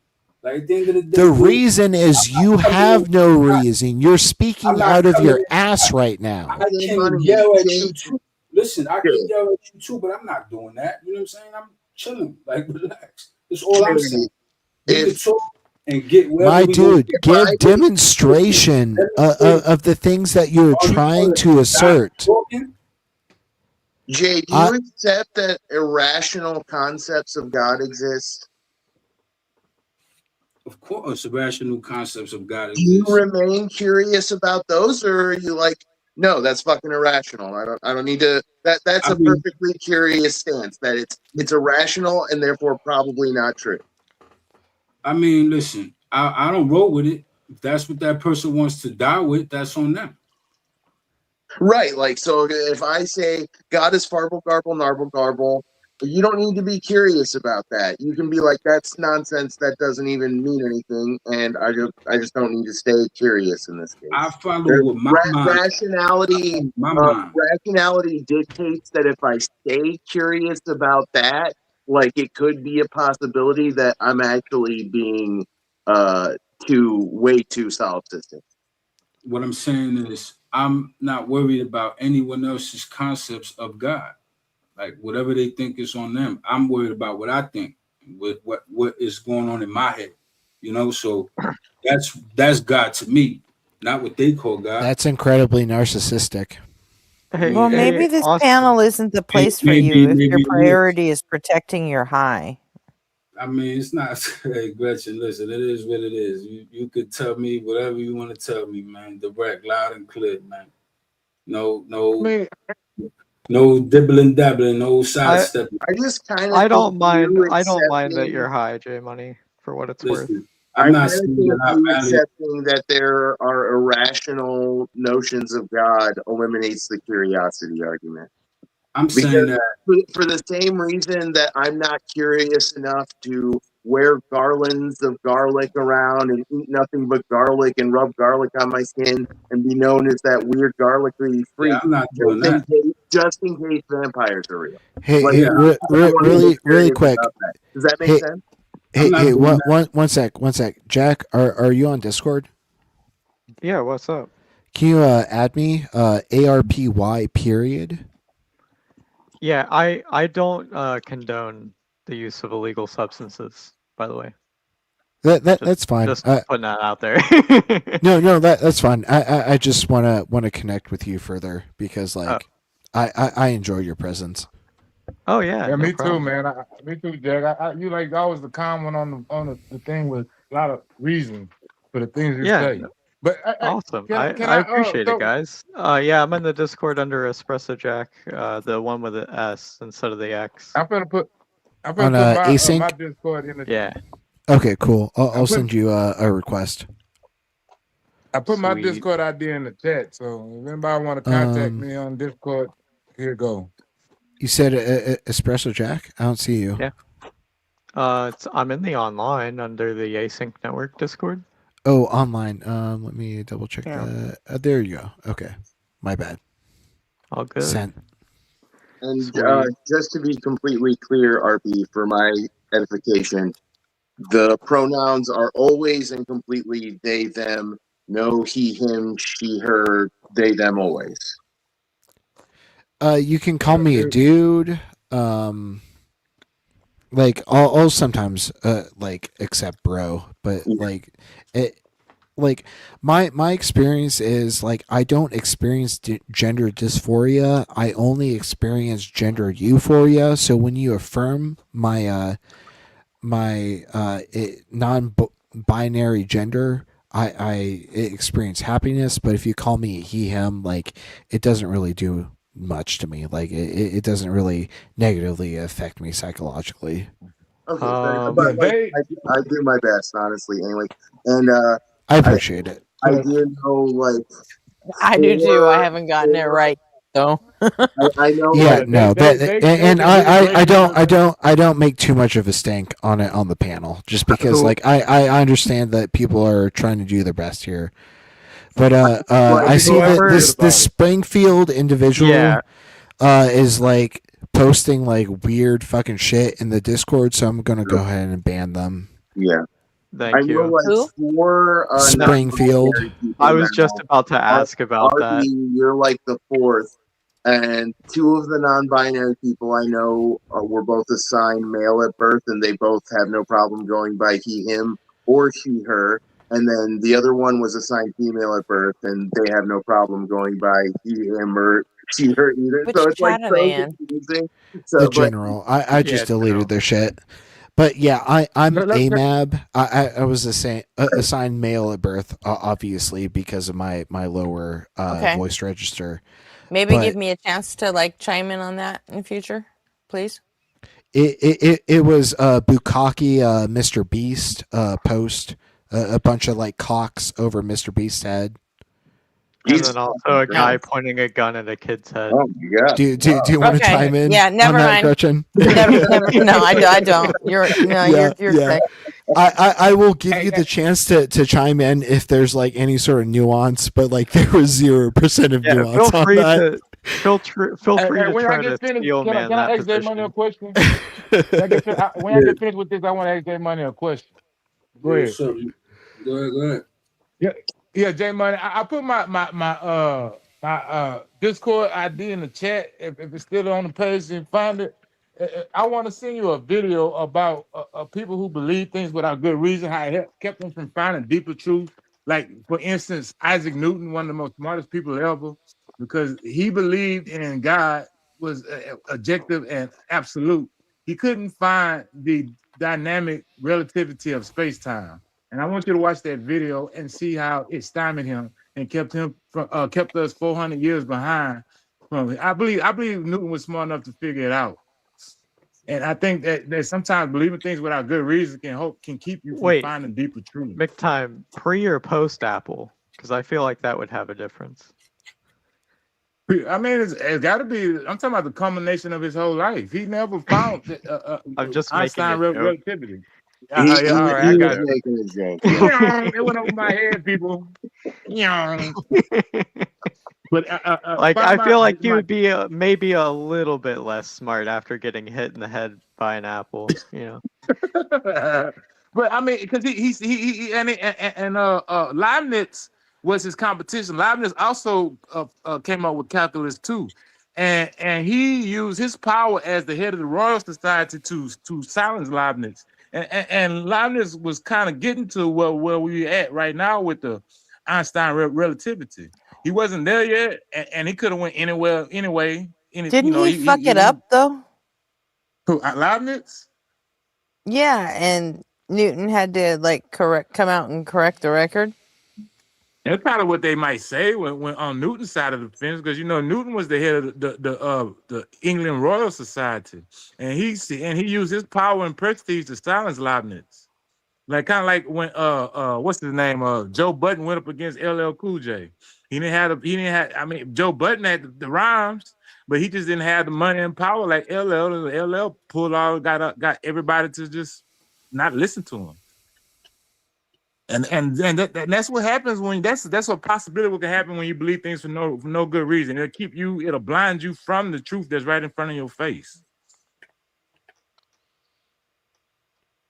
So please contact me on Discord, and I will try to find that because it's an old episode of PBS Space Time, and I gotta find it.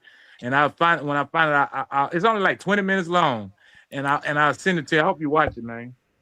Hey, McTime, you know how the guy in PBS Space Time puts his thumbs together and his pointer fingers together in a triangle formation all the time on screen? Come on, Matthew McDowell. Are you talking about his ninjutsu? Well, he's always making a triangle formation with his two hands. Yeah, I noticed that. Yeah, I noticed yeah, that. my partner fucking finds that super annoying for some reason. Whenever I'm watching a PES Space Time, she's like, "He's making the triangle. Make him stop." I'm like, "Why?" It's just how he has his hands. Jay, I think I may have asked you this question. There's a band that does that symbol, and they say, "Show us your pussies." But in fact, I crowd does that. I want to ask it, not me. Because maybe that's why she doesn't like it. Probably. Maybe you've developed more in your journey. Can I ask Jay? Can you do me a favor, a thought experiment, and No, you're not allowed. Well, Jay's usually down for anything, so I'm assuming the answer is just yes, and I'm going to go ahead and pose the thought experiment right now. Jay, can you imagine a world in which you're now an atheist, whether you want that to be an agnostic atheist or a Gnostic atheist or whatever that position is, and then tell me the story of how Jay Money became Jay Money to that atheist? I can't, man. Honestly, it would take for me to come to amends with certain notions that I just don't hold. Man, that's wild to me. Because if you'd asked me that when I was a believer, I would have been like, if I find out that reality is in profound, distressing conflict with the Bible, I'm going to probably stop believing in the Christian God. And then, if I find out that reality is in profound, distressing conflict with every scripture out there, I'm probably just going to stop believing in the concept of gods in general. And then I went out and I found all that shit. And that's how I ended up being a complete and total non-believer. Yeah, but you got to keep in mind that J Money doesn't even think that it's possible to be an agnostic atheist. I mean, listen. He thinks he thinks the two are counterintuitive. I think it's a good question because if you can answer it, it helps you find biases in your thinking, and I think not being able to answer it reveals a bias in your thinking. Yes, Kelly. I think Tank ran away from you. The reason why I can't, right? Because I have to now. Nah, there he is.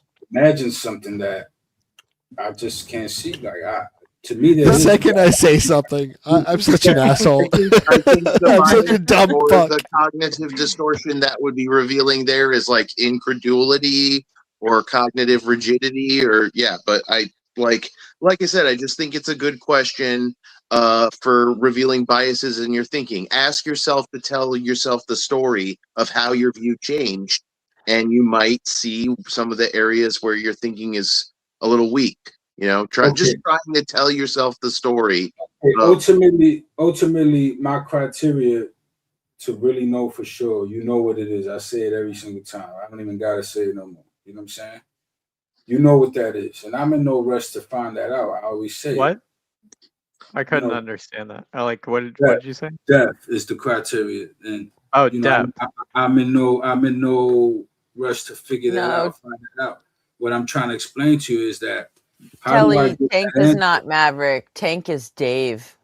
How do I get that answer from this perspective, Austin? Because that's what would do it for me. That's if I could get that answer, then I won't be a theist. I would be like, okay, it's all bullshit.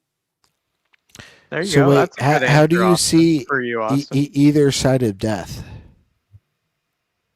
Huh? How do you determine what is on either side of death? Well, I mean, I know I'm here now. I know I wasn't here before, so I know my life initiated at some point in time, like the sequence. What was it like before you were born? So if you know that your life initiated at some point, how do you know it doesn't terminate at some point? I'm not saying that it doesn't terminate. I'm saying that maybe it came. No. Your inference of initiation necessitates a point of termination. I'm trying to finish the thought. Can I do that? I'm saying that maybe. Please go ahead. Goodness gracious! All right, thank you for reiterating the permission to finish my freaking thought while I'm. We can skip the meta. Right. Go ahead. But you keep. Yeah, that's crazy. All right. See, I'm trying You're to welcome, J Money. Now I'm trying to get my thought back because you keep doing this. But what the fuck was I gonna say? Meta. It ain't meta. I'm telling you, it ain't meta, man. Like I gotta fucking sit here and dialogue and try to whatever, man. Like, yeah, that's meta. It slipped my brain. What do you want me to do? Like it slipped my brain. Like he fucking. Hold on. RP, what was the question again? Listen, maybe that'll jog your memory. Okay. I'll answer Jack's intercession. Jay is implying a point of initiation. Therefore, there should be a point of termination unless Jay doesn't want to follow a consistent epistemological framework in this point that, like, there should be a beginning and then therefore an end. Unless it's kind of like a race situation, right? Can I get it now? It just came back to me. Basically, look. So basically, I'm supposing, right? And I know that I may not have proof or whatever is valid for you, but I'm just supposing that there's something in us that has done this before that will do it again. That we are not the carbon that embodies us. That we are not actually who we are when we die. Imagine your viewpoint on that has changed. Can you tell me the story of how that happened? How you finally go, okay, yeah, we can just be carbon. This can all just be emergent.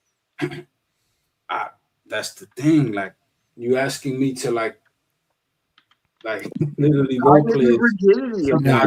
Austin is asking you to give a reason why we should assume that we aren't just initiating from this point. Oh, just why we aren't just carbon. You're basically saying, give you a reason why we aren't just carbon. Okay, I why we are repeating carbon. Basically, that's the system that I think that was put into play by whatever it is I credit to be the creator.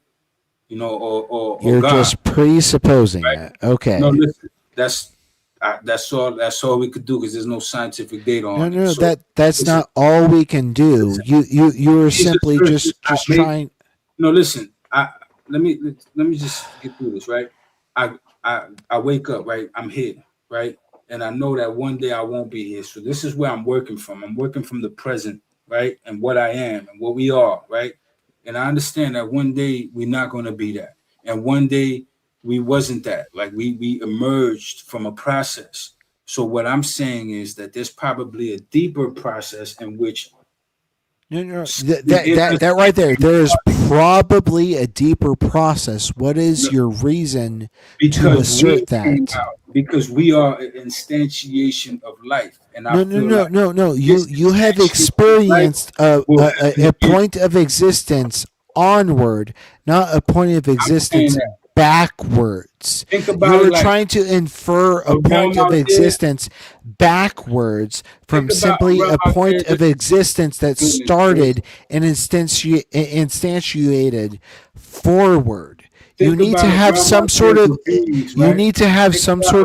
reason to point backwards.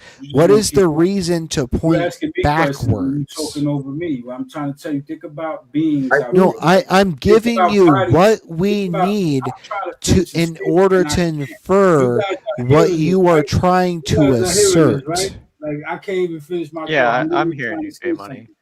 This is crazy. Like, all right, go ahead. I'm not going to answer that question. No, Jay, Espresso Jack, please go ahead and steel man J Money's position. Hold on. I'm trying to give you someone who will be able to cooperate and help your position. Okay? No, Jay. I am granting the access to a cooperative partner, and I will go ahead and mute the fuck up as long as they are able to steelman your position. So as soon as my sentence ends in this current sentence, I will mute the fuck up right now. Go ahead, man. Go ahead. Okay. So how about the Knicks? Knicks in 5. No, I'm kidding. But Knicks in 5. But yeah, I just wanted to. I guess I'm trying to understand it better, so I don't have an actual steel man for it. But I understand what Jay was saying about how you were trying to explain something, because I think there is a disconnect, right? So like, I think that there are assumptions being made about each position, and then we're reacting based off of those assumptions when we should be asking questions about the position instead. So like, and this is on both sides. Like for Arby, I think it would be worth it to even just like let him finish, even though you're trying to point out the flaw in reasoning. I understand wanting to do that, but like, you don't get the meat of the substance whenever you're trying to get that kind of information. Like, sorry, I'm having such a terrible time with words, and I apologize for everybody listening. But do you know what I'm saying? Like, you can come to the correct answer without doing the math correctly. Like, you know what I'm saying? It is immoral, always, anywhere, and by anybody to believe things on insufficient evidence. So even if you come to the right answer, having done the wrong calculus, I think you're still technically violating epistemic hygiene and moral axiology. I wasn't trying to get about the morals of it. I was just trying to get about the information being correct or not. This was not like nothing to do with I think moral. it's a germane point. But yeah, so that's what I was gonna interrupt to say. That's why I said I hear you, because like I hear that, you know, Jay was trying to explain something, and even though his epistemology may be flawed, I think it's important to get the actual answer to the question before like attacking the epistemological standard. Okay, and I'm just explaining why, if I were grading this debate as a debate judge, I'd be giving lots of points to RP and not very many points to Jay. No offense. Well, that's fine. This is not a debate. I never No, said no, I I know that. Hold Jay. on. And I that's want just to my opinion. follow Jack's. I want to follow Jack's point of discussion. So, what is the question that needs to be answered over the epistemological train of thought? So the question you were trying to figure out how you could rationalize an afterlife. From what I could gather, it was a little bit hard to track. Right, and I'll go ahead and give the analogy that I love to give in this instance. Okay, so imagine we have 3 jars.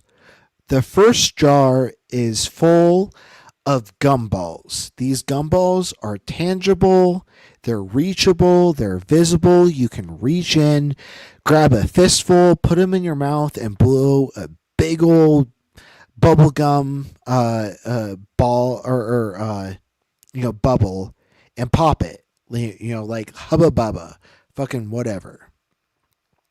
Now, the next jar is full of intangible, invisible, uninteractable gumballs. You reach your hand in, you can't pull anything I out. reject jar 1 because Hubba Bubba does not make gumballs. Yeah, your epistemological standard is flawed, so we can't continue on with this.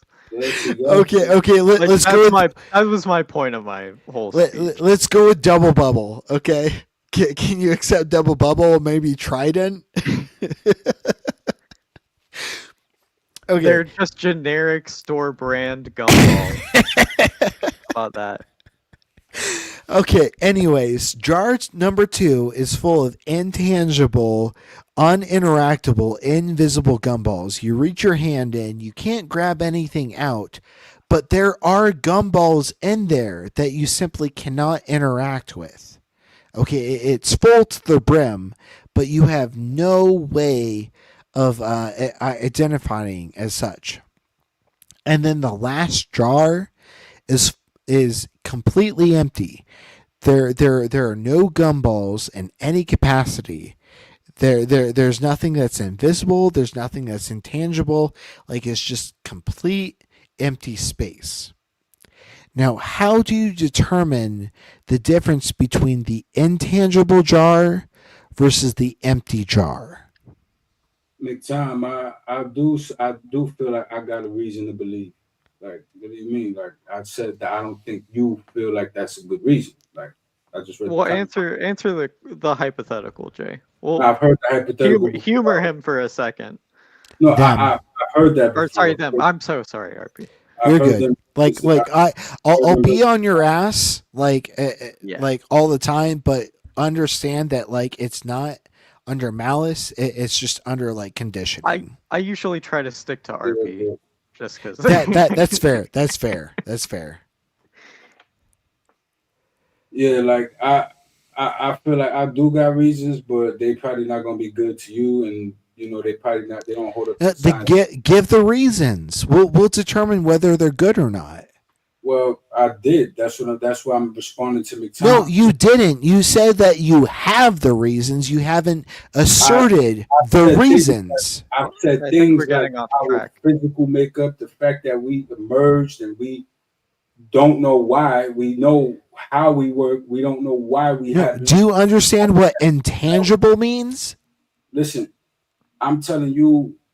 I'm asking for a symmetry breaker between the intangible gumball jar and the empty gumball jar. To McTime, dude. Like, what are you talking about? McTime has nothing to do with this. McTime was introduced to the panel after my hypothetical. I hear you, but he made a comment in the chat, and I was responding to that. That's it. We can get back to your example. Forget McTime's comment. Respond to my hypothetical. Dude, listen, I'm going to respond to what I see. If I see something I want to respond to in the chat, I'm going to do that, dude. Like, what's wrong with you, man? I'm sorry that you have attention issues, but I issued the hypothetical before McTime did. hold on. Hey, To be come fair, on now. Y'all are friends. Calm it down a little bit. I'll back off. Let to be you guys moderate. I'm gonna mute up for the next 2 minutes. You could stay talking. Don't worry about it. Like, you ain't gotta continue this, man. To be fair, it's kind of rude to Yeah. it's kind of rude to engage with the chat via the stream whenever we're having a conversation. We know J Money likes to hit the blunt and hit the bong, and he meanders a little Also, bit. chat, calm the fuck down. I was just kidding about the Hubba Bubba thing. I just decided to give I read RP that, and shit that's for why no I was reason. I feel like I got reason. I just know that they're not gonna hold Really up. can't do anything about it. But let's So you got reason. but it's fair, RP, to bring him back to the point, and let's bring it back to the point. No, listen, See, I'm good with this, man. I'm good with this. This is crazy. Well, I was gonna Yeah, tell you why I do that, J Money, because like when everybody up here on the board on the panel talking and stuff, I type the questions down I want to ask, so that way when I get a chance to ask them, I won't forget them. Because hey, it's unfair. This is unfair. I really they do it to me too. They talk over me and then cut me off and don't let me finish my thoughts. But so I found out that the best way to do it is to write it down, and then whenever you get a chance to go back to that thought that you had. Because I know how I go. When you get the mic, you forgot everything you wanted to say. So exactly. just roll the punches, man. I just said it in real time. You know, I saw the comment. One more, said it in real time. My fault. Go ahead. One more thing. Just keep in mind that what you're doing right here is far more than any other guys and keyboard warriors in the chat that got all these so-called get like me positions, but never provide 100%. anything. So you have a better chance, even though I don't really agree with you. You have a better chance of convincing because you talk to me, man. You talk to me and you got an argument. Fact. So I try to be open-minded. I take what you say to me, but I don't respond well to a combative monologue. You know what I'm saying? Because I get ignorant. Like I come from like certain shit. Like once the energy goes a certain way, I tend to try to match it, and then it's like, yo, I don't want to do this with you. Hey, when it comes to I got you, J Money, but check me out though, man. When it comes to RP, you gotta remember. Now, I'm saying it at the risk. He might get pissed off at me, but you gotta remember. The man said well, they said that they is artistic. So you got to keep in mind that they got an artistic type of stance about the truth and passionate about their belief, and they're gonna come at you without no feeling, kind of like you ever watch Star Trek, kind of like Data type of shit. That's fine, and we learn each other. And you got to like keep that. in mind, it's not really coming from a spirit. But I know we can't affect your perception of things. But it's not when I hear, because they does it to me too. And I'm so glad they are gracious for me fucking up like I always do, saying their name. But they is not coming at you from a spirit of contention. It's really they got an artistic stickler about getting things said right and done right. It's kind of, so you got to keep that in mind. I have a question, J Money. I think it brings it back to the point of the stream pretty well, if you're willing to entertain it. For sure. In the scenario where I am the garlicky garlic freak who eats garlic and wears garlic everywhere, and it turns out that vampires are real, was it morally right for me to be the garlic freak and alienate all my friends and family with my stinky garlic skin and breath and all that stuff? Like, or was it still wrong because I didn't have sufficient evidence to support it and I just happened to be right by circumstance? Because I would say yes. I mean, honestly, if you want my true answer, and I know you're gonna consider it like some bullshit, but this is how I really truly feel. I feel like everybody should have the right to be who they want to be, how they want to be, because they're gonna die alone. You're not dying with. So okay. That's what he want to present, and that's his life to present it. I don't have to believe him. This is when it comes to people using their own mind. That's a very honest answer, but then I don't think your worldview is as protected from doxastic closure as you think it is. Well, the thing is this. Look, I don't listen to nobody for my concepts. I literally close my eyes. I look within, and I work from there. You're just describing textbook doxastic closure. Well, Okay, if it's Do you want me to dogtastic, then it's my dogma that I'm following. Do you want me to disambiguate that term for you? Are you familiar with it? Please No, do. yeah, I'm not familiar with it. I'm Okay, not so familiar with it. doxastic closure is a philosophical term that describes a state of mind where you're just sealed off, impervious to all disconfirming evidence through some combination of confirmation bias and cognitive distortions. And it seems like, yeah, you have a bit of cognitive rigidity here. And I Well, think okay, well, Or like okay, just check not it out. able to My change thing your is, position on a topic. Is that what my that thing means? is this, Austin. Check it out. My thing is this. I do have a criteria. If I could get a scope into the mind or lack thereof of a person who passed, like somehow be able to like experience it and then come back from it and like know what real death is going to be like, because I actually experienced it and I came back from it, like that would answer everything. Like that would make me tell you right now, this was all bullshit. You know what I'm saying? Like you already know this was all bullshit and I don't give a fuck. I'm about to go eat all the mushrooms I can find, you know what I'm saying? And enjoy this shit before I hit the ground. You know what I'm saying?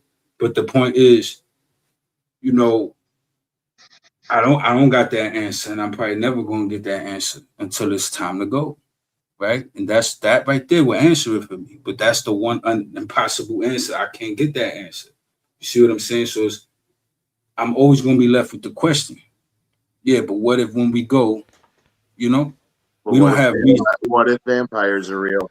Get all I that mean, garlic, you like, what and if then vampires you are real? don't have sufficient evidence to Here's believe the that thing. the Here's the vampires are difference, real, Austin. and you're gonna alienate all your friends and Austin, family, but do Austin, it anyways, and then Austin. you happen to turn out right.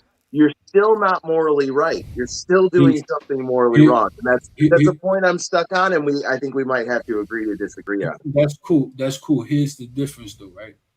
Unlike with vampires, you're not forced to one day encounter a vampire. You know what I'm saying? So you could be like, man, that's crazy. I'm gonna write that off. One day, though, inevitably for all of us, we all have to die.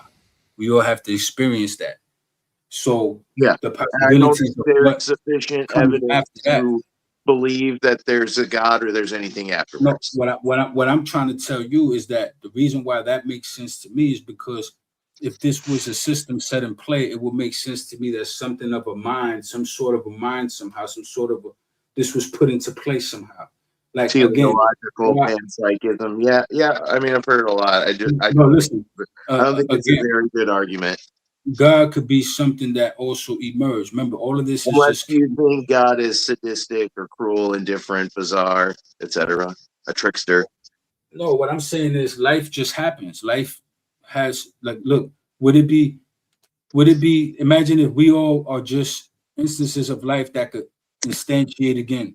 Imagine you are not you, Austin, but there's something in you that embodied through you now, through your physical flesh, through the process of the womb and all of that.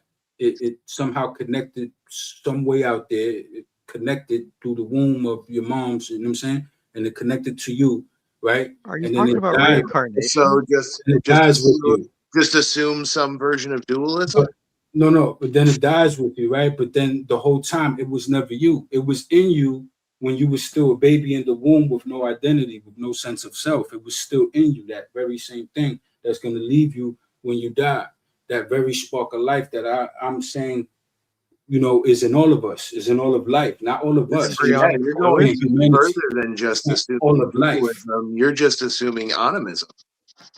I'm saying that all of life has something in it that makes it alive, that gives it that sense of self, that gives it the consciousness. That's what they call the hard problem of consciousness. So here's the thing: is life biologically is actually really hard to define.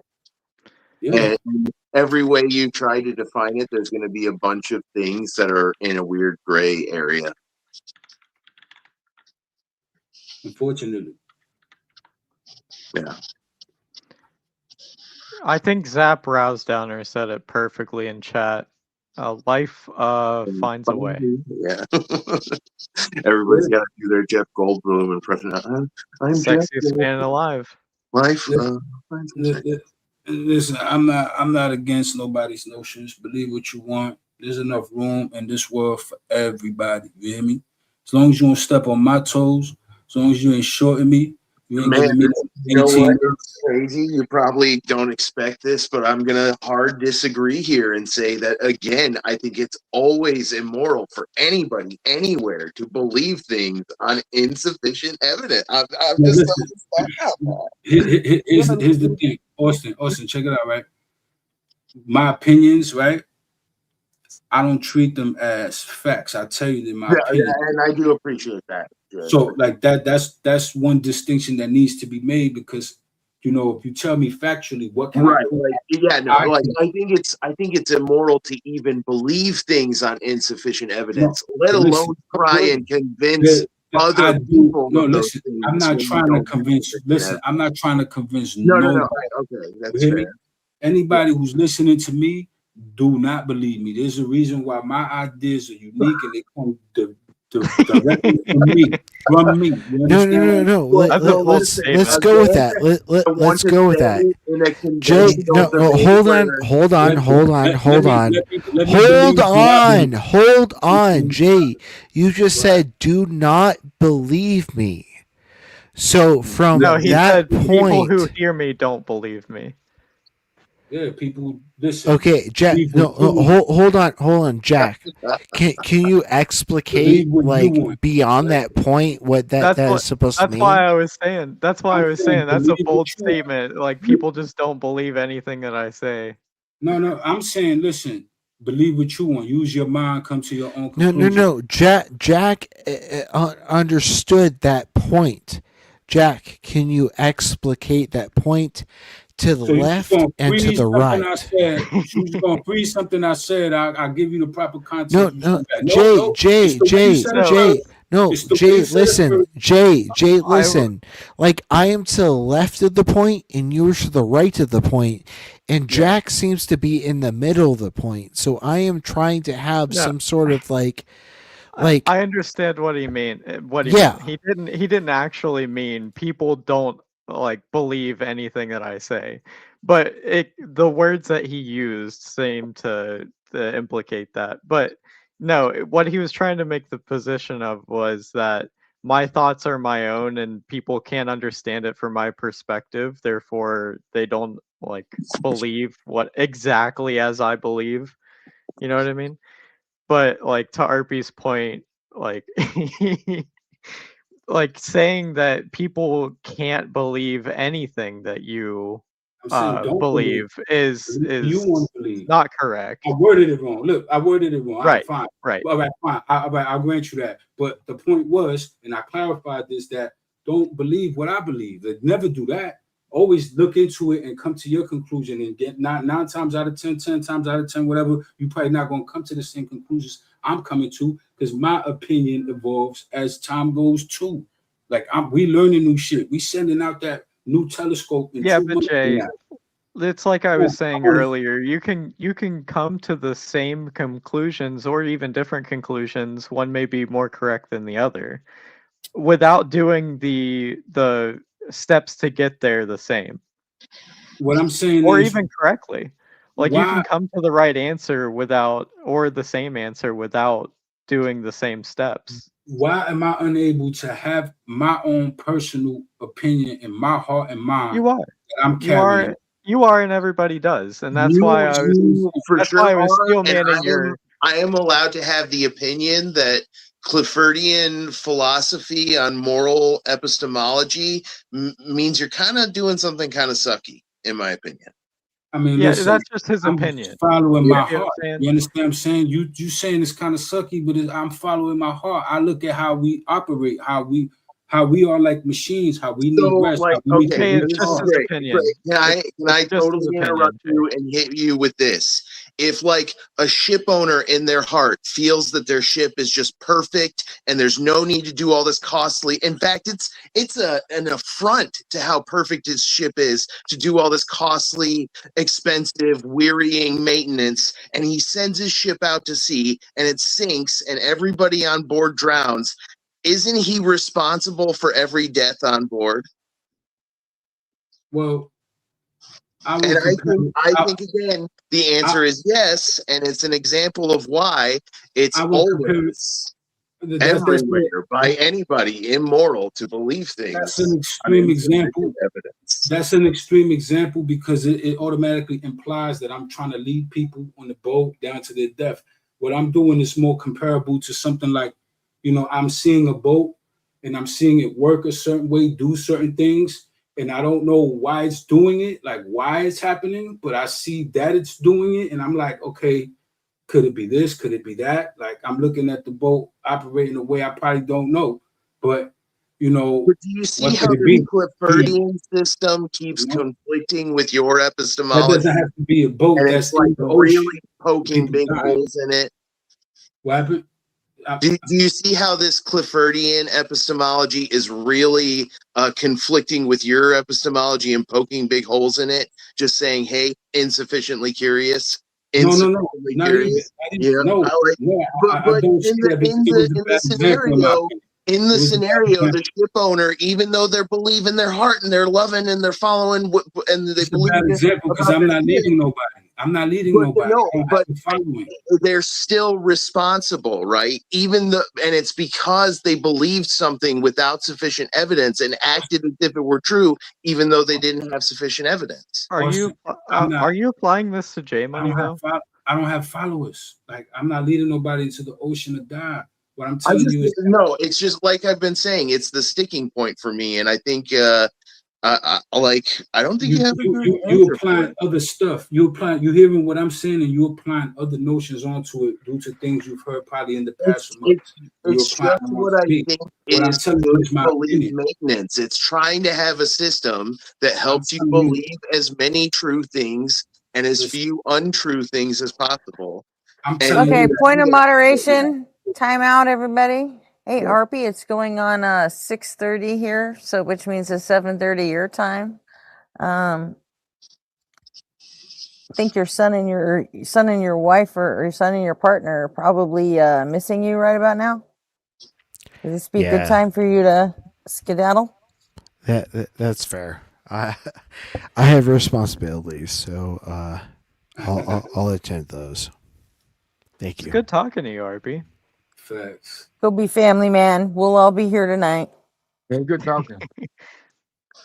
Enjoy that.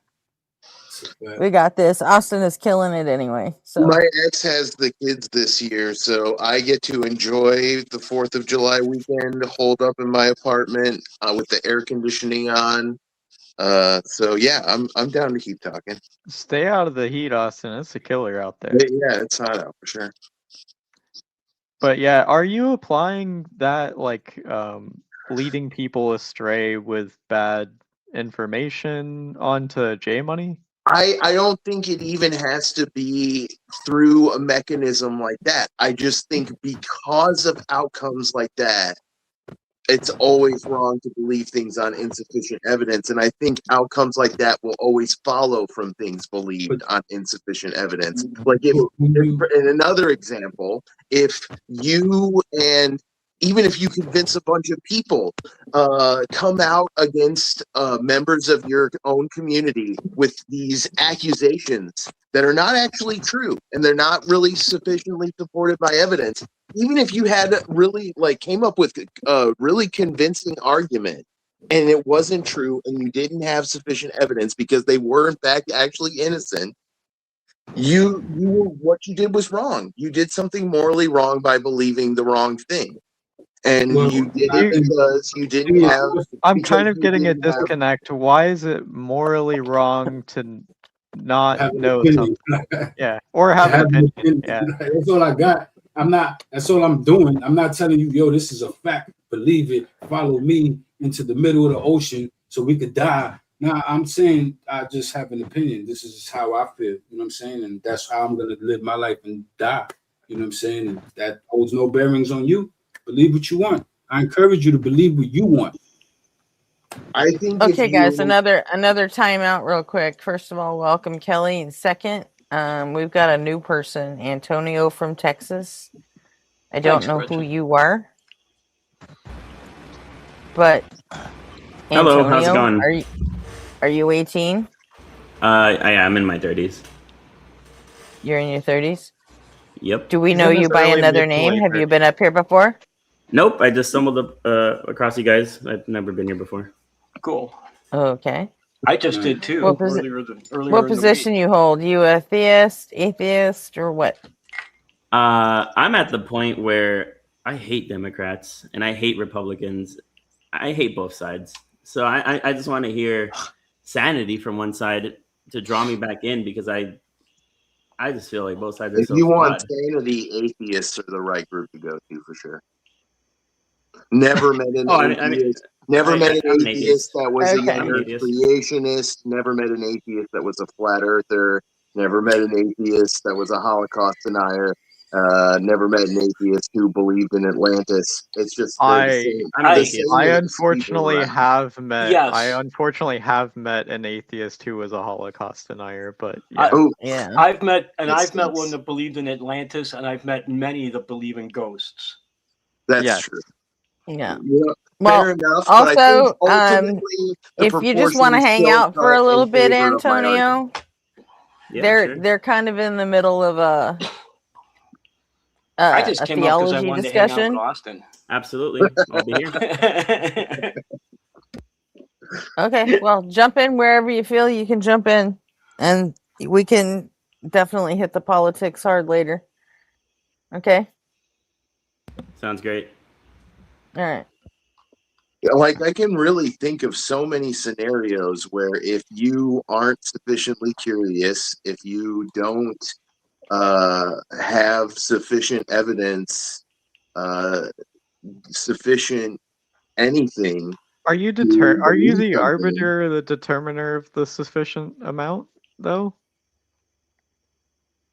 I don't know if I Because am it's your the right- subjective I opinion. definitely am. For me, I get to decide what my opinion is, and Right. I can try and express that opinion and share it with other people. And part of that opinion is that I think you need things like math and science and scientific consensus and peer-reviewed corpuses of primary scientific literature to actually get good versions of what you call those things, the things you claim to know and believe and whatnot. Well, let's I keep will- the I will purposes out of here, but I will say that when it comes to sources, even if something is peer reviewed, you kind of have to follow where the Even money's that- coming from, because a lot of Even these that can be not good enough, right? All that a lot of stuff these is studies still can bad. just keep doing the same study and repeat it until they get the result that they want. Even if it's an anomaly. Right. So again, so many examples. Say you go to a doctor's office and he admits you, and you go in and he hears all your symptoms, and he's like, I've had a few patients like you, and they were all pretty much fine after I did this to them. So I'm not going to tell you the risks. I'm not going to ask any more questions. We're not going to do any easy tests that I can think to do to rule out other possible explanations. Let's just do this procedure to you now. That's And you no go way to to a live while second you're doing doctor. Hold on, I'm not quite done yet. You go to a second doctor, and he's like, "Yeah, I've had patients like you, but you know what? Let's just do a test anyway." He just shows that he's more curious than the other doctor. Like, which one do you think is more likely to give you a good health outcome? I don't correlate to none of that though. we were It's the talking about second something doctor, completely different. because he does that test and he realizes that thing that he thought was something is actually something else, and he didn't even expect that to happen, but it did. Yeah, but there's like the law of parsimony, right? So you have to first start with the basics, the most easiest explanation, before you can start delving into other possible explanations for what could be wrong. I think You that's mentioned just tests, and I Occam's realized razor. I missed one yesterday. I was supposed to go and get one done at the hospital, and I totally missed it. Right. I'm talking about the beginning steps of the method. I'm talking about curiosity, and then rationality is the next step for me usually, and empiricism comes shortly after that. And I think moral axiology is woven throughout the whole thing, and that the core of that moral axiology is it's pretty much like, I don't know, always wrong is a pretty strong statement, but I almost feel like you can argue it's true that it is wrong, to believe things on insufficient evidence. Austin, the thing is, you keep giving examples of people that are doing factual things and actually holding factual Yeah, weight that's what with matters to people. my I'm not, axiology. listen to Like, me. I'm not quite done yet. I'm not quite yeah, done sorry. yet. You know Right, what I'm yeah, saying? go ahead. What I'm trying to tell you is that there are, like, all right. It matters a lot to my I axiology drew a because blank, that's why. if people don't use my method, that's going to result in ships sinking and people drowning and ship owners who it's not their fault, even though it clearly is, right? Like, I got it. It because came back. they failed to be Look, sufficiently curious. it came back to me also. Look, Yeah, so go ahead. basically, what I'm saying is, like, I'm not trying to, how can I explain this? Like, I'm not trying to tell nobody in a factual way this is what it actually is in the afterlife. I have Okay. these conversations and I let people know that this is my belief, my opinion. You know what I'm saying? And you don't have to follow. I'm not Right. prescribing this You made like that point a couple times. prescription. No, listen, I'm not. But you keep going back. I'm bringing it up again to point out the fact that when you bring up examples, you're bringing up examples of people like a doctor with a patient, of people like taking actual people into the middle of the ocean, and you know that's real effect. That's them treating in the example like a fact. Like Right, I'm not. we're kind of going in circles a little bit. No, we're not. Are you an Because agnostic then? Because it sounds like you don't definitively know either. I'm saying, J Money, that this is a real sticking point for me. That if I were going Those to are bad examples. envision something that would increase my percentage of theism being the truth of our universe and decrease my percentage of atheism being the truth of our universe, it would be, something like this. That makes sense? I hear what you're saying. That's your criteria. That's your personal criteria. But the Right. example If you're going to want me to be a theist, if I'm going to try to be a theist, I could be need to whatever be you able want. to say that I'm believing this on sufficient evidence, or I would feel like I'm violating my moral axiology. Listen, I just want you to be Austin, not a theist, not an atheist, not whatever. I just want you to be you. And that's what I love about DJ. But like, again, you understand the rhetoric of the point I'm making. Does it make sense to you? I hear what you're saying, but I think that what you saying comes with implications on the person that you're saying it to, like me. Like that automatically assumes that I'm trying to achieve some sort of something like a fact claim, a factual claim. I'm trying to pass something over somebody. That's not my intent. That's not what I'm doing. We talking. You're allowed to be you. I'm allowed to be me. That's my opinion. No, Y'all I don't get have to it. believe I get it. I get it. And so and that's like not and probably the suckiness of what you're doing right now, if any suckiness can be said to exist, is really low grade. It's like basic moral suckiness we humans do all the time just by existing. I fucking go eat at McDonald's all the time, even though I know it's supported by fucking slavery, prison wage slavery. Like, you get what I'm saying? Like it doesn't mean that your grandma's an evil monster for believing some anti-vax conspiracy theory she read online, but she is doing something wrong. I think in both cases, something wrong is still being done by my moral axiology. I'm saying that that's fine, but what you're doing is applying it to things where it's real world consequences. Where I'm like, you're basically making it seem like I'm trying to like push this onto No, get you're people right. to You're right. believe this, but It's I'm because not. my axiology is all about that real world implication. So like, I'm talking about real ships. It isn't just a metaphor. I don't want real ships going down and people drowning But because that's what the I'm ship saying. captains No ship are is going to drown. using a form of epistemology similar to what you're using to support your belief in God. Nobody Then should they use my probably form of even use God himself in their beliefs a lot too. Their ship is blessed by God, and it made all the trips fine, right? Like you Anybody? can see how the metaphors match up. The other No, I doctor's like, don't. I'm the perfect doctor, blessed by God. I You don't see don't? that. It I don't seems see so that. clear to me. But I'm gonna tell you why. I'm trying to tell you why. Look, the person who's navigating the ship, he's actually in a position of actual real power, right? Like he's doing this. He got people under his control that he's leading, navigating. Yeah, so it's bad if he believes God is real and flesh is shit. Listen. And he drives Listen, into a storm. Yes, I'm not. Yeah. So basically, he has people under his control. So I'm just speaking my opinion. Now, if you tell me like that's a crazy opinion, I don't agree with that notion. That's whatever. That's cool. But that's my honest opinion. I'm not lying. Like I'm not telling you something that I know is a lie and telling you, yeah, this is the truth. This is how I really feel.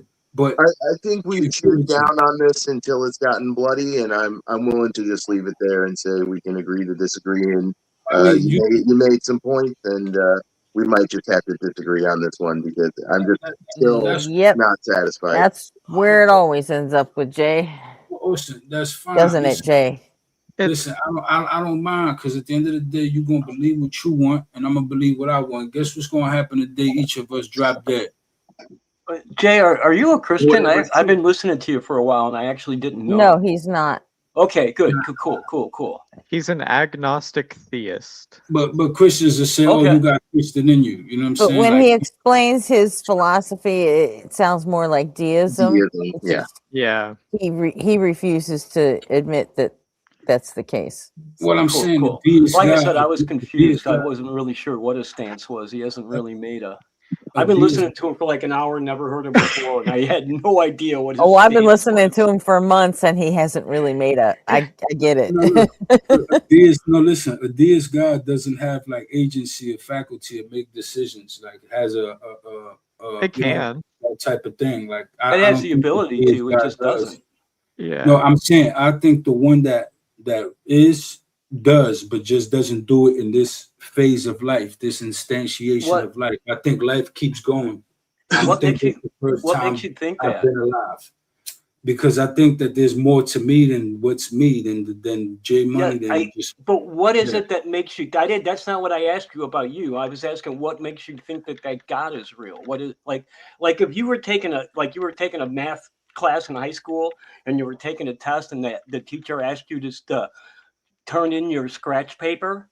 Can you like explain it why you think a God is real? Like you would explain a math problem on a piece of scratch paper?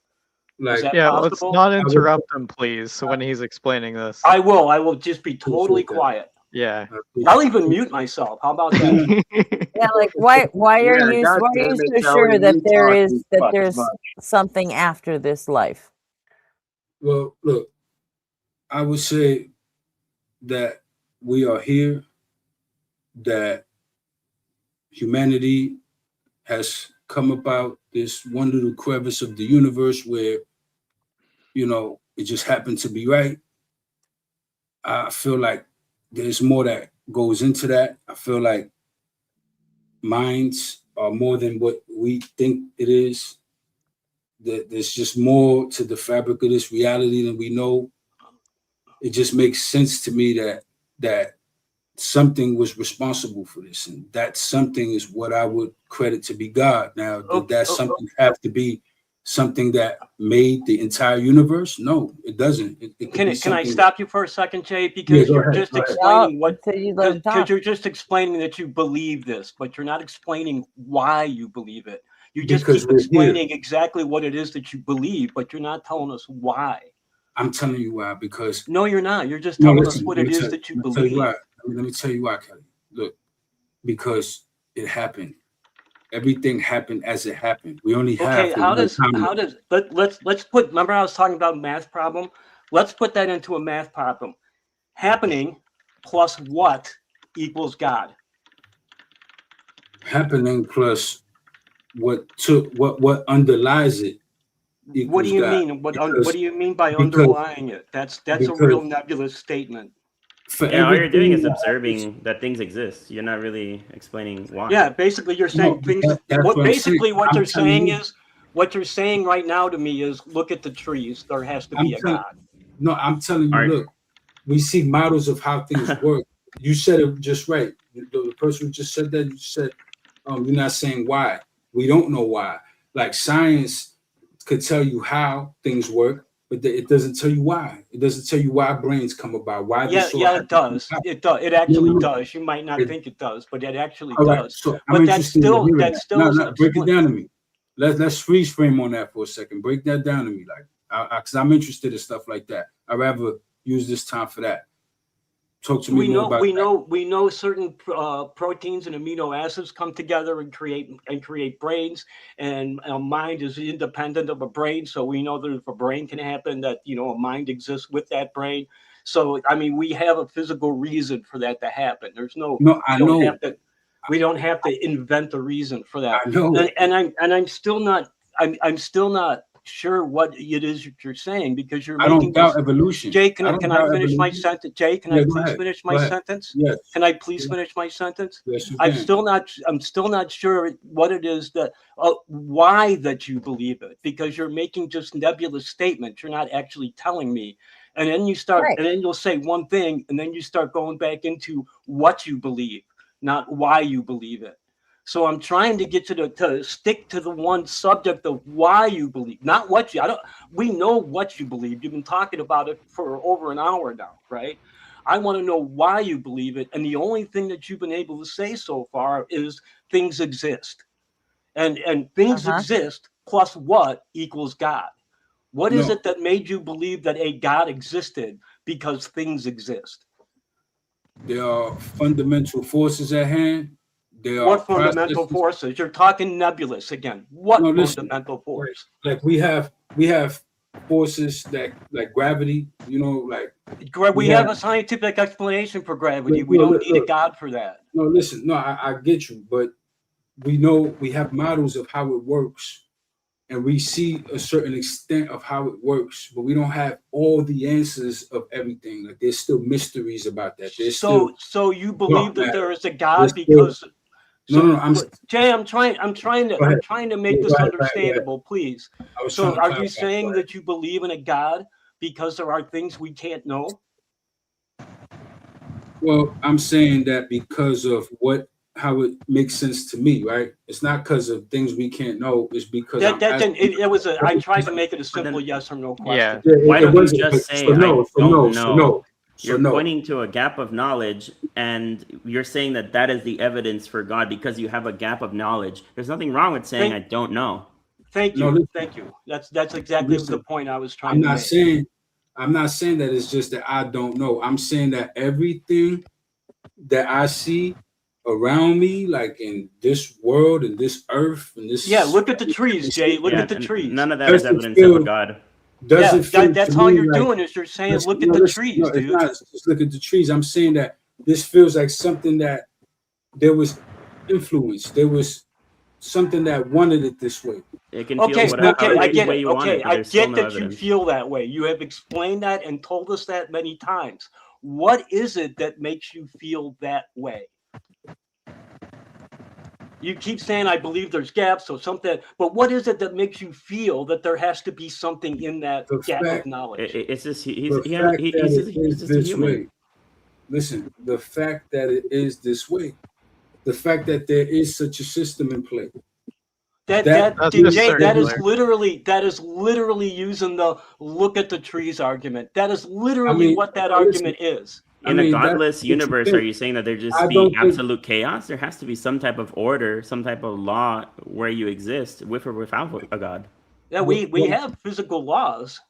What I'm saying is outer space itself, literally everything that makes up everything you know, all came from that hot, dense state that they say we all come from. How do you know that? I'm not sure that that's actually true, but I mean, we have conjectures about how everything started, but we don't really know. Well, I mean, listen, that's what the best theories say that I look up. If you got anyone else, I'm open to it. Post it, I'll look at it.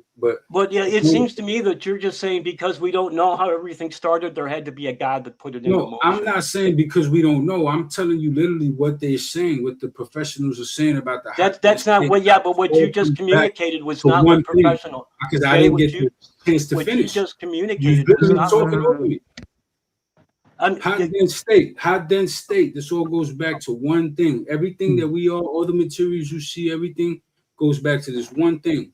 And this Jay, one do you thing. think it was created? We don't know that, Jay. It was we don't know that.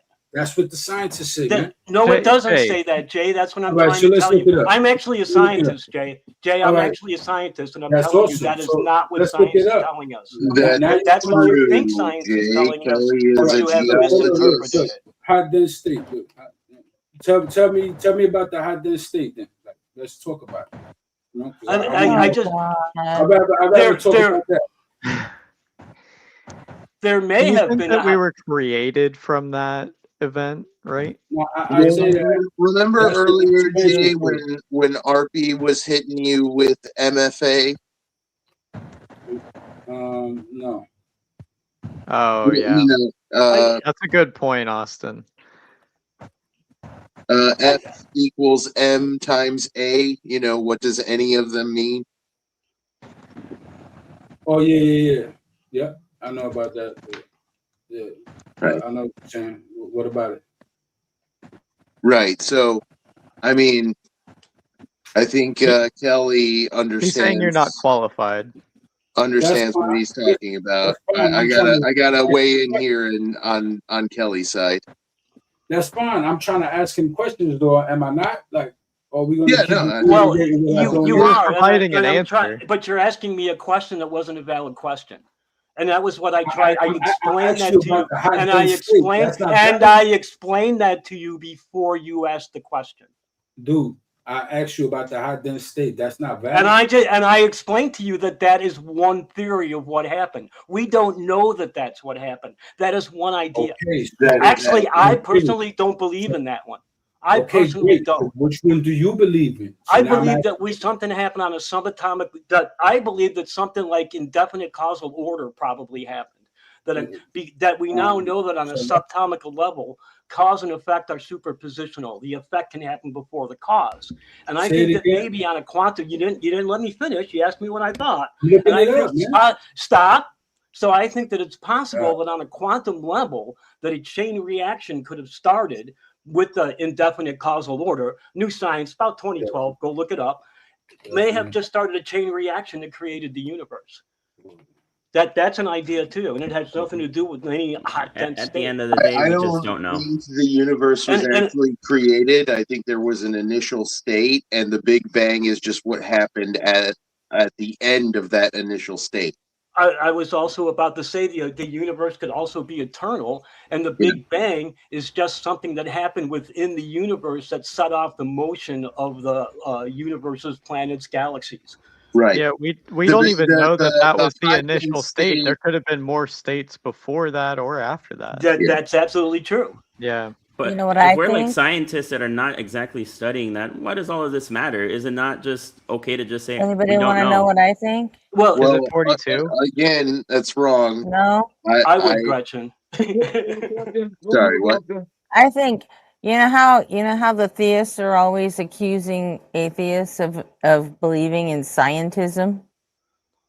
Yeah. I think that Jay, in his own way, has invented scientism for theists, and he's their prophet. Hell yeah. Let's join this cult. He kind of has. Like, Gretchen, you really cooked. You really ate with that one. Kind of spot on. No offense, Jay. Yeah, I fucking nailed it, huh? Nah, that's fine.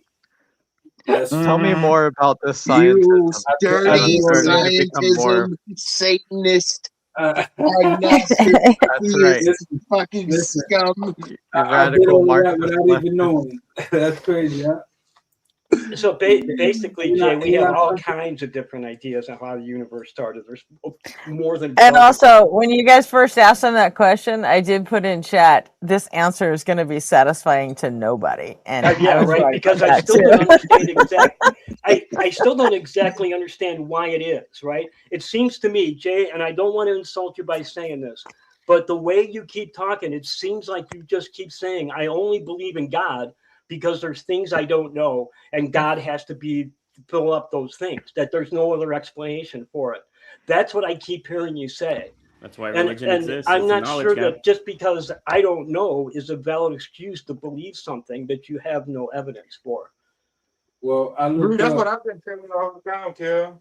Can I looked up something that says the Big Bang model describes how the universe evolved from a very hot early hot dense state into the expanded universe. Well, why are you stuck in this hot dense state? It's only one of many theories. Here's the You problem. keep getting stuck on this one thing, and we keep telling you over and The hot over that dense that's state is also a state before geometry even existed. So when you say expanded universe compared to what? A state where geometry doesn't even exist? Like Compared to the ship we were talking about earlier. Duh. I'll be honest, Jay. I feel like I'm talking to a wall. I mean, honestly. I'm trying to freaking read something. You say you talking to a wall. I can't read it. I know, but It's part look at the trees, it's part Jay, God of the gaps, and it's part Pascal's wager. That's why he believes what he believes. Gretchen, how dare you keep but look cooking at my and Amazon eating orders. They while always you're make it on supposed to be time. the mod right now? Come on. I'm responding Jay, to Show some definite restraint. causal order. I'm just trying to give you the benefit of my months of talking to Jay about all this shit. I think Gretchen's on a roll here with that. I'm trying to ask you really simple yes or no questions. Listen, going over this with indefinite him. causal order. You just said that. Indefinite causal order. I was responding to that. It said, no, not by itself. Indefinite causal order is not an alternative to the Big Bang. They Actually, it totally is. If you understood it.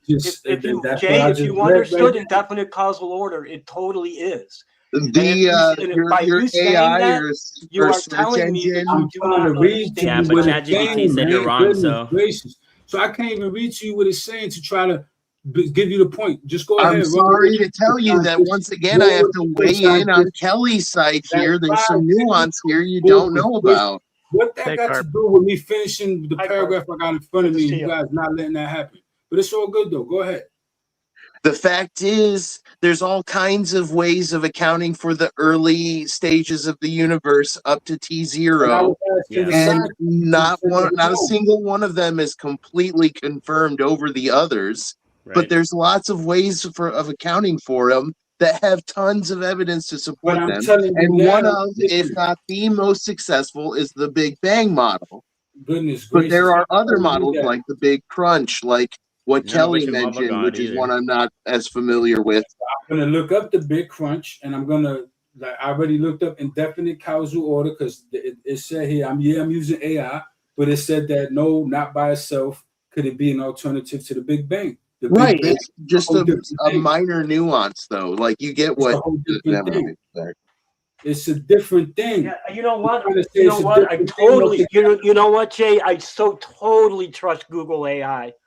God damn! You know what? We should just get rid of fucking science altogether and just use Google AI from now on. Listen, you see how I'm asking No, you you to listen. You're using Google AI, dude. You I are didn't using say that. Google AI to tell a scientist what See how he's not science is. listening? You see how Dude, the you are using Google AI to tell a scientist what science is. And then when I'm telling you that, you can't stay shut up about long enough to hear it because it's tearing your argument apart. Wait, why don't we just go to ChatGPT and say, explain how everything started, make no mistakes? Yeah, Let's see. go ahead. Explain everything. You It's just gonna do 42.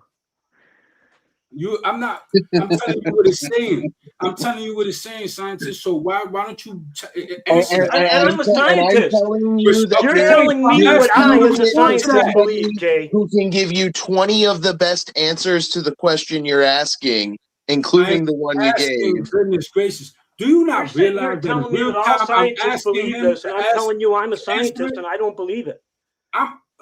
That just right there shows you that you're So break wrong. it down. So break Austin it is down. also a scientist, and he's telling you he doesn't believe that either. That's two I don't think- scientists. That's I don't think absolute that proof means he's that your wrong. Break it statement was down. actually wrong.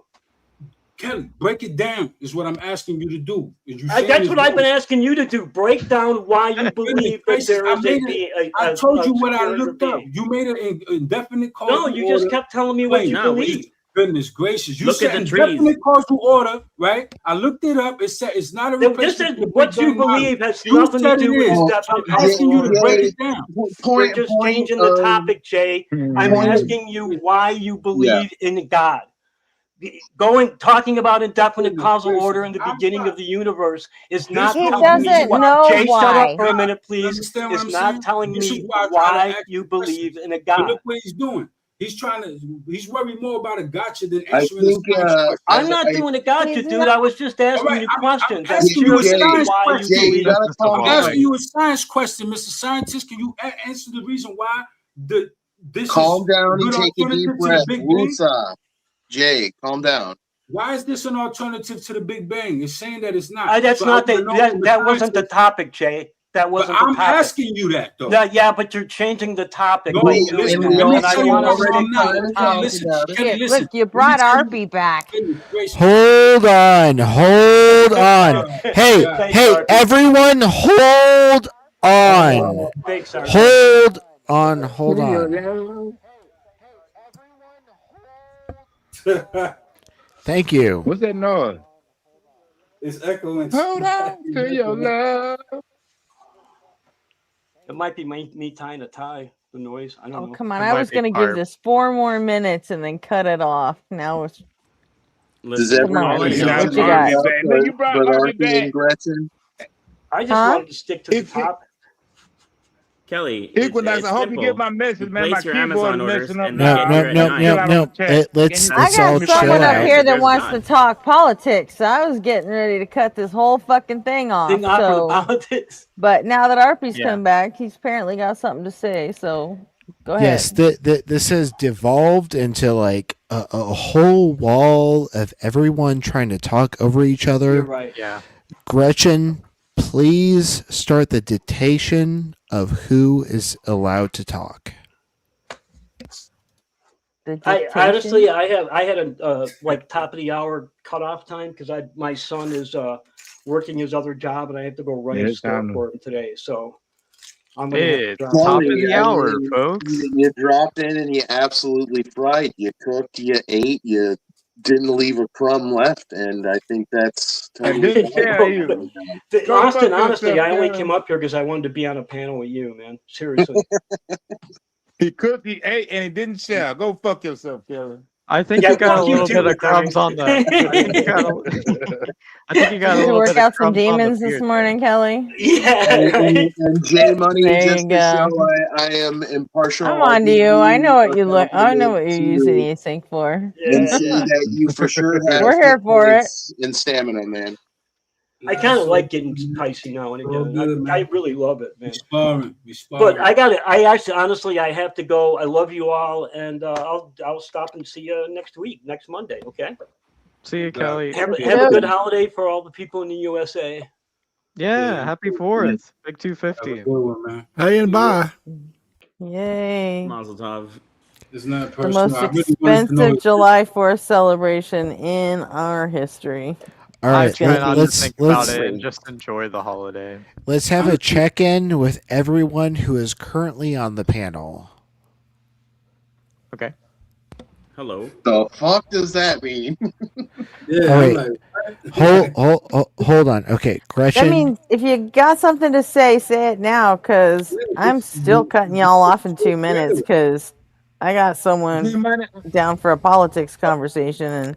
And just get into it. You get into the Wait, hold on. Since I have my foot outside of the door, Gretchen, you're currently here, correct? I believe so. I believe I'm Okay. currently here. Austin, are you here? Yeah. No. McTime, are you currently here? The holograms. Yep. Okay. Jack, are you currently here? Shibuya roll call. All right. Jay, are you currently here? Yes. All right. Antonio from Texas, are you currently here? Yes. Okay. M. Carp, are you currently here? Yep, eyes here. All right. What's up, everybody? We are going to hear individually from everybody 30 seconds to give your case until Gretchen is ready to take over the panel for her political conversation. So starting with Austin, go.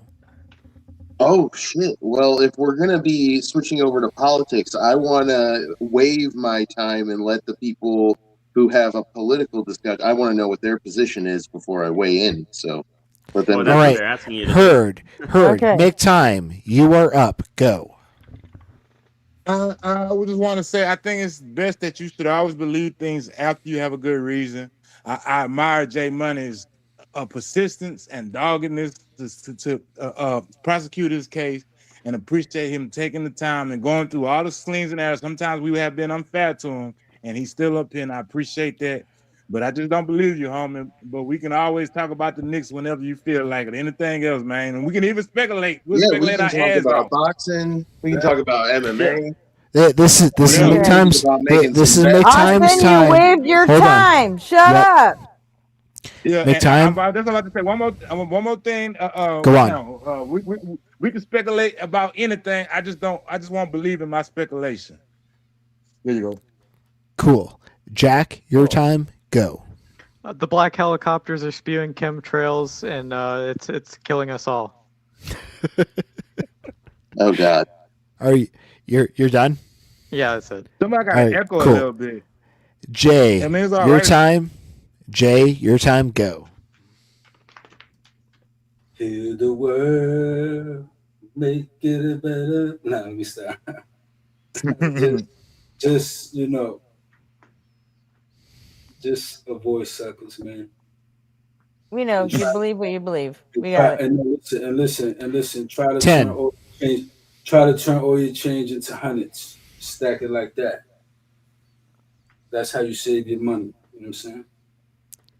That was Okay. wonderful and totally off point. Antonio from somebody Texas. got an echo in Nope. their voice. I just want to say somebody got an echo in their voice. It's not bad, and we can, if we have to, we can deal with it. But I hear echo when somebody talk. That's all. Okay, Antonio from Texas. 30 seconds. Go. Yeah, so my name is Antonio. I currently live in Houston. I recently moved here from San Francisco and Los Angeles. And one thing I noticed in all three cities is that I just didn't feel safe using public transportation because of crime and just like public disorder. And I used to think it was just like a California problem. But now that I'm living in a red state, I see it's a broader American issue. And honestly, as a Latino, I'm kind of looking at El Salvador's approach to reducing violent crime and thinking that maybe we can employ some of those things. Okay. Well, wait done. a second. He's not talking about the religion thing anymore. Nope. That was the start of the politics thing. All right. We'll hold on to that Okay, for just Arby, one moment. Go take care of your son. JM has the last account, and then He hasn't Antonio even from had his Texas. first fucking account yet. He hasn't said anything. Okay, I'm just trying to give everyone an equal opportunity to share their thoughts before we move on to the next topic.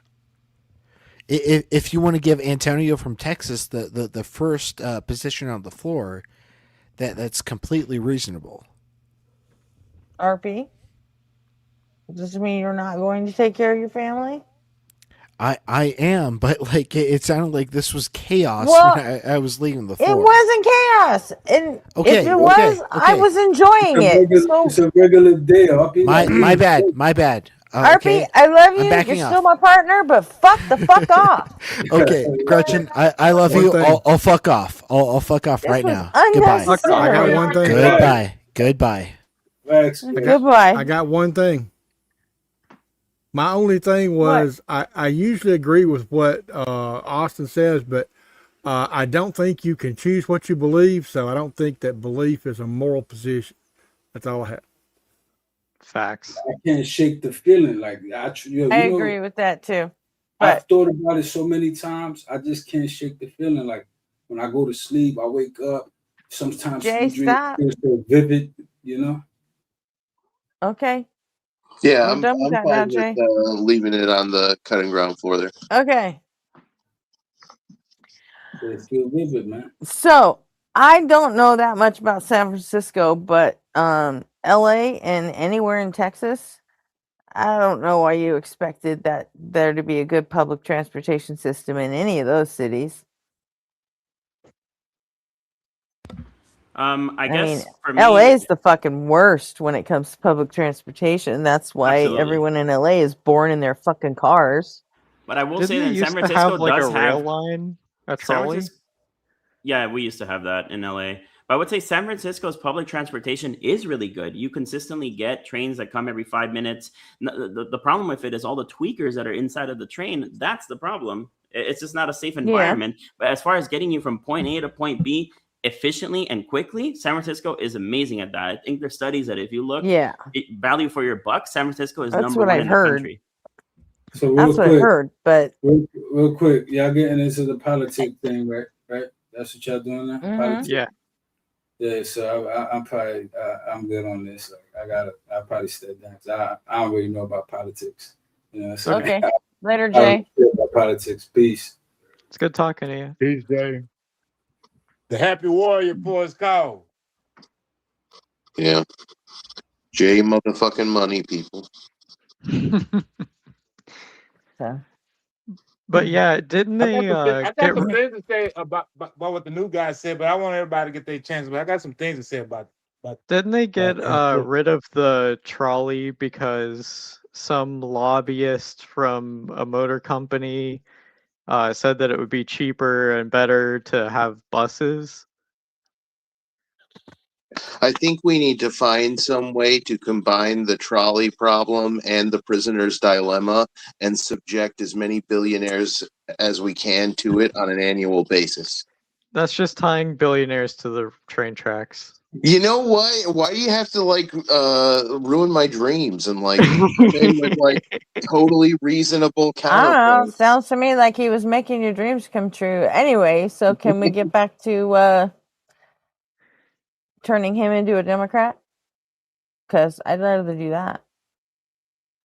Turning him into a Democrat. Dem pretty-based, leftist. You know what? socialist. Don't start with this leftist bullshit. Y'all are fucking Democrats because you know what? You got no other fucking choice. We have two parties in this country, and if you don't vote for the Democrats, there are Dems then that I like, Gretchen. There's you're voting Dems for the that I fucking like. right. There's So Dems that I like, and there's even Republicans that I like, but I just don't agree with either of the parties completely. and you're never I don't going really to feel at home there. because you can't. That's the You're problem never of going to. representative We have democracy. so many single issue voters in this fucking country that we cannot consolidate all of those issues into any one politician that's going to make everybody happy.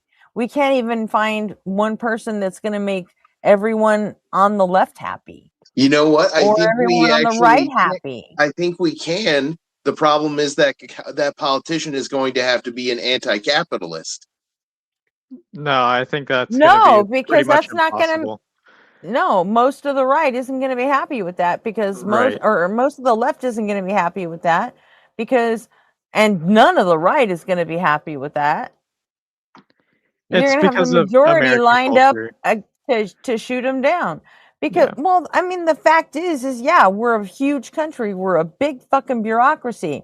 Like the Titanic. I know I've used this fucking I agree with analogy a lot of to what death, you're saying. but it's like the Titanic coming up on the fucking iceberg. You know what? You can't turn super fast all at once. It's a big fucking country. She's got a huge fucking ass. Remember the movie? And you turn too fast, what's going to happen? You're going to capsize and everyone's going to fucking die. So you have to turn slowly. That's a baby steps kind of thing. Otherwise, and you might even hit part of the iceberg on the way. But you know what? At least that gives you a chance of not everybody's going to fucking die. That kind of sounds like the capsize the ship. that they were We're using. all fucked. Well, here's that's an apt analogy because it did split in half. Let me give you a good example of some very good, easy, slow turns we could do.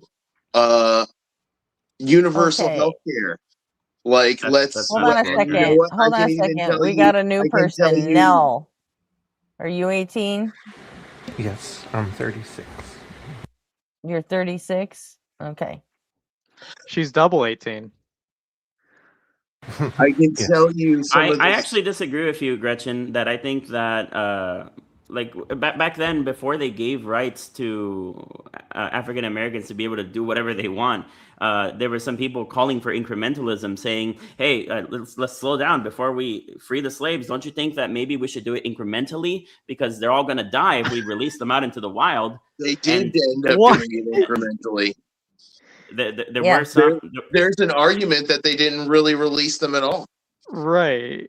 Well, but there was like a I forgot what that. There was this black philosopher who was saying that he believed at the time that the best way for blacks to be on the same level as like all the other Americans was to do like a 10-step plan and to do it very incrementally.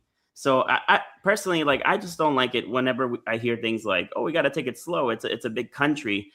I think we've been doing that and the country's falling apart just because we're not taking action. And a lot of it is just gridlock from a bunch of like obstructionists in Congress. Look, what Gretchen is saying is just good, practical, basic advice that even JFK would have been on board with. He said, try something. If it doesn't work, admit it frankly, move on, try something else. Like, Gretchen is correct that you need to be careful, but you need to try things. And trying things slowly is a good idea generally. And the ship metaphor holds up. You don't want the ship to capsize. But there are turns we could make that we don't make out of ideological oppression. And universal healthcare is a great example because everybody else made this turn. They did it no problem. We watched them do it. And we're like, nah, fuck that. And I disagree. We're gonna take this ridiculous, horrible nightmare turn down this fucking whirlwind of deductibles and doesn't have to be. I think that's just like movement paralysis. We have this paralysis. We're scared to do something extreme, and that's what's not causing any progress to happen. Well, because what happens when you do something extreme? What happened when they freed the slaves? What happened when they freed the slaves too quickly? And not if you believe the heinous, untrue accusations against my friend Luigi Mangione, who was playing Magic the Gathering with me and my friends. Stop that. Stop sidetracking. Look, you're right. They did want to do it. They did want to free the slaves in increments. But then in the end, Abraham Lincoln did it too fucking quickly. And then what happened? He got assassinated. He got assassinated and the Civil War happened. Yeah. Which is the war that got more Americans killed than any other fucking war in history. But that one example isn't really indicative of every single extreme decision is bad. It's the Civil War happened and then he got assassinated, I think. Yeah, the Civil War happened and then he got assassinated. And it was your fucking example. So because that one thing happened, every single extreme decision is bad. Well, you brought it up as the one example why we need to do everything fucking extreme and quickly. What's that? What was your other El example? Salvador, but we just glossed over that. I mean, it literally was one of the countries with the highest homicide rates. The president started putting everybody in jail. Violated El Salvador isn't America. I'm sorry, you can't. I forgot. It's not America, so I guess we can't use it as an example for why something works. Well, is El Salvador one of the richest countries in the world? It's one of the safest now. It's one of the safest because of the extreme measures that they took. That's what you say. Extreme fascist measure. Some people would say that the actions that they took were violent. So you're okay with fascism as long as it makes you feel safe next week. Don't you think civil liberties are getting in the way of people having a safe environment? Man, for who? Safety for who? The people? No, what about the people exactly. We're protecting. Like you guys are more interested in protecting the rights of people that are committing crimes. Let me finish my thought, please. Neglecting the rights of innocent citizens. Let me finish my thought, please. No, nobody said that. Let McTime talk. Let me finish my thought. Safety for who? What about the people that state considered enemy? Is it safe for them? Those people too. Right. They got stats too. What about their stats? Oh, so you've got a perfect solution then? No, well, I'm not. But I'm like you. You had said when you first. I'm looking out for what helps out the majority. Yeah. No, you're looking out for you because you scary, man. You scary. You got on the thing talking about you. What has anybody done you on public transportation? Have you been robbed before? Has anything ever happened to you on public transportation? Yes, you had a knife pointed at my neck. Oh, all right. Well, you got good reason to complain then, because that's why I wanted to know. Because I mean. I've been taking public transportation since I was like 10 years old. I've had a knife pointed at my neck. Someone's pointed a gun at me. I've seen people get robbed. I've seen everything, man. And I'm tired of it. I've been riding public transportation since I was 10, and I've done it in many places in the U.S., and I haven't experienced any of that. That's you. And I'm so, giving my experience. how can you say your anecdotal experience means more than mine? Did I say that? You're I'm telling implying you. it, yeah. No, I'm not. I didn't imply anything. I'm just saying You're that this is. implying that fascism is okay because you don't want anyone to ever point a gun at you again. And I Which would is what submit fascism does. yeah, exactly. That's where I was going. But don't you? I That's guess like exactly you're what's gonna infringing on happen. the Only it's rights. gonna be fucking ICE, and you're Latino. Guess what? You're not even gonna be in this country long enough if the fascists take over. So that's actually part of my argument and kind of what made me start looking towards El Salvador, because I was looking at what Donald Trump was doing and I was like, I feel like this would work if he just went after the right people. I think it's the right solution going after the wrong people. Before they don't work. Mass deportations never work. There's a reason those people are here. They've built an ecosystem in which they are contributing to the U.S. more than they're taking, actually. Oh yeah, So you want him to go ahead and deport everybody except you? I didn't say that. He wants the right to make people, you feel safe, No. huh?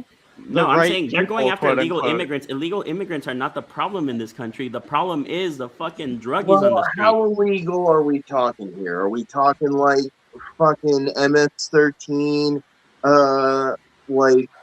Yeah, they're part of the drug problem. human traffickers? Or are we talking about a mom and a if you put a Venn pa? diagram, The mom is a stay-at-home mom, and the pa is a mason worker who works a way, job guess that what? most MS-13 Americans basically doesn't don't exist work. in El Salvador anymore. Okay, by the way, just for everyone's little edification, in case you didn't know, MS-13 is an American fucking Yeah, it's an American, gang. but Mara Salvatrucha basically doesn't exist in El Salvador anymore. Right, but because it of the extreme is measures that they took. illegal. It originated in the LA County jail system.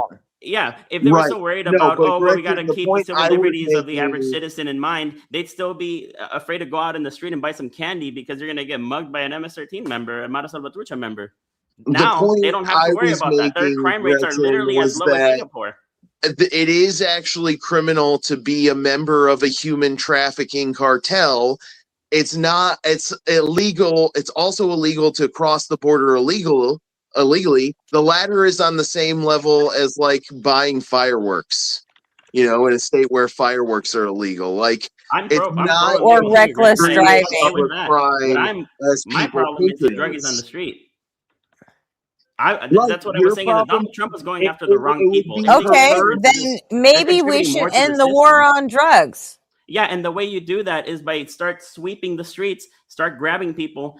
Doesn't matter if they want treatment or not. Just start putting them in Jesus facilities. fucking Christ! What's wrong with you? Are you serious? I'm only. So you're like a full-blown fascist then? Yeah, for sure. What the fuck, man? Well, tell me. Just grab who people. decides So what we're a just going to do junkie the is? incrementalism and just let people get stabbed on the street constantly. You get to decide It's just what a a problem that junkie we're going to needs to accept. be rehabilitated is?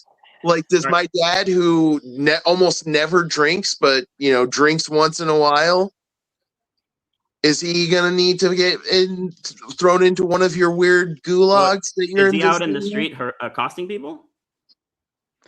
The street preachers Wait, do, hold on. and Is your they don't dad get out? arrested. Is your dad and out I on don't the street want them to accosting be people? arrested for being street Is your preachers. dad out on the street even though I accosting don't like how My they dad talk. was sorry. Like the street preachers are out accosting people all the time, and I don't even want them arrested. Like, So they're accosting that's people just in a fucking physical way that's going to insane. threaten their Dude, health. where is fucking Max when you need him? I don't mean Maximus. I Was your mean dad accosting people on the Maximus. street? I mean Was he putting people's lives in danger? Oh yeah, he's great. From Uruguay. I mean, yeah. You got to keep in mind Why that are you ignoring the question? you got to keep in mind the people you I see why you're advocating ignoring for. the question. You're rather quiet. Let me finish this thought right quick, man. You got to keep in mind that the finish people answering his question. I don't know. I just got back. I'm trying to cook me some. I just want to point this out that the people you are wanting to define who is a criminal and who can go to jail and who not, define themselves as not criminal when they do the same thing a criminal can do. Like the guy that's the president right now who's been in the Epstein file 220 some times. They define themselves. You giving the people definition power to define themselves not criminals. Yes. Donald Trump is a criminal. Yeah, he should be in jail too. But he defined himself now Man, as you criminal, think so he a out. lot of people should be in jail.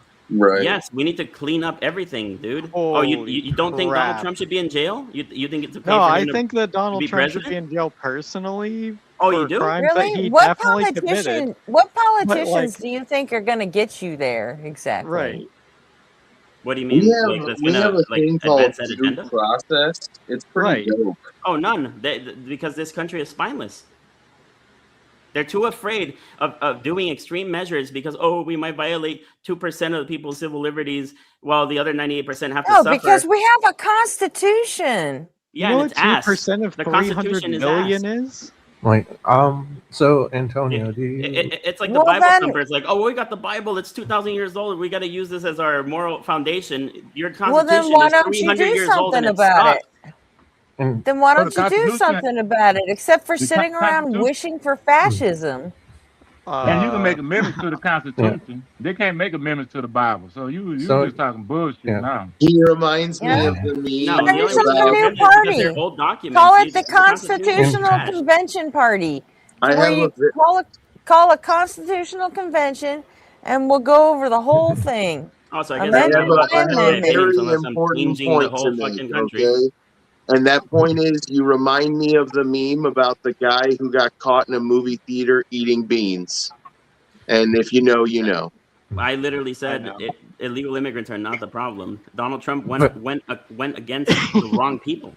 But You're Antonio, saying just grab people off the street, regardless of if Well, they're if immigrants you or want not. to shit can the Constitution, let me ask you something, Antonio. If you want to shit can the Constitution, which sounds like you do, okay, cool. What state do you want to be in when we turn from the United States of America to 50 individual states? Well, I don't know Which what state do you laws hope you're are. in?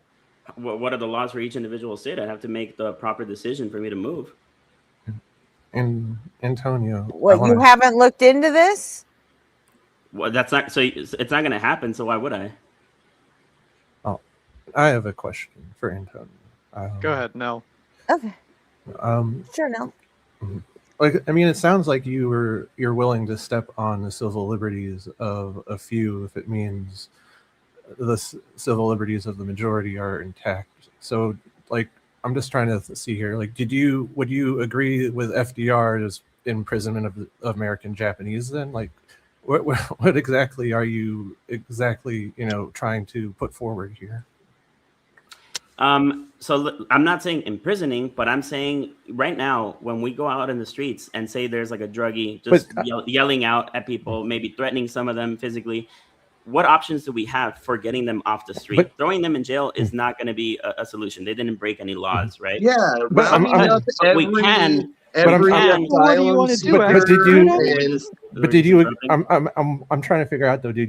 Are you on the side of FDR? Like, do you think imprisoning American Japanese was a good thing? It's like you're asking me. No, well, obviously not. You're asking me like, oh, because you want to imprison this section of people, are you then okay with imprisoning this other section? No, because that's based on race. Because okay, what do you think in terms of, real quick, like where are you in terms of like economic systems? Are you a capitalist, socialist, communist? What? No, I think capitalism is failing. I mean, we can see it. The cost of living is just so high. People cannot live a sustainable life.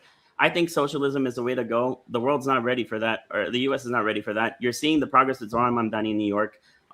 I mean, it's only going to be a matter of time before we realize that. I think there must be some type of hybrid between capitalism, socialism, somewhere we can meet in the middle. But the system we have now is trash.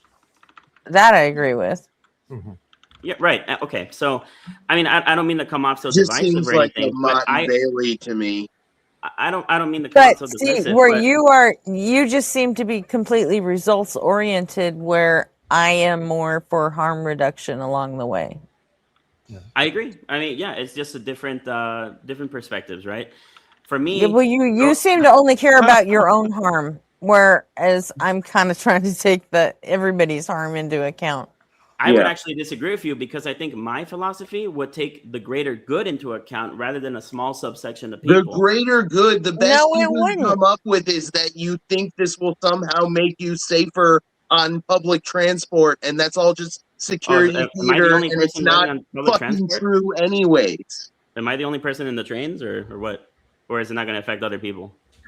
Hey, Are you I'm familiar I'm with born the and raised concept of security theater? Do you understand get what you people want. doing things that don't actually make you safer, but you just want the appearance that people are doing something Oh, that so will someone make you holding a knife to safer? my neck made me safer? And Antonio, Oh my I'm God. born and raised in LA County. What do you think I think of public transportation? Well, you said it's terrible. I mean, It LA. might. I just don't think it doesn't. It doesn't fucking exist for me.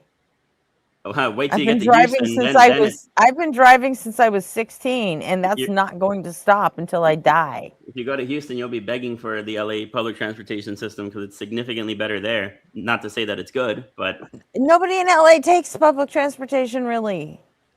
then I Our disagree. cars. Every Latino that We lives are in the we same are building as born my and parents, die they in all our take it. cars, huh? That's a Maybe very middle. downtown. That's a very middle class perspective. I don't think, like Well, growing up, that's where I come from. right? I think Where they I have come that from is problem. low, impoverished, illegal immigrant communities, and everybody takes the bus. Everybody takes the train. Only place Not I ever my had problem on the experience. public transportation is San Diego. I remember I was in San Diego, and it was a missing guy too. He was drunk or something, and I think if I remember correctly, a guy punched him and knocked him out, and his bottle fell out of his pocket. So I tried to give him back his bottle, and when he woke up, he tried to fight me, so I knocked him back out. But I gave him his bottle back. I was just trying to give him back his bottle. That was the only problem I ever had.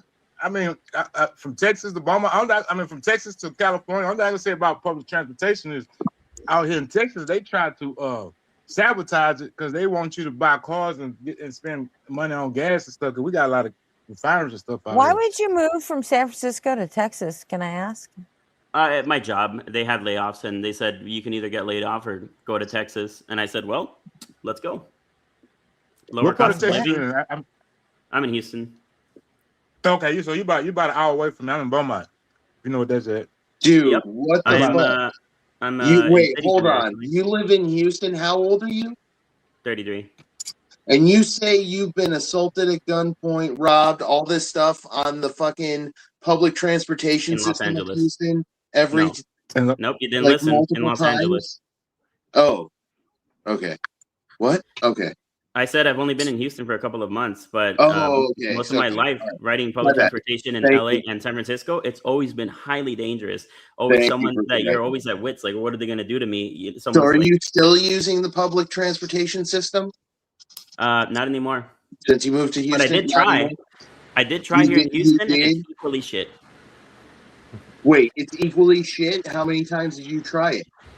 It's been like 3 now, and I've only lived here for 4 months. And in those 3 times, did you get robbed at gunpoint, beaten, etc., whatever? No, but you know what did Then happen how can is you that in say the it's hold on, equally let me shit? speak. In the last time that I took the bus, there was a guy who was just punching himself, punching the walls and going, ah, he's just like yelling. And at any moment, I was just like, holy fuck, like he's gonna punch That's me at any normal moment. shit. It's not. That's somebody who just So had because it the doesn't fit worst. your narrative, then it's That's bullshit. somebody who just It doesn't had fit your the narrative, so it's worst just bullshit. So I made it shift up, right? at their job in their life after having to pay a bus to take them to the edge of town and then still walk like 5 more miles to get to work because they can't afford a car because that job doesn't pay them enough, etc. That Like was the homeless that's just person in normal. there. What industry are you in, Antonio? Banking. You're in banking, and you live in Texas, and you don't make enough money to where you still have to take public transportation? Are you guys not listening? I said I don't take it anymore. Yeah, he doesn't take it anymore. But I think he's just. Yeah, well, he took it 3 times in the Go last ahead. 4 months. I've So been- yeah, Oh, that's I he's guess if you still have a taking car, I it. guess I've you're been not supposed to take super public transportation incredulous at all, since right? you claimed you were the victim of several Why violent would you? shootings. I'll give you an example. For example, I went to the FIFA Fan Festival in downtown. I'm not going to pay $30 for parking. I'll just pay $1.25 and take the bus. There's my justification. Houston's public transportation better than this route with the city I'm in. Because they sabotage, the bus routes don't go everywhere and they're often late. They just now put a rack on it so people can ride with a bicycle. You got a bike and you can ride and catch it. Houston's a little bit ahead of the curve as far as Texas is concerned. But I took it and I it was mean, you good. I got. mean, apart like in I terms of love like Gen Z timeliness, so much. They want us to make the world fucking safe and perfect for them, but they don't want to do any of the fucking heavy lifting I'm sorry, we got to to make it happen. We got to set a world. Yeah, I was gonna say we got to set a world with people that's having bad days and stuff, and they Well, may hold not on. be a threat to you or anything, but they do stuff like that. Statistically, violence on buses and public transportation is declining because violence in general is declining. Humans are True. learning more and I more never how had to any problem. cooperate and not do war with each other. And I agree. conversations like this are part of that. Questioning gods is a part of that. Sure. Questioning religion and tradition and the way we've always done things is a part of that. Right, but are we gonna wait 100 years for it to drop down to an acceptable level? And, I mean, what? All the it's people better who in the die in the past. meantime? Oh, sorry, buddy, we're born I a little know, too early. Liquid. I'm just, It's salty we're old doing Gen better than the X. past 2 million. We're doing better in the past The 2 million cynical years. Humans streak been that on this won't fucking planet. quit. I mean, there was no bit that. I mean, this is if you And look at his the original past 2 point million was he years. In set up many with both ways, parties because Antonio, none what of I'm them pointing out is that your solution that know you're how to proposing, make us safe. there's no real Nobody. problem that the solution is solving, and that's because it's solving a different problem. It's solving your irrational fears. What irrational? They're not irrational. They sure are. Oh, so the experiences I went through, I guess I just dreamed them, right? No, man. They're anecdotal. They're not data. Oh, they're anecdotal, so I guess they just didn't happen to me at all. I guess I didn't suffer Crime any trauma from any statistics of that. happen, but generally there's not an increase going on because immigration is happening. Is the Nobody point. said that. And if Literally you nobody do said that. Well, how many times do you have to get fucked up on public transportation before you learn to fucking just drive? Yeah, and what are you doing? Like, So are you you're saying Are that you people should not starting take public fights with transportation people then? on public transportation? Your Like, solution Can is afford not to? because there's Yeah, violent they people. shouldn't be. Nobody should take it. So we should just let it all rot. And then everybody who's at poverty level, I guess you guys can walk 8 miles to your job. I'm not just like saying that at all, doubtful man. about your story. Nobody said that. Okay, well, but I mean, it doesn't fit your narrative, so I get it. If you have a job in banking and you can afford a fucking car, you know what? Just because you don't want to pay for parking at a fucking concert, get the fuck over yourself. Oh, sorry for taking the bus. I'm not saying that your personal experience, you do matter, your experiences do matter, and we want to try to solve the problems. But I think your solution is like a sledgehammer, using a His sledgehammer to kill experiences don't ants. matter because they're not Yeah, even. I'm gonna They don't gently even map disagree onto with reality. Mr. McTime. I'm going They based on matter my to him. perspective. And growing up, my parents always told me about the Latin American countries and El Salvador. They always said, oh, it's such a shithole. There's so much crime. You're going to die if you ever go. Don't ever consider going there. I actually went 2 years ago after the whole thing with Bukele happened. They started cracking down on all of that. And I felt completely safe. I've traveled to 16 different countries, and that was probably the second safest country I've ever been to. Where I didn't feel an ounce of fear when I went. Well, how you know what are we talking about then? the whole time? We're in a panel. We're not allowed to talk about our anecdotes, or we're not. My experience. I guess. I don't find them convincing. If you find First of all, you came up here wanting to talk about politics and parties, and now we're down to talking about your feelings. Parties. I never mentioned parties. Yeah, you did. Republican, Democrat. I told you I don't swing either. First either thing Democrat or you Republican. said was I don't believe in either party because they don't do enough to keep me safe. Yep, they both suck. That's not me talking about them. Yeah, according I'd rather to not your talk about them. feelings. And as a black man, Well, guess like, what? In this country, those are the only two options you've got. But let me say this: as a black man, people like you, Newt, I'm trying to get you now. You can go check out the ANCAPs, but guess what? You're going to be super fucked with them. You'll never because feel there's only safe two if options, they you have to let one end of up them. in charge. So Gretchen, I have to be a bootlicker and just like one of them, I guess. No, I'm not recommending you do that. That's not what I said.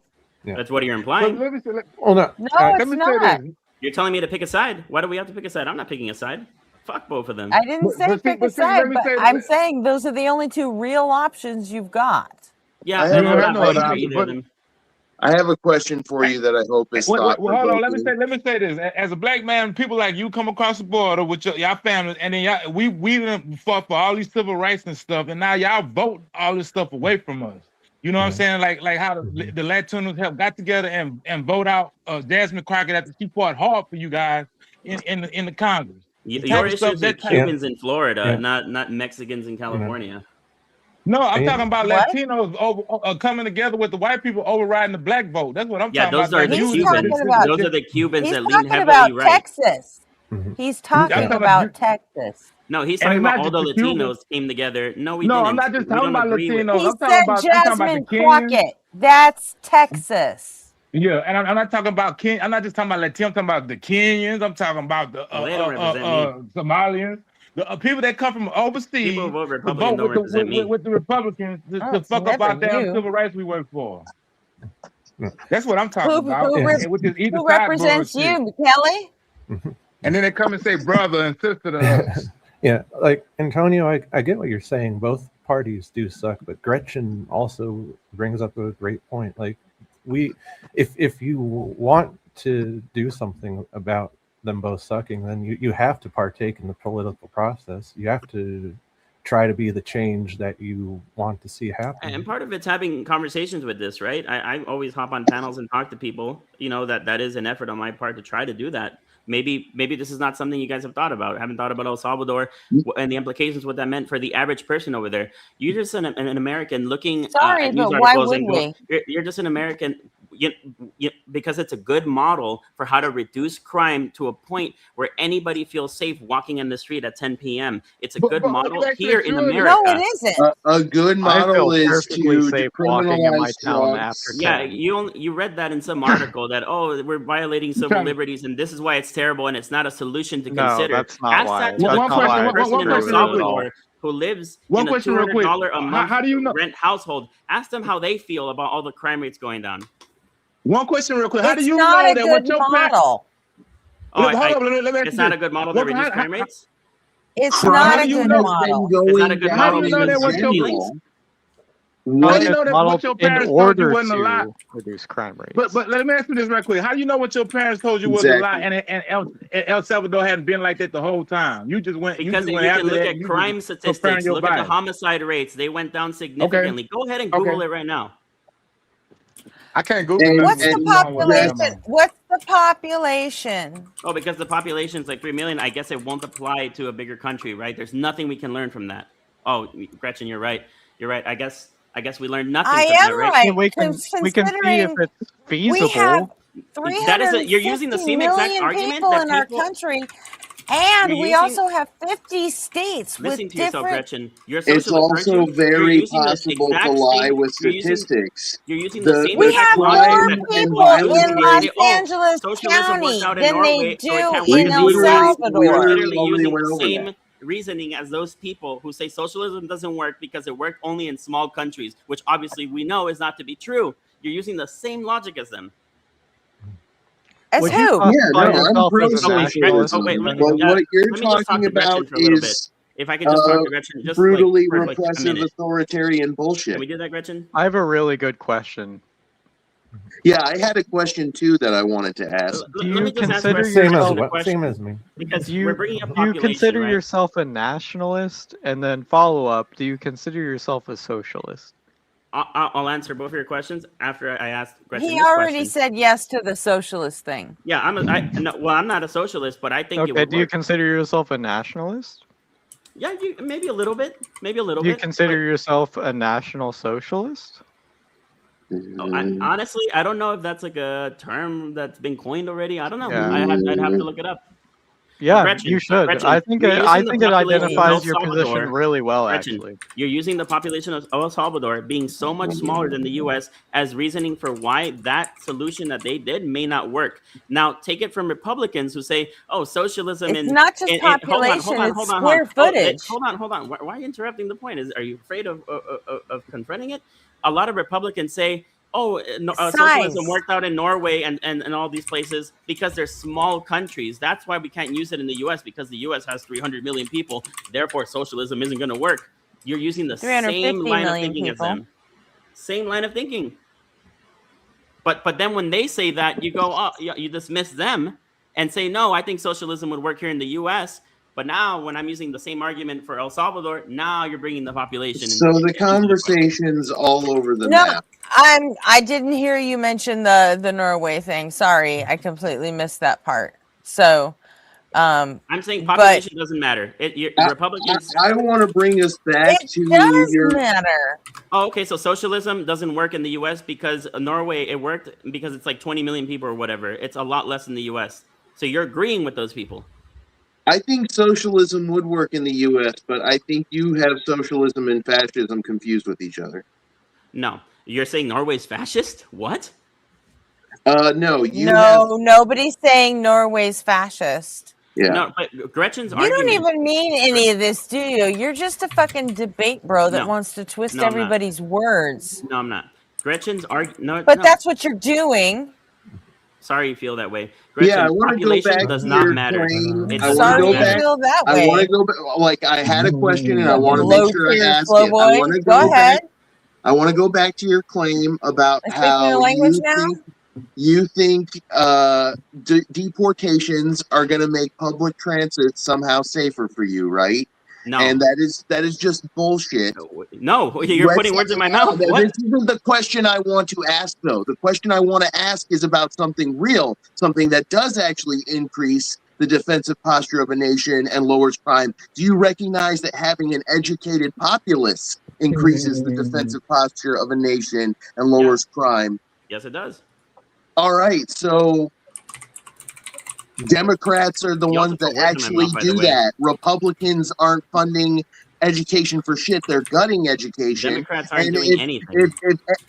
Dude, Republicans are gutting education. And you know what the Democrats are doing? They're sitting on their hands and not doing one I have a goddamn thing. very specific fucking point to make here. Steny Hoyer passed the Defensive Education Act, which was an act that explicitly recognized the thing you just admitted, that an educated populace makes for a better defended public, and put millions of dollars into scholarships for academics, student scholars that were going to use their training to improve the defense of the American government, the technical skills. We're talking about investing in education to increase the defense of the country. You just admitted that's a real thing that would actually make you safer. And I'm telling you, it's a matter of straight up history that the Democrats actually do it and the Republicans gut it. They ended that program and they don't invest in education. And they're the party of losers. They don't do anything.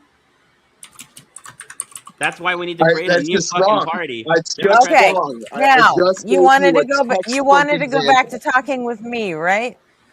Well, yeah, because you were bringing up population. So how did Bukele make El Salvador feel safer? Downtown LA. What do you? What's the connection there? I didn't say downtown LA. Oh, what did you say? Who is the president of El Salvador? Bukele. Ooh, you think that maybe that's what I said? Oh, no, I didn't hear you. Sorry. How did Bukele make El Salvador feel safer for you? What did he do? Oh, okay. So when I went, well, okay, first of all, before I went to El Salvador, I did look at the state I didn't ask that. How did he do it? He reduced homicide rates significantly. But how? How did he do that? By jailing a lot of gang members and anyone who may possibly be gang affiliated. What's the per capita prison rate in El Salvador these days? I think it's like 3 or 4%. It's 1,700 people per 100,000. Which is how much percent? Yeah. Huh? What percentage?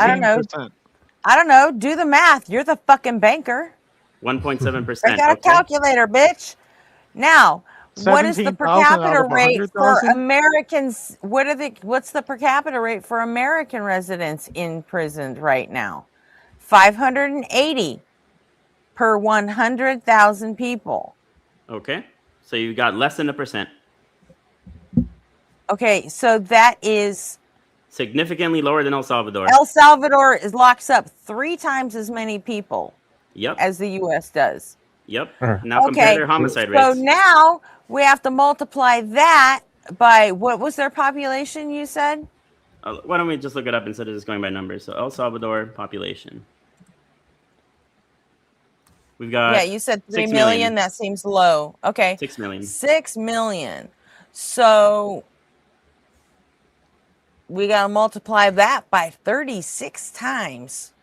So first of all, we got to multiply it by 3 to get up to the 1,700 per capita. And then we have to multiply that number by 36 times.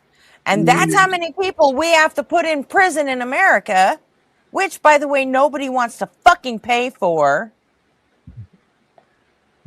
Oh, there's people Just that'll to make, pay for it. just to make you feel safe on the bus when you could easily go buy a fucking car and pay $30 for parking. There's for your people fucking that'll pay concert for it, but that it your won't make precious any poor people can't even afford to go to. Yeah, it won't make Wasn't him a any concert. safer on You the bus. sound like a little bitch. You see the point I'm getting at? And I just fucking led you there by the goddamn numbers. And if you're really a banker, you should be able to fucking do that math. Well, he's been lying with math and statistics this whole time. How have I been I lying? know. But yeah, you have to he wasn't lying this contextualize time because I looked this shit up myself as I was talking. Yeah, and which is why I'm not going to do the math because I was literally looking the shit up, looking all the numbers up while I was talking. 17,000 out of 100,000 is 17%.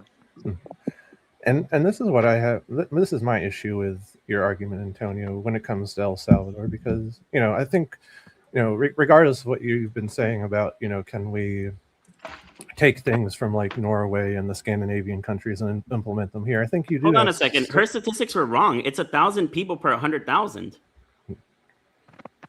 Okay, but what's that? So you multiplying by 36 is just in bad faith. 1,000 people. Where do you see that? Wikipedia, 2023, 1,086 people per 100,000 capita. El Salvador. 1.6% of El Salvador's population was incarcerated. I'm not talking about percentages. Not the 17%. Yeah, but you said 17%. You said 17,000 out of 100,000. So you're a socialist, right? You're a socialist. No. Hold on. How much? I have a quick question. Go ahead and get out your calculator and go ahead and recalculate it. I have a quick question, Mr. Socialist. I didn't say 17,000. Oh, what is it then? No, I didn't. Your number was wrong. It said locking up approximately 1,659, which I rounded up to 1,700. 1,659 people per capita, per 100,000 residents. Yeah, I said it was 17% because I misheard you say 17,000. Because she did say that. It's 1,700. No, I didn't say 17,000. She said 1,700. I just got it wrong.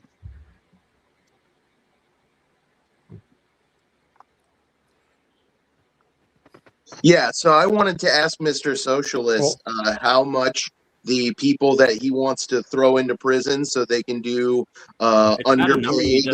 Listen, motherfucker, how much they can get unpaid or underpaid to do prison slave labor. How much those people own of the means of production, Mr. Socialist? That's a separate. You're introducing. Yeah, shut the fuck up. You're not a socialist. Stop okay. So, I never said I was a socialist, you idiot. So you did. No, I didn't. I said that I agree. I explicitly asked you if you considered yourself a socialist, and you said yes. Yeah, but you're gonna have people own prisons. That's not socialism. Oh my gosh. All right, so it's government owned. That's not fucking socialism. idiot. I'm gonna bite the People bullet. already own prisons. What are you talking about? Lied to my face, Not every my prison guy. is a private prison. You just lied to my face. Yeah, you're bad faith and you're stupid. Yeah, and the critique I was trying to get to is, he's a rage baiting dickhead. He's a debate bro. And he's a fucking low tier slow boy. Go ahead. Am I speaking your language now? Yeah. Rat face little bitch. you said that that El Salvador is is safe, and that may be true, public safety wise. But it seems like that there was a significant trade off where the government has severely restricted constitutional rights, and so that's my issue. Like, why should we be giving up our constitutional rights just in the name of public safety? Well, I think like one of our human rights is public safety, right? Well, yeah. I get that, but why like, are we giving up? Why are we giving up our human rights in the name of constitutional rights? Okay, I'm going to need you to demonstrate that public safety is a human right. Go ahead. And you don't think you're entitled to having public safety? Okay, but that's not a demonstration. Yeah. And any dictator throughout history has justified the stripping of your human rights in the name of public safety, and that public safety is a human right. Okay, so do you want to be ruled by a dictator? Okay, but you're just using the generalization of a dictator. You're not really like getting granular. Do I want to live in a place that has? Hold on. Do I want to live in a place that has a significantly lower crime rate than the U.S.? So Hitler made arguably he would have made the case that he made Germany safer. So do you think that? Oh, so you think I'm advocating for killing homeless people on the street? I'm wondering where you're drawing the line. Well, clearly, if they're addicted to drugs, then yeah, you are. Right, exactly. You're saying that I said that we should kill them? I never said that. No, you're talking where about are you drawing? You said that putting them in jail wasn't enough. I didn't say how many rights. You said putting them in jail was not enough. Rehabilitation, not jail. Would these be rehabilitation camps? Like where they're all concentrated in a specific area? We would need to build a lot of them, but of course, and then you can teach the people inside how to focus. Put homeless drug addicts in concentration camps. Is that really what you're going with? Are you going outside of rehabilitation centers now and calling them concentration camps? Is that what you're doing? Yes. Are you going outside of these rehabilitation centers that exist right now and you're calling them concentration camps? No, right? Places where ICE is rounding kids up and losing them and sexually you also assaulting can't them. get into those and without to death and funding. Them sleep and you keep you going. Would need to fund it. You keep going. They don't have health care anymore. You keep bringing up El Salvador. How are they going to pay for it? I can bring up, for example, like the Philippines under the Duterte rule. They did have. Now this is a little more divisive, not as clear cut as El Salvador, but there's a lot of people within the country. There's a little more divisive. I want to. Let's. Kelly's back. You're fucked now, dude. Let's stick to El Salvador. Kelly, your devices aren't connected yet. You're saying you asked for an example, and then we're going back to El Salvador. Okay, got it. I'm not the one who asked for an example. I'm trying to get to the point. Gotta connect your mic before I can bring you up, Kelly. You said what I asked for was what. There you go. Where do you draw the line? That was my point. Yeah, we're not going to kill people. That's ridiculous. Getting back to El Salvador, though, you say that it's a good example of what we should go by. Hi, but Gretchen. You're saying that doesn't mean that we should do carbon copy exactly what. Okay, shut up a second, Antonio. Hang on, we got a new guest up here. What's up, Kelly? Antonio, I just had one question for you. We talked about what we would do for rehabilitation, and you said that we should make camps, rehabilitation camps. I was wondering, do you feel like I didn't use the word camp? Well, okay. Do you feel like we should concentrate people in those camps? I never said camp. Yeah, no, because that's what we need to build a lot. You mean the camps that you made up in your head? Yeah. No, that is honestly what it sounds like you're saying. So I was wondering if you could explain it better, because the way you explained it, it sounded like you were making concentration. So you thought that drug addicts should be put into concentration camps. Nobody said that. That's what you implied through what you said. It's literally what you said, because I even did this whole. We should put them in camps. Concentrated like it is. We even did this, and it was all because of the words you used. Yeah, it was literally. You might not have said that in so many words, Antonio, but that is exactly what you said. No, it's not. Gretchen even got you to quantify No, it's it. not. She said, "Do you think that this rehabilitation should happen in camps?" And you said, "Yeah, I said we got to no. build." No, yeah, I didn't. You made that up. I did you not said, say yes, that. we have to build a lot of them. That is No. exactly what I you said, said, no, they're not Antonio. camps. You They're said, not yes, we camps. have to build a lot of these camps. Why are you so And afraid I'm of asking you rehabilitating if you think druggies? we should Why are you so concentrate afraid the of drug rehabilitating users in people? these camps. Why are you so afraid of rehabilitating people? I'm not. You're changing the subject. No, You I'm not. said that no, stop, Antonio. I'm going to go through it again. Okay. I didn't You say said camp. lock them up. Antonio, you said that people needed to be rehabilitated. Yes, and, they do. And Gretchen said, "Would this rehabilitation be in You camps?" misheard. I did no. It's Can not. you I shut said the no. fuck up? Can you shut the fuck up? You're wrong. Okay. You're saying something that's incorrect. No, I never said I was that. here. I fucking heard it. That's why I came up here, because I wanted to. Remember earlier when Espresso Jack heard that Gretchen said All right, 17,000? Does that mean that she said it? You're a fucking dick. You won't Does even that mean let that me she finish. said it because we you know, misheard? when You somebody misheard. won't let me finish talking, it's that to me. Well, when you're is starting a off with a sign, lie, I don't that think to me listening is to a your opinion is sign even that worth they it. know I'm correct. Your and opinion they is not can't worth let me listening to if finish you're just going to talking. make things up in your head. Okay, whatever. So Gretchen asked if you thought they should be in camps. This And I said no. rehabilitation should be in camps. And I said you no. you said we And I have to said build no. a lot You're of creating them. a boogeyman in your You head. said we have to build a lot of them. Yeah, we have to build a lot of rehabilitation centers, not camps. It's not fucking concentration camps. Gretchen didn't ask you about centers. She asked you about camps. No. Yes, she did. Gretchen, No. did you ask about camps or centers? Yes, I did. Look, Yes, no she matter asked you about how camps. you Now, heard Antonio, it, I'm not putting people in Antonio, concentration camps. Wait. That's I'll ridiculous. grant you that you may have misheard, Gretchen. You only balked when I added the word concentration in there. Mm-hmm. No, that's not true. That is because the when first you said camp, time I you said balked. No. I explicitly said no when you 100% said camp. Gretchen. No, I will grant you that you misheard, Gretchen, the first time. I'll grant you that. Okay. So what do you envision as a rehabilitation center? What do you think that would be? Right. So, you mean like the inner workings of it, or how we would get there to get people inside? Both. Because they're both part of what they are, right?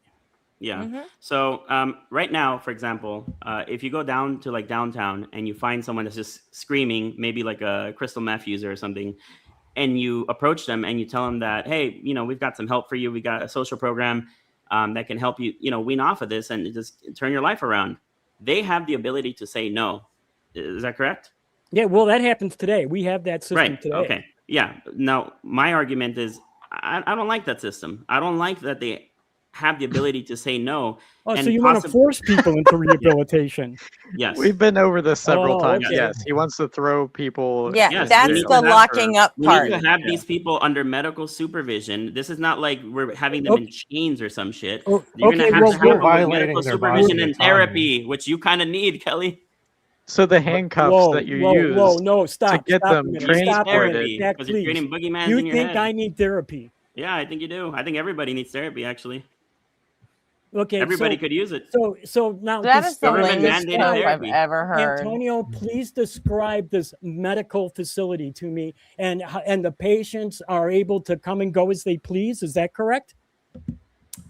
Yeah, but they would be. It's compulsory to attend, so they would be able to come and go as they please. But it is compulsory to attend the sessions, to Okay, be so under what- medical supervision, and to go through your therapy. Okay, so what Or else happens what? if they don't attend? Jail. Okay, so you are in favor of locking up drug addicts. If they don't want to comply and they want to, What if- So then it's mandatory. Yeah, It's not you're compulsory. making It's it mandatory. And yeah, you're making it's it mandatory. mandatory. You either do it or you Oh go to my jail. gosh. You just explained that you either Yes. do it or you go And so to what- jail. what That's is wrong with that? mandatory. Yeah, what's wrong with So you're violating people's bodily Yeah, autonomy. you're violating basic human rights. that? Right. What about and they alcohol? are also You talking about- violating And you basic human were rights. the one over here talking about how being We're safe allowing is a them to human violate right. basic human rights by You running were the amok one in the that was streets talking and about being stabbing safe. people Now and making people They're not not all guilty. stabbing Suddenly, people. now that No, human I'm right a doesn't drug matter, addict right? on the First Now of the all- human right of the person, the victim, doesn't matter to you. No, But it They're does not all matter of the stabbing drug addict people, on the street. though. And the Yeah, shit like that- the shit like what you were proposing is what makes the stabbings go on. But Oh what no, about but we're not the going to do alcohol? that with That- non-violent people. I have let some. me, no, I I have know a you're gonna specific make example that more people happened in violent. my life to my People brother need that medical deals with a detox. meth user and You're violence. gonna that makes the price of drugs go up because it makes it harder to get, and then people gonna get more. In order to get their drugs, they're gonna become more violent and more dangerous. But what about alcoholics? Are you You gonna don't do you you don't think that propose this? dangerous people should be in jail? But you make it. Let me finish my point, and I'm gonna answer your question throughout the process. Finish this point. What about alcoholics? Do you recommend this for alcoholics? Yes, that's also a drug Okay. addiction. Do you realize that in the 20s that in the 20s that they had prohibition on alcohol and that people you can go outside and get Yeah, but shot I'm up not calling for over. the ban for alcohol. You can drink it, but you can't be an I'm not. alcoholic, But a raging I'm calling alcoholic. for me to finish my sentences. God damn it! What I'm Yeah, calling for. Antonio. In the 20s, people was shooting up people behind alcohol, man. And now that law they stopped trying to ban that, people stopped shooting each other up over it. Now sometimes people get drunk and shoot at each Never other said while we're they banning drunk. alcohol. I'm not saying that either. If you let me get to my point, Yeah, I can get Antonio, there. you will not let anybody finish. You're being really ignorant in that direction. Just let Yeah, you people make a really need to point. stop over talking people. And all I'm trying to say, man, is that all right? Now that law has that we done got rid of the prohibition law. You don't see people. You don't see Al Capone and Tommy the machine gun Tommy out there and the block up over a bottle of liquor. The same thing probably would happen, I do believe, with the drugs, and it'll be a whole lot safer. But now that is a speculation on my part. I realize that. But I do believe you and this type of law just make drugs be more expensive, which makes people more into a more lucrative business, which makes people more cutthroat to get inside that business. Right. Now, do you understand where I'm coming Also, from? I'd like to add that addiction is actually considered a mental illness. So we should be locking up everyone with a mental illness. McTime, I'll respond to you. So it's not. I'm not calling for prohibition. Well, am I not going to respond to him? I didn't say you was. Okay. You don't have to respond to him. Well, I will. Because So rehab is not the same thing as no, prohibition. you won't. I asked you a question. What's your question? But let her go. So, hey, Antonio, she's the captain of the ship. What she said goes here, all right? So just never mind me. It's all about Gretchen. Aye, Captain. So since addiction is a mental illness, right? Okay. So now we're going to lock up everyone with a mental illness? If they're violent, yes. The distinction is violence. Who gets to decide who that is? Like people if get Trump, punched in the face in the metro, that's who. If Trump and the maggots have their way, trans people are all going to be considered mentally ill and that's not a mental and illness. violent. That's You not know a what, mental illness. Antonio? You're right. Being trans is not a mental illness. You're right. It's not. We should lock But up they're all the working paranoid on schizophrenics. Do you hear making that? it that way, Oh, and they're so- going to protect the kids from being turned trans. So because the Republicans are doing that, that must mean that I agree with them. No. But so what do I care? Why do I? Okay. Why is that relevant? Who cares? But no. Gretchen is making Because a point. Though. if it's legislated as a mental illness, then you're not it's not no a mental different than illness. then it's no different than an addiction. It's not a fucking mental illness. I don't No. care what they're doing. They're gonna do what they're gonna do. We're talking about this, right? All right, forget trans people then. But anyone with an addiction or schizophrenia or anything could be considered bipolar. Antonio's coming after you. If there was a violent mentally schizophrenic on the street, you would not want somebody to take care of that. Antonio, you just want them to run amok on the street. But Gretchen, go ahead, They answer the have question. rights too. Okay. Why do you have rights and their they right is don't? their right is to be It's violent. not their towards fault people. they were born Being like violent that. is not a right, Gretchen. But being schizophrenia, if you were born that way, you have the same rights as other people. Yes, you do. But if you're schizophrenic and you're not hurting anybody, there's nothing wrong with that. But if you're schizophrenic and you're yelling, you're screaming, you're punching people on the street, then yeah, you got to go to a fucking rehabilitation center. Yeah. You got to go get medical treatment. Or you're going to let those people run amok? But Antonio, You can't force people to get medical treatment. Yeah. In some situations, you can. Yes, you can. Antonio, like You never heard That- of like you know like what? 5450? I think I figured out the perfect. I think I figured out the perfect solution for you. Pack your I don't fucking need bags and go to El Salvador. I've been Like, thought of that one. Funny no, enough, I actually seriously. have a business in a foreign country, and the moment that it's I don't profitable give a enough, fuck. Go there I'm then. yeah. Because I actually will be you're out of leaving. your fucking mind, and we don't I'll need be you. leaving because this country is down the shitter with Donald Trump and with Democrats who are obstructionists, and they don't do a goddamn thing to fix this fucking country. You just think Donald Trump hasn't gone far enough. That's it. No, he went off after the wrong people. Illegals aren't fucking We're like not- killing people in Oh mass. yeah, you only Antonio, say that because of the what color they're of your saying. skin and the Antonio, country your parents come from. You How say is that Whatever. not illegal? you say that the whole Trump thing doesn't matter in this conversation, but it does because it's Well, how is that relevant to what I'm saying? If ICE You- had never so- gone after the Latinos, you would be all you 100% say that behind you Trump. say he's not going after the right people, but even if he was going after the right people, and this is I've been trying to get back to the whole El Salvador thing. Well, define it. is Who's that- the right people? Can That's I the point. finish? What? All right. Define Can it. I finish? You're speaking in this really vague generality. Who is the right? You know what? You're Shut up, the- Antonio. you are Let the- Nell finish. You are the one who brought up if he would just go after the right people. Yeah. And So you have a concept. Go ahead, Nell. I- Finish. Thank you. Okay. Like, so else, you keep bringing up El Salvador, but their whole, due process and mass incarceration, like they can just do arbitrary arrests where security forces can detain anyone suspected of gang affiliation, which is what Trump is trying to achieve. Like he just wants to be able to arrest anyone, and be like, oh, hey, they're affiliated with a gang and you can't say anything or fight back about that accusation. Like like this is what he's been trying to do. Like, so like when you say, I wish he was just would do things more like El Salvador, what you're saying is that what I'm hearing is that, oh, I wish he would just strip people more of their rights and arbitrarily lock people up. And yes, it is arbitrary. And even though it's arbitrary, it still makes the street safer, and that's what matters. Like, so what seems to me is that all you care about is the outcome and not the consequences and not how we get there, and that's a problem. Okay. Well, what about the consequences of high homicide rates? Do we not care about that? I didn't. Why are you just ignoring what I'm saying? I listened to you, and no, you are ignoring. No, you didn't. Like, I'm not saying. Nowhere did I say.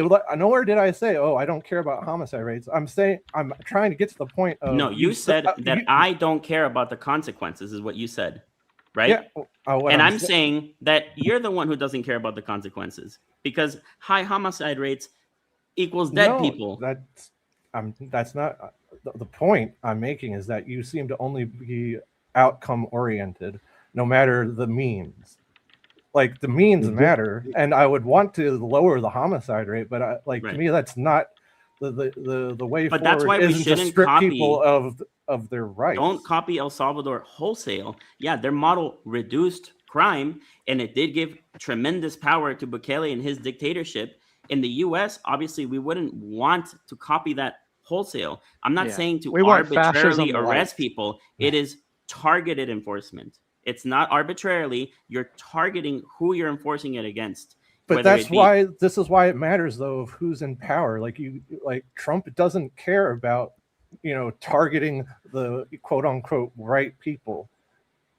And how would we even determine that? Like, how would we determine who the right people are, and how would this not turn into an arbitrary arrest? Thank goodness we get to re-elect somebody else every 4 years. For now. Antonio, have you ever been stopped by the police and taken to jail because you didn't have any drugs on you? Have you ever been stopped by the police and they take your bike apart because you're riding on a bicycle? They took your I job have for been not stopped by having police. I have been stopped by police on Hollywood Boulevard because they suspected me that I was like someone that they were looking for. They patted me down, put all my shit on the floor, and then they didn't even say, "Oh, we're sorry" or anything. They just left. I got pulled over. No, but did they take you to jail? I got pulled over and yanked out of a car for the same reason. I was in the police car. They didn't take me to jail, but I was in the police car in handcuffs. And then when the second cop, what? when the sergeant showed up, he pointed out that the guy they were looking for was 6 foot tall, like over 6 foot tall, and I'm 5'5". Had they And ever lied to but you they about had me you? in the Had you on back the of a 10 car o'clock too. news before? I also once had a Antonio. guy in a bar think I was the devil and tried to beat the shit out of me. And when they showed up, because I was the hippie looking guy and he was in a suit, they handcuffed me and threw me in the back of the car. Yeah, but the alternative, So Kelly, the the alternative is to just not look for criminals. Shit. Yeah, but the Enough, point, enough anecdotal stories, guys. the point is, so, It's a point the to it. point all right. is point- No, the the point to point it, is Gretchen. these high homicide rates that are like what going up every year, right? No, I didn't say that. The point Oh, is, okay, the so stakes they're don't- going down, aren't they? Yeah, but too slowly. They're still too high. And if you want Okay, everybody, how many years have they been dropping? Probably like 40, which is way too long. I feel like we should have gotten it at an acceptable Well, level by more now. like 26, except for over COVID, they did spike a little bit then. And if we but want still, Yeah, and we shouldn't have to wait 26 years to feel safe. but if we want to have our human, you're never gonna feel safe. If you want to have your human right of being safe, then you have to do things like get the guy who looks like the person you're looking for and hold him until you make sure he's not the person you're looking for. You are actually just complaining. That's okay. You were actually just complaining that something that happened to you was the very thing that you're basically asking. No, I for. didn't complain. They asked me whether that happened to me or not, and I replied. Yeah, he didn't complain. I brought it up. I was trying to get to a point. He's giving the people the You same know what? power. He is a contrarian sophist, and there is no fucking winning with him. Yes. That's all he is. He's just here to be a fucking contrarian. I still want to highlight though that He doesn't actually wanna mean get any of this. To the point, Well, it's not He for doesn't him, but know it's not anything. that agree with it. And other people here have said to that point, just to it's be not- a contrarian. Yeah, it's not just You him. know, it's the people that's Nave, out are there you listening still to that, man. here? Because They might agree with it. this is what you sound Turn like. Nave off. Well, Nave, as far as I can tell, Nave don't like this either. But I want to speak to those I have out there a that customer. agree I'll with be this right thought. back. He's advocating for giving people the power to come and snatch your ass off the street. They can pump you up with drugs, and then when they kill you, they statistics don't get added to the homicide rate. So crime is going down, but your ass is still dead. Mm-hmm. This is what Yeah, but he doesn't even know what it's like to live in a time with high crime rates, so he has no idea whether this is high or not. It's always going to feel high to him because said the he COVID didn't you said fucking the homicide rates he went up during didn't COVID, live so I do through know the it. the 80s or the 90s when this place was a fucking Yeah. shooting gallery. So he You has see- no fucking idea. I'm trying to tell you, man. Hey, look, the neighborhood I grew up in, it was classified Gonna weed and act, seed. he acts after- like the world didn't fucking exist before Gen Z. I'm not Gen Z. And it drives me absolutely bonkers when they do that. But Are you whatever. 33? Well, he's 7 years under me, so he was born like 87. You were born in 87, right? No. He's a 90s baby. He's a 90s baby raised in the 80s. I mean, in the 2000s. Yeah, he's You probably born born in you weren't born in 93. 87? Oh no, I can't much remember how old I am. No, he's No, like you said 15 you were years older. 33, right? Yeah. Yeah, he's can't 12 remember years how younger than me. Yeah, now you're calling Yeah, me yeah, Gen after Z. a certain I age, don't you think can you know what forget, Gen Z is, man. Gretchen. They just He's the they're- same. He's the it's just same years age as after me. years. You don't even know Okay, anymore. he's an Oh, so I elder guess you don't know what you're millennial, talking about and he's either a because baby you're the same age. millennial. He's 12 years younger than me, so he was born I guess you in don't know what the 92. fuck you're talking about because you're the same age, right, Gretchen? And Tony, am I right? You was born in 92. Am I the 93, same right? age as you? You just said you were. I didn't say I was the same age as you. Yes, you did. You just said it 10 seconds ago. No, I she didn't. She didn't mean that. She's the OG on the panel. Well, not what take that back. Kelly is now, right? But Dude, I'm anyways, you old was enough born to in be your 92. mom. I heard you say you're the same age as me. That's what you said. I didn't say that. You must have misheard me. Misheard. Okay. Somebody misspoke. She's older than me. But you was born in 92, So I guess right? because I didn't live in a shooting gallery, so that means I have no concept of what crime looks like. Is what you're saying? Oh no, that's why we're I listening don't at you think now, you know man. what it's like to live through a time with high crime rates.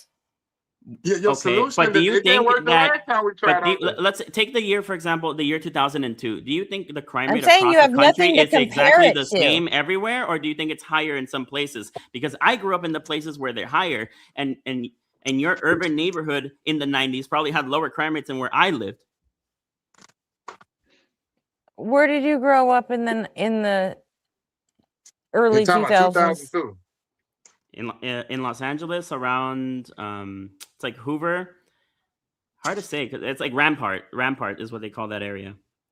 Okay, and I lived. Cool. I'm sorry, go I ahead. lived in the valley. Yeah, so you lived in a suburban neighborhood, so that's why you think it was just rainbows and butterflies in the year 2002 compared to the 90s. I was living in the what you San call Fernando the hood. Valley. I was, yeah. You're out of Compared to your where I fucking live, mind. That means you don't know where. That means you don't know shit about the valley. compared to That's where all. I, That's yeah, all the that valley's means. a shithole now, but it was better before. No, it wasn't. Yes, it was. No, it wasn't. Yes, it was. She's telling you And about and you have the metro system now there too. You've got the that But bus she So was system, what? the Tanga. Why are you She so would grow up fucking hung now. up on public transportation? Did somebody take your fucking driver's license away? Tell you have Yeah. to spend the rest of your life on Look public at you now, transport? Gretchen. You're You using the didn't. You What did metric the not live. fuck? system. You did not live in How the hood. dare Lily. you, Gretchen? You're using the metric system. You didn't live. You lived in like some house in the fucking urban neighborhood, and you're saying that like you have really like no opinion to give really. Well, I grew up in they call my neighborhood a weed and seed neighborhood, which means the police didn't need probable cause to pull you over. They could just pull you over, take you to jail, do whatever they got to do. And it was because they started watching all them stupid ass movies in the 90s, like New Jack City, Boys in the Hood, and all that other bullshit. And so a lot of the black leaders, with Bill Clinton voted in all this bullshit welfare queen laws, huh? Oh my gosh. Yeah, the welfare colors. Yeah, queen They watched them stupid ass movies, and they was doing like what you said, and it made everything worse. When after Obama came and they stopped doing that shit, everything got better, man. So It seemed we should like try nothing then. We should just tolerate disorder. No, we should try what works. I mean, what you doing is He's not just working. a contrarian. Why He is just that all the he only hears is the division? last thing you say. Well, that's what and I'm then saying. he It's not fucking- binary. And then he You flips guys are it. thinking that I'm saying He give the doesn't government actually unlimited have any power. No, I'm not ideals saying of that. his own. He doesn't You care don't want about to live in a anything weed but and his seed fucking neighborhood. Oh, public he has transportation. some ideals. You ever He heard of has broken some windows ideals. neighborhood? It's Yeah, similar to a broken he windows does neighborhood. have some that I we lived in do Oakland. not see. Brother, I lived in Oakland, so yeah, I know about that. Okay, I'm on mute. I'm kind of cooking. I don't want y'all to hear me stirring my pot. Yeah, well, I lived in Oakland, and I have lived in a high crime rate. Compare Oakland to like whatever suburban neighborhood Gretchen lived in the 90s, and just compare the crime rates. Again with the suburban. Well, I mean, she But- was using it as an example, and she's a suburbanite living in like a fucking 3-bedroom home, and she's like, "Oh my god, Man, it's so dangerous here." Yeah, try I- living in Oakland. You I have can't no take idea anything- where I live. I can't take anything you say just said you seriously lived in the anymore. valley. You've lied directly to my face several times. You're arguing for rounding up people off of the streets and throwing them into mandatory context. mental health treatment programs. It's just it's bonkers. Oh, so I guess people shouldn't get Bonkers, therapy man. then. That again, Well, I mean, that's it's not it. That's a false dichotomy. Like, that's not at all what I'm saying. The way I'm saying that I you're can't framing trust it is what not what I you're said either. saying. I can't You're- trust what you're saying because you're being so disingenuous and so like extreme that it's Well, hard that's to, my to take you position is that we should be seriously. more extreme. That's wild, man. Well, explain to me, like, And what, lying okay, to it's my wild, face like, again. change my Like, mind. I that's mean, why like, I can't take you what seriously. You say, "Oh yeah, it's my position," and then I just see an whenever we example try to with El narrow down your Salvador, position, and I see success, you're like, and I "Oh well, want that's not the what I same said." lower homicide rates here in America. I don't see why that's wrong. No. You're It just sounds like you you're want to create. you're being gladiator disingenuous. That Being stuff what you call disingenuous. it's gonna create I'm being gladiator things. You're gonna disingenuous create because it little- just little- doesn't fit your narrative. No, you're being disingenuous No, it's because you're because lying to my nobody's face. willing to trade fucking authoritarian government for. It's not giving the government unlimited power. Like you guys are just seeing it from a binary perspective. You're either You don't tolerating the think disorder on the streets. you don't think Kelly has unlimited power? Who? You're out of your fucking mind. Wait, who? Who? Wait, the I didn't hear president what you of said. El Who Salvador. has who? Trump? The president of El city- Salvador. I don't know his name.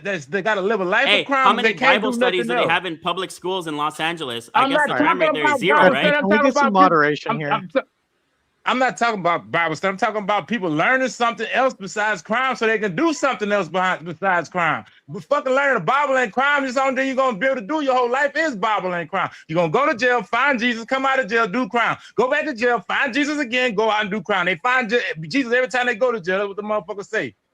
They need to stop that circle and learn something else. That way they can do something else. Man, I know too many guys out here. Some guys are geniuses. I didn't know Christianity was a prevalent religion in fucking San Francisco, where there's also high crime rates. Dude, they're already like I don't know that's not going about to change San anything. It's across the entire United States. Yeah, exactly. It's across the entire United States. And stopping Bible study isn't going to make the crime rates lower.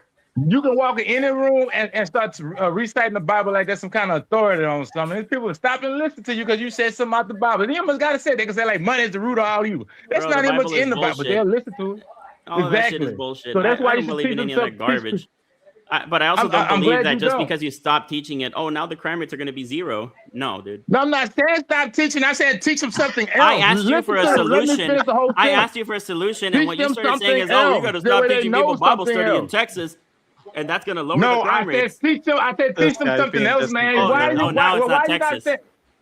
Now you I did said say teach them Texas, right? something else, man. This dude here. Big time. He's getting your goat. I can give you my solution, but that's just. Go ahead. I'd like to hear it. Well, I don't understand the tension that you are creating, because you earlier, before you even got to the whole El Salvador thing, you mentioned like countries like Norway and Scandinavia, and to me it's like Scandinavia is not a country. Wow, thank. And the reason I brought that up are was you because going to? Gretchen, hold on. Gretchen said No, that Antonio, the model in El Salvador, Antonio. No, shut the fuck up. Gretchen said, why is your voice shaking so much? Gretchen Because, said hey, that because Antonio, in El Salvador there's only 6 million Antonio, people. Antonio. For a solution, we give you the solution. Now you're gonna talk over the solution. This Yeah. is why you Right. haven't heard it. I You don't won't care shut the about fuck up long I enough don't. to listen. I know Scandinavia. He said Isn't- Scandinavia is a country. Hey, I don't want to hey. hear a solution from someone who thinks that. Hey, fuckface. Do you not see my Look up the world map. Hey, do you not see what? Point to where Scandinavia is. Hey, fuckface. Do you not see my pronouns? She, her. Why are you calling me he? Do you have a problem with trans women? I didn't see your pronouns. I didn't pay attention to the screen. Honestly, I don't have the screen on. I'm probably I'm not looking at too. something I else. haven't looked at the screen either. What's your name, Yeah. Nell? And you I'm just listening to the voice. And I don't care about your Okay, fucking I'll try- worldview either, Antonio. But here I I'll am. try to remember, So- man. I care about your worldview. I want to No, hear no, it. no. But Apparently you're not. calling You no. Scandinavia a country. Okay. Yeah. Okay. I misspoke. My gosh. I can misspeak. That's fine. Okay, go I ahead. know. I know it's not a Population. Finish your thought. Then I do not speak. Go ahead. So we can look at countries like Norway and Sweden, the Scandinavian area, and we can see what they're doing right. How are they getting their homicide rates down? And this is the tension. Like you hinted that, we could learn from these countries, but then you went total fascist El Salvador on us. And to me, like, we should go in the opposite direction of, give people as many as try to protect our constitutional rights while also trying to give public safety to everyone. Like we need to strike a balance. And to me, like, these are the type of countries that try to do that. They try to they have strong welfare programs, but they don't throw people in prison arbitrarily like El Salvador. You're right about that. And so to me, my whole position, I'm a libertarian socialist, Sure. I think we need to be giving more power to the people in the workplace. The issue with these right to work states, you can just be fired for any reason. Sure. So now, to me, everything you're saying is completely true. Now, may I tell you why? Because you said, "Oh, hold on. I want to. no, I go want to ahead. Yeah, finish sorry. my position. Yeah, sure. You know, so to me, like, there's a holistic solution. Like, there's just so much wrong. Like, we need to stop with private prison systems. To me, like, you can't solve the problem if your whole point is to make money off of throwing people in jail. Like, you just can't make a better society with that sort of model. We have to, I would say, try to get money out of politics, make elections public.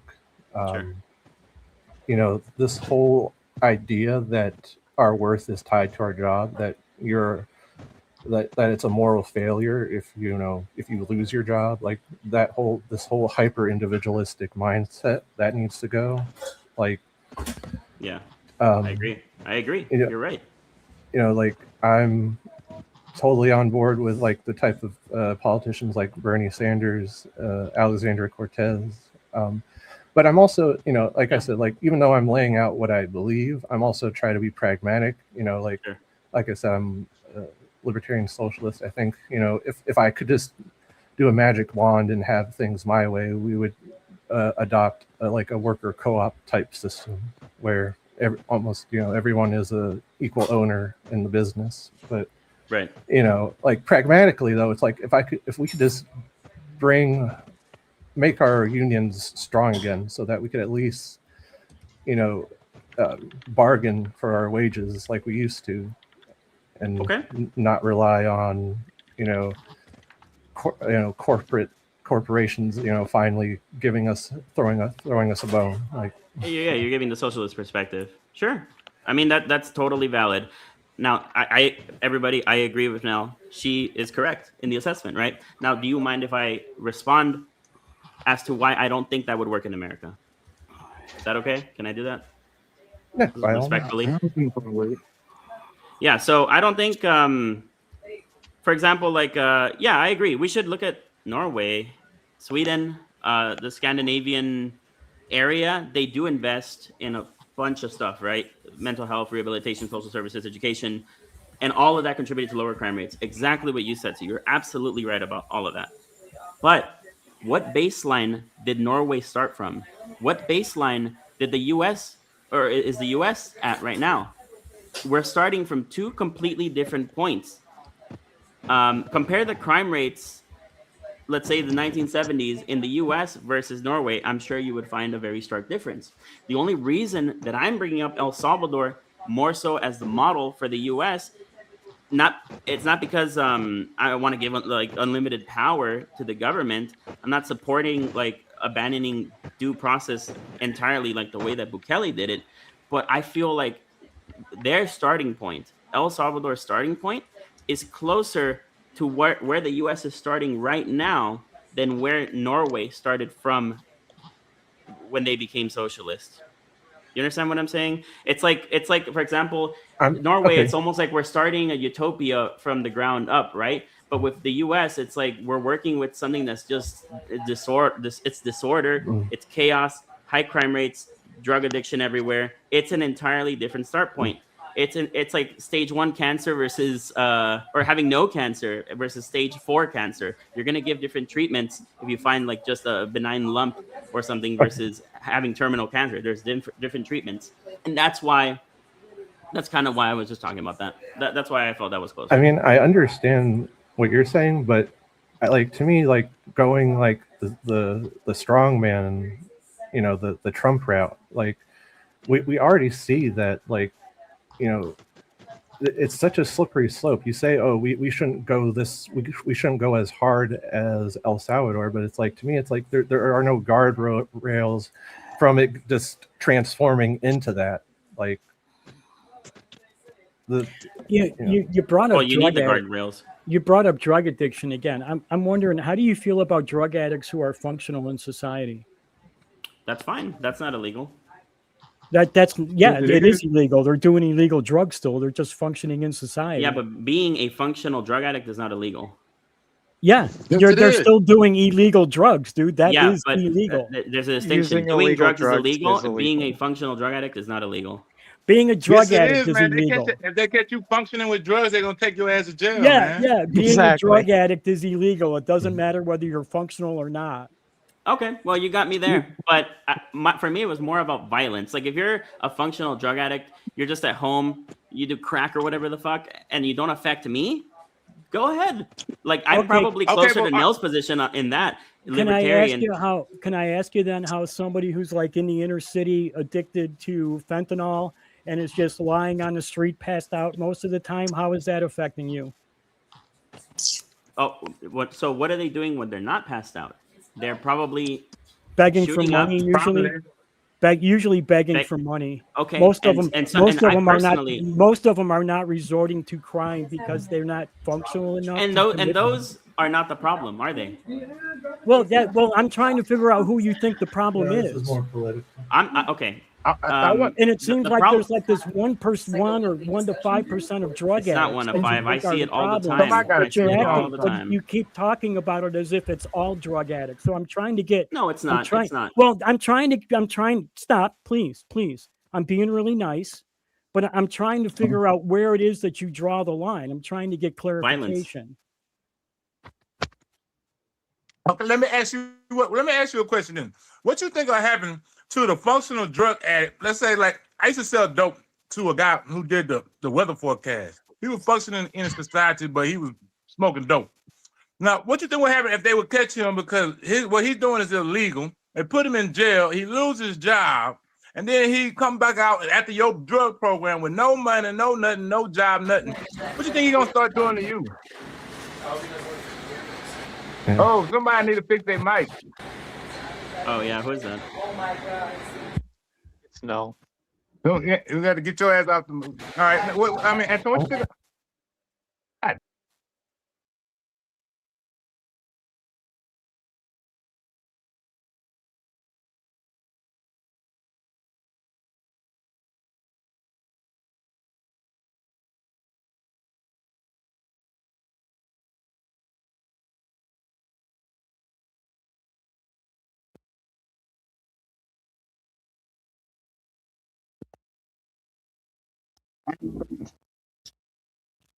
Blitz is starting in 20 something minutes, and I'm gonna play my songs, get the fuck out of here. Everybody got fucking raptured, so that's just the way it is. So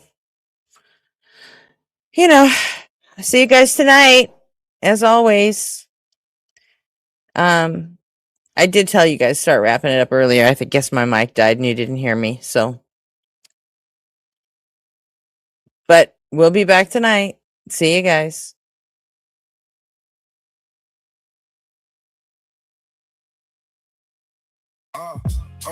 Yeah.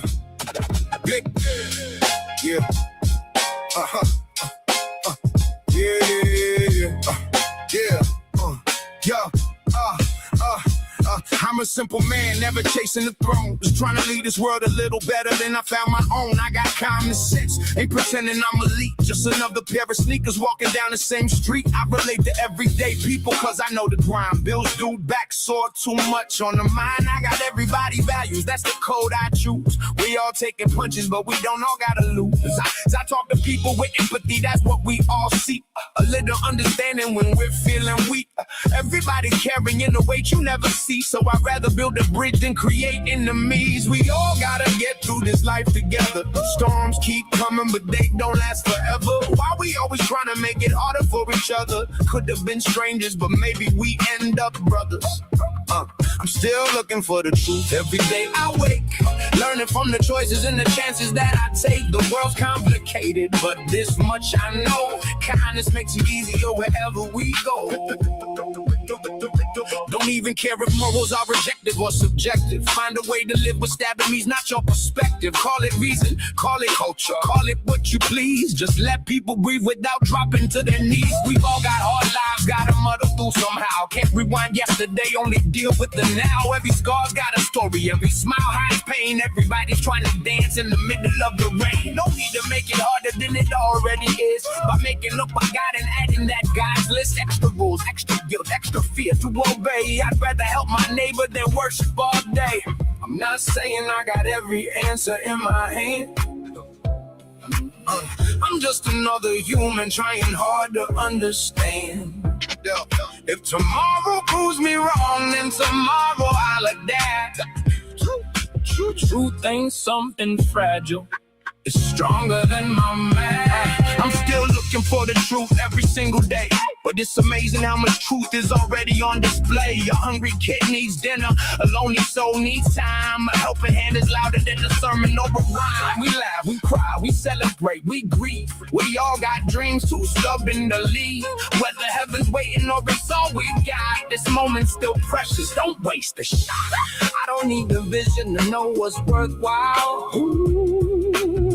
Sometimes changing someone's day starts with a smile. No halos, no demons, just people like me and you. Trying to find tomorrow with the best that we can do. We all gotta get through this life together. Different roads, same sky, same changing weather. Why we always trying to make it harder for each other? Yeah, life's already tough enough. Why not help one another? I'm a simple man, that's the way I'm gonna stay. Common sense and compassion every single day. Still searching for the truth, but here's what I found. The best place to start is with the people around. Yeah.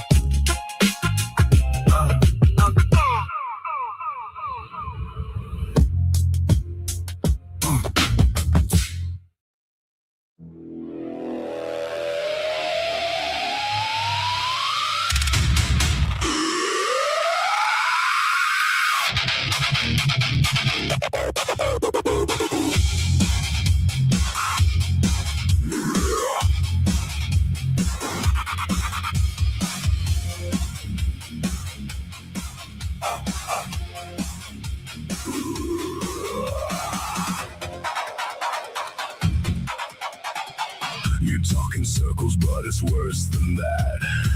You spin around and never find your way back. Round and round while you twist and turn like a figure eight that never learns. You think you've mapped infinity's face just because you're trapped inside your maze. And if your mind can't comprehend the scale, you declare that everybody else must fail. You draw the limits of your tiny frame, then stamp the universe with your God's name. Round and round, twist and turn, watch another bad conclusion burn. You call it wisdom, call it fate, but you're just trapped in a figure eight. Round and round, nowhere bound, lost while claiming higher ground. You think you've solved eternity, but you're choking on infinity.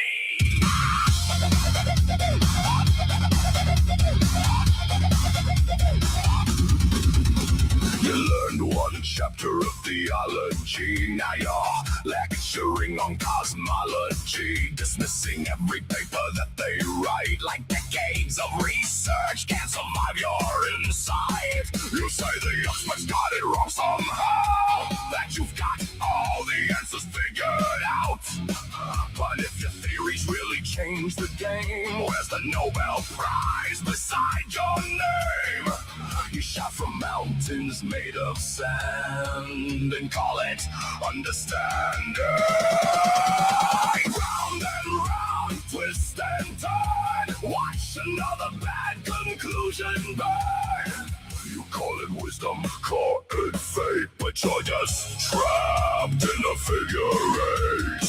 Round and round, nowhere bound, lost while claiming higher ground. You think you've solved eternity, but you're choking on infinity. Nowhere. No prize, no proof, no revolution made. Just another sermon dressed up as a grenade. You reject the evidence, rewrite the score, then wonder why nobody's buying it anymore.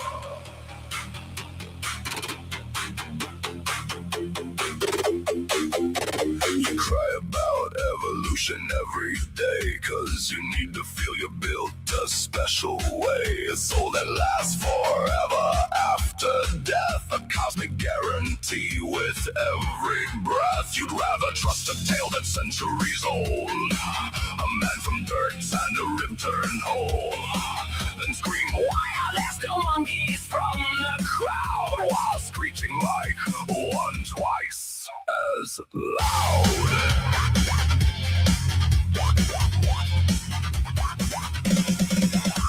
You love telling atheists what we believe, inventing things that we never conceived. You paint us monsters bitter and obscene, then act surprised when we don't fit the scene. You think you know us, think we're cold and mean, but we're more caring than you've ever been. No threats of hell, no promised reward, just helping people because they're worth fighting for. Round and round, twist and turn, watch another bad conclusion burn. You call it wisdom, call it fate, but you're still trapped in a figure eight. Round and round, nowhere bound, lost while claiming higher ground. You think you've solved eternity, but you'll never own reality. Round and round, figure eight. Round and round, too blind to see, you're going nowhere.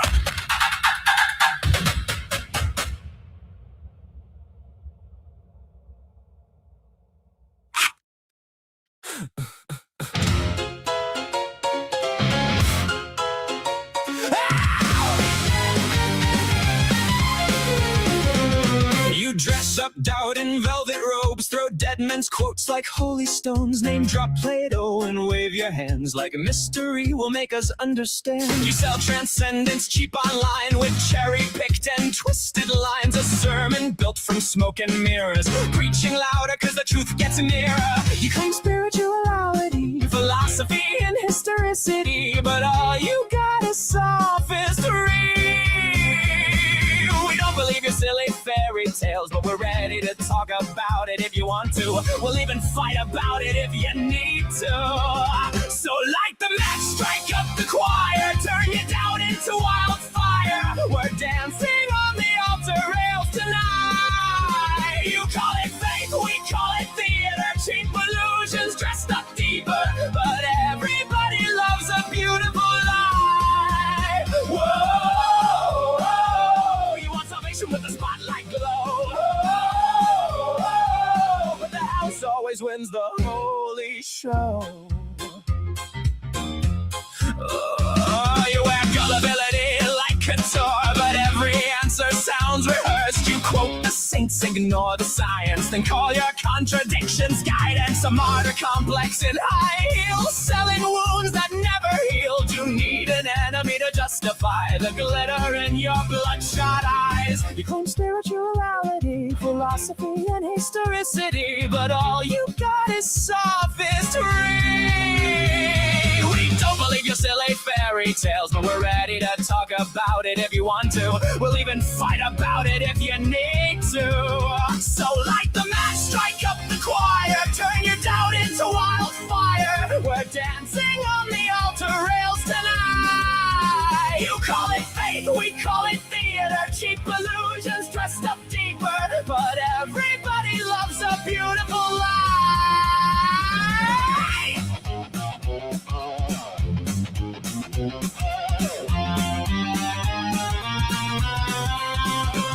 And if heaven's just a green room backstage, then who's been writing all your lines? You pray in public for the applause, then curse the crowd when they don't buy. By the way, darling, not sure if you know this, but we absolutely noticed that your family values venom has infected your whole system. system now, it's dripping on your ballots, making every vote a weapon. Your blind faith inspired prayers are now our Christo-fascist nightmares. Light the match, strike up the choir, watch the city drown in fire, while angels smoke outside the venue doors. You wanted prophets, you got performers, broken hearts and false informers, singing hallelujah like it's war. Well, now welcome to Async, where we just wanna know all the fears, ideas, dreams, and doubts that you sow. Saints burn up in orange and purple glow.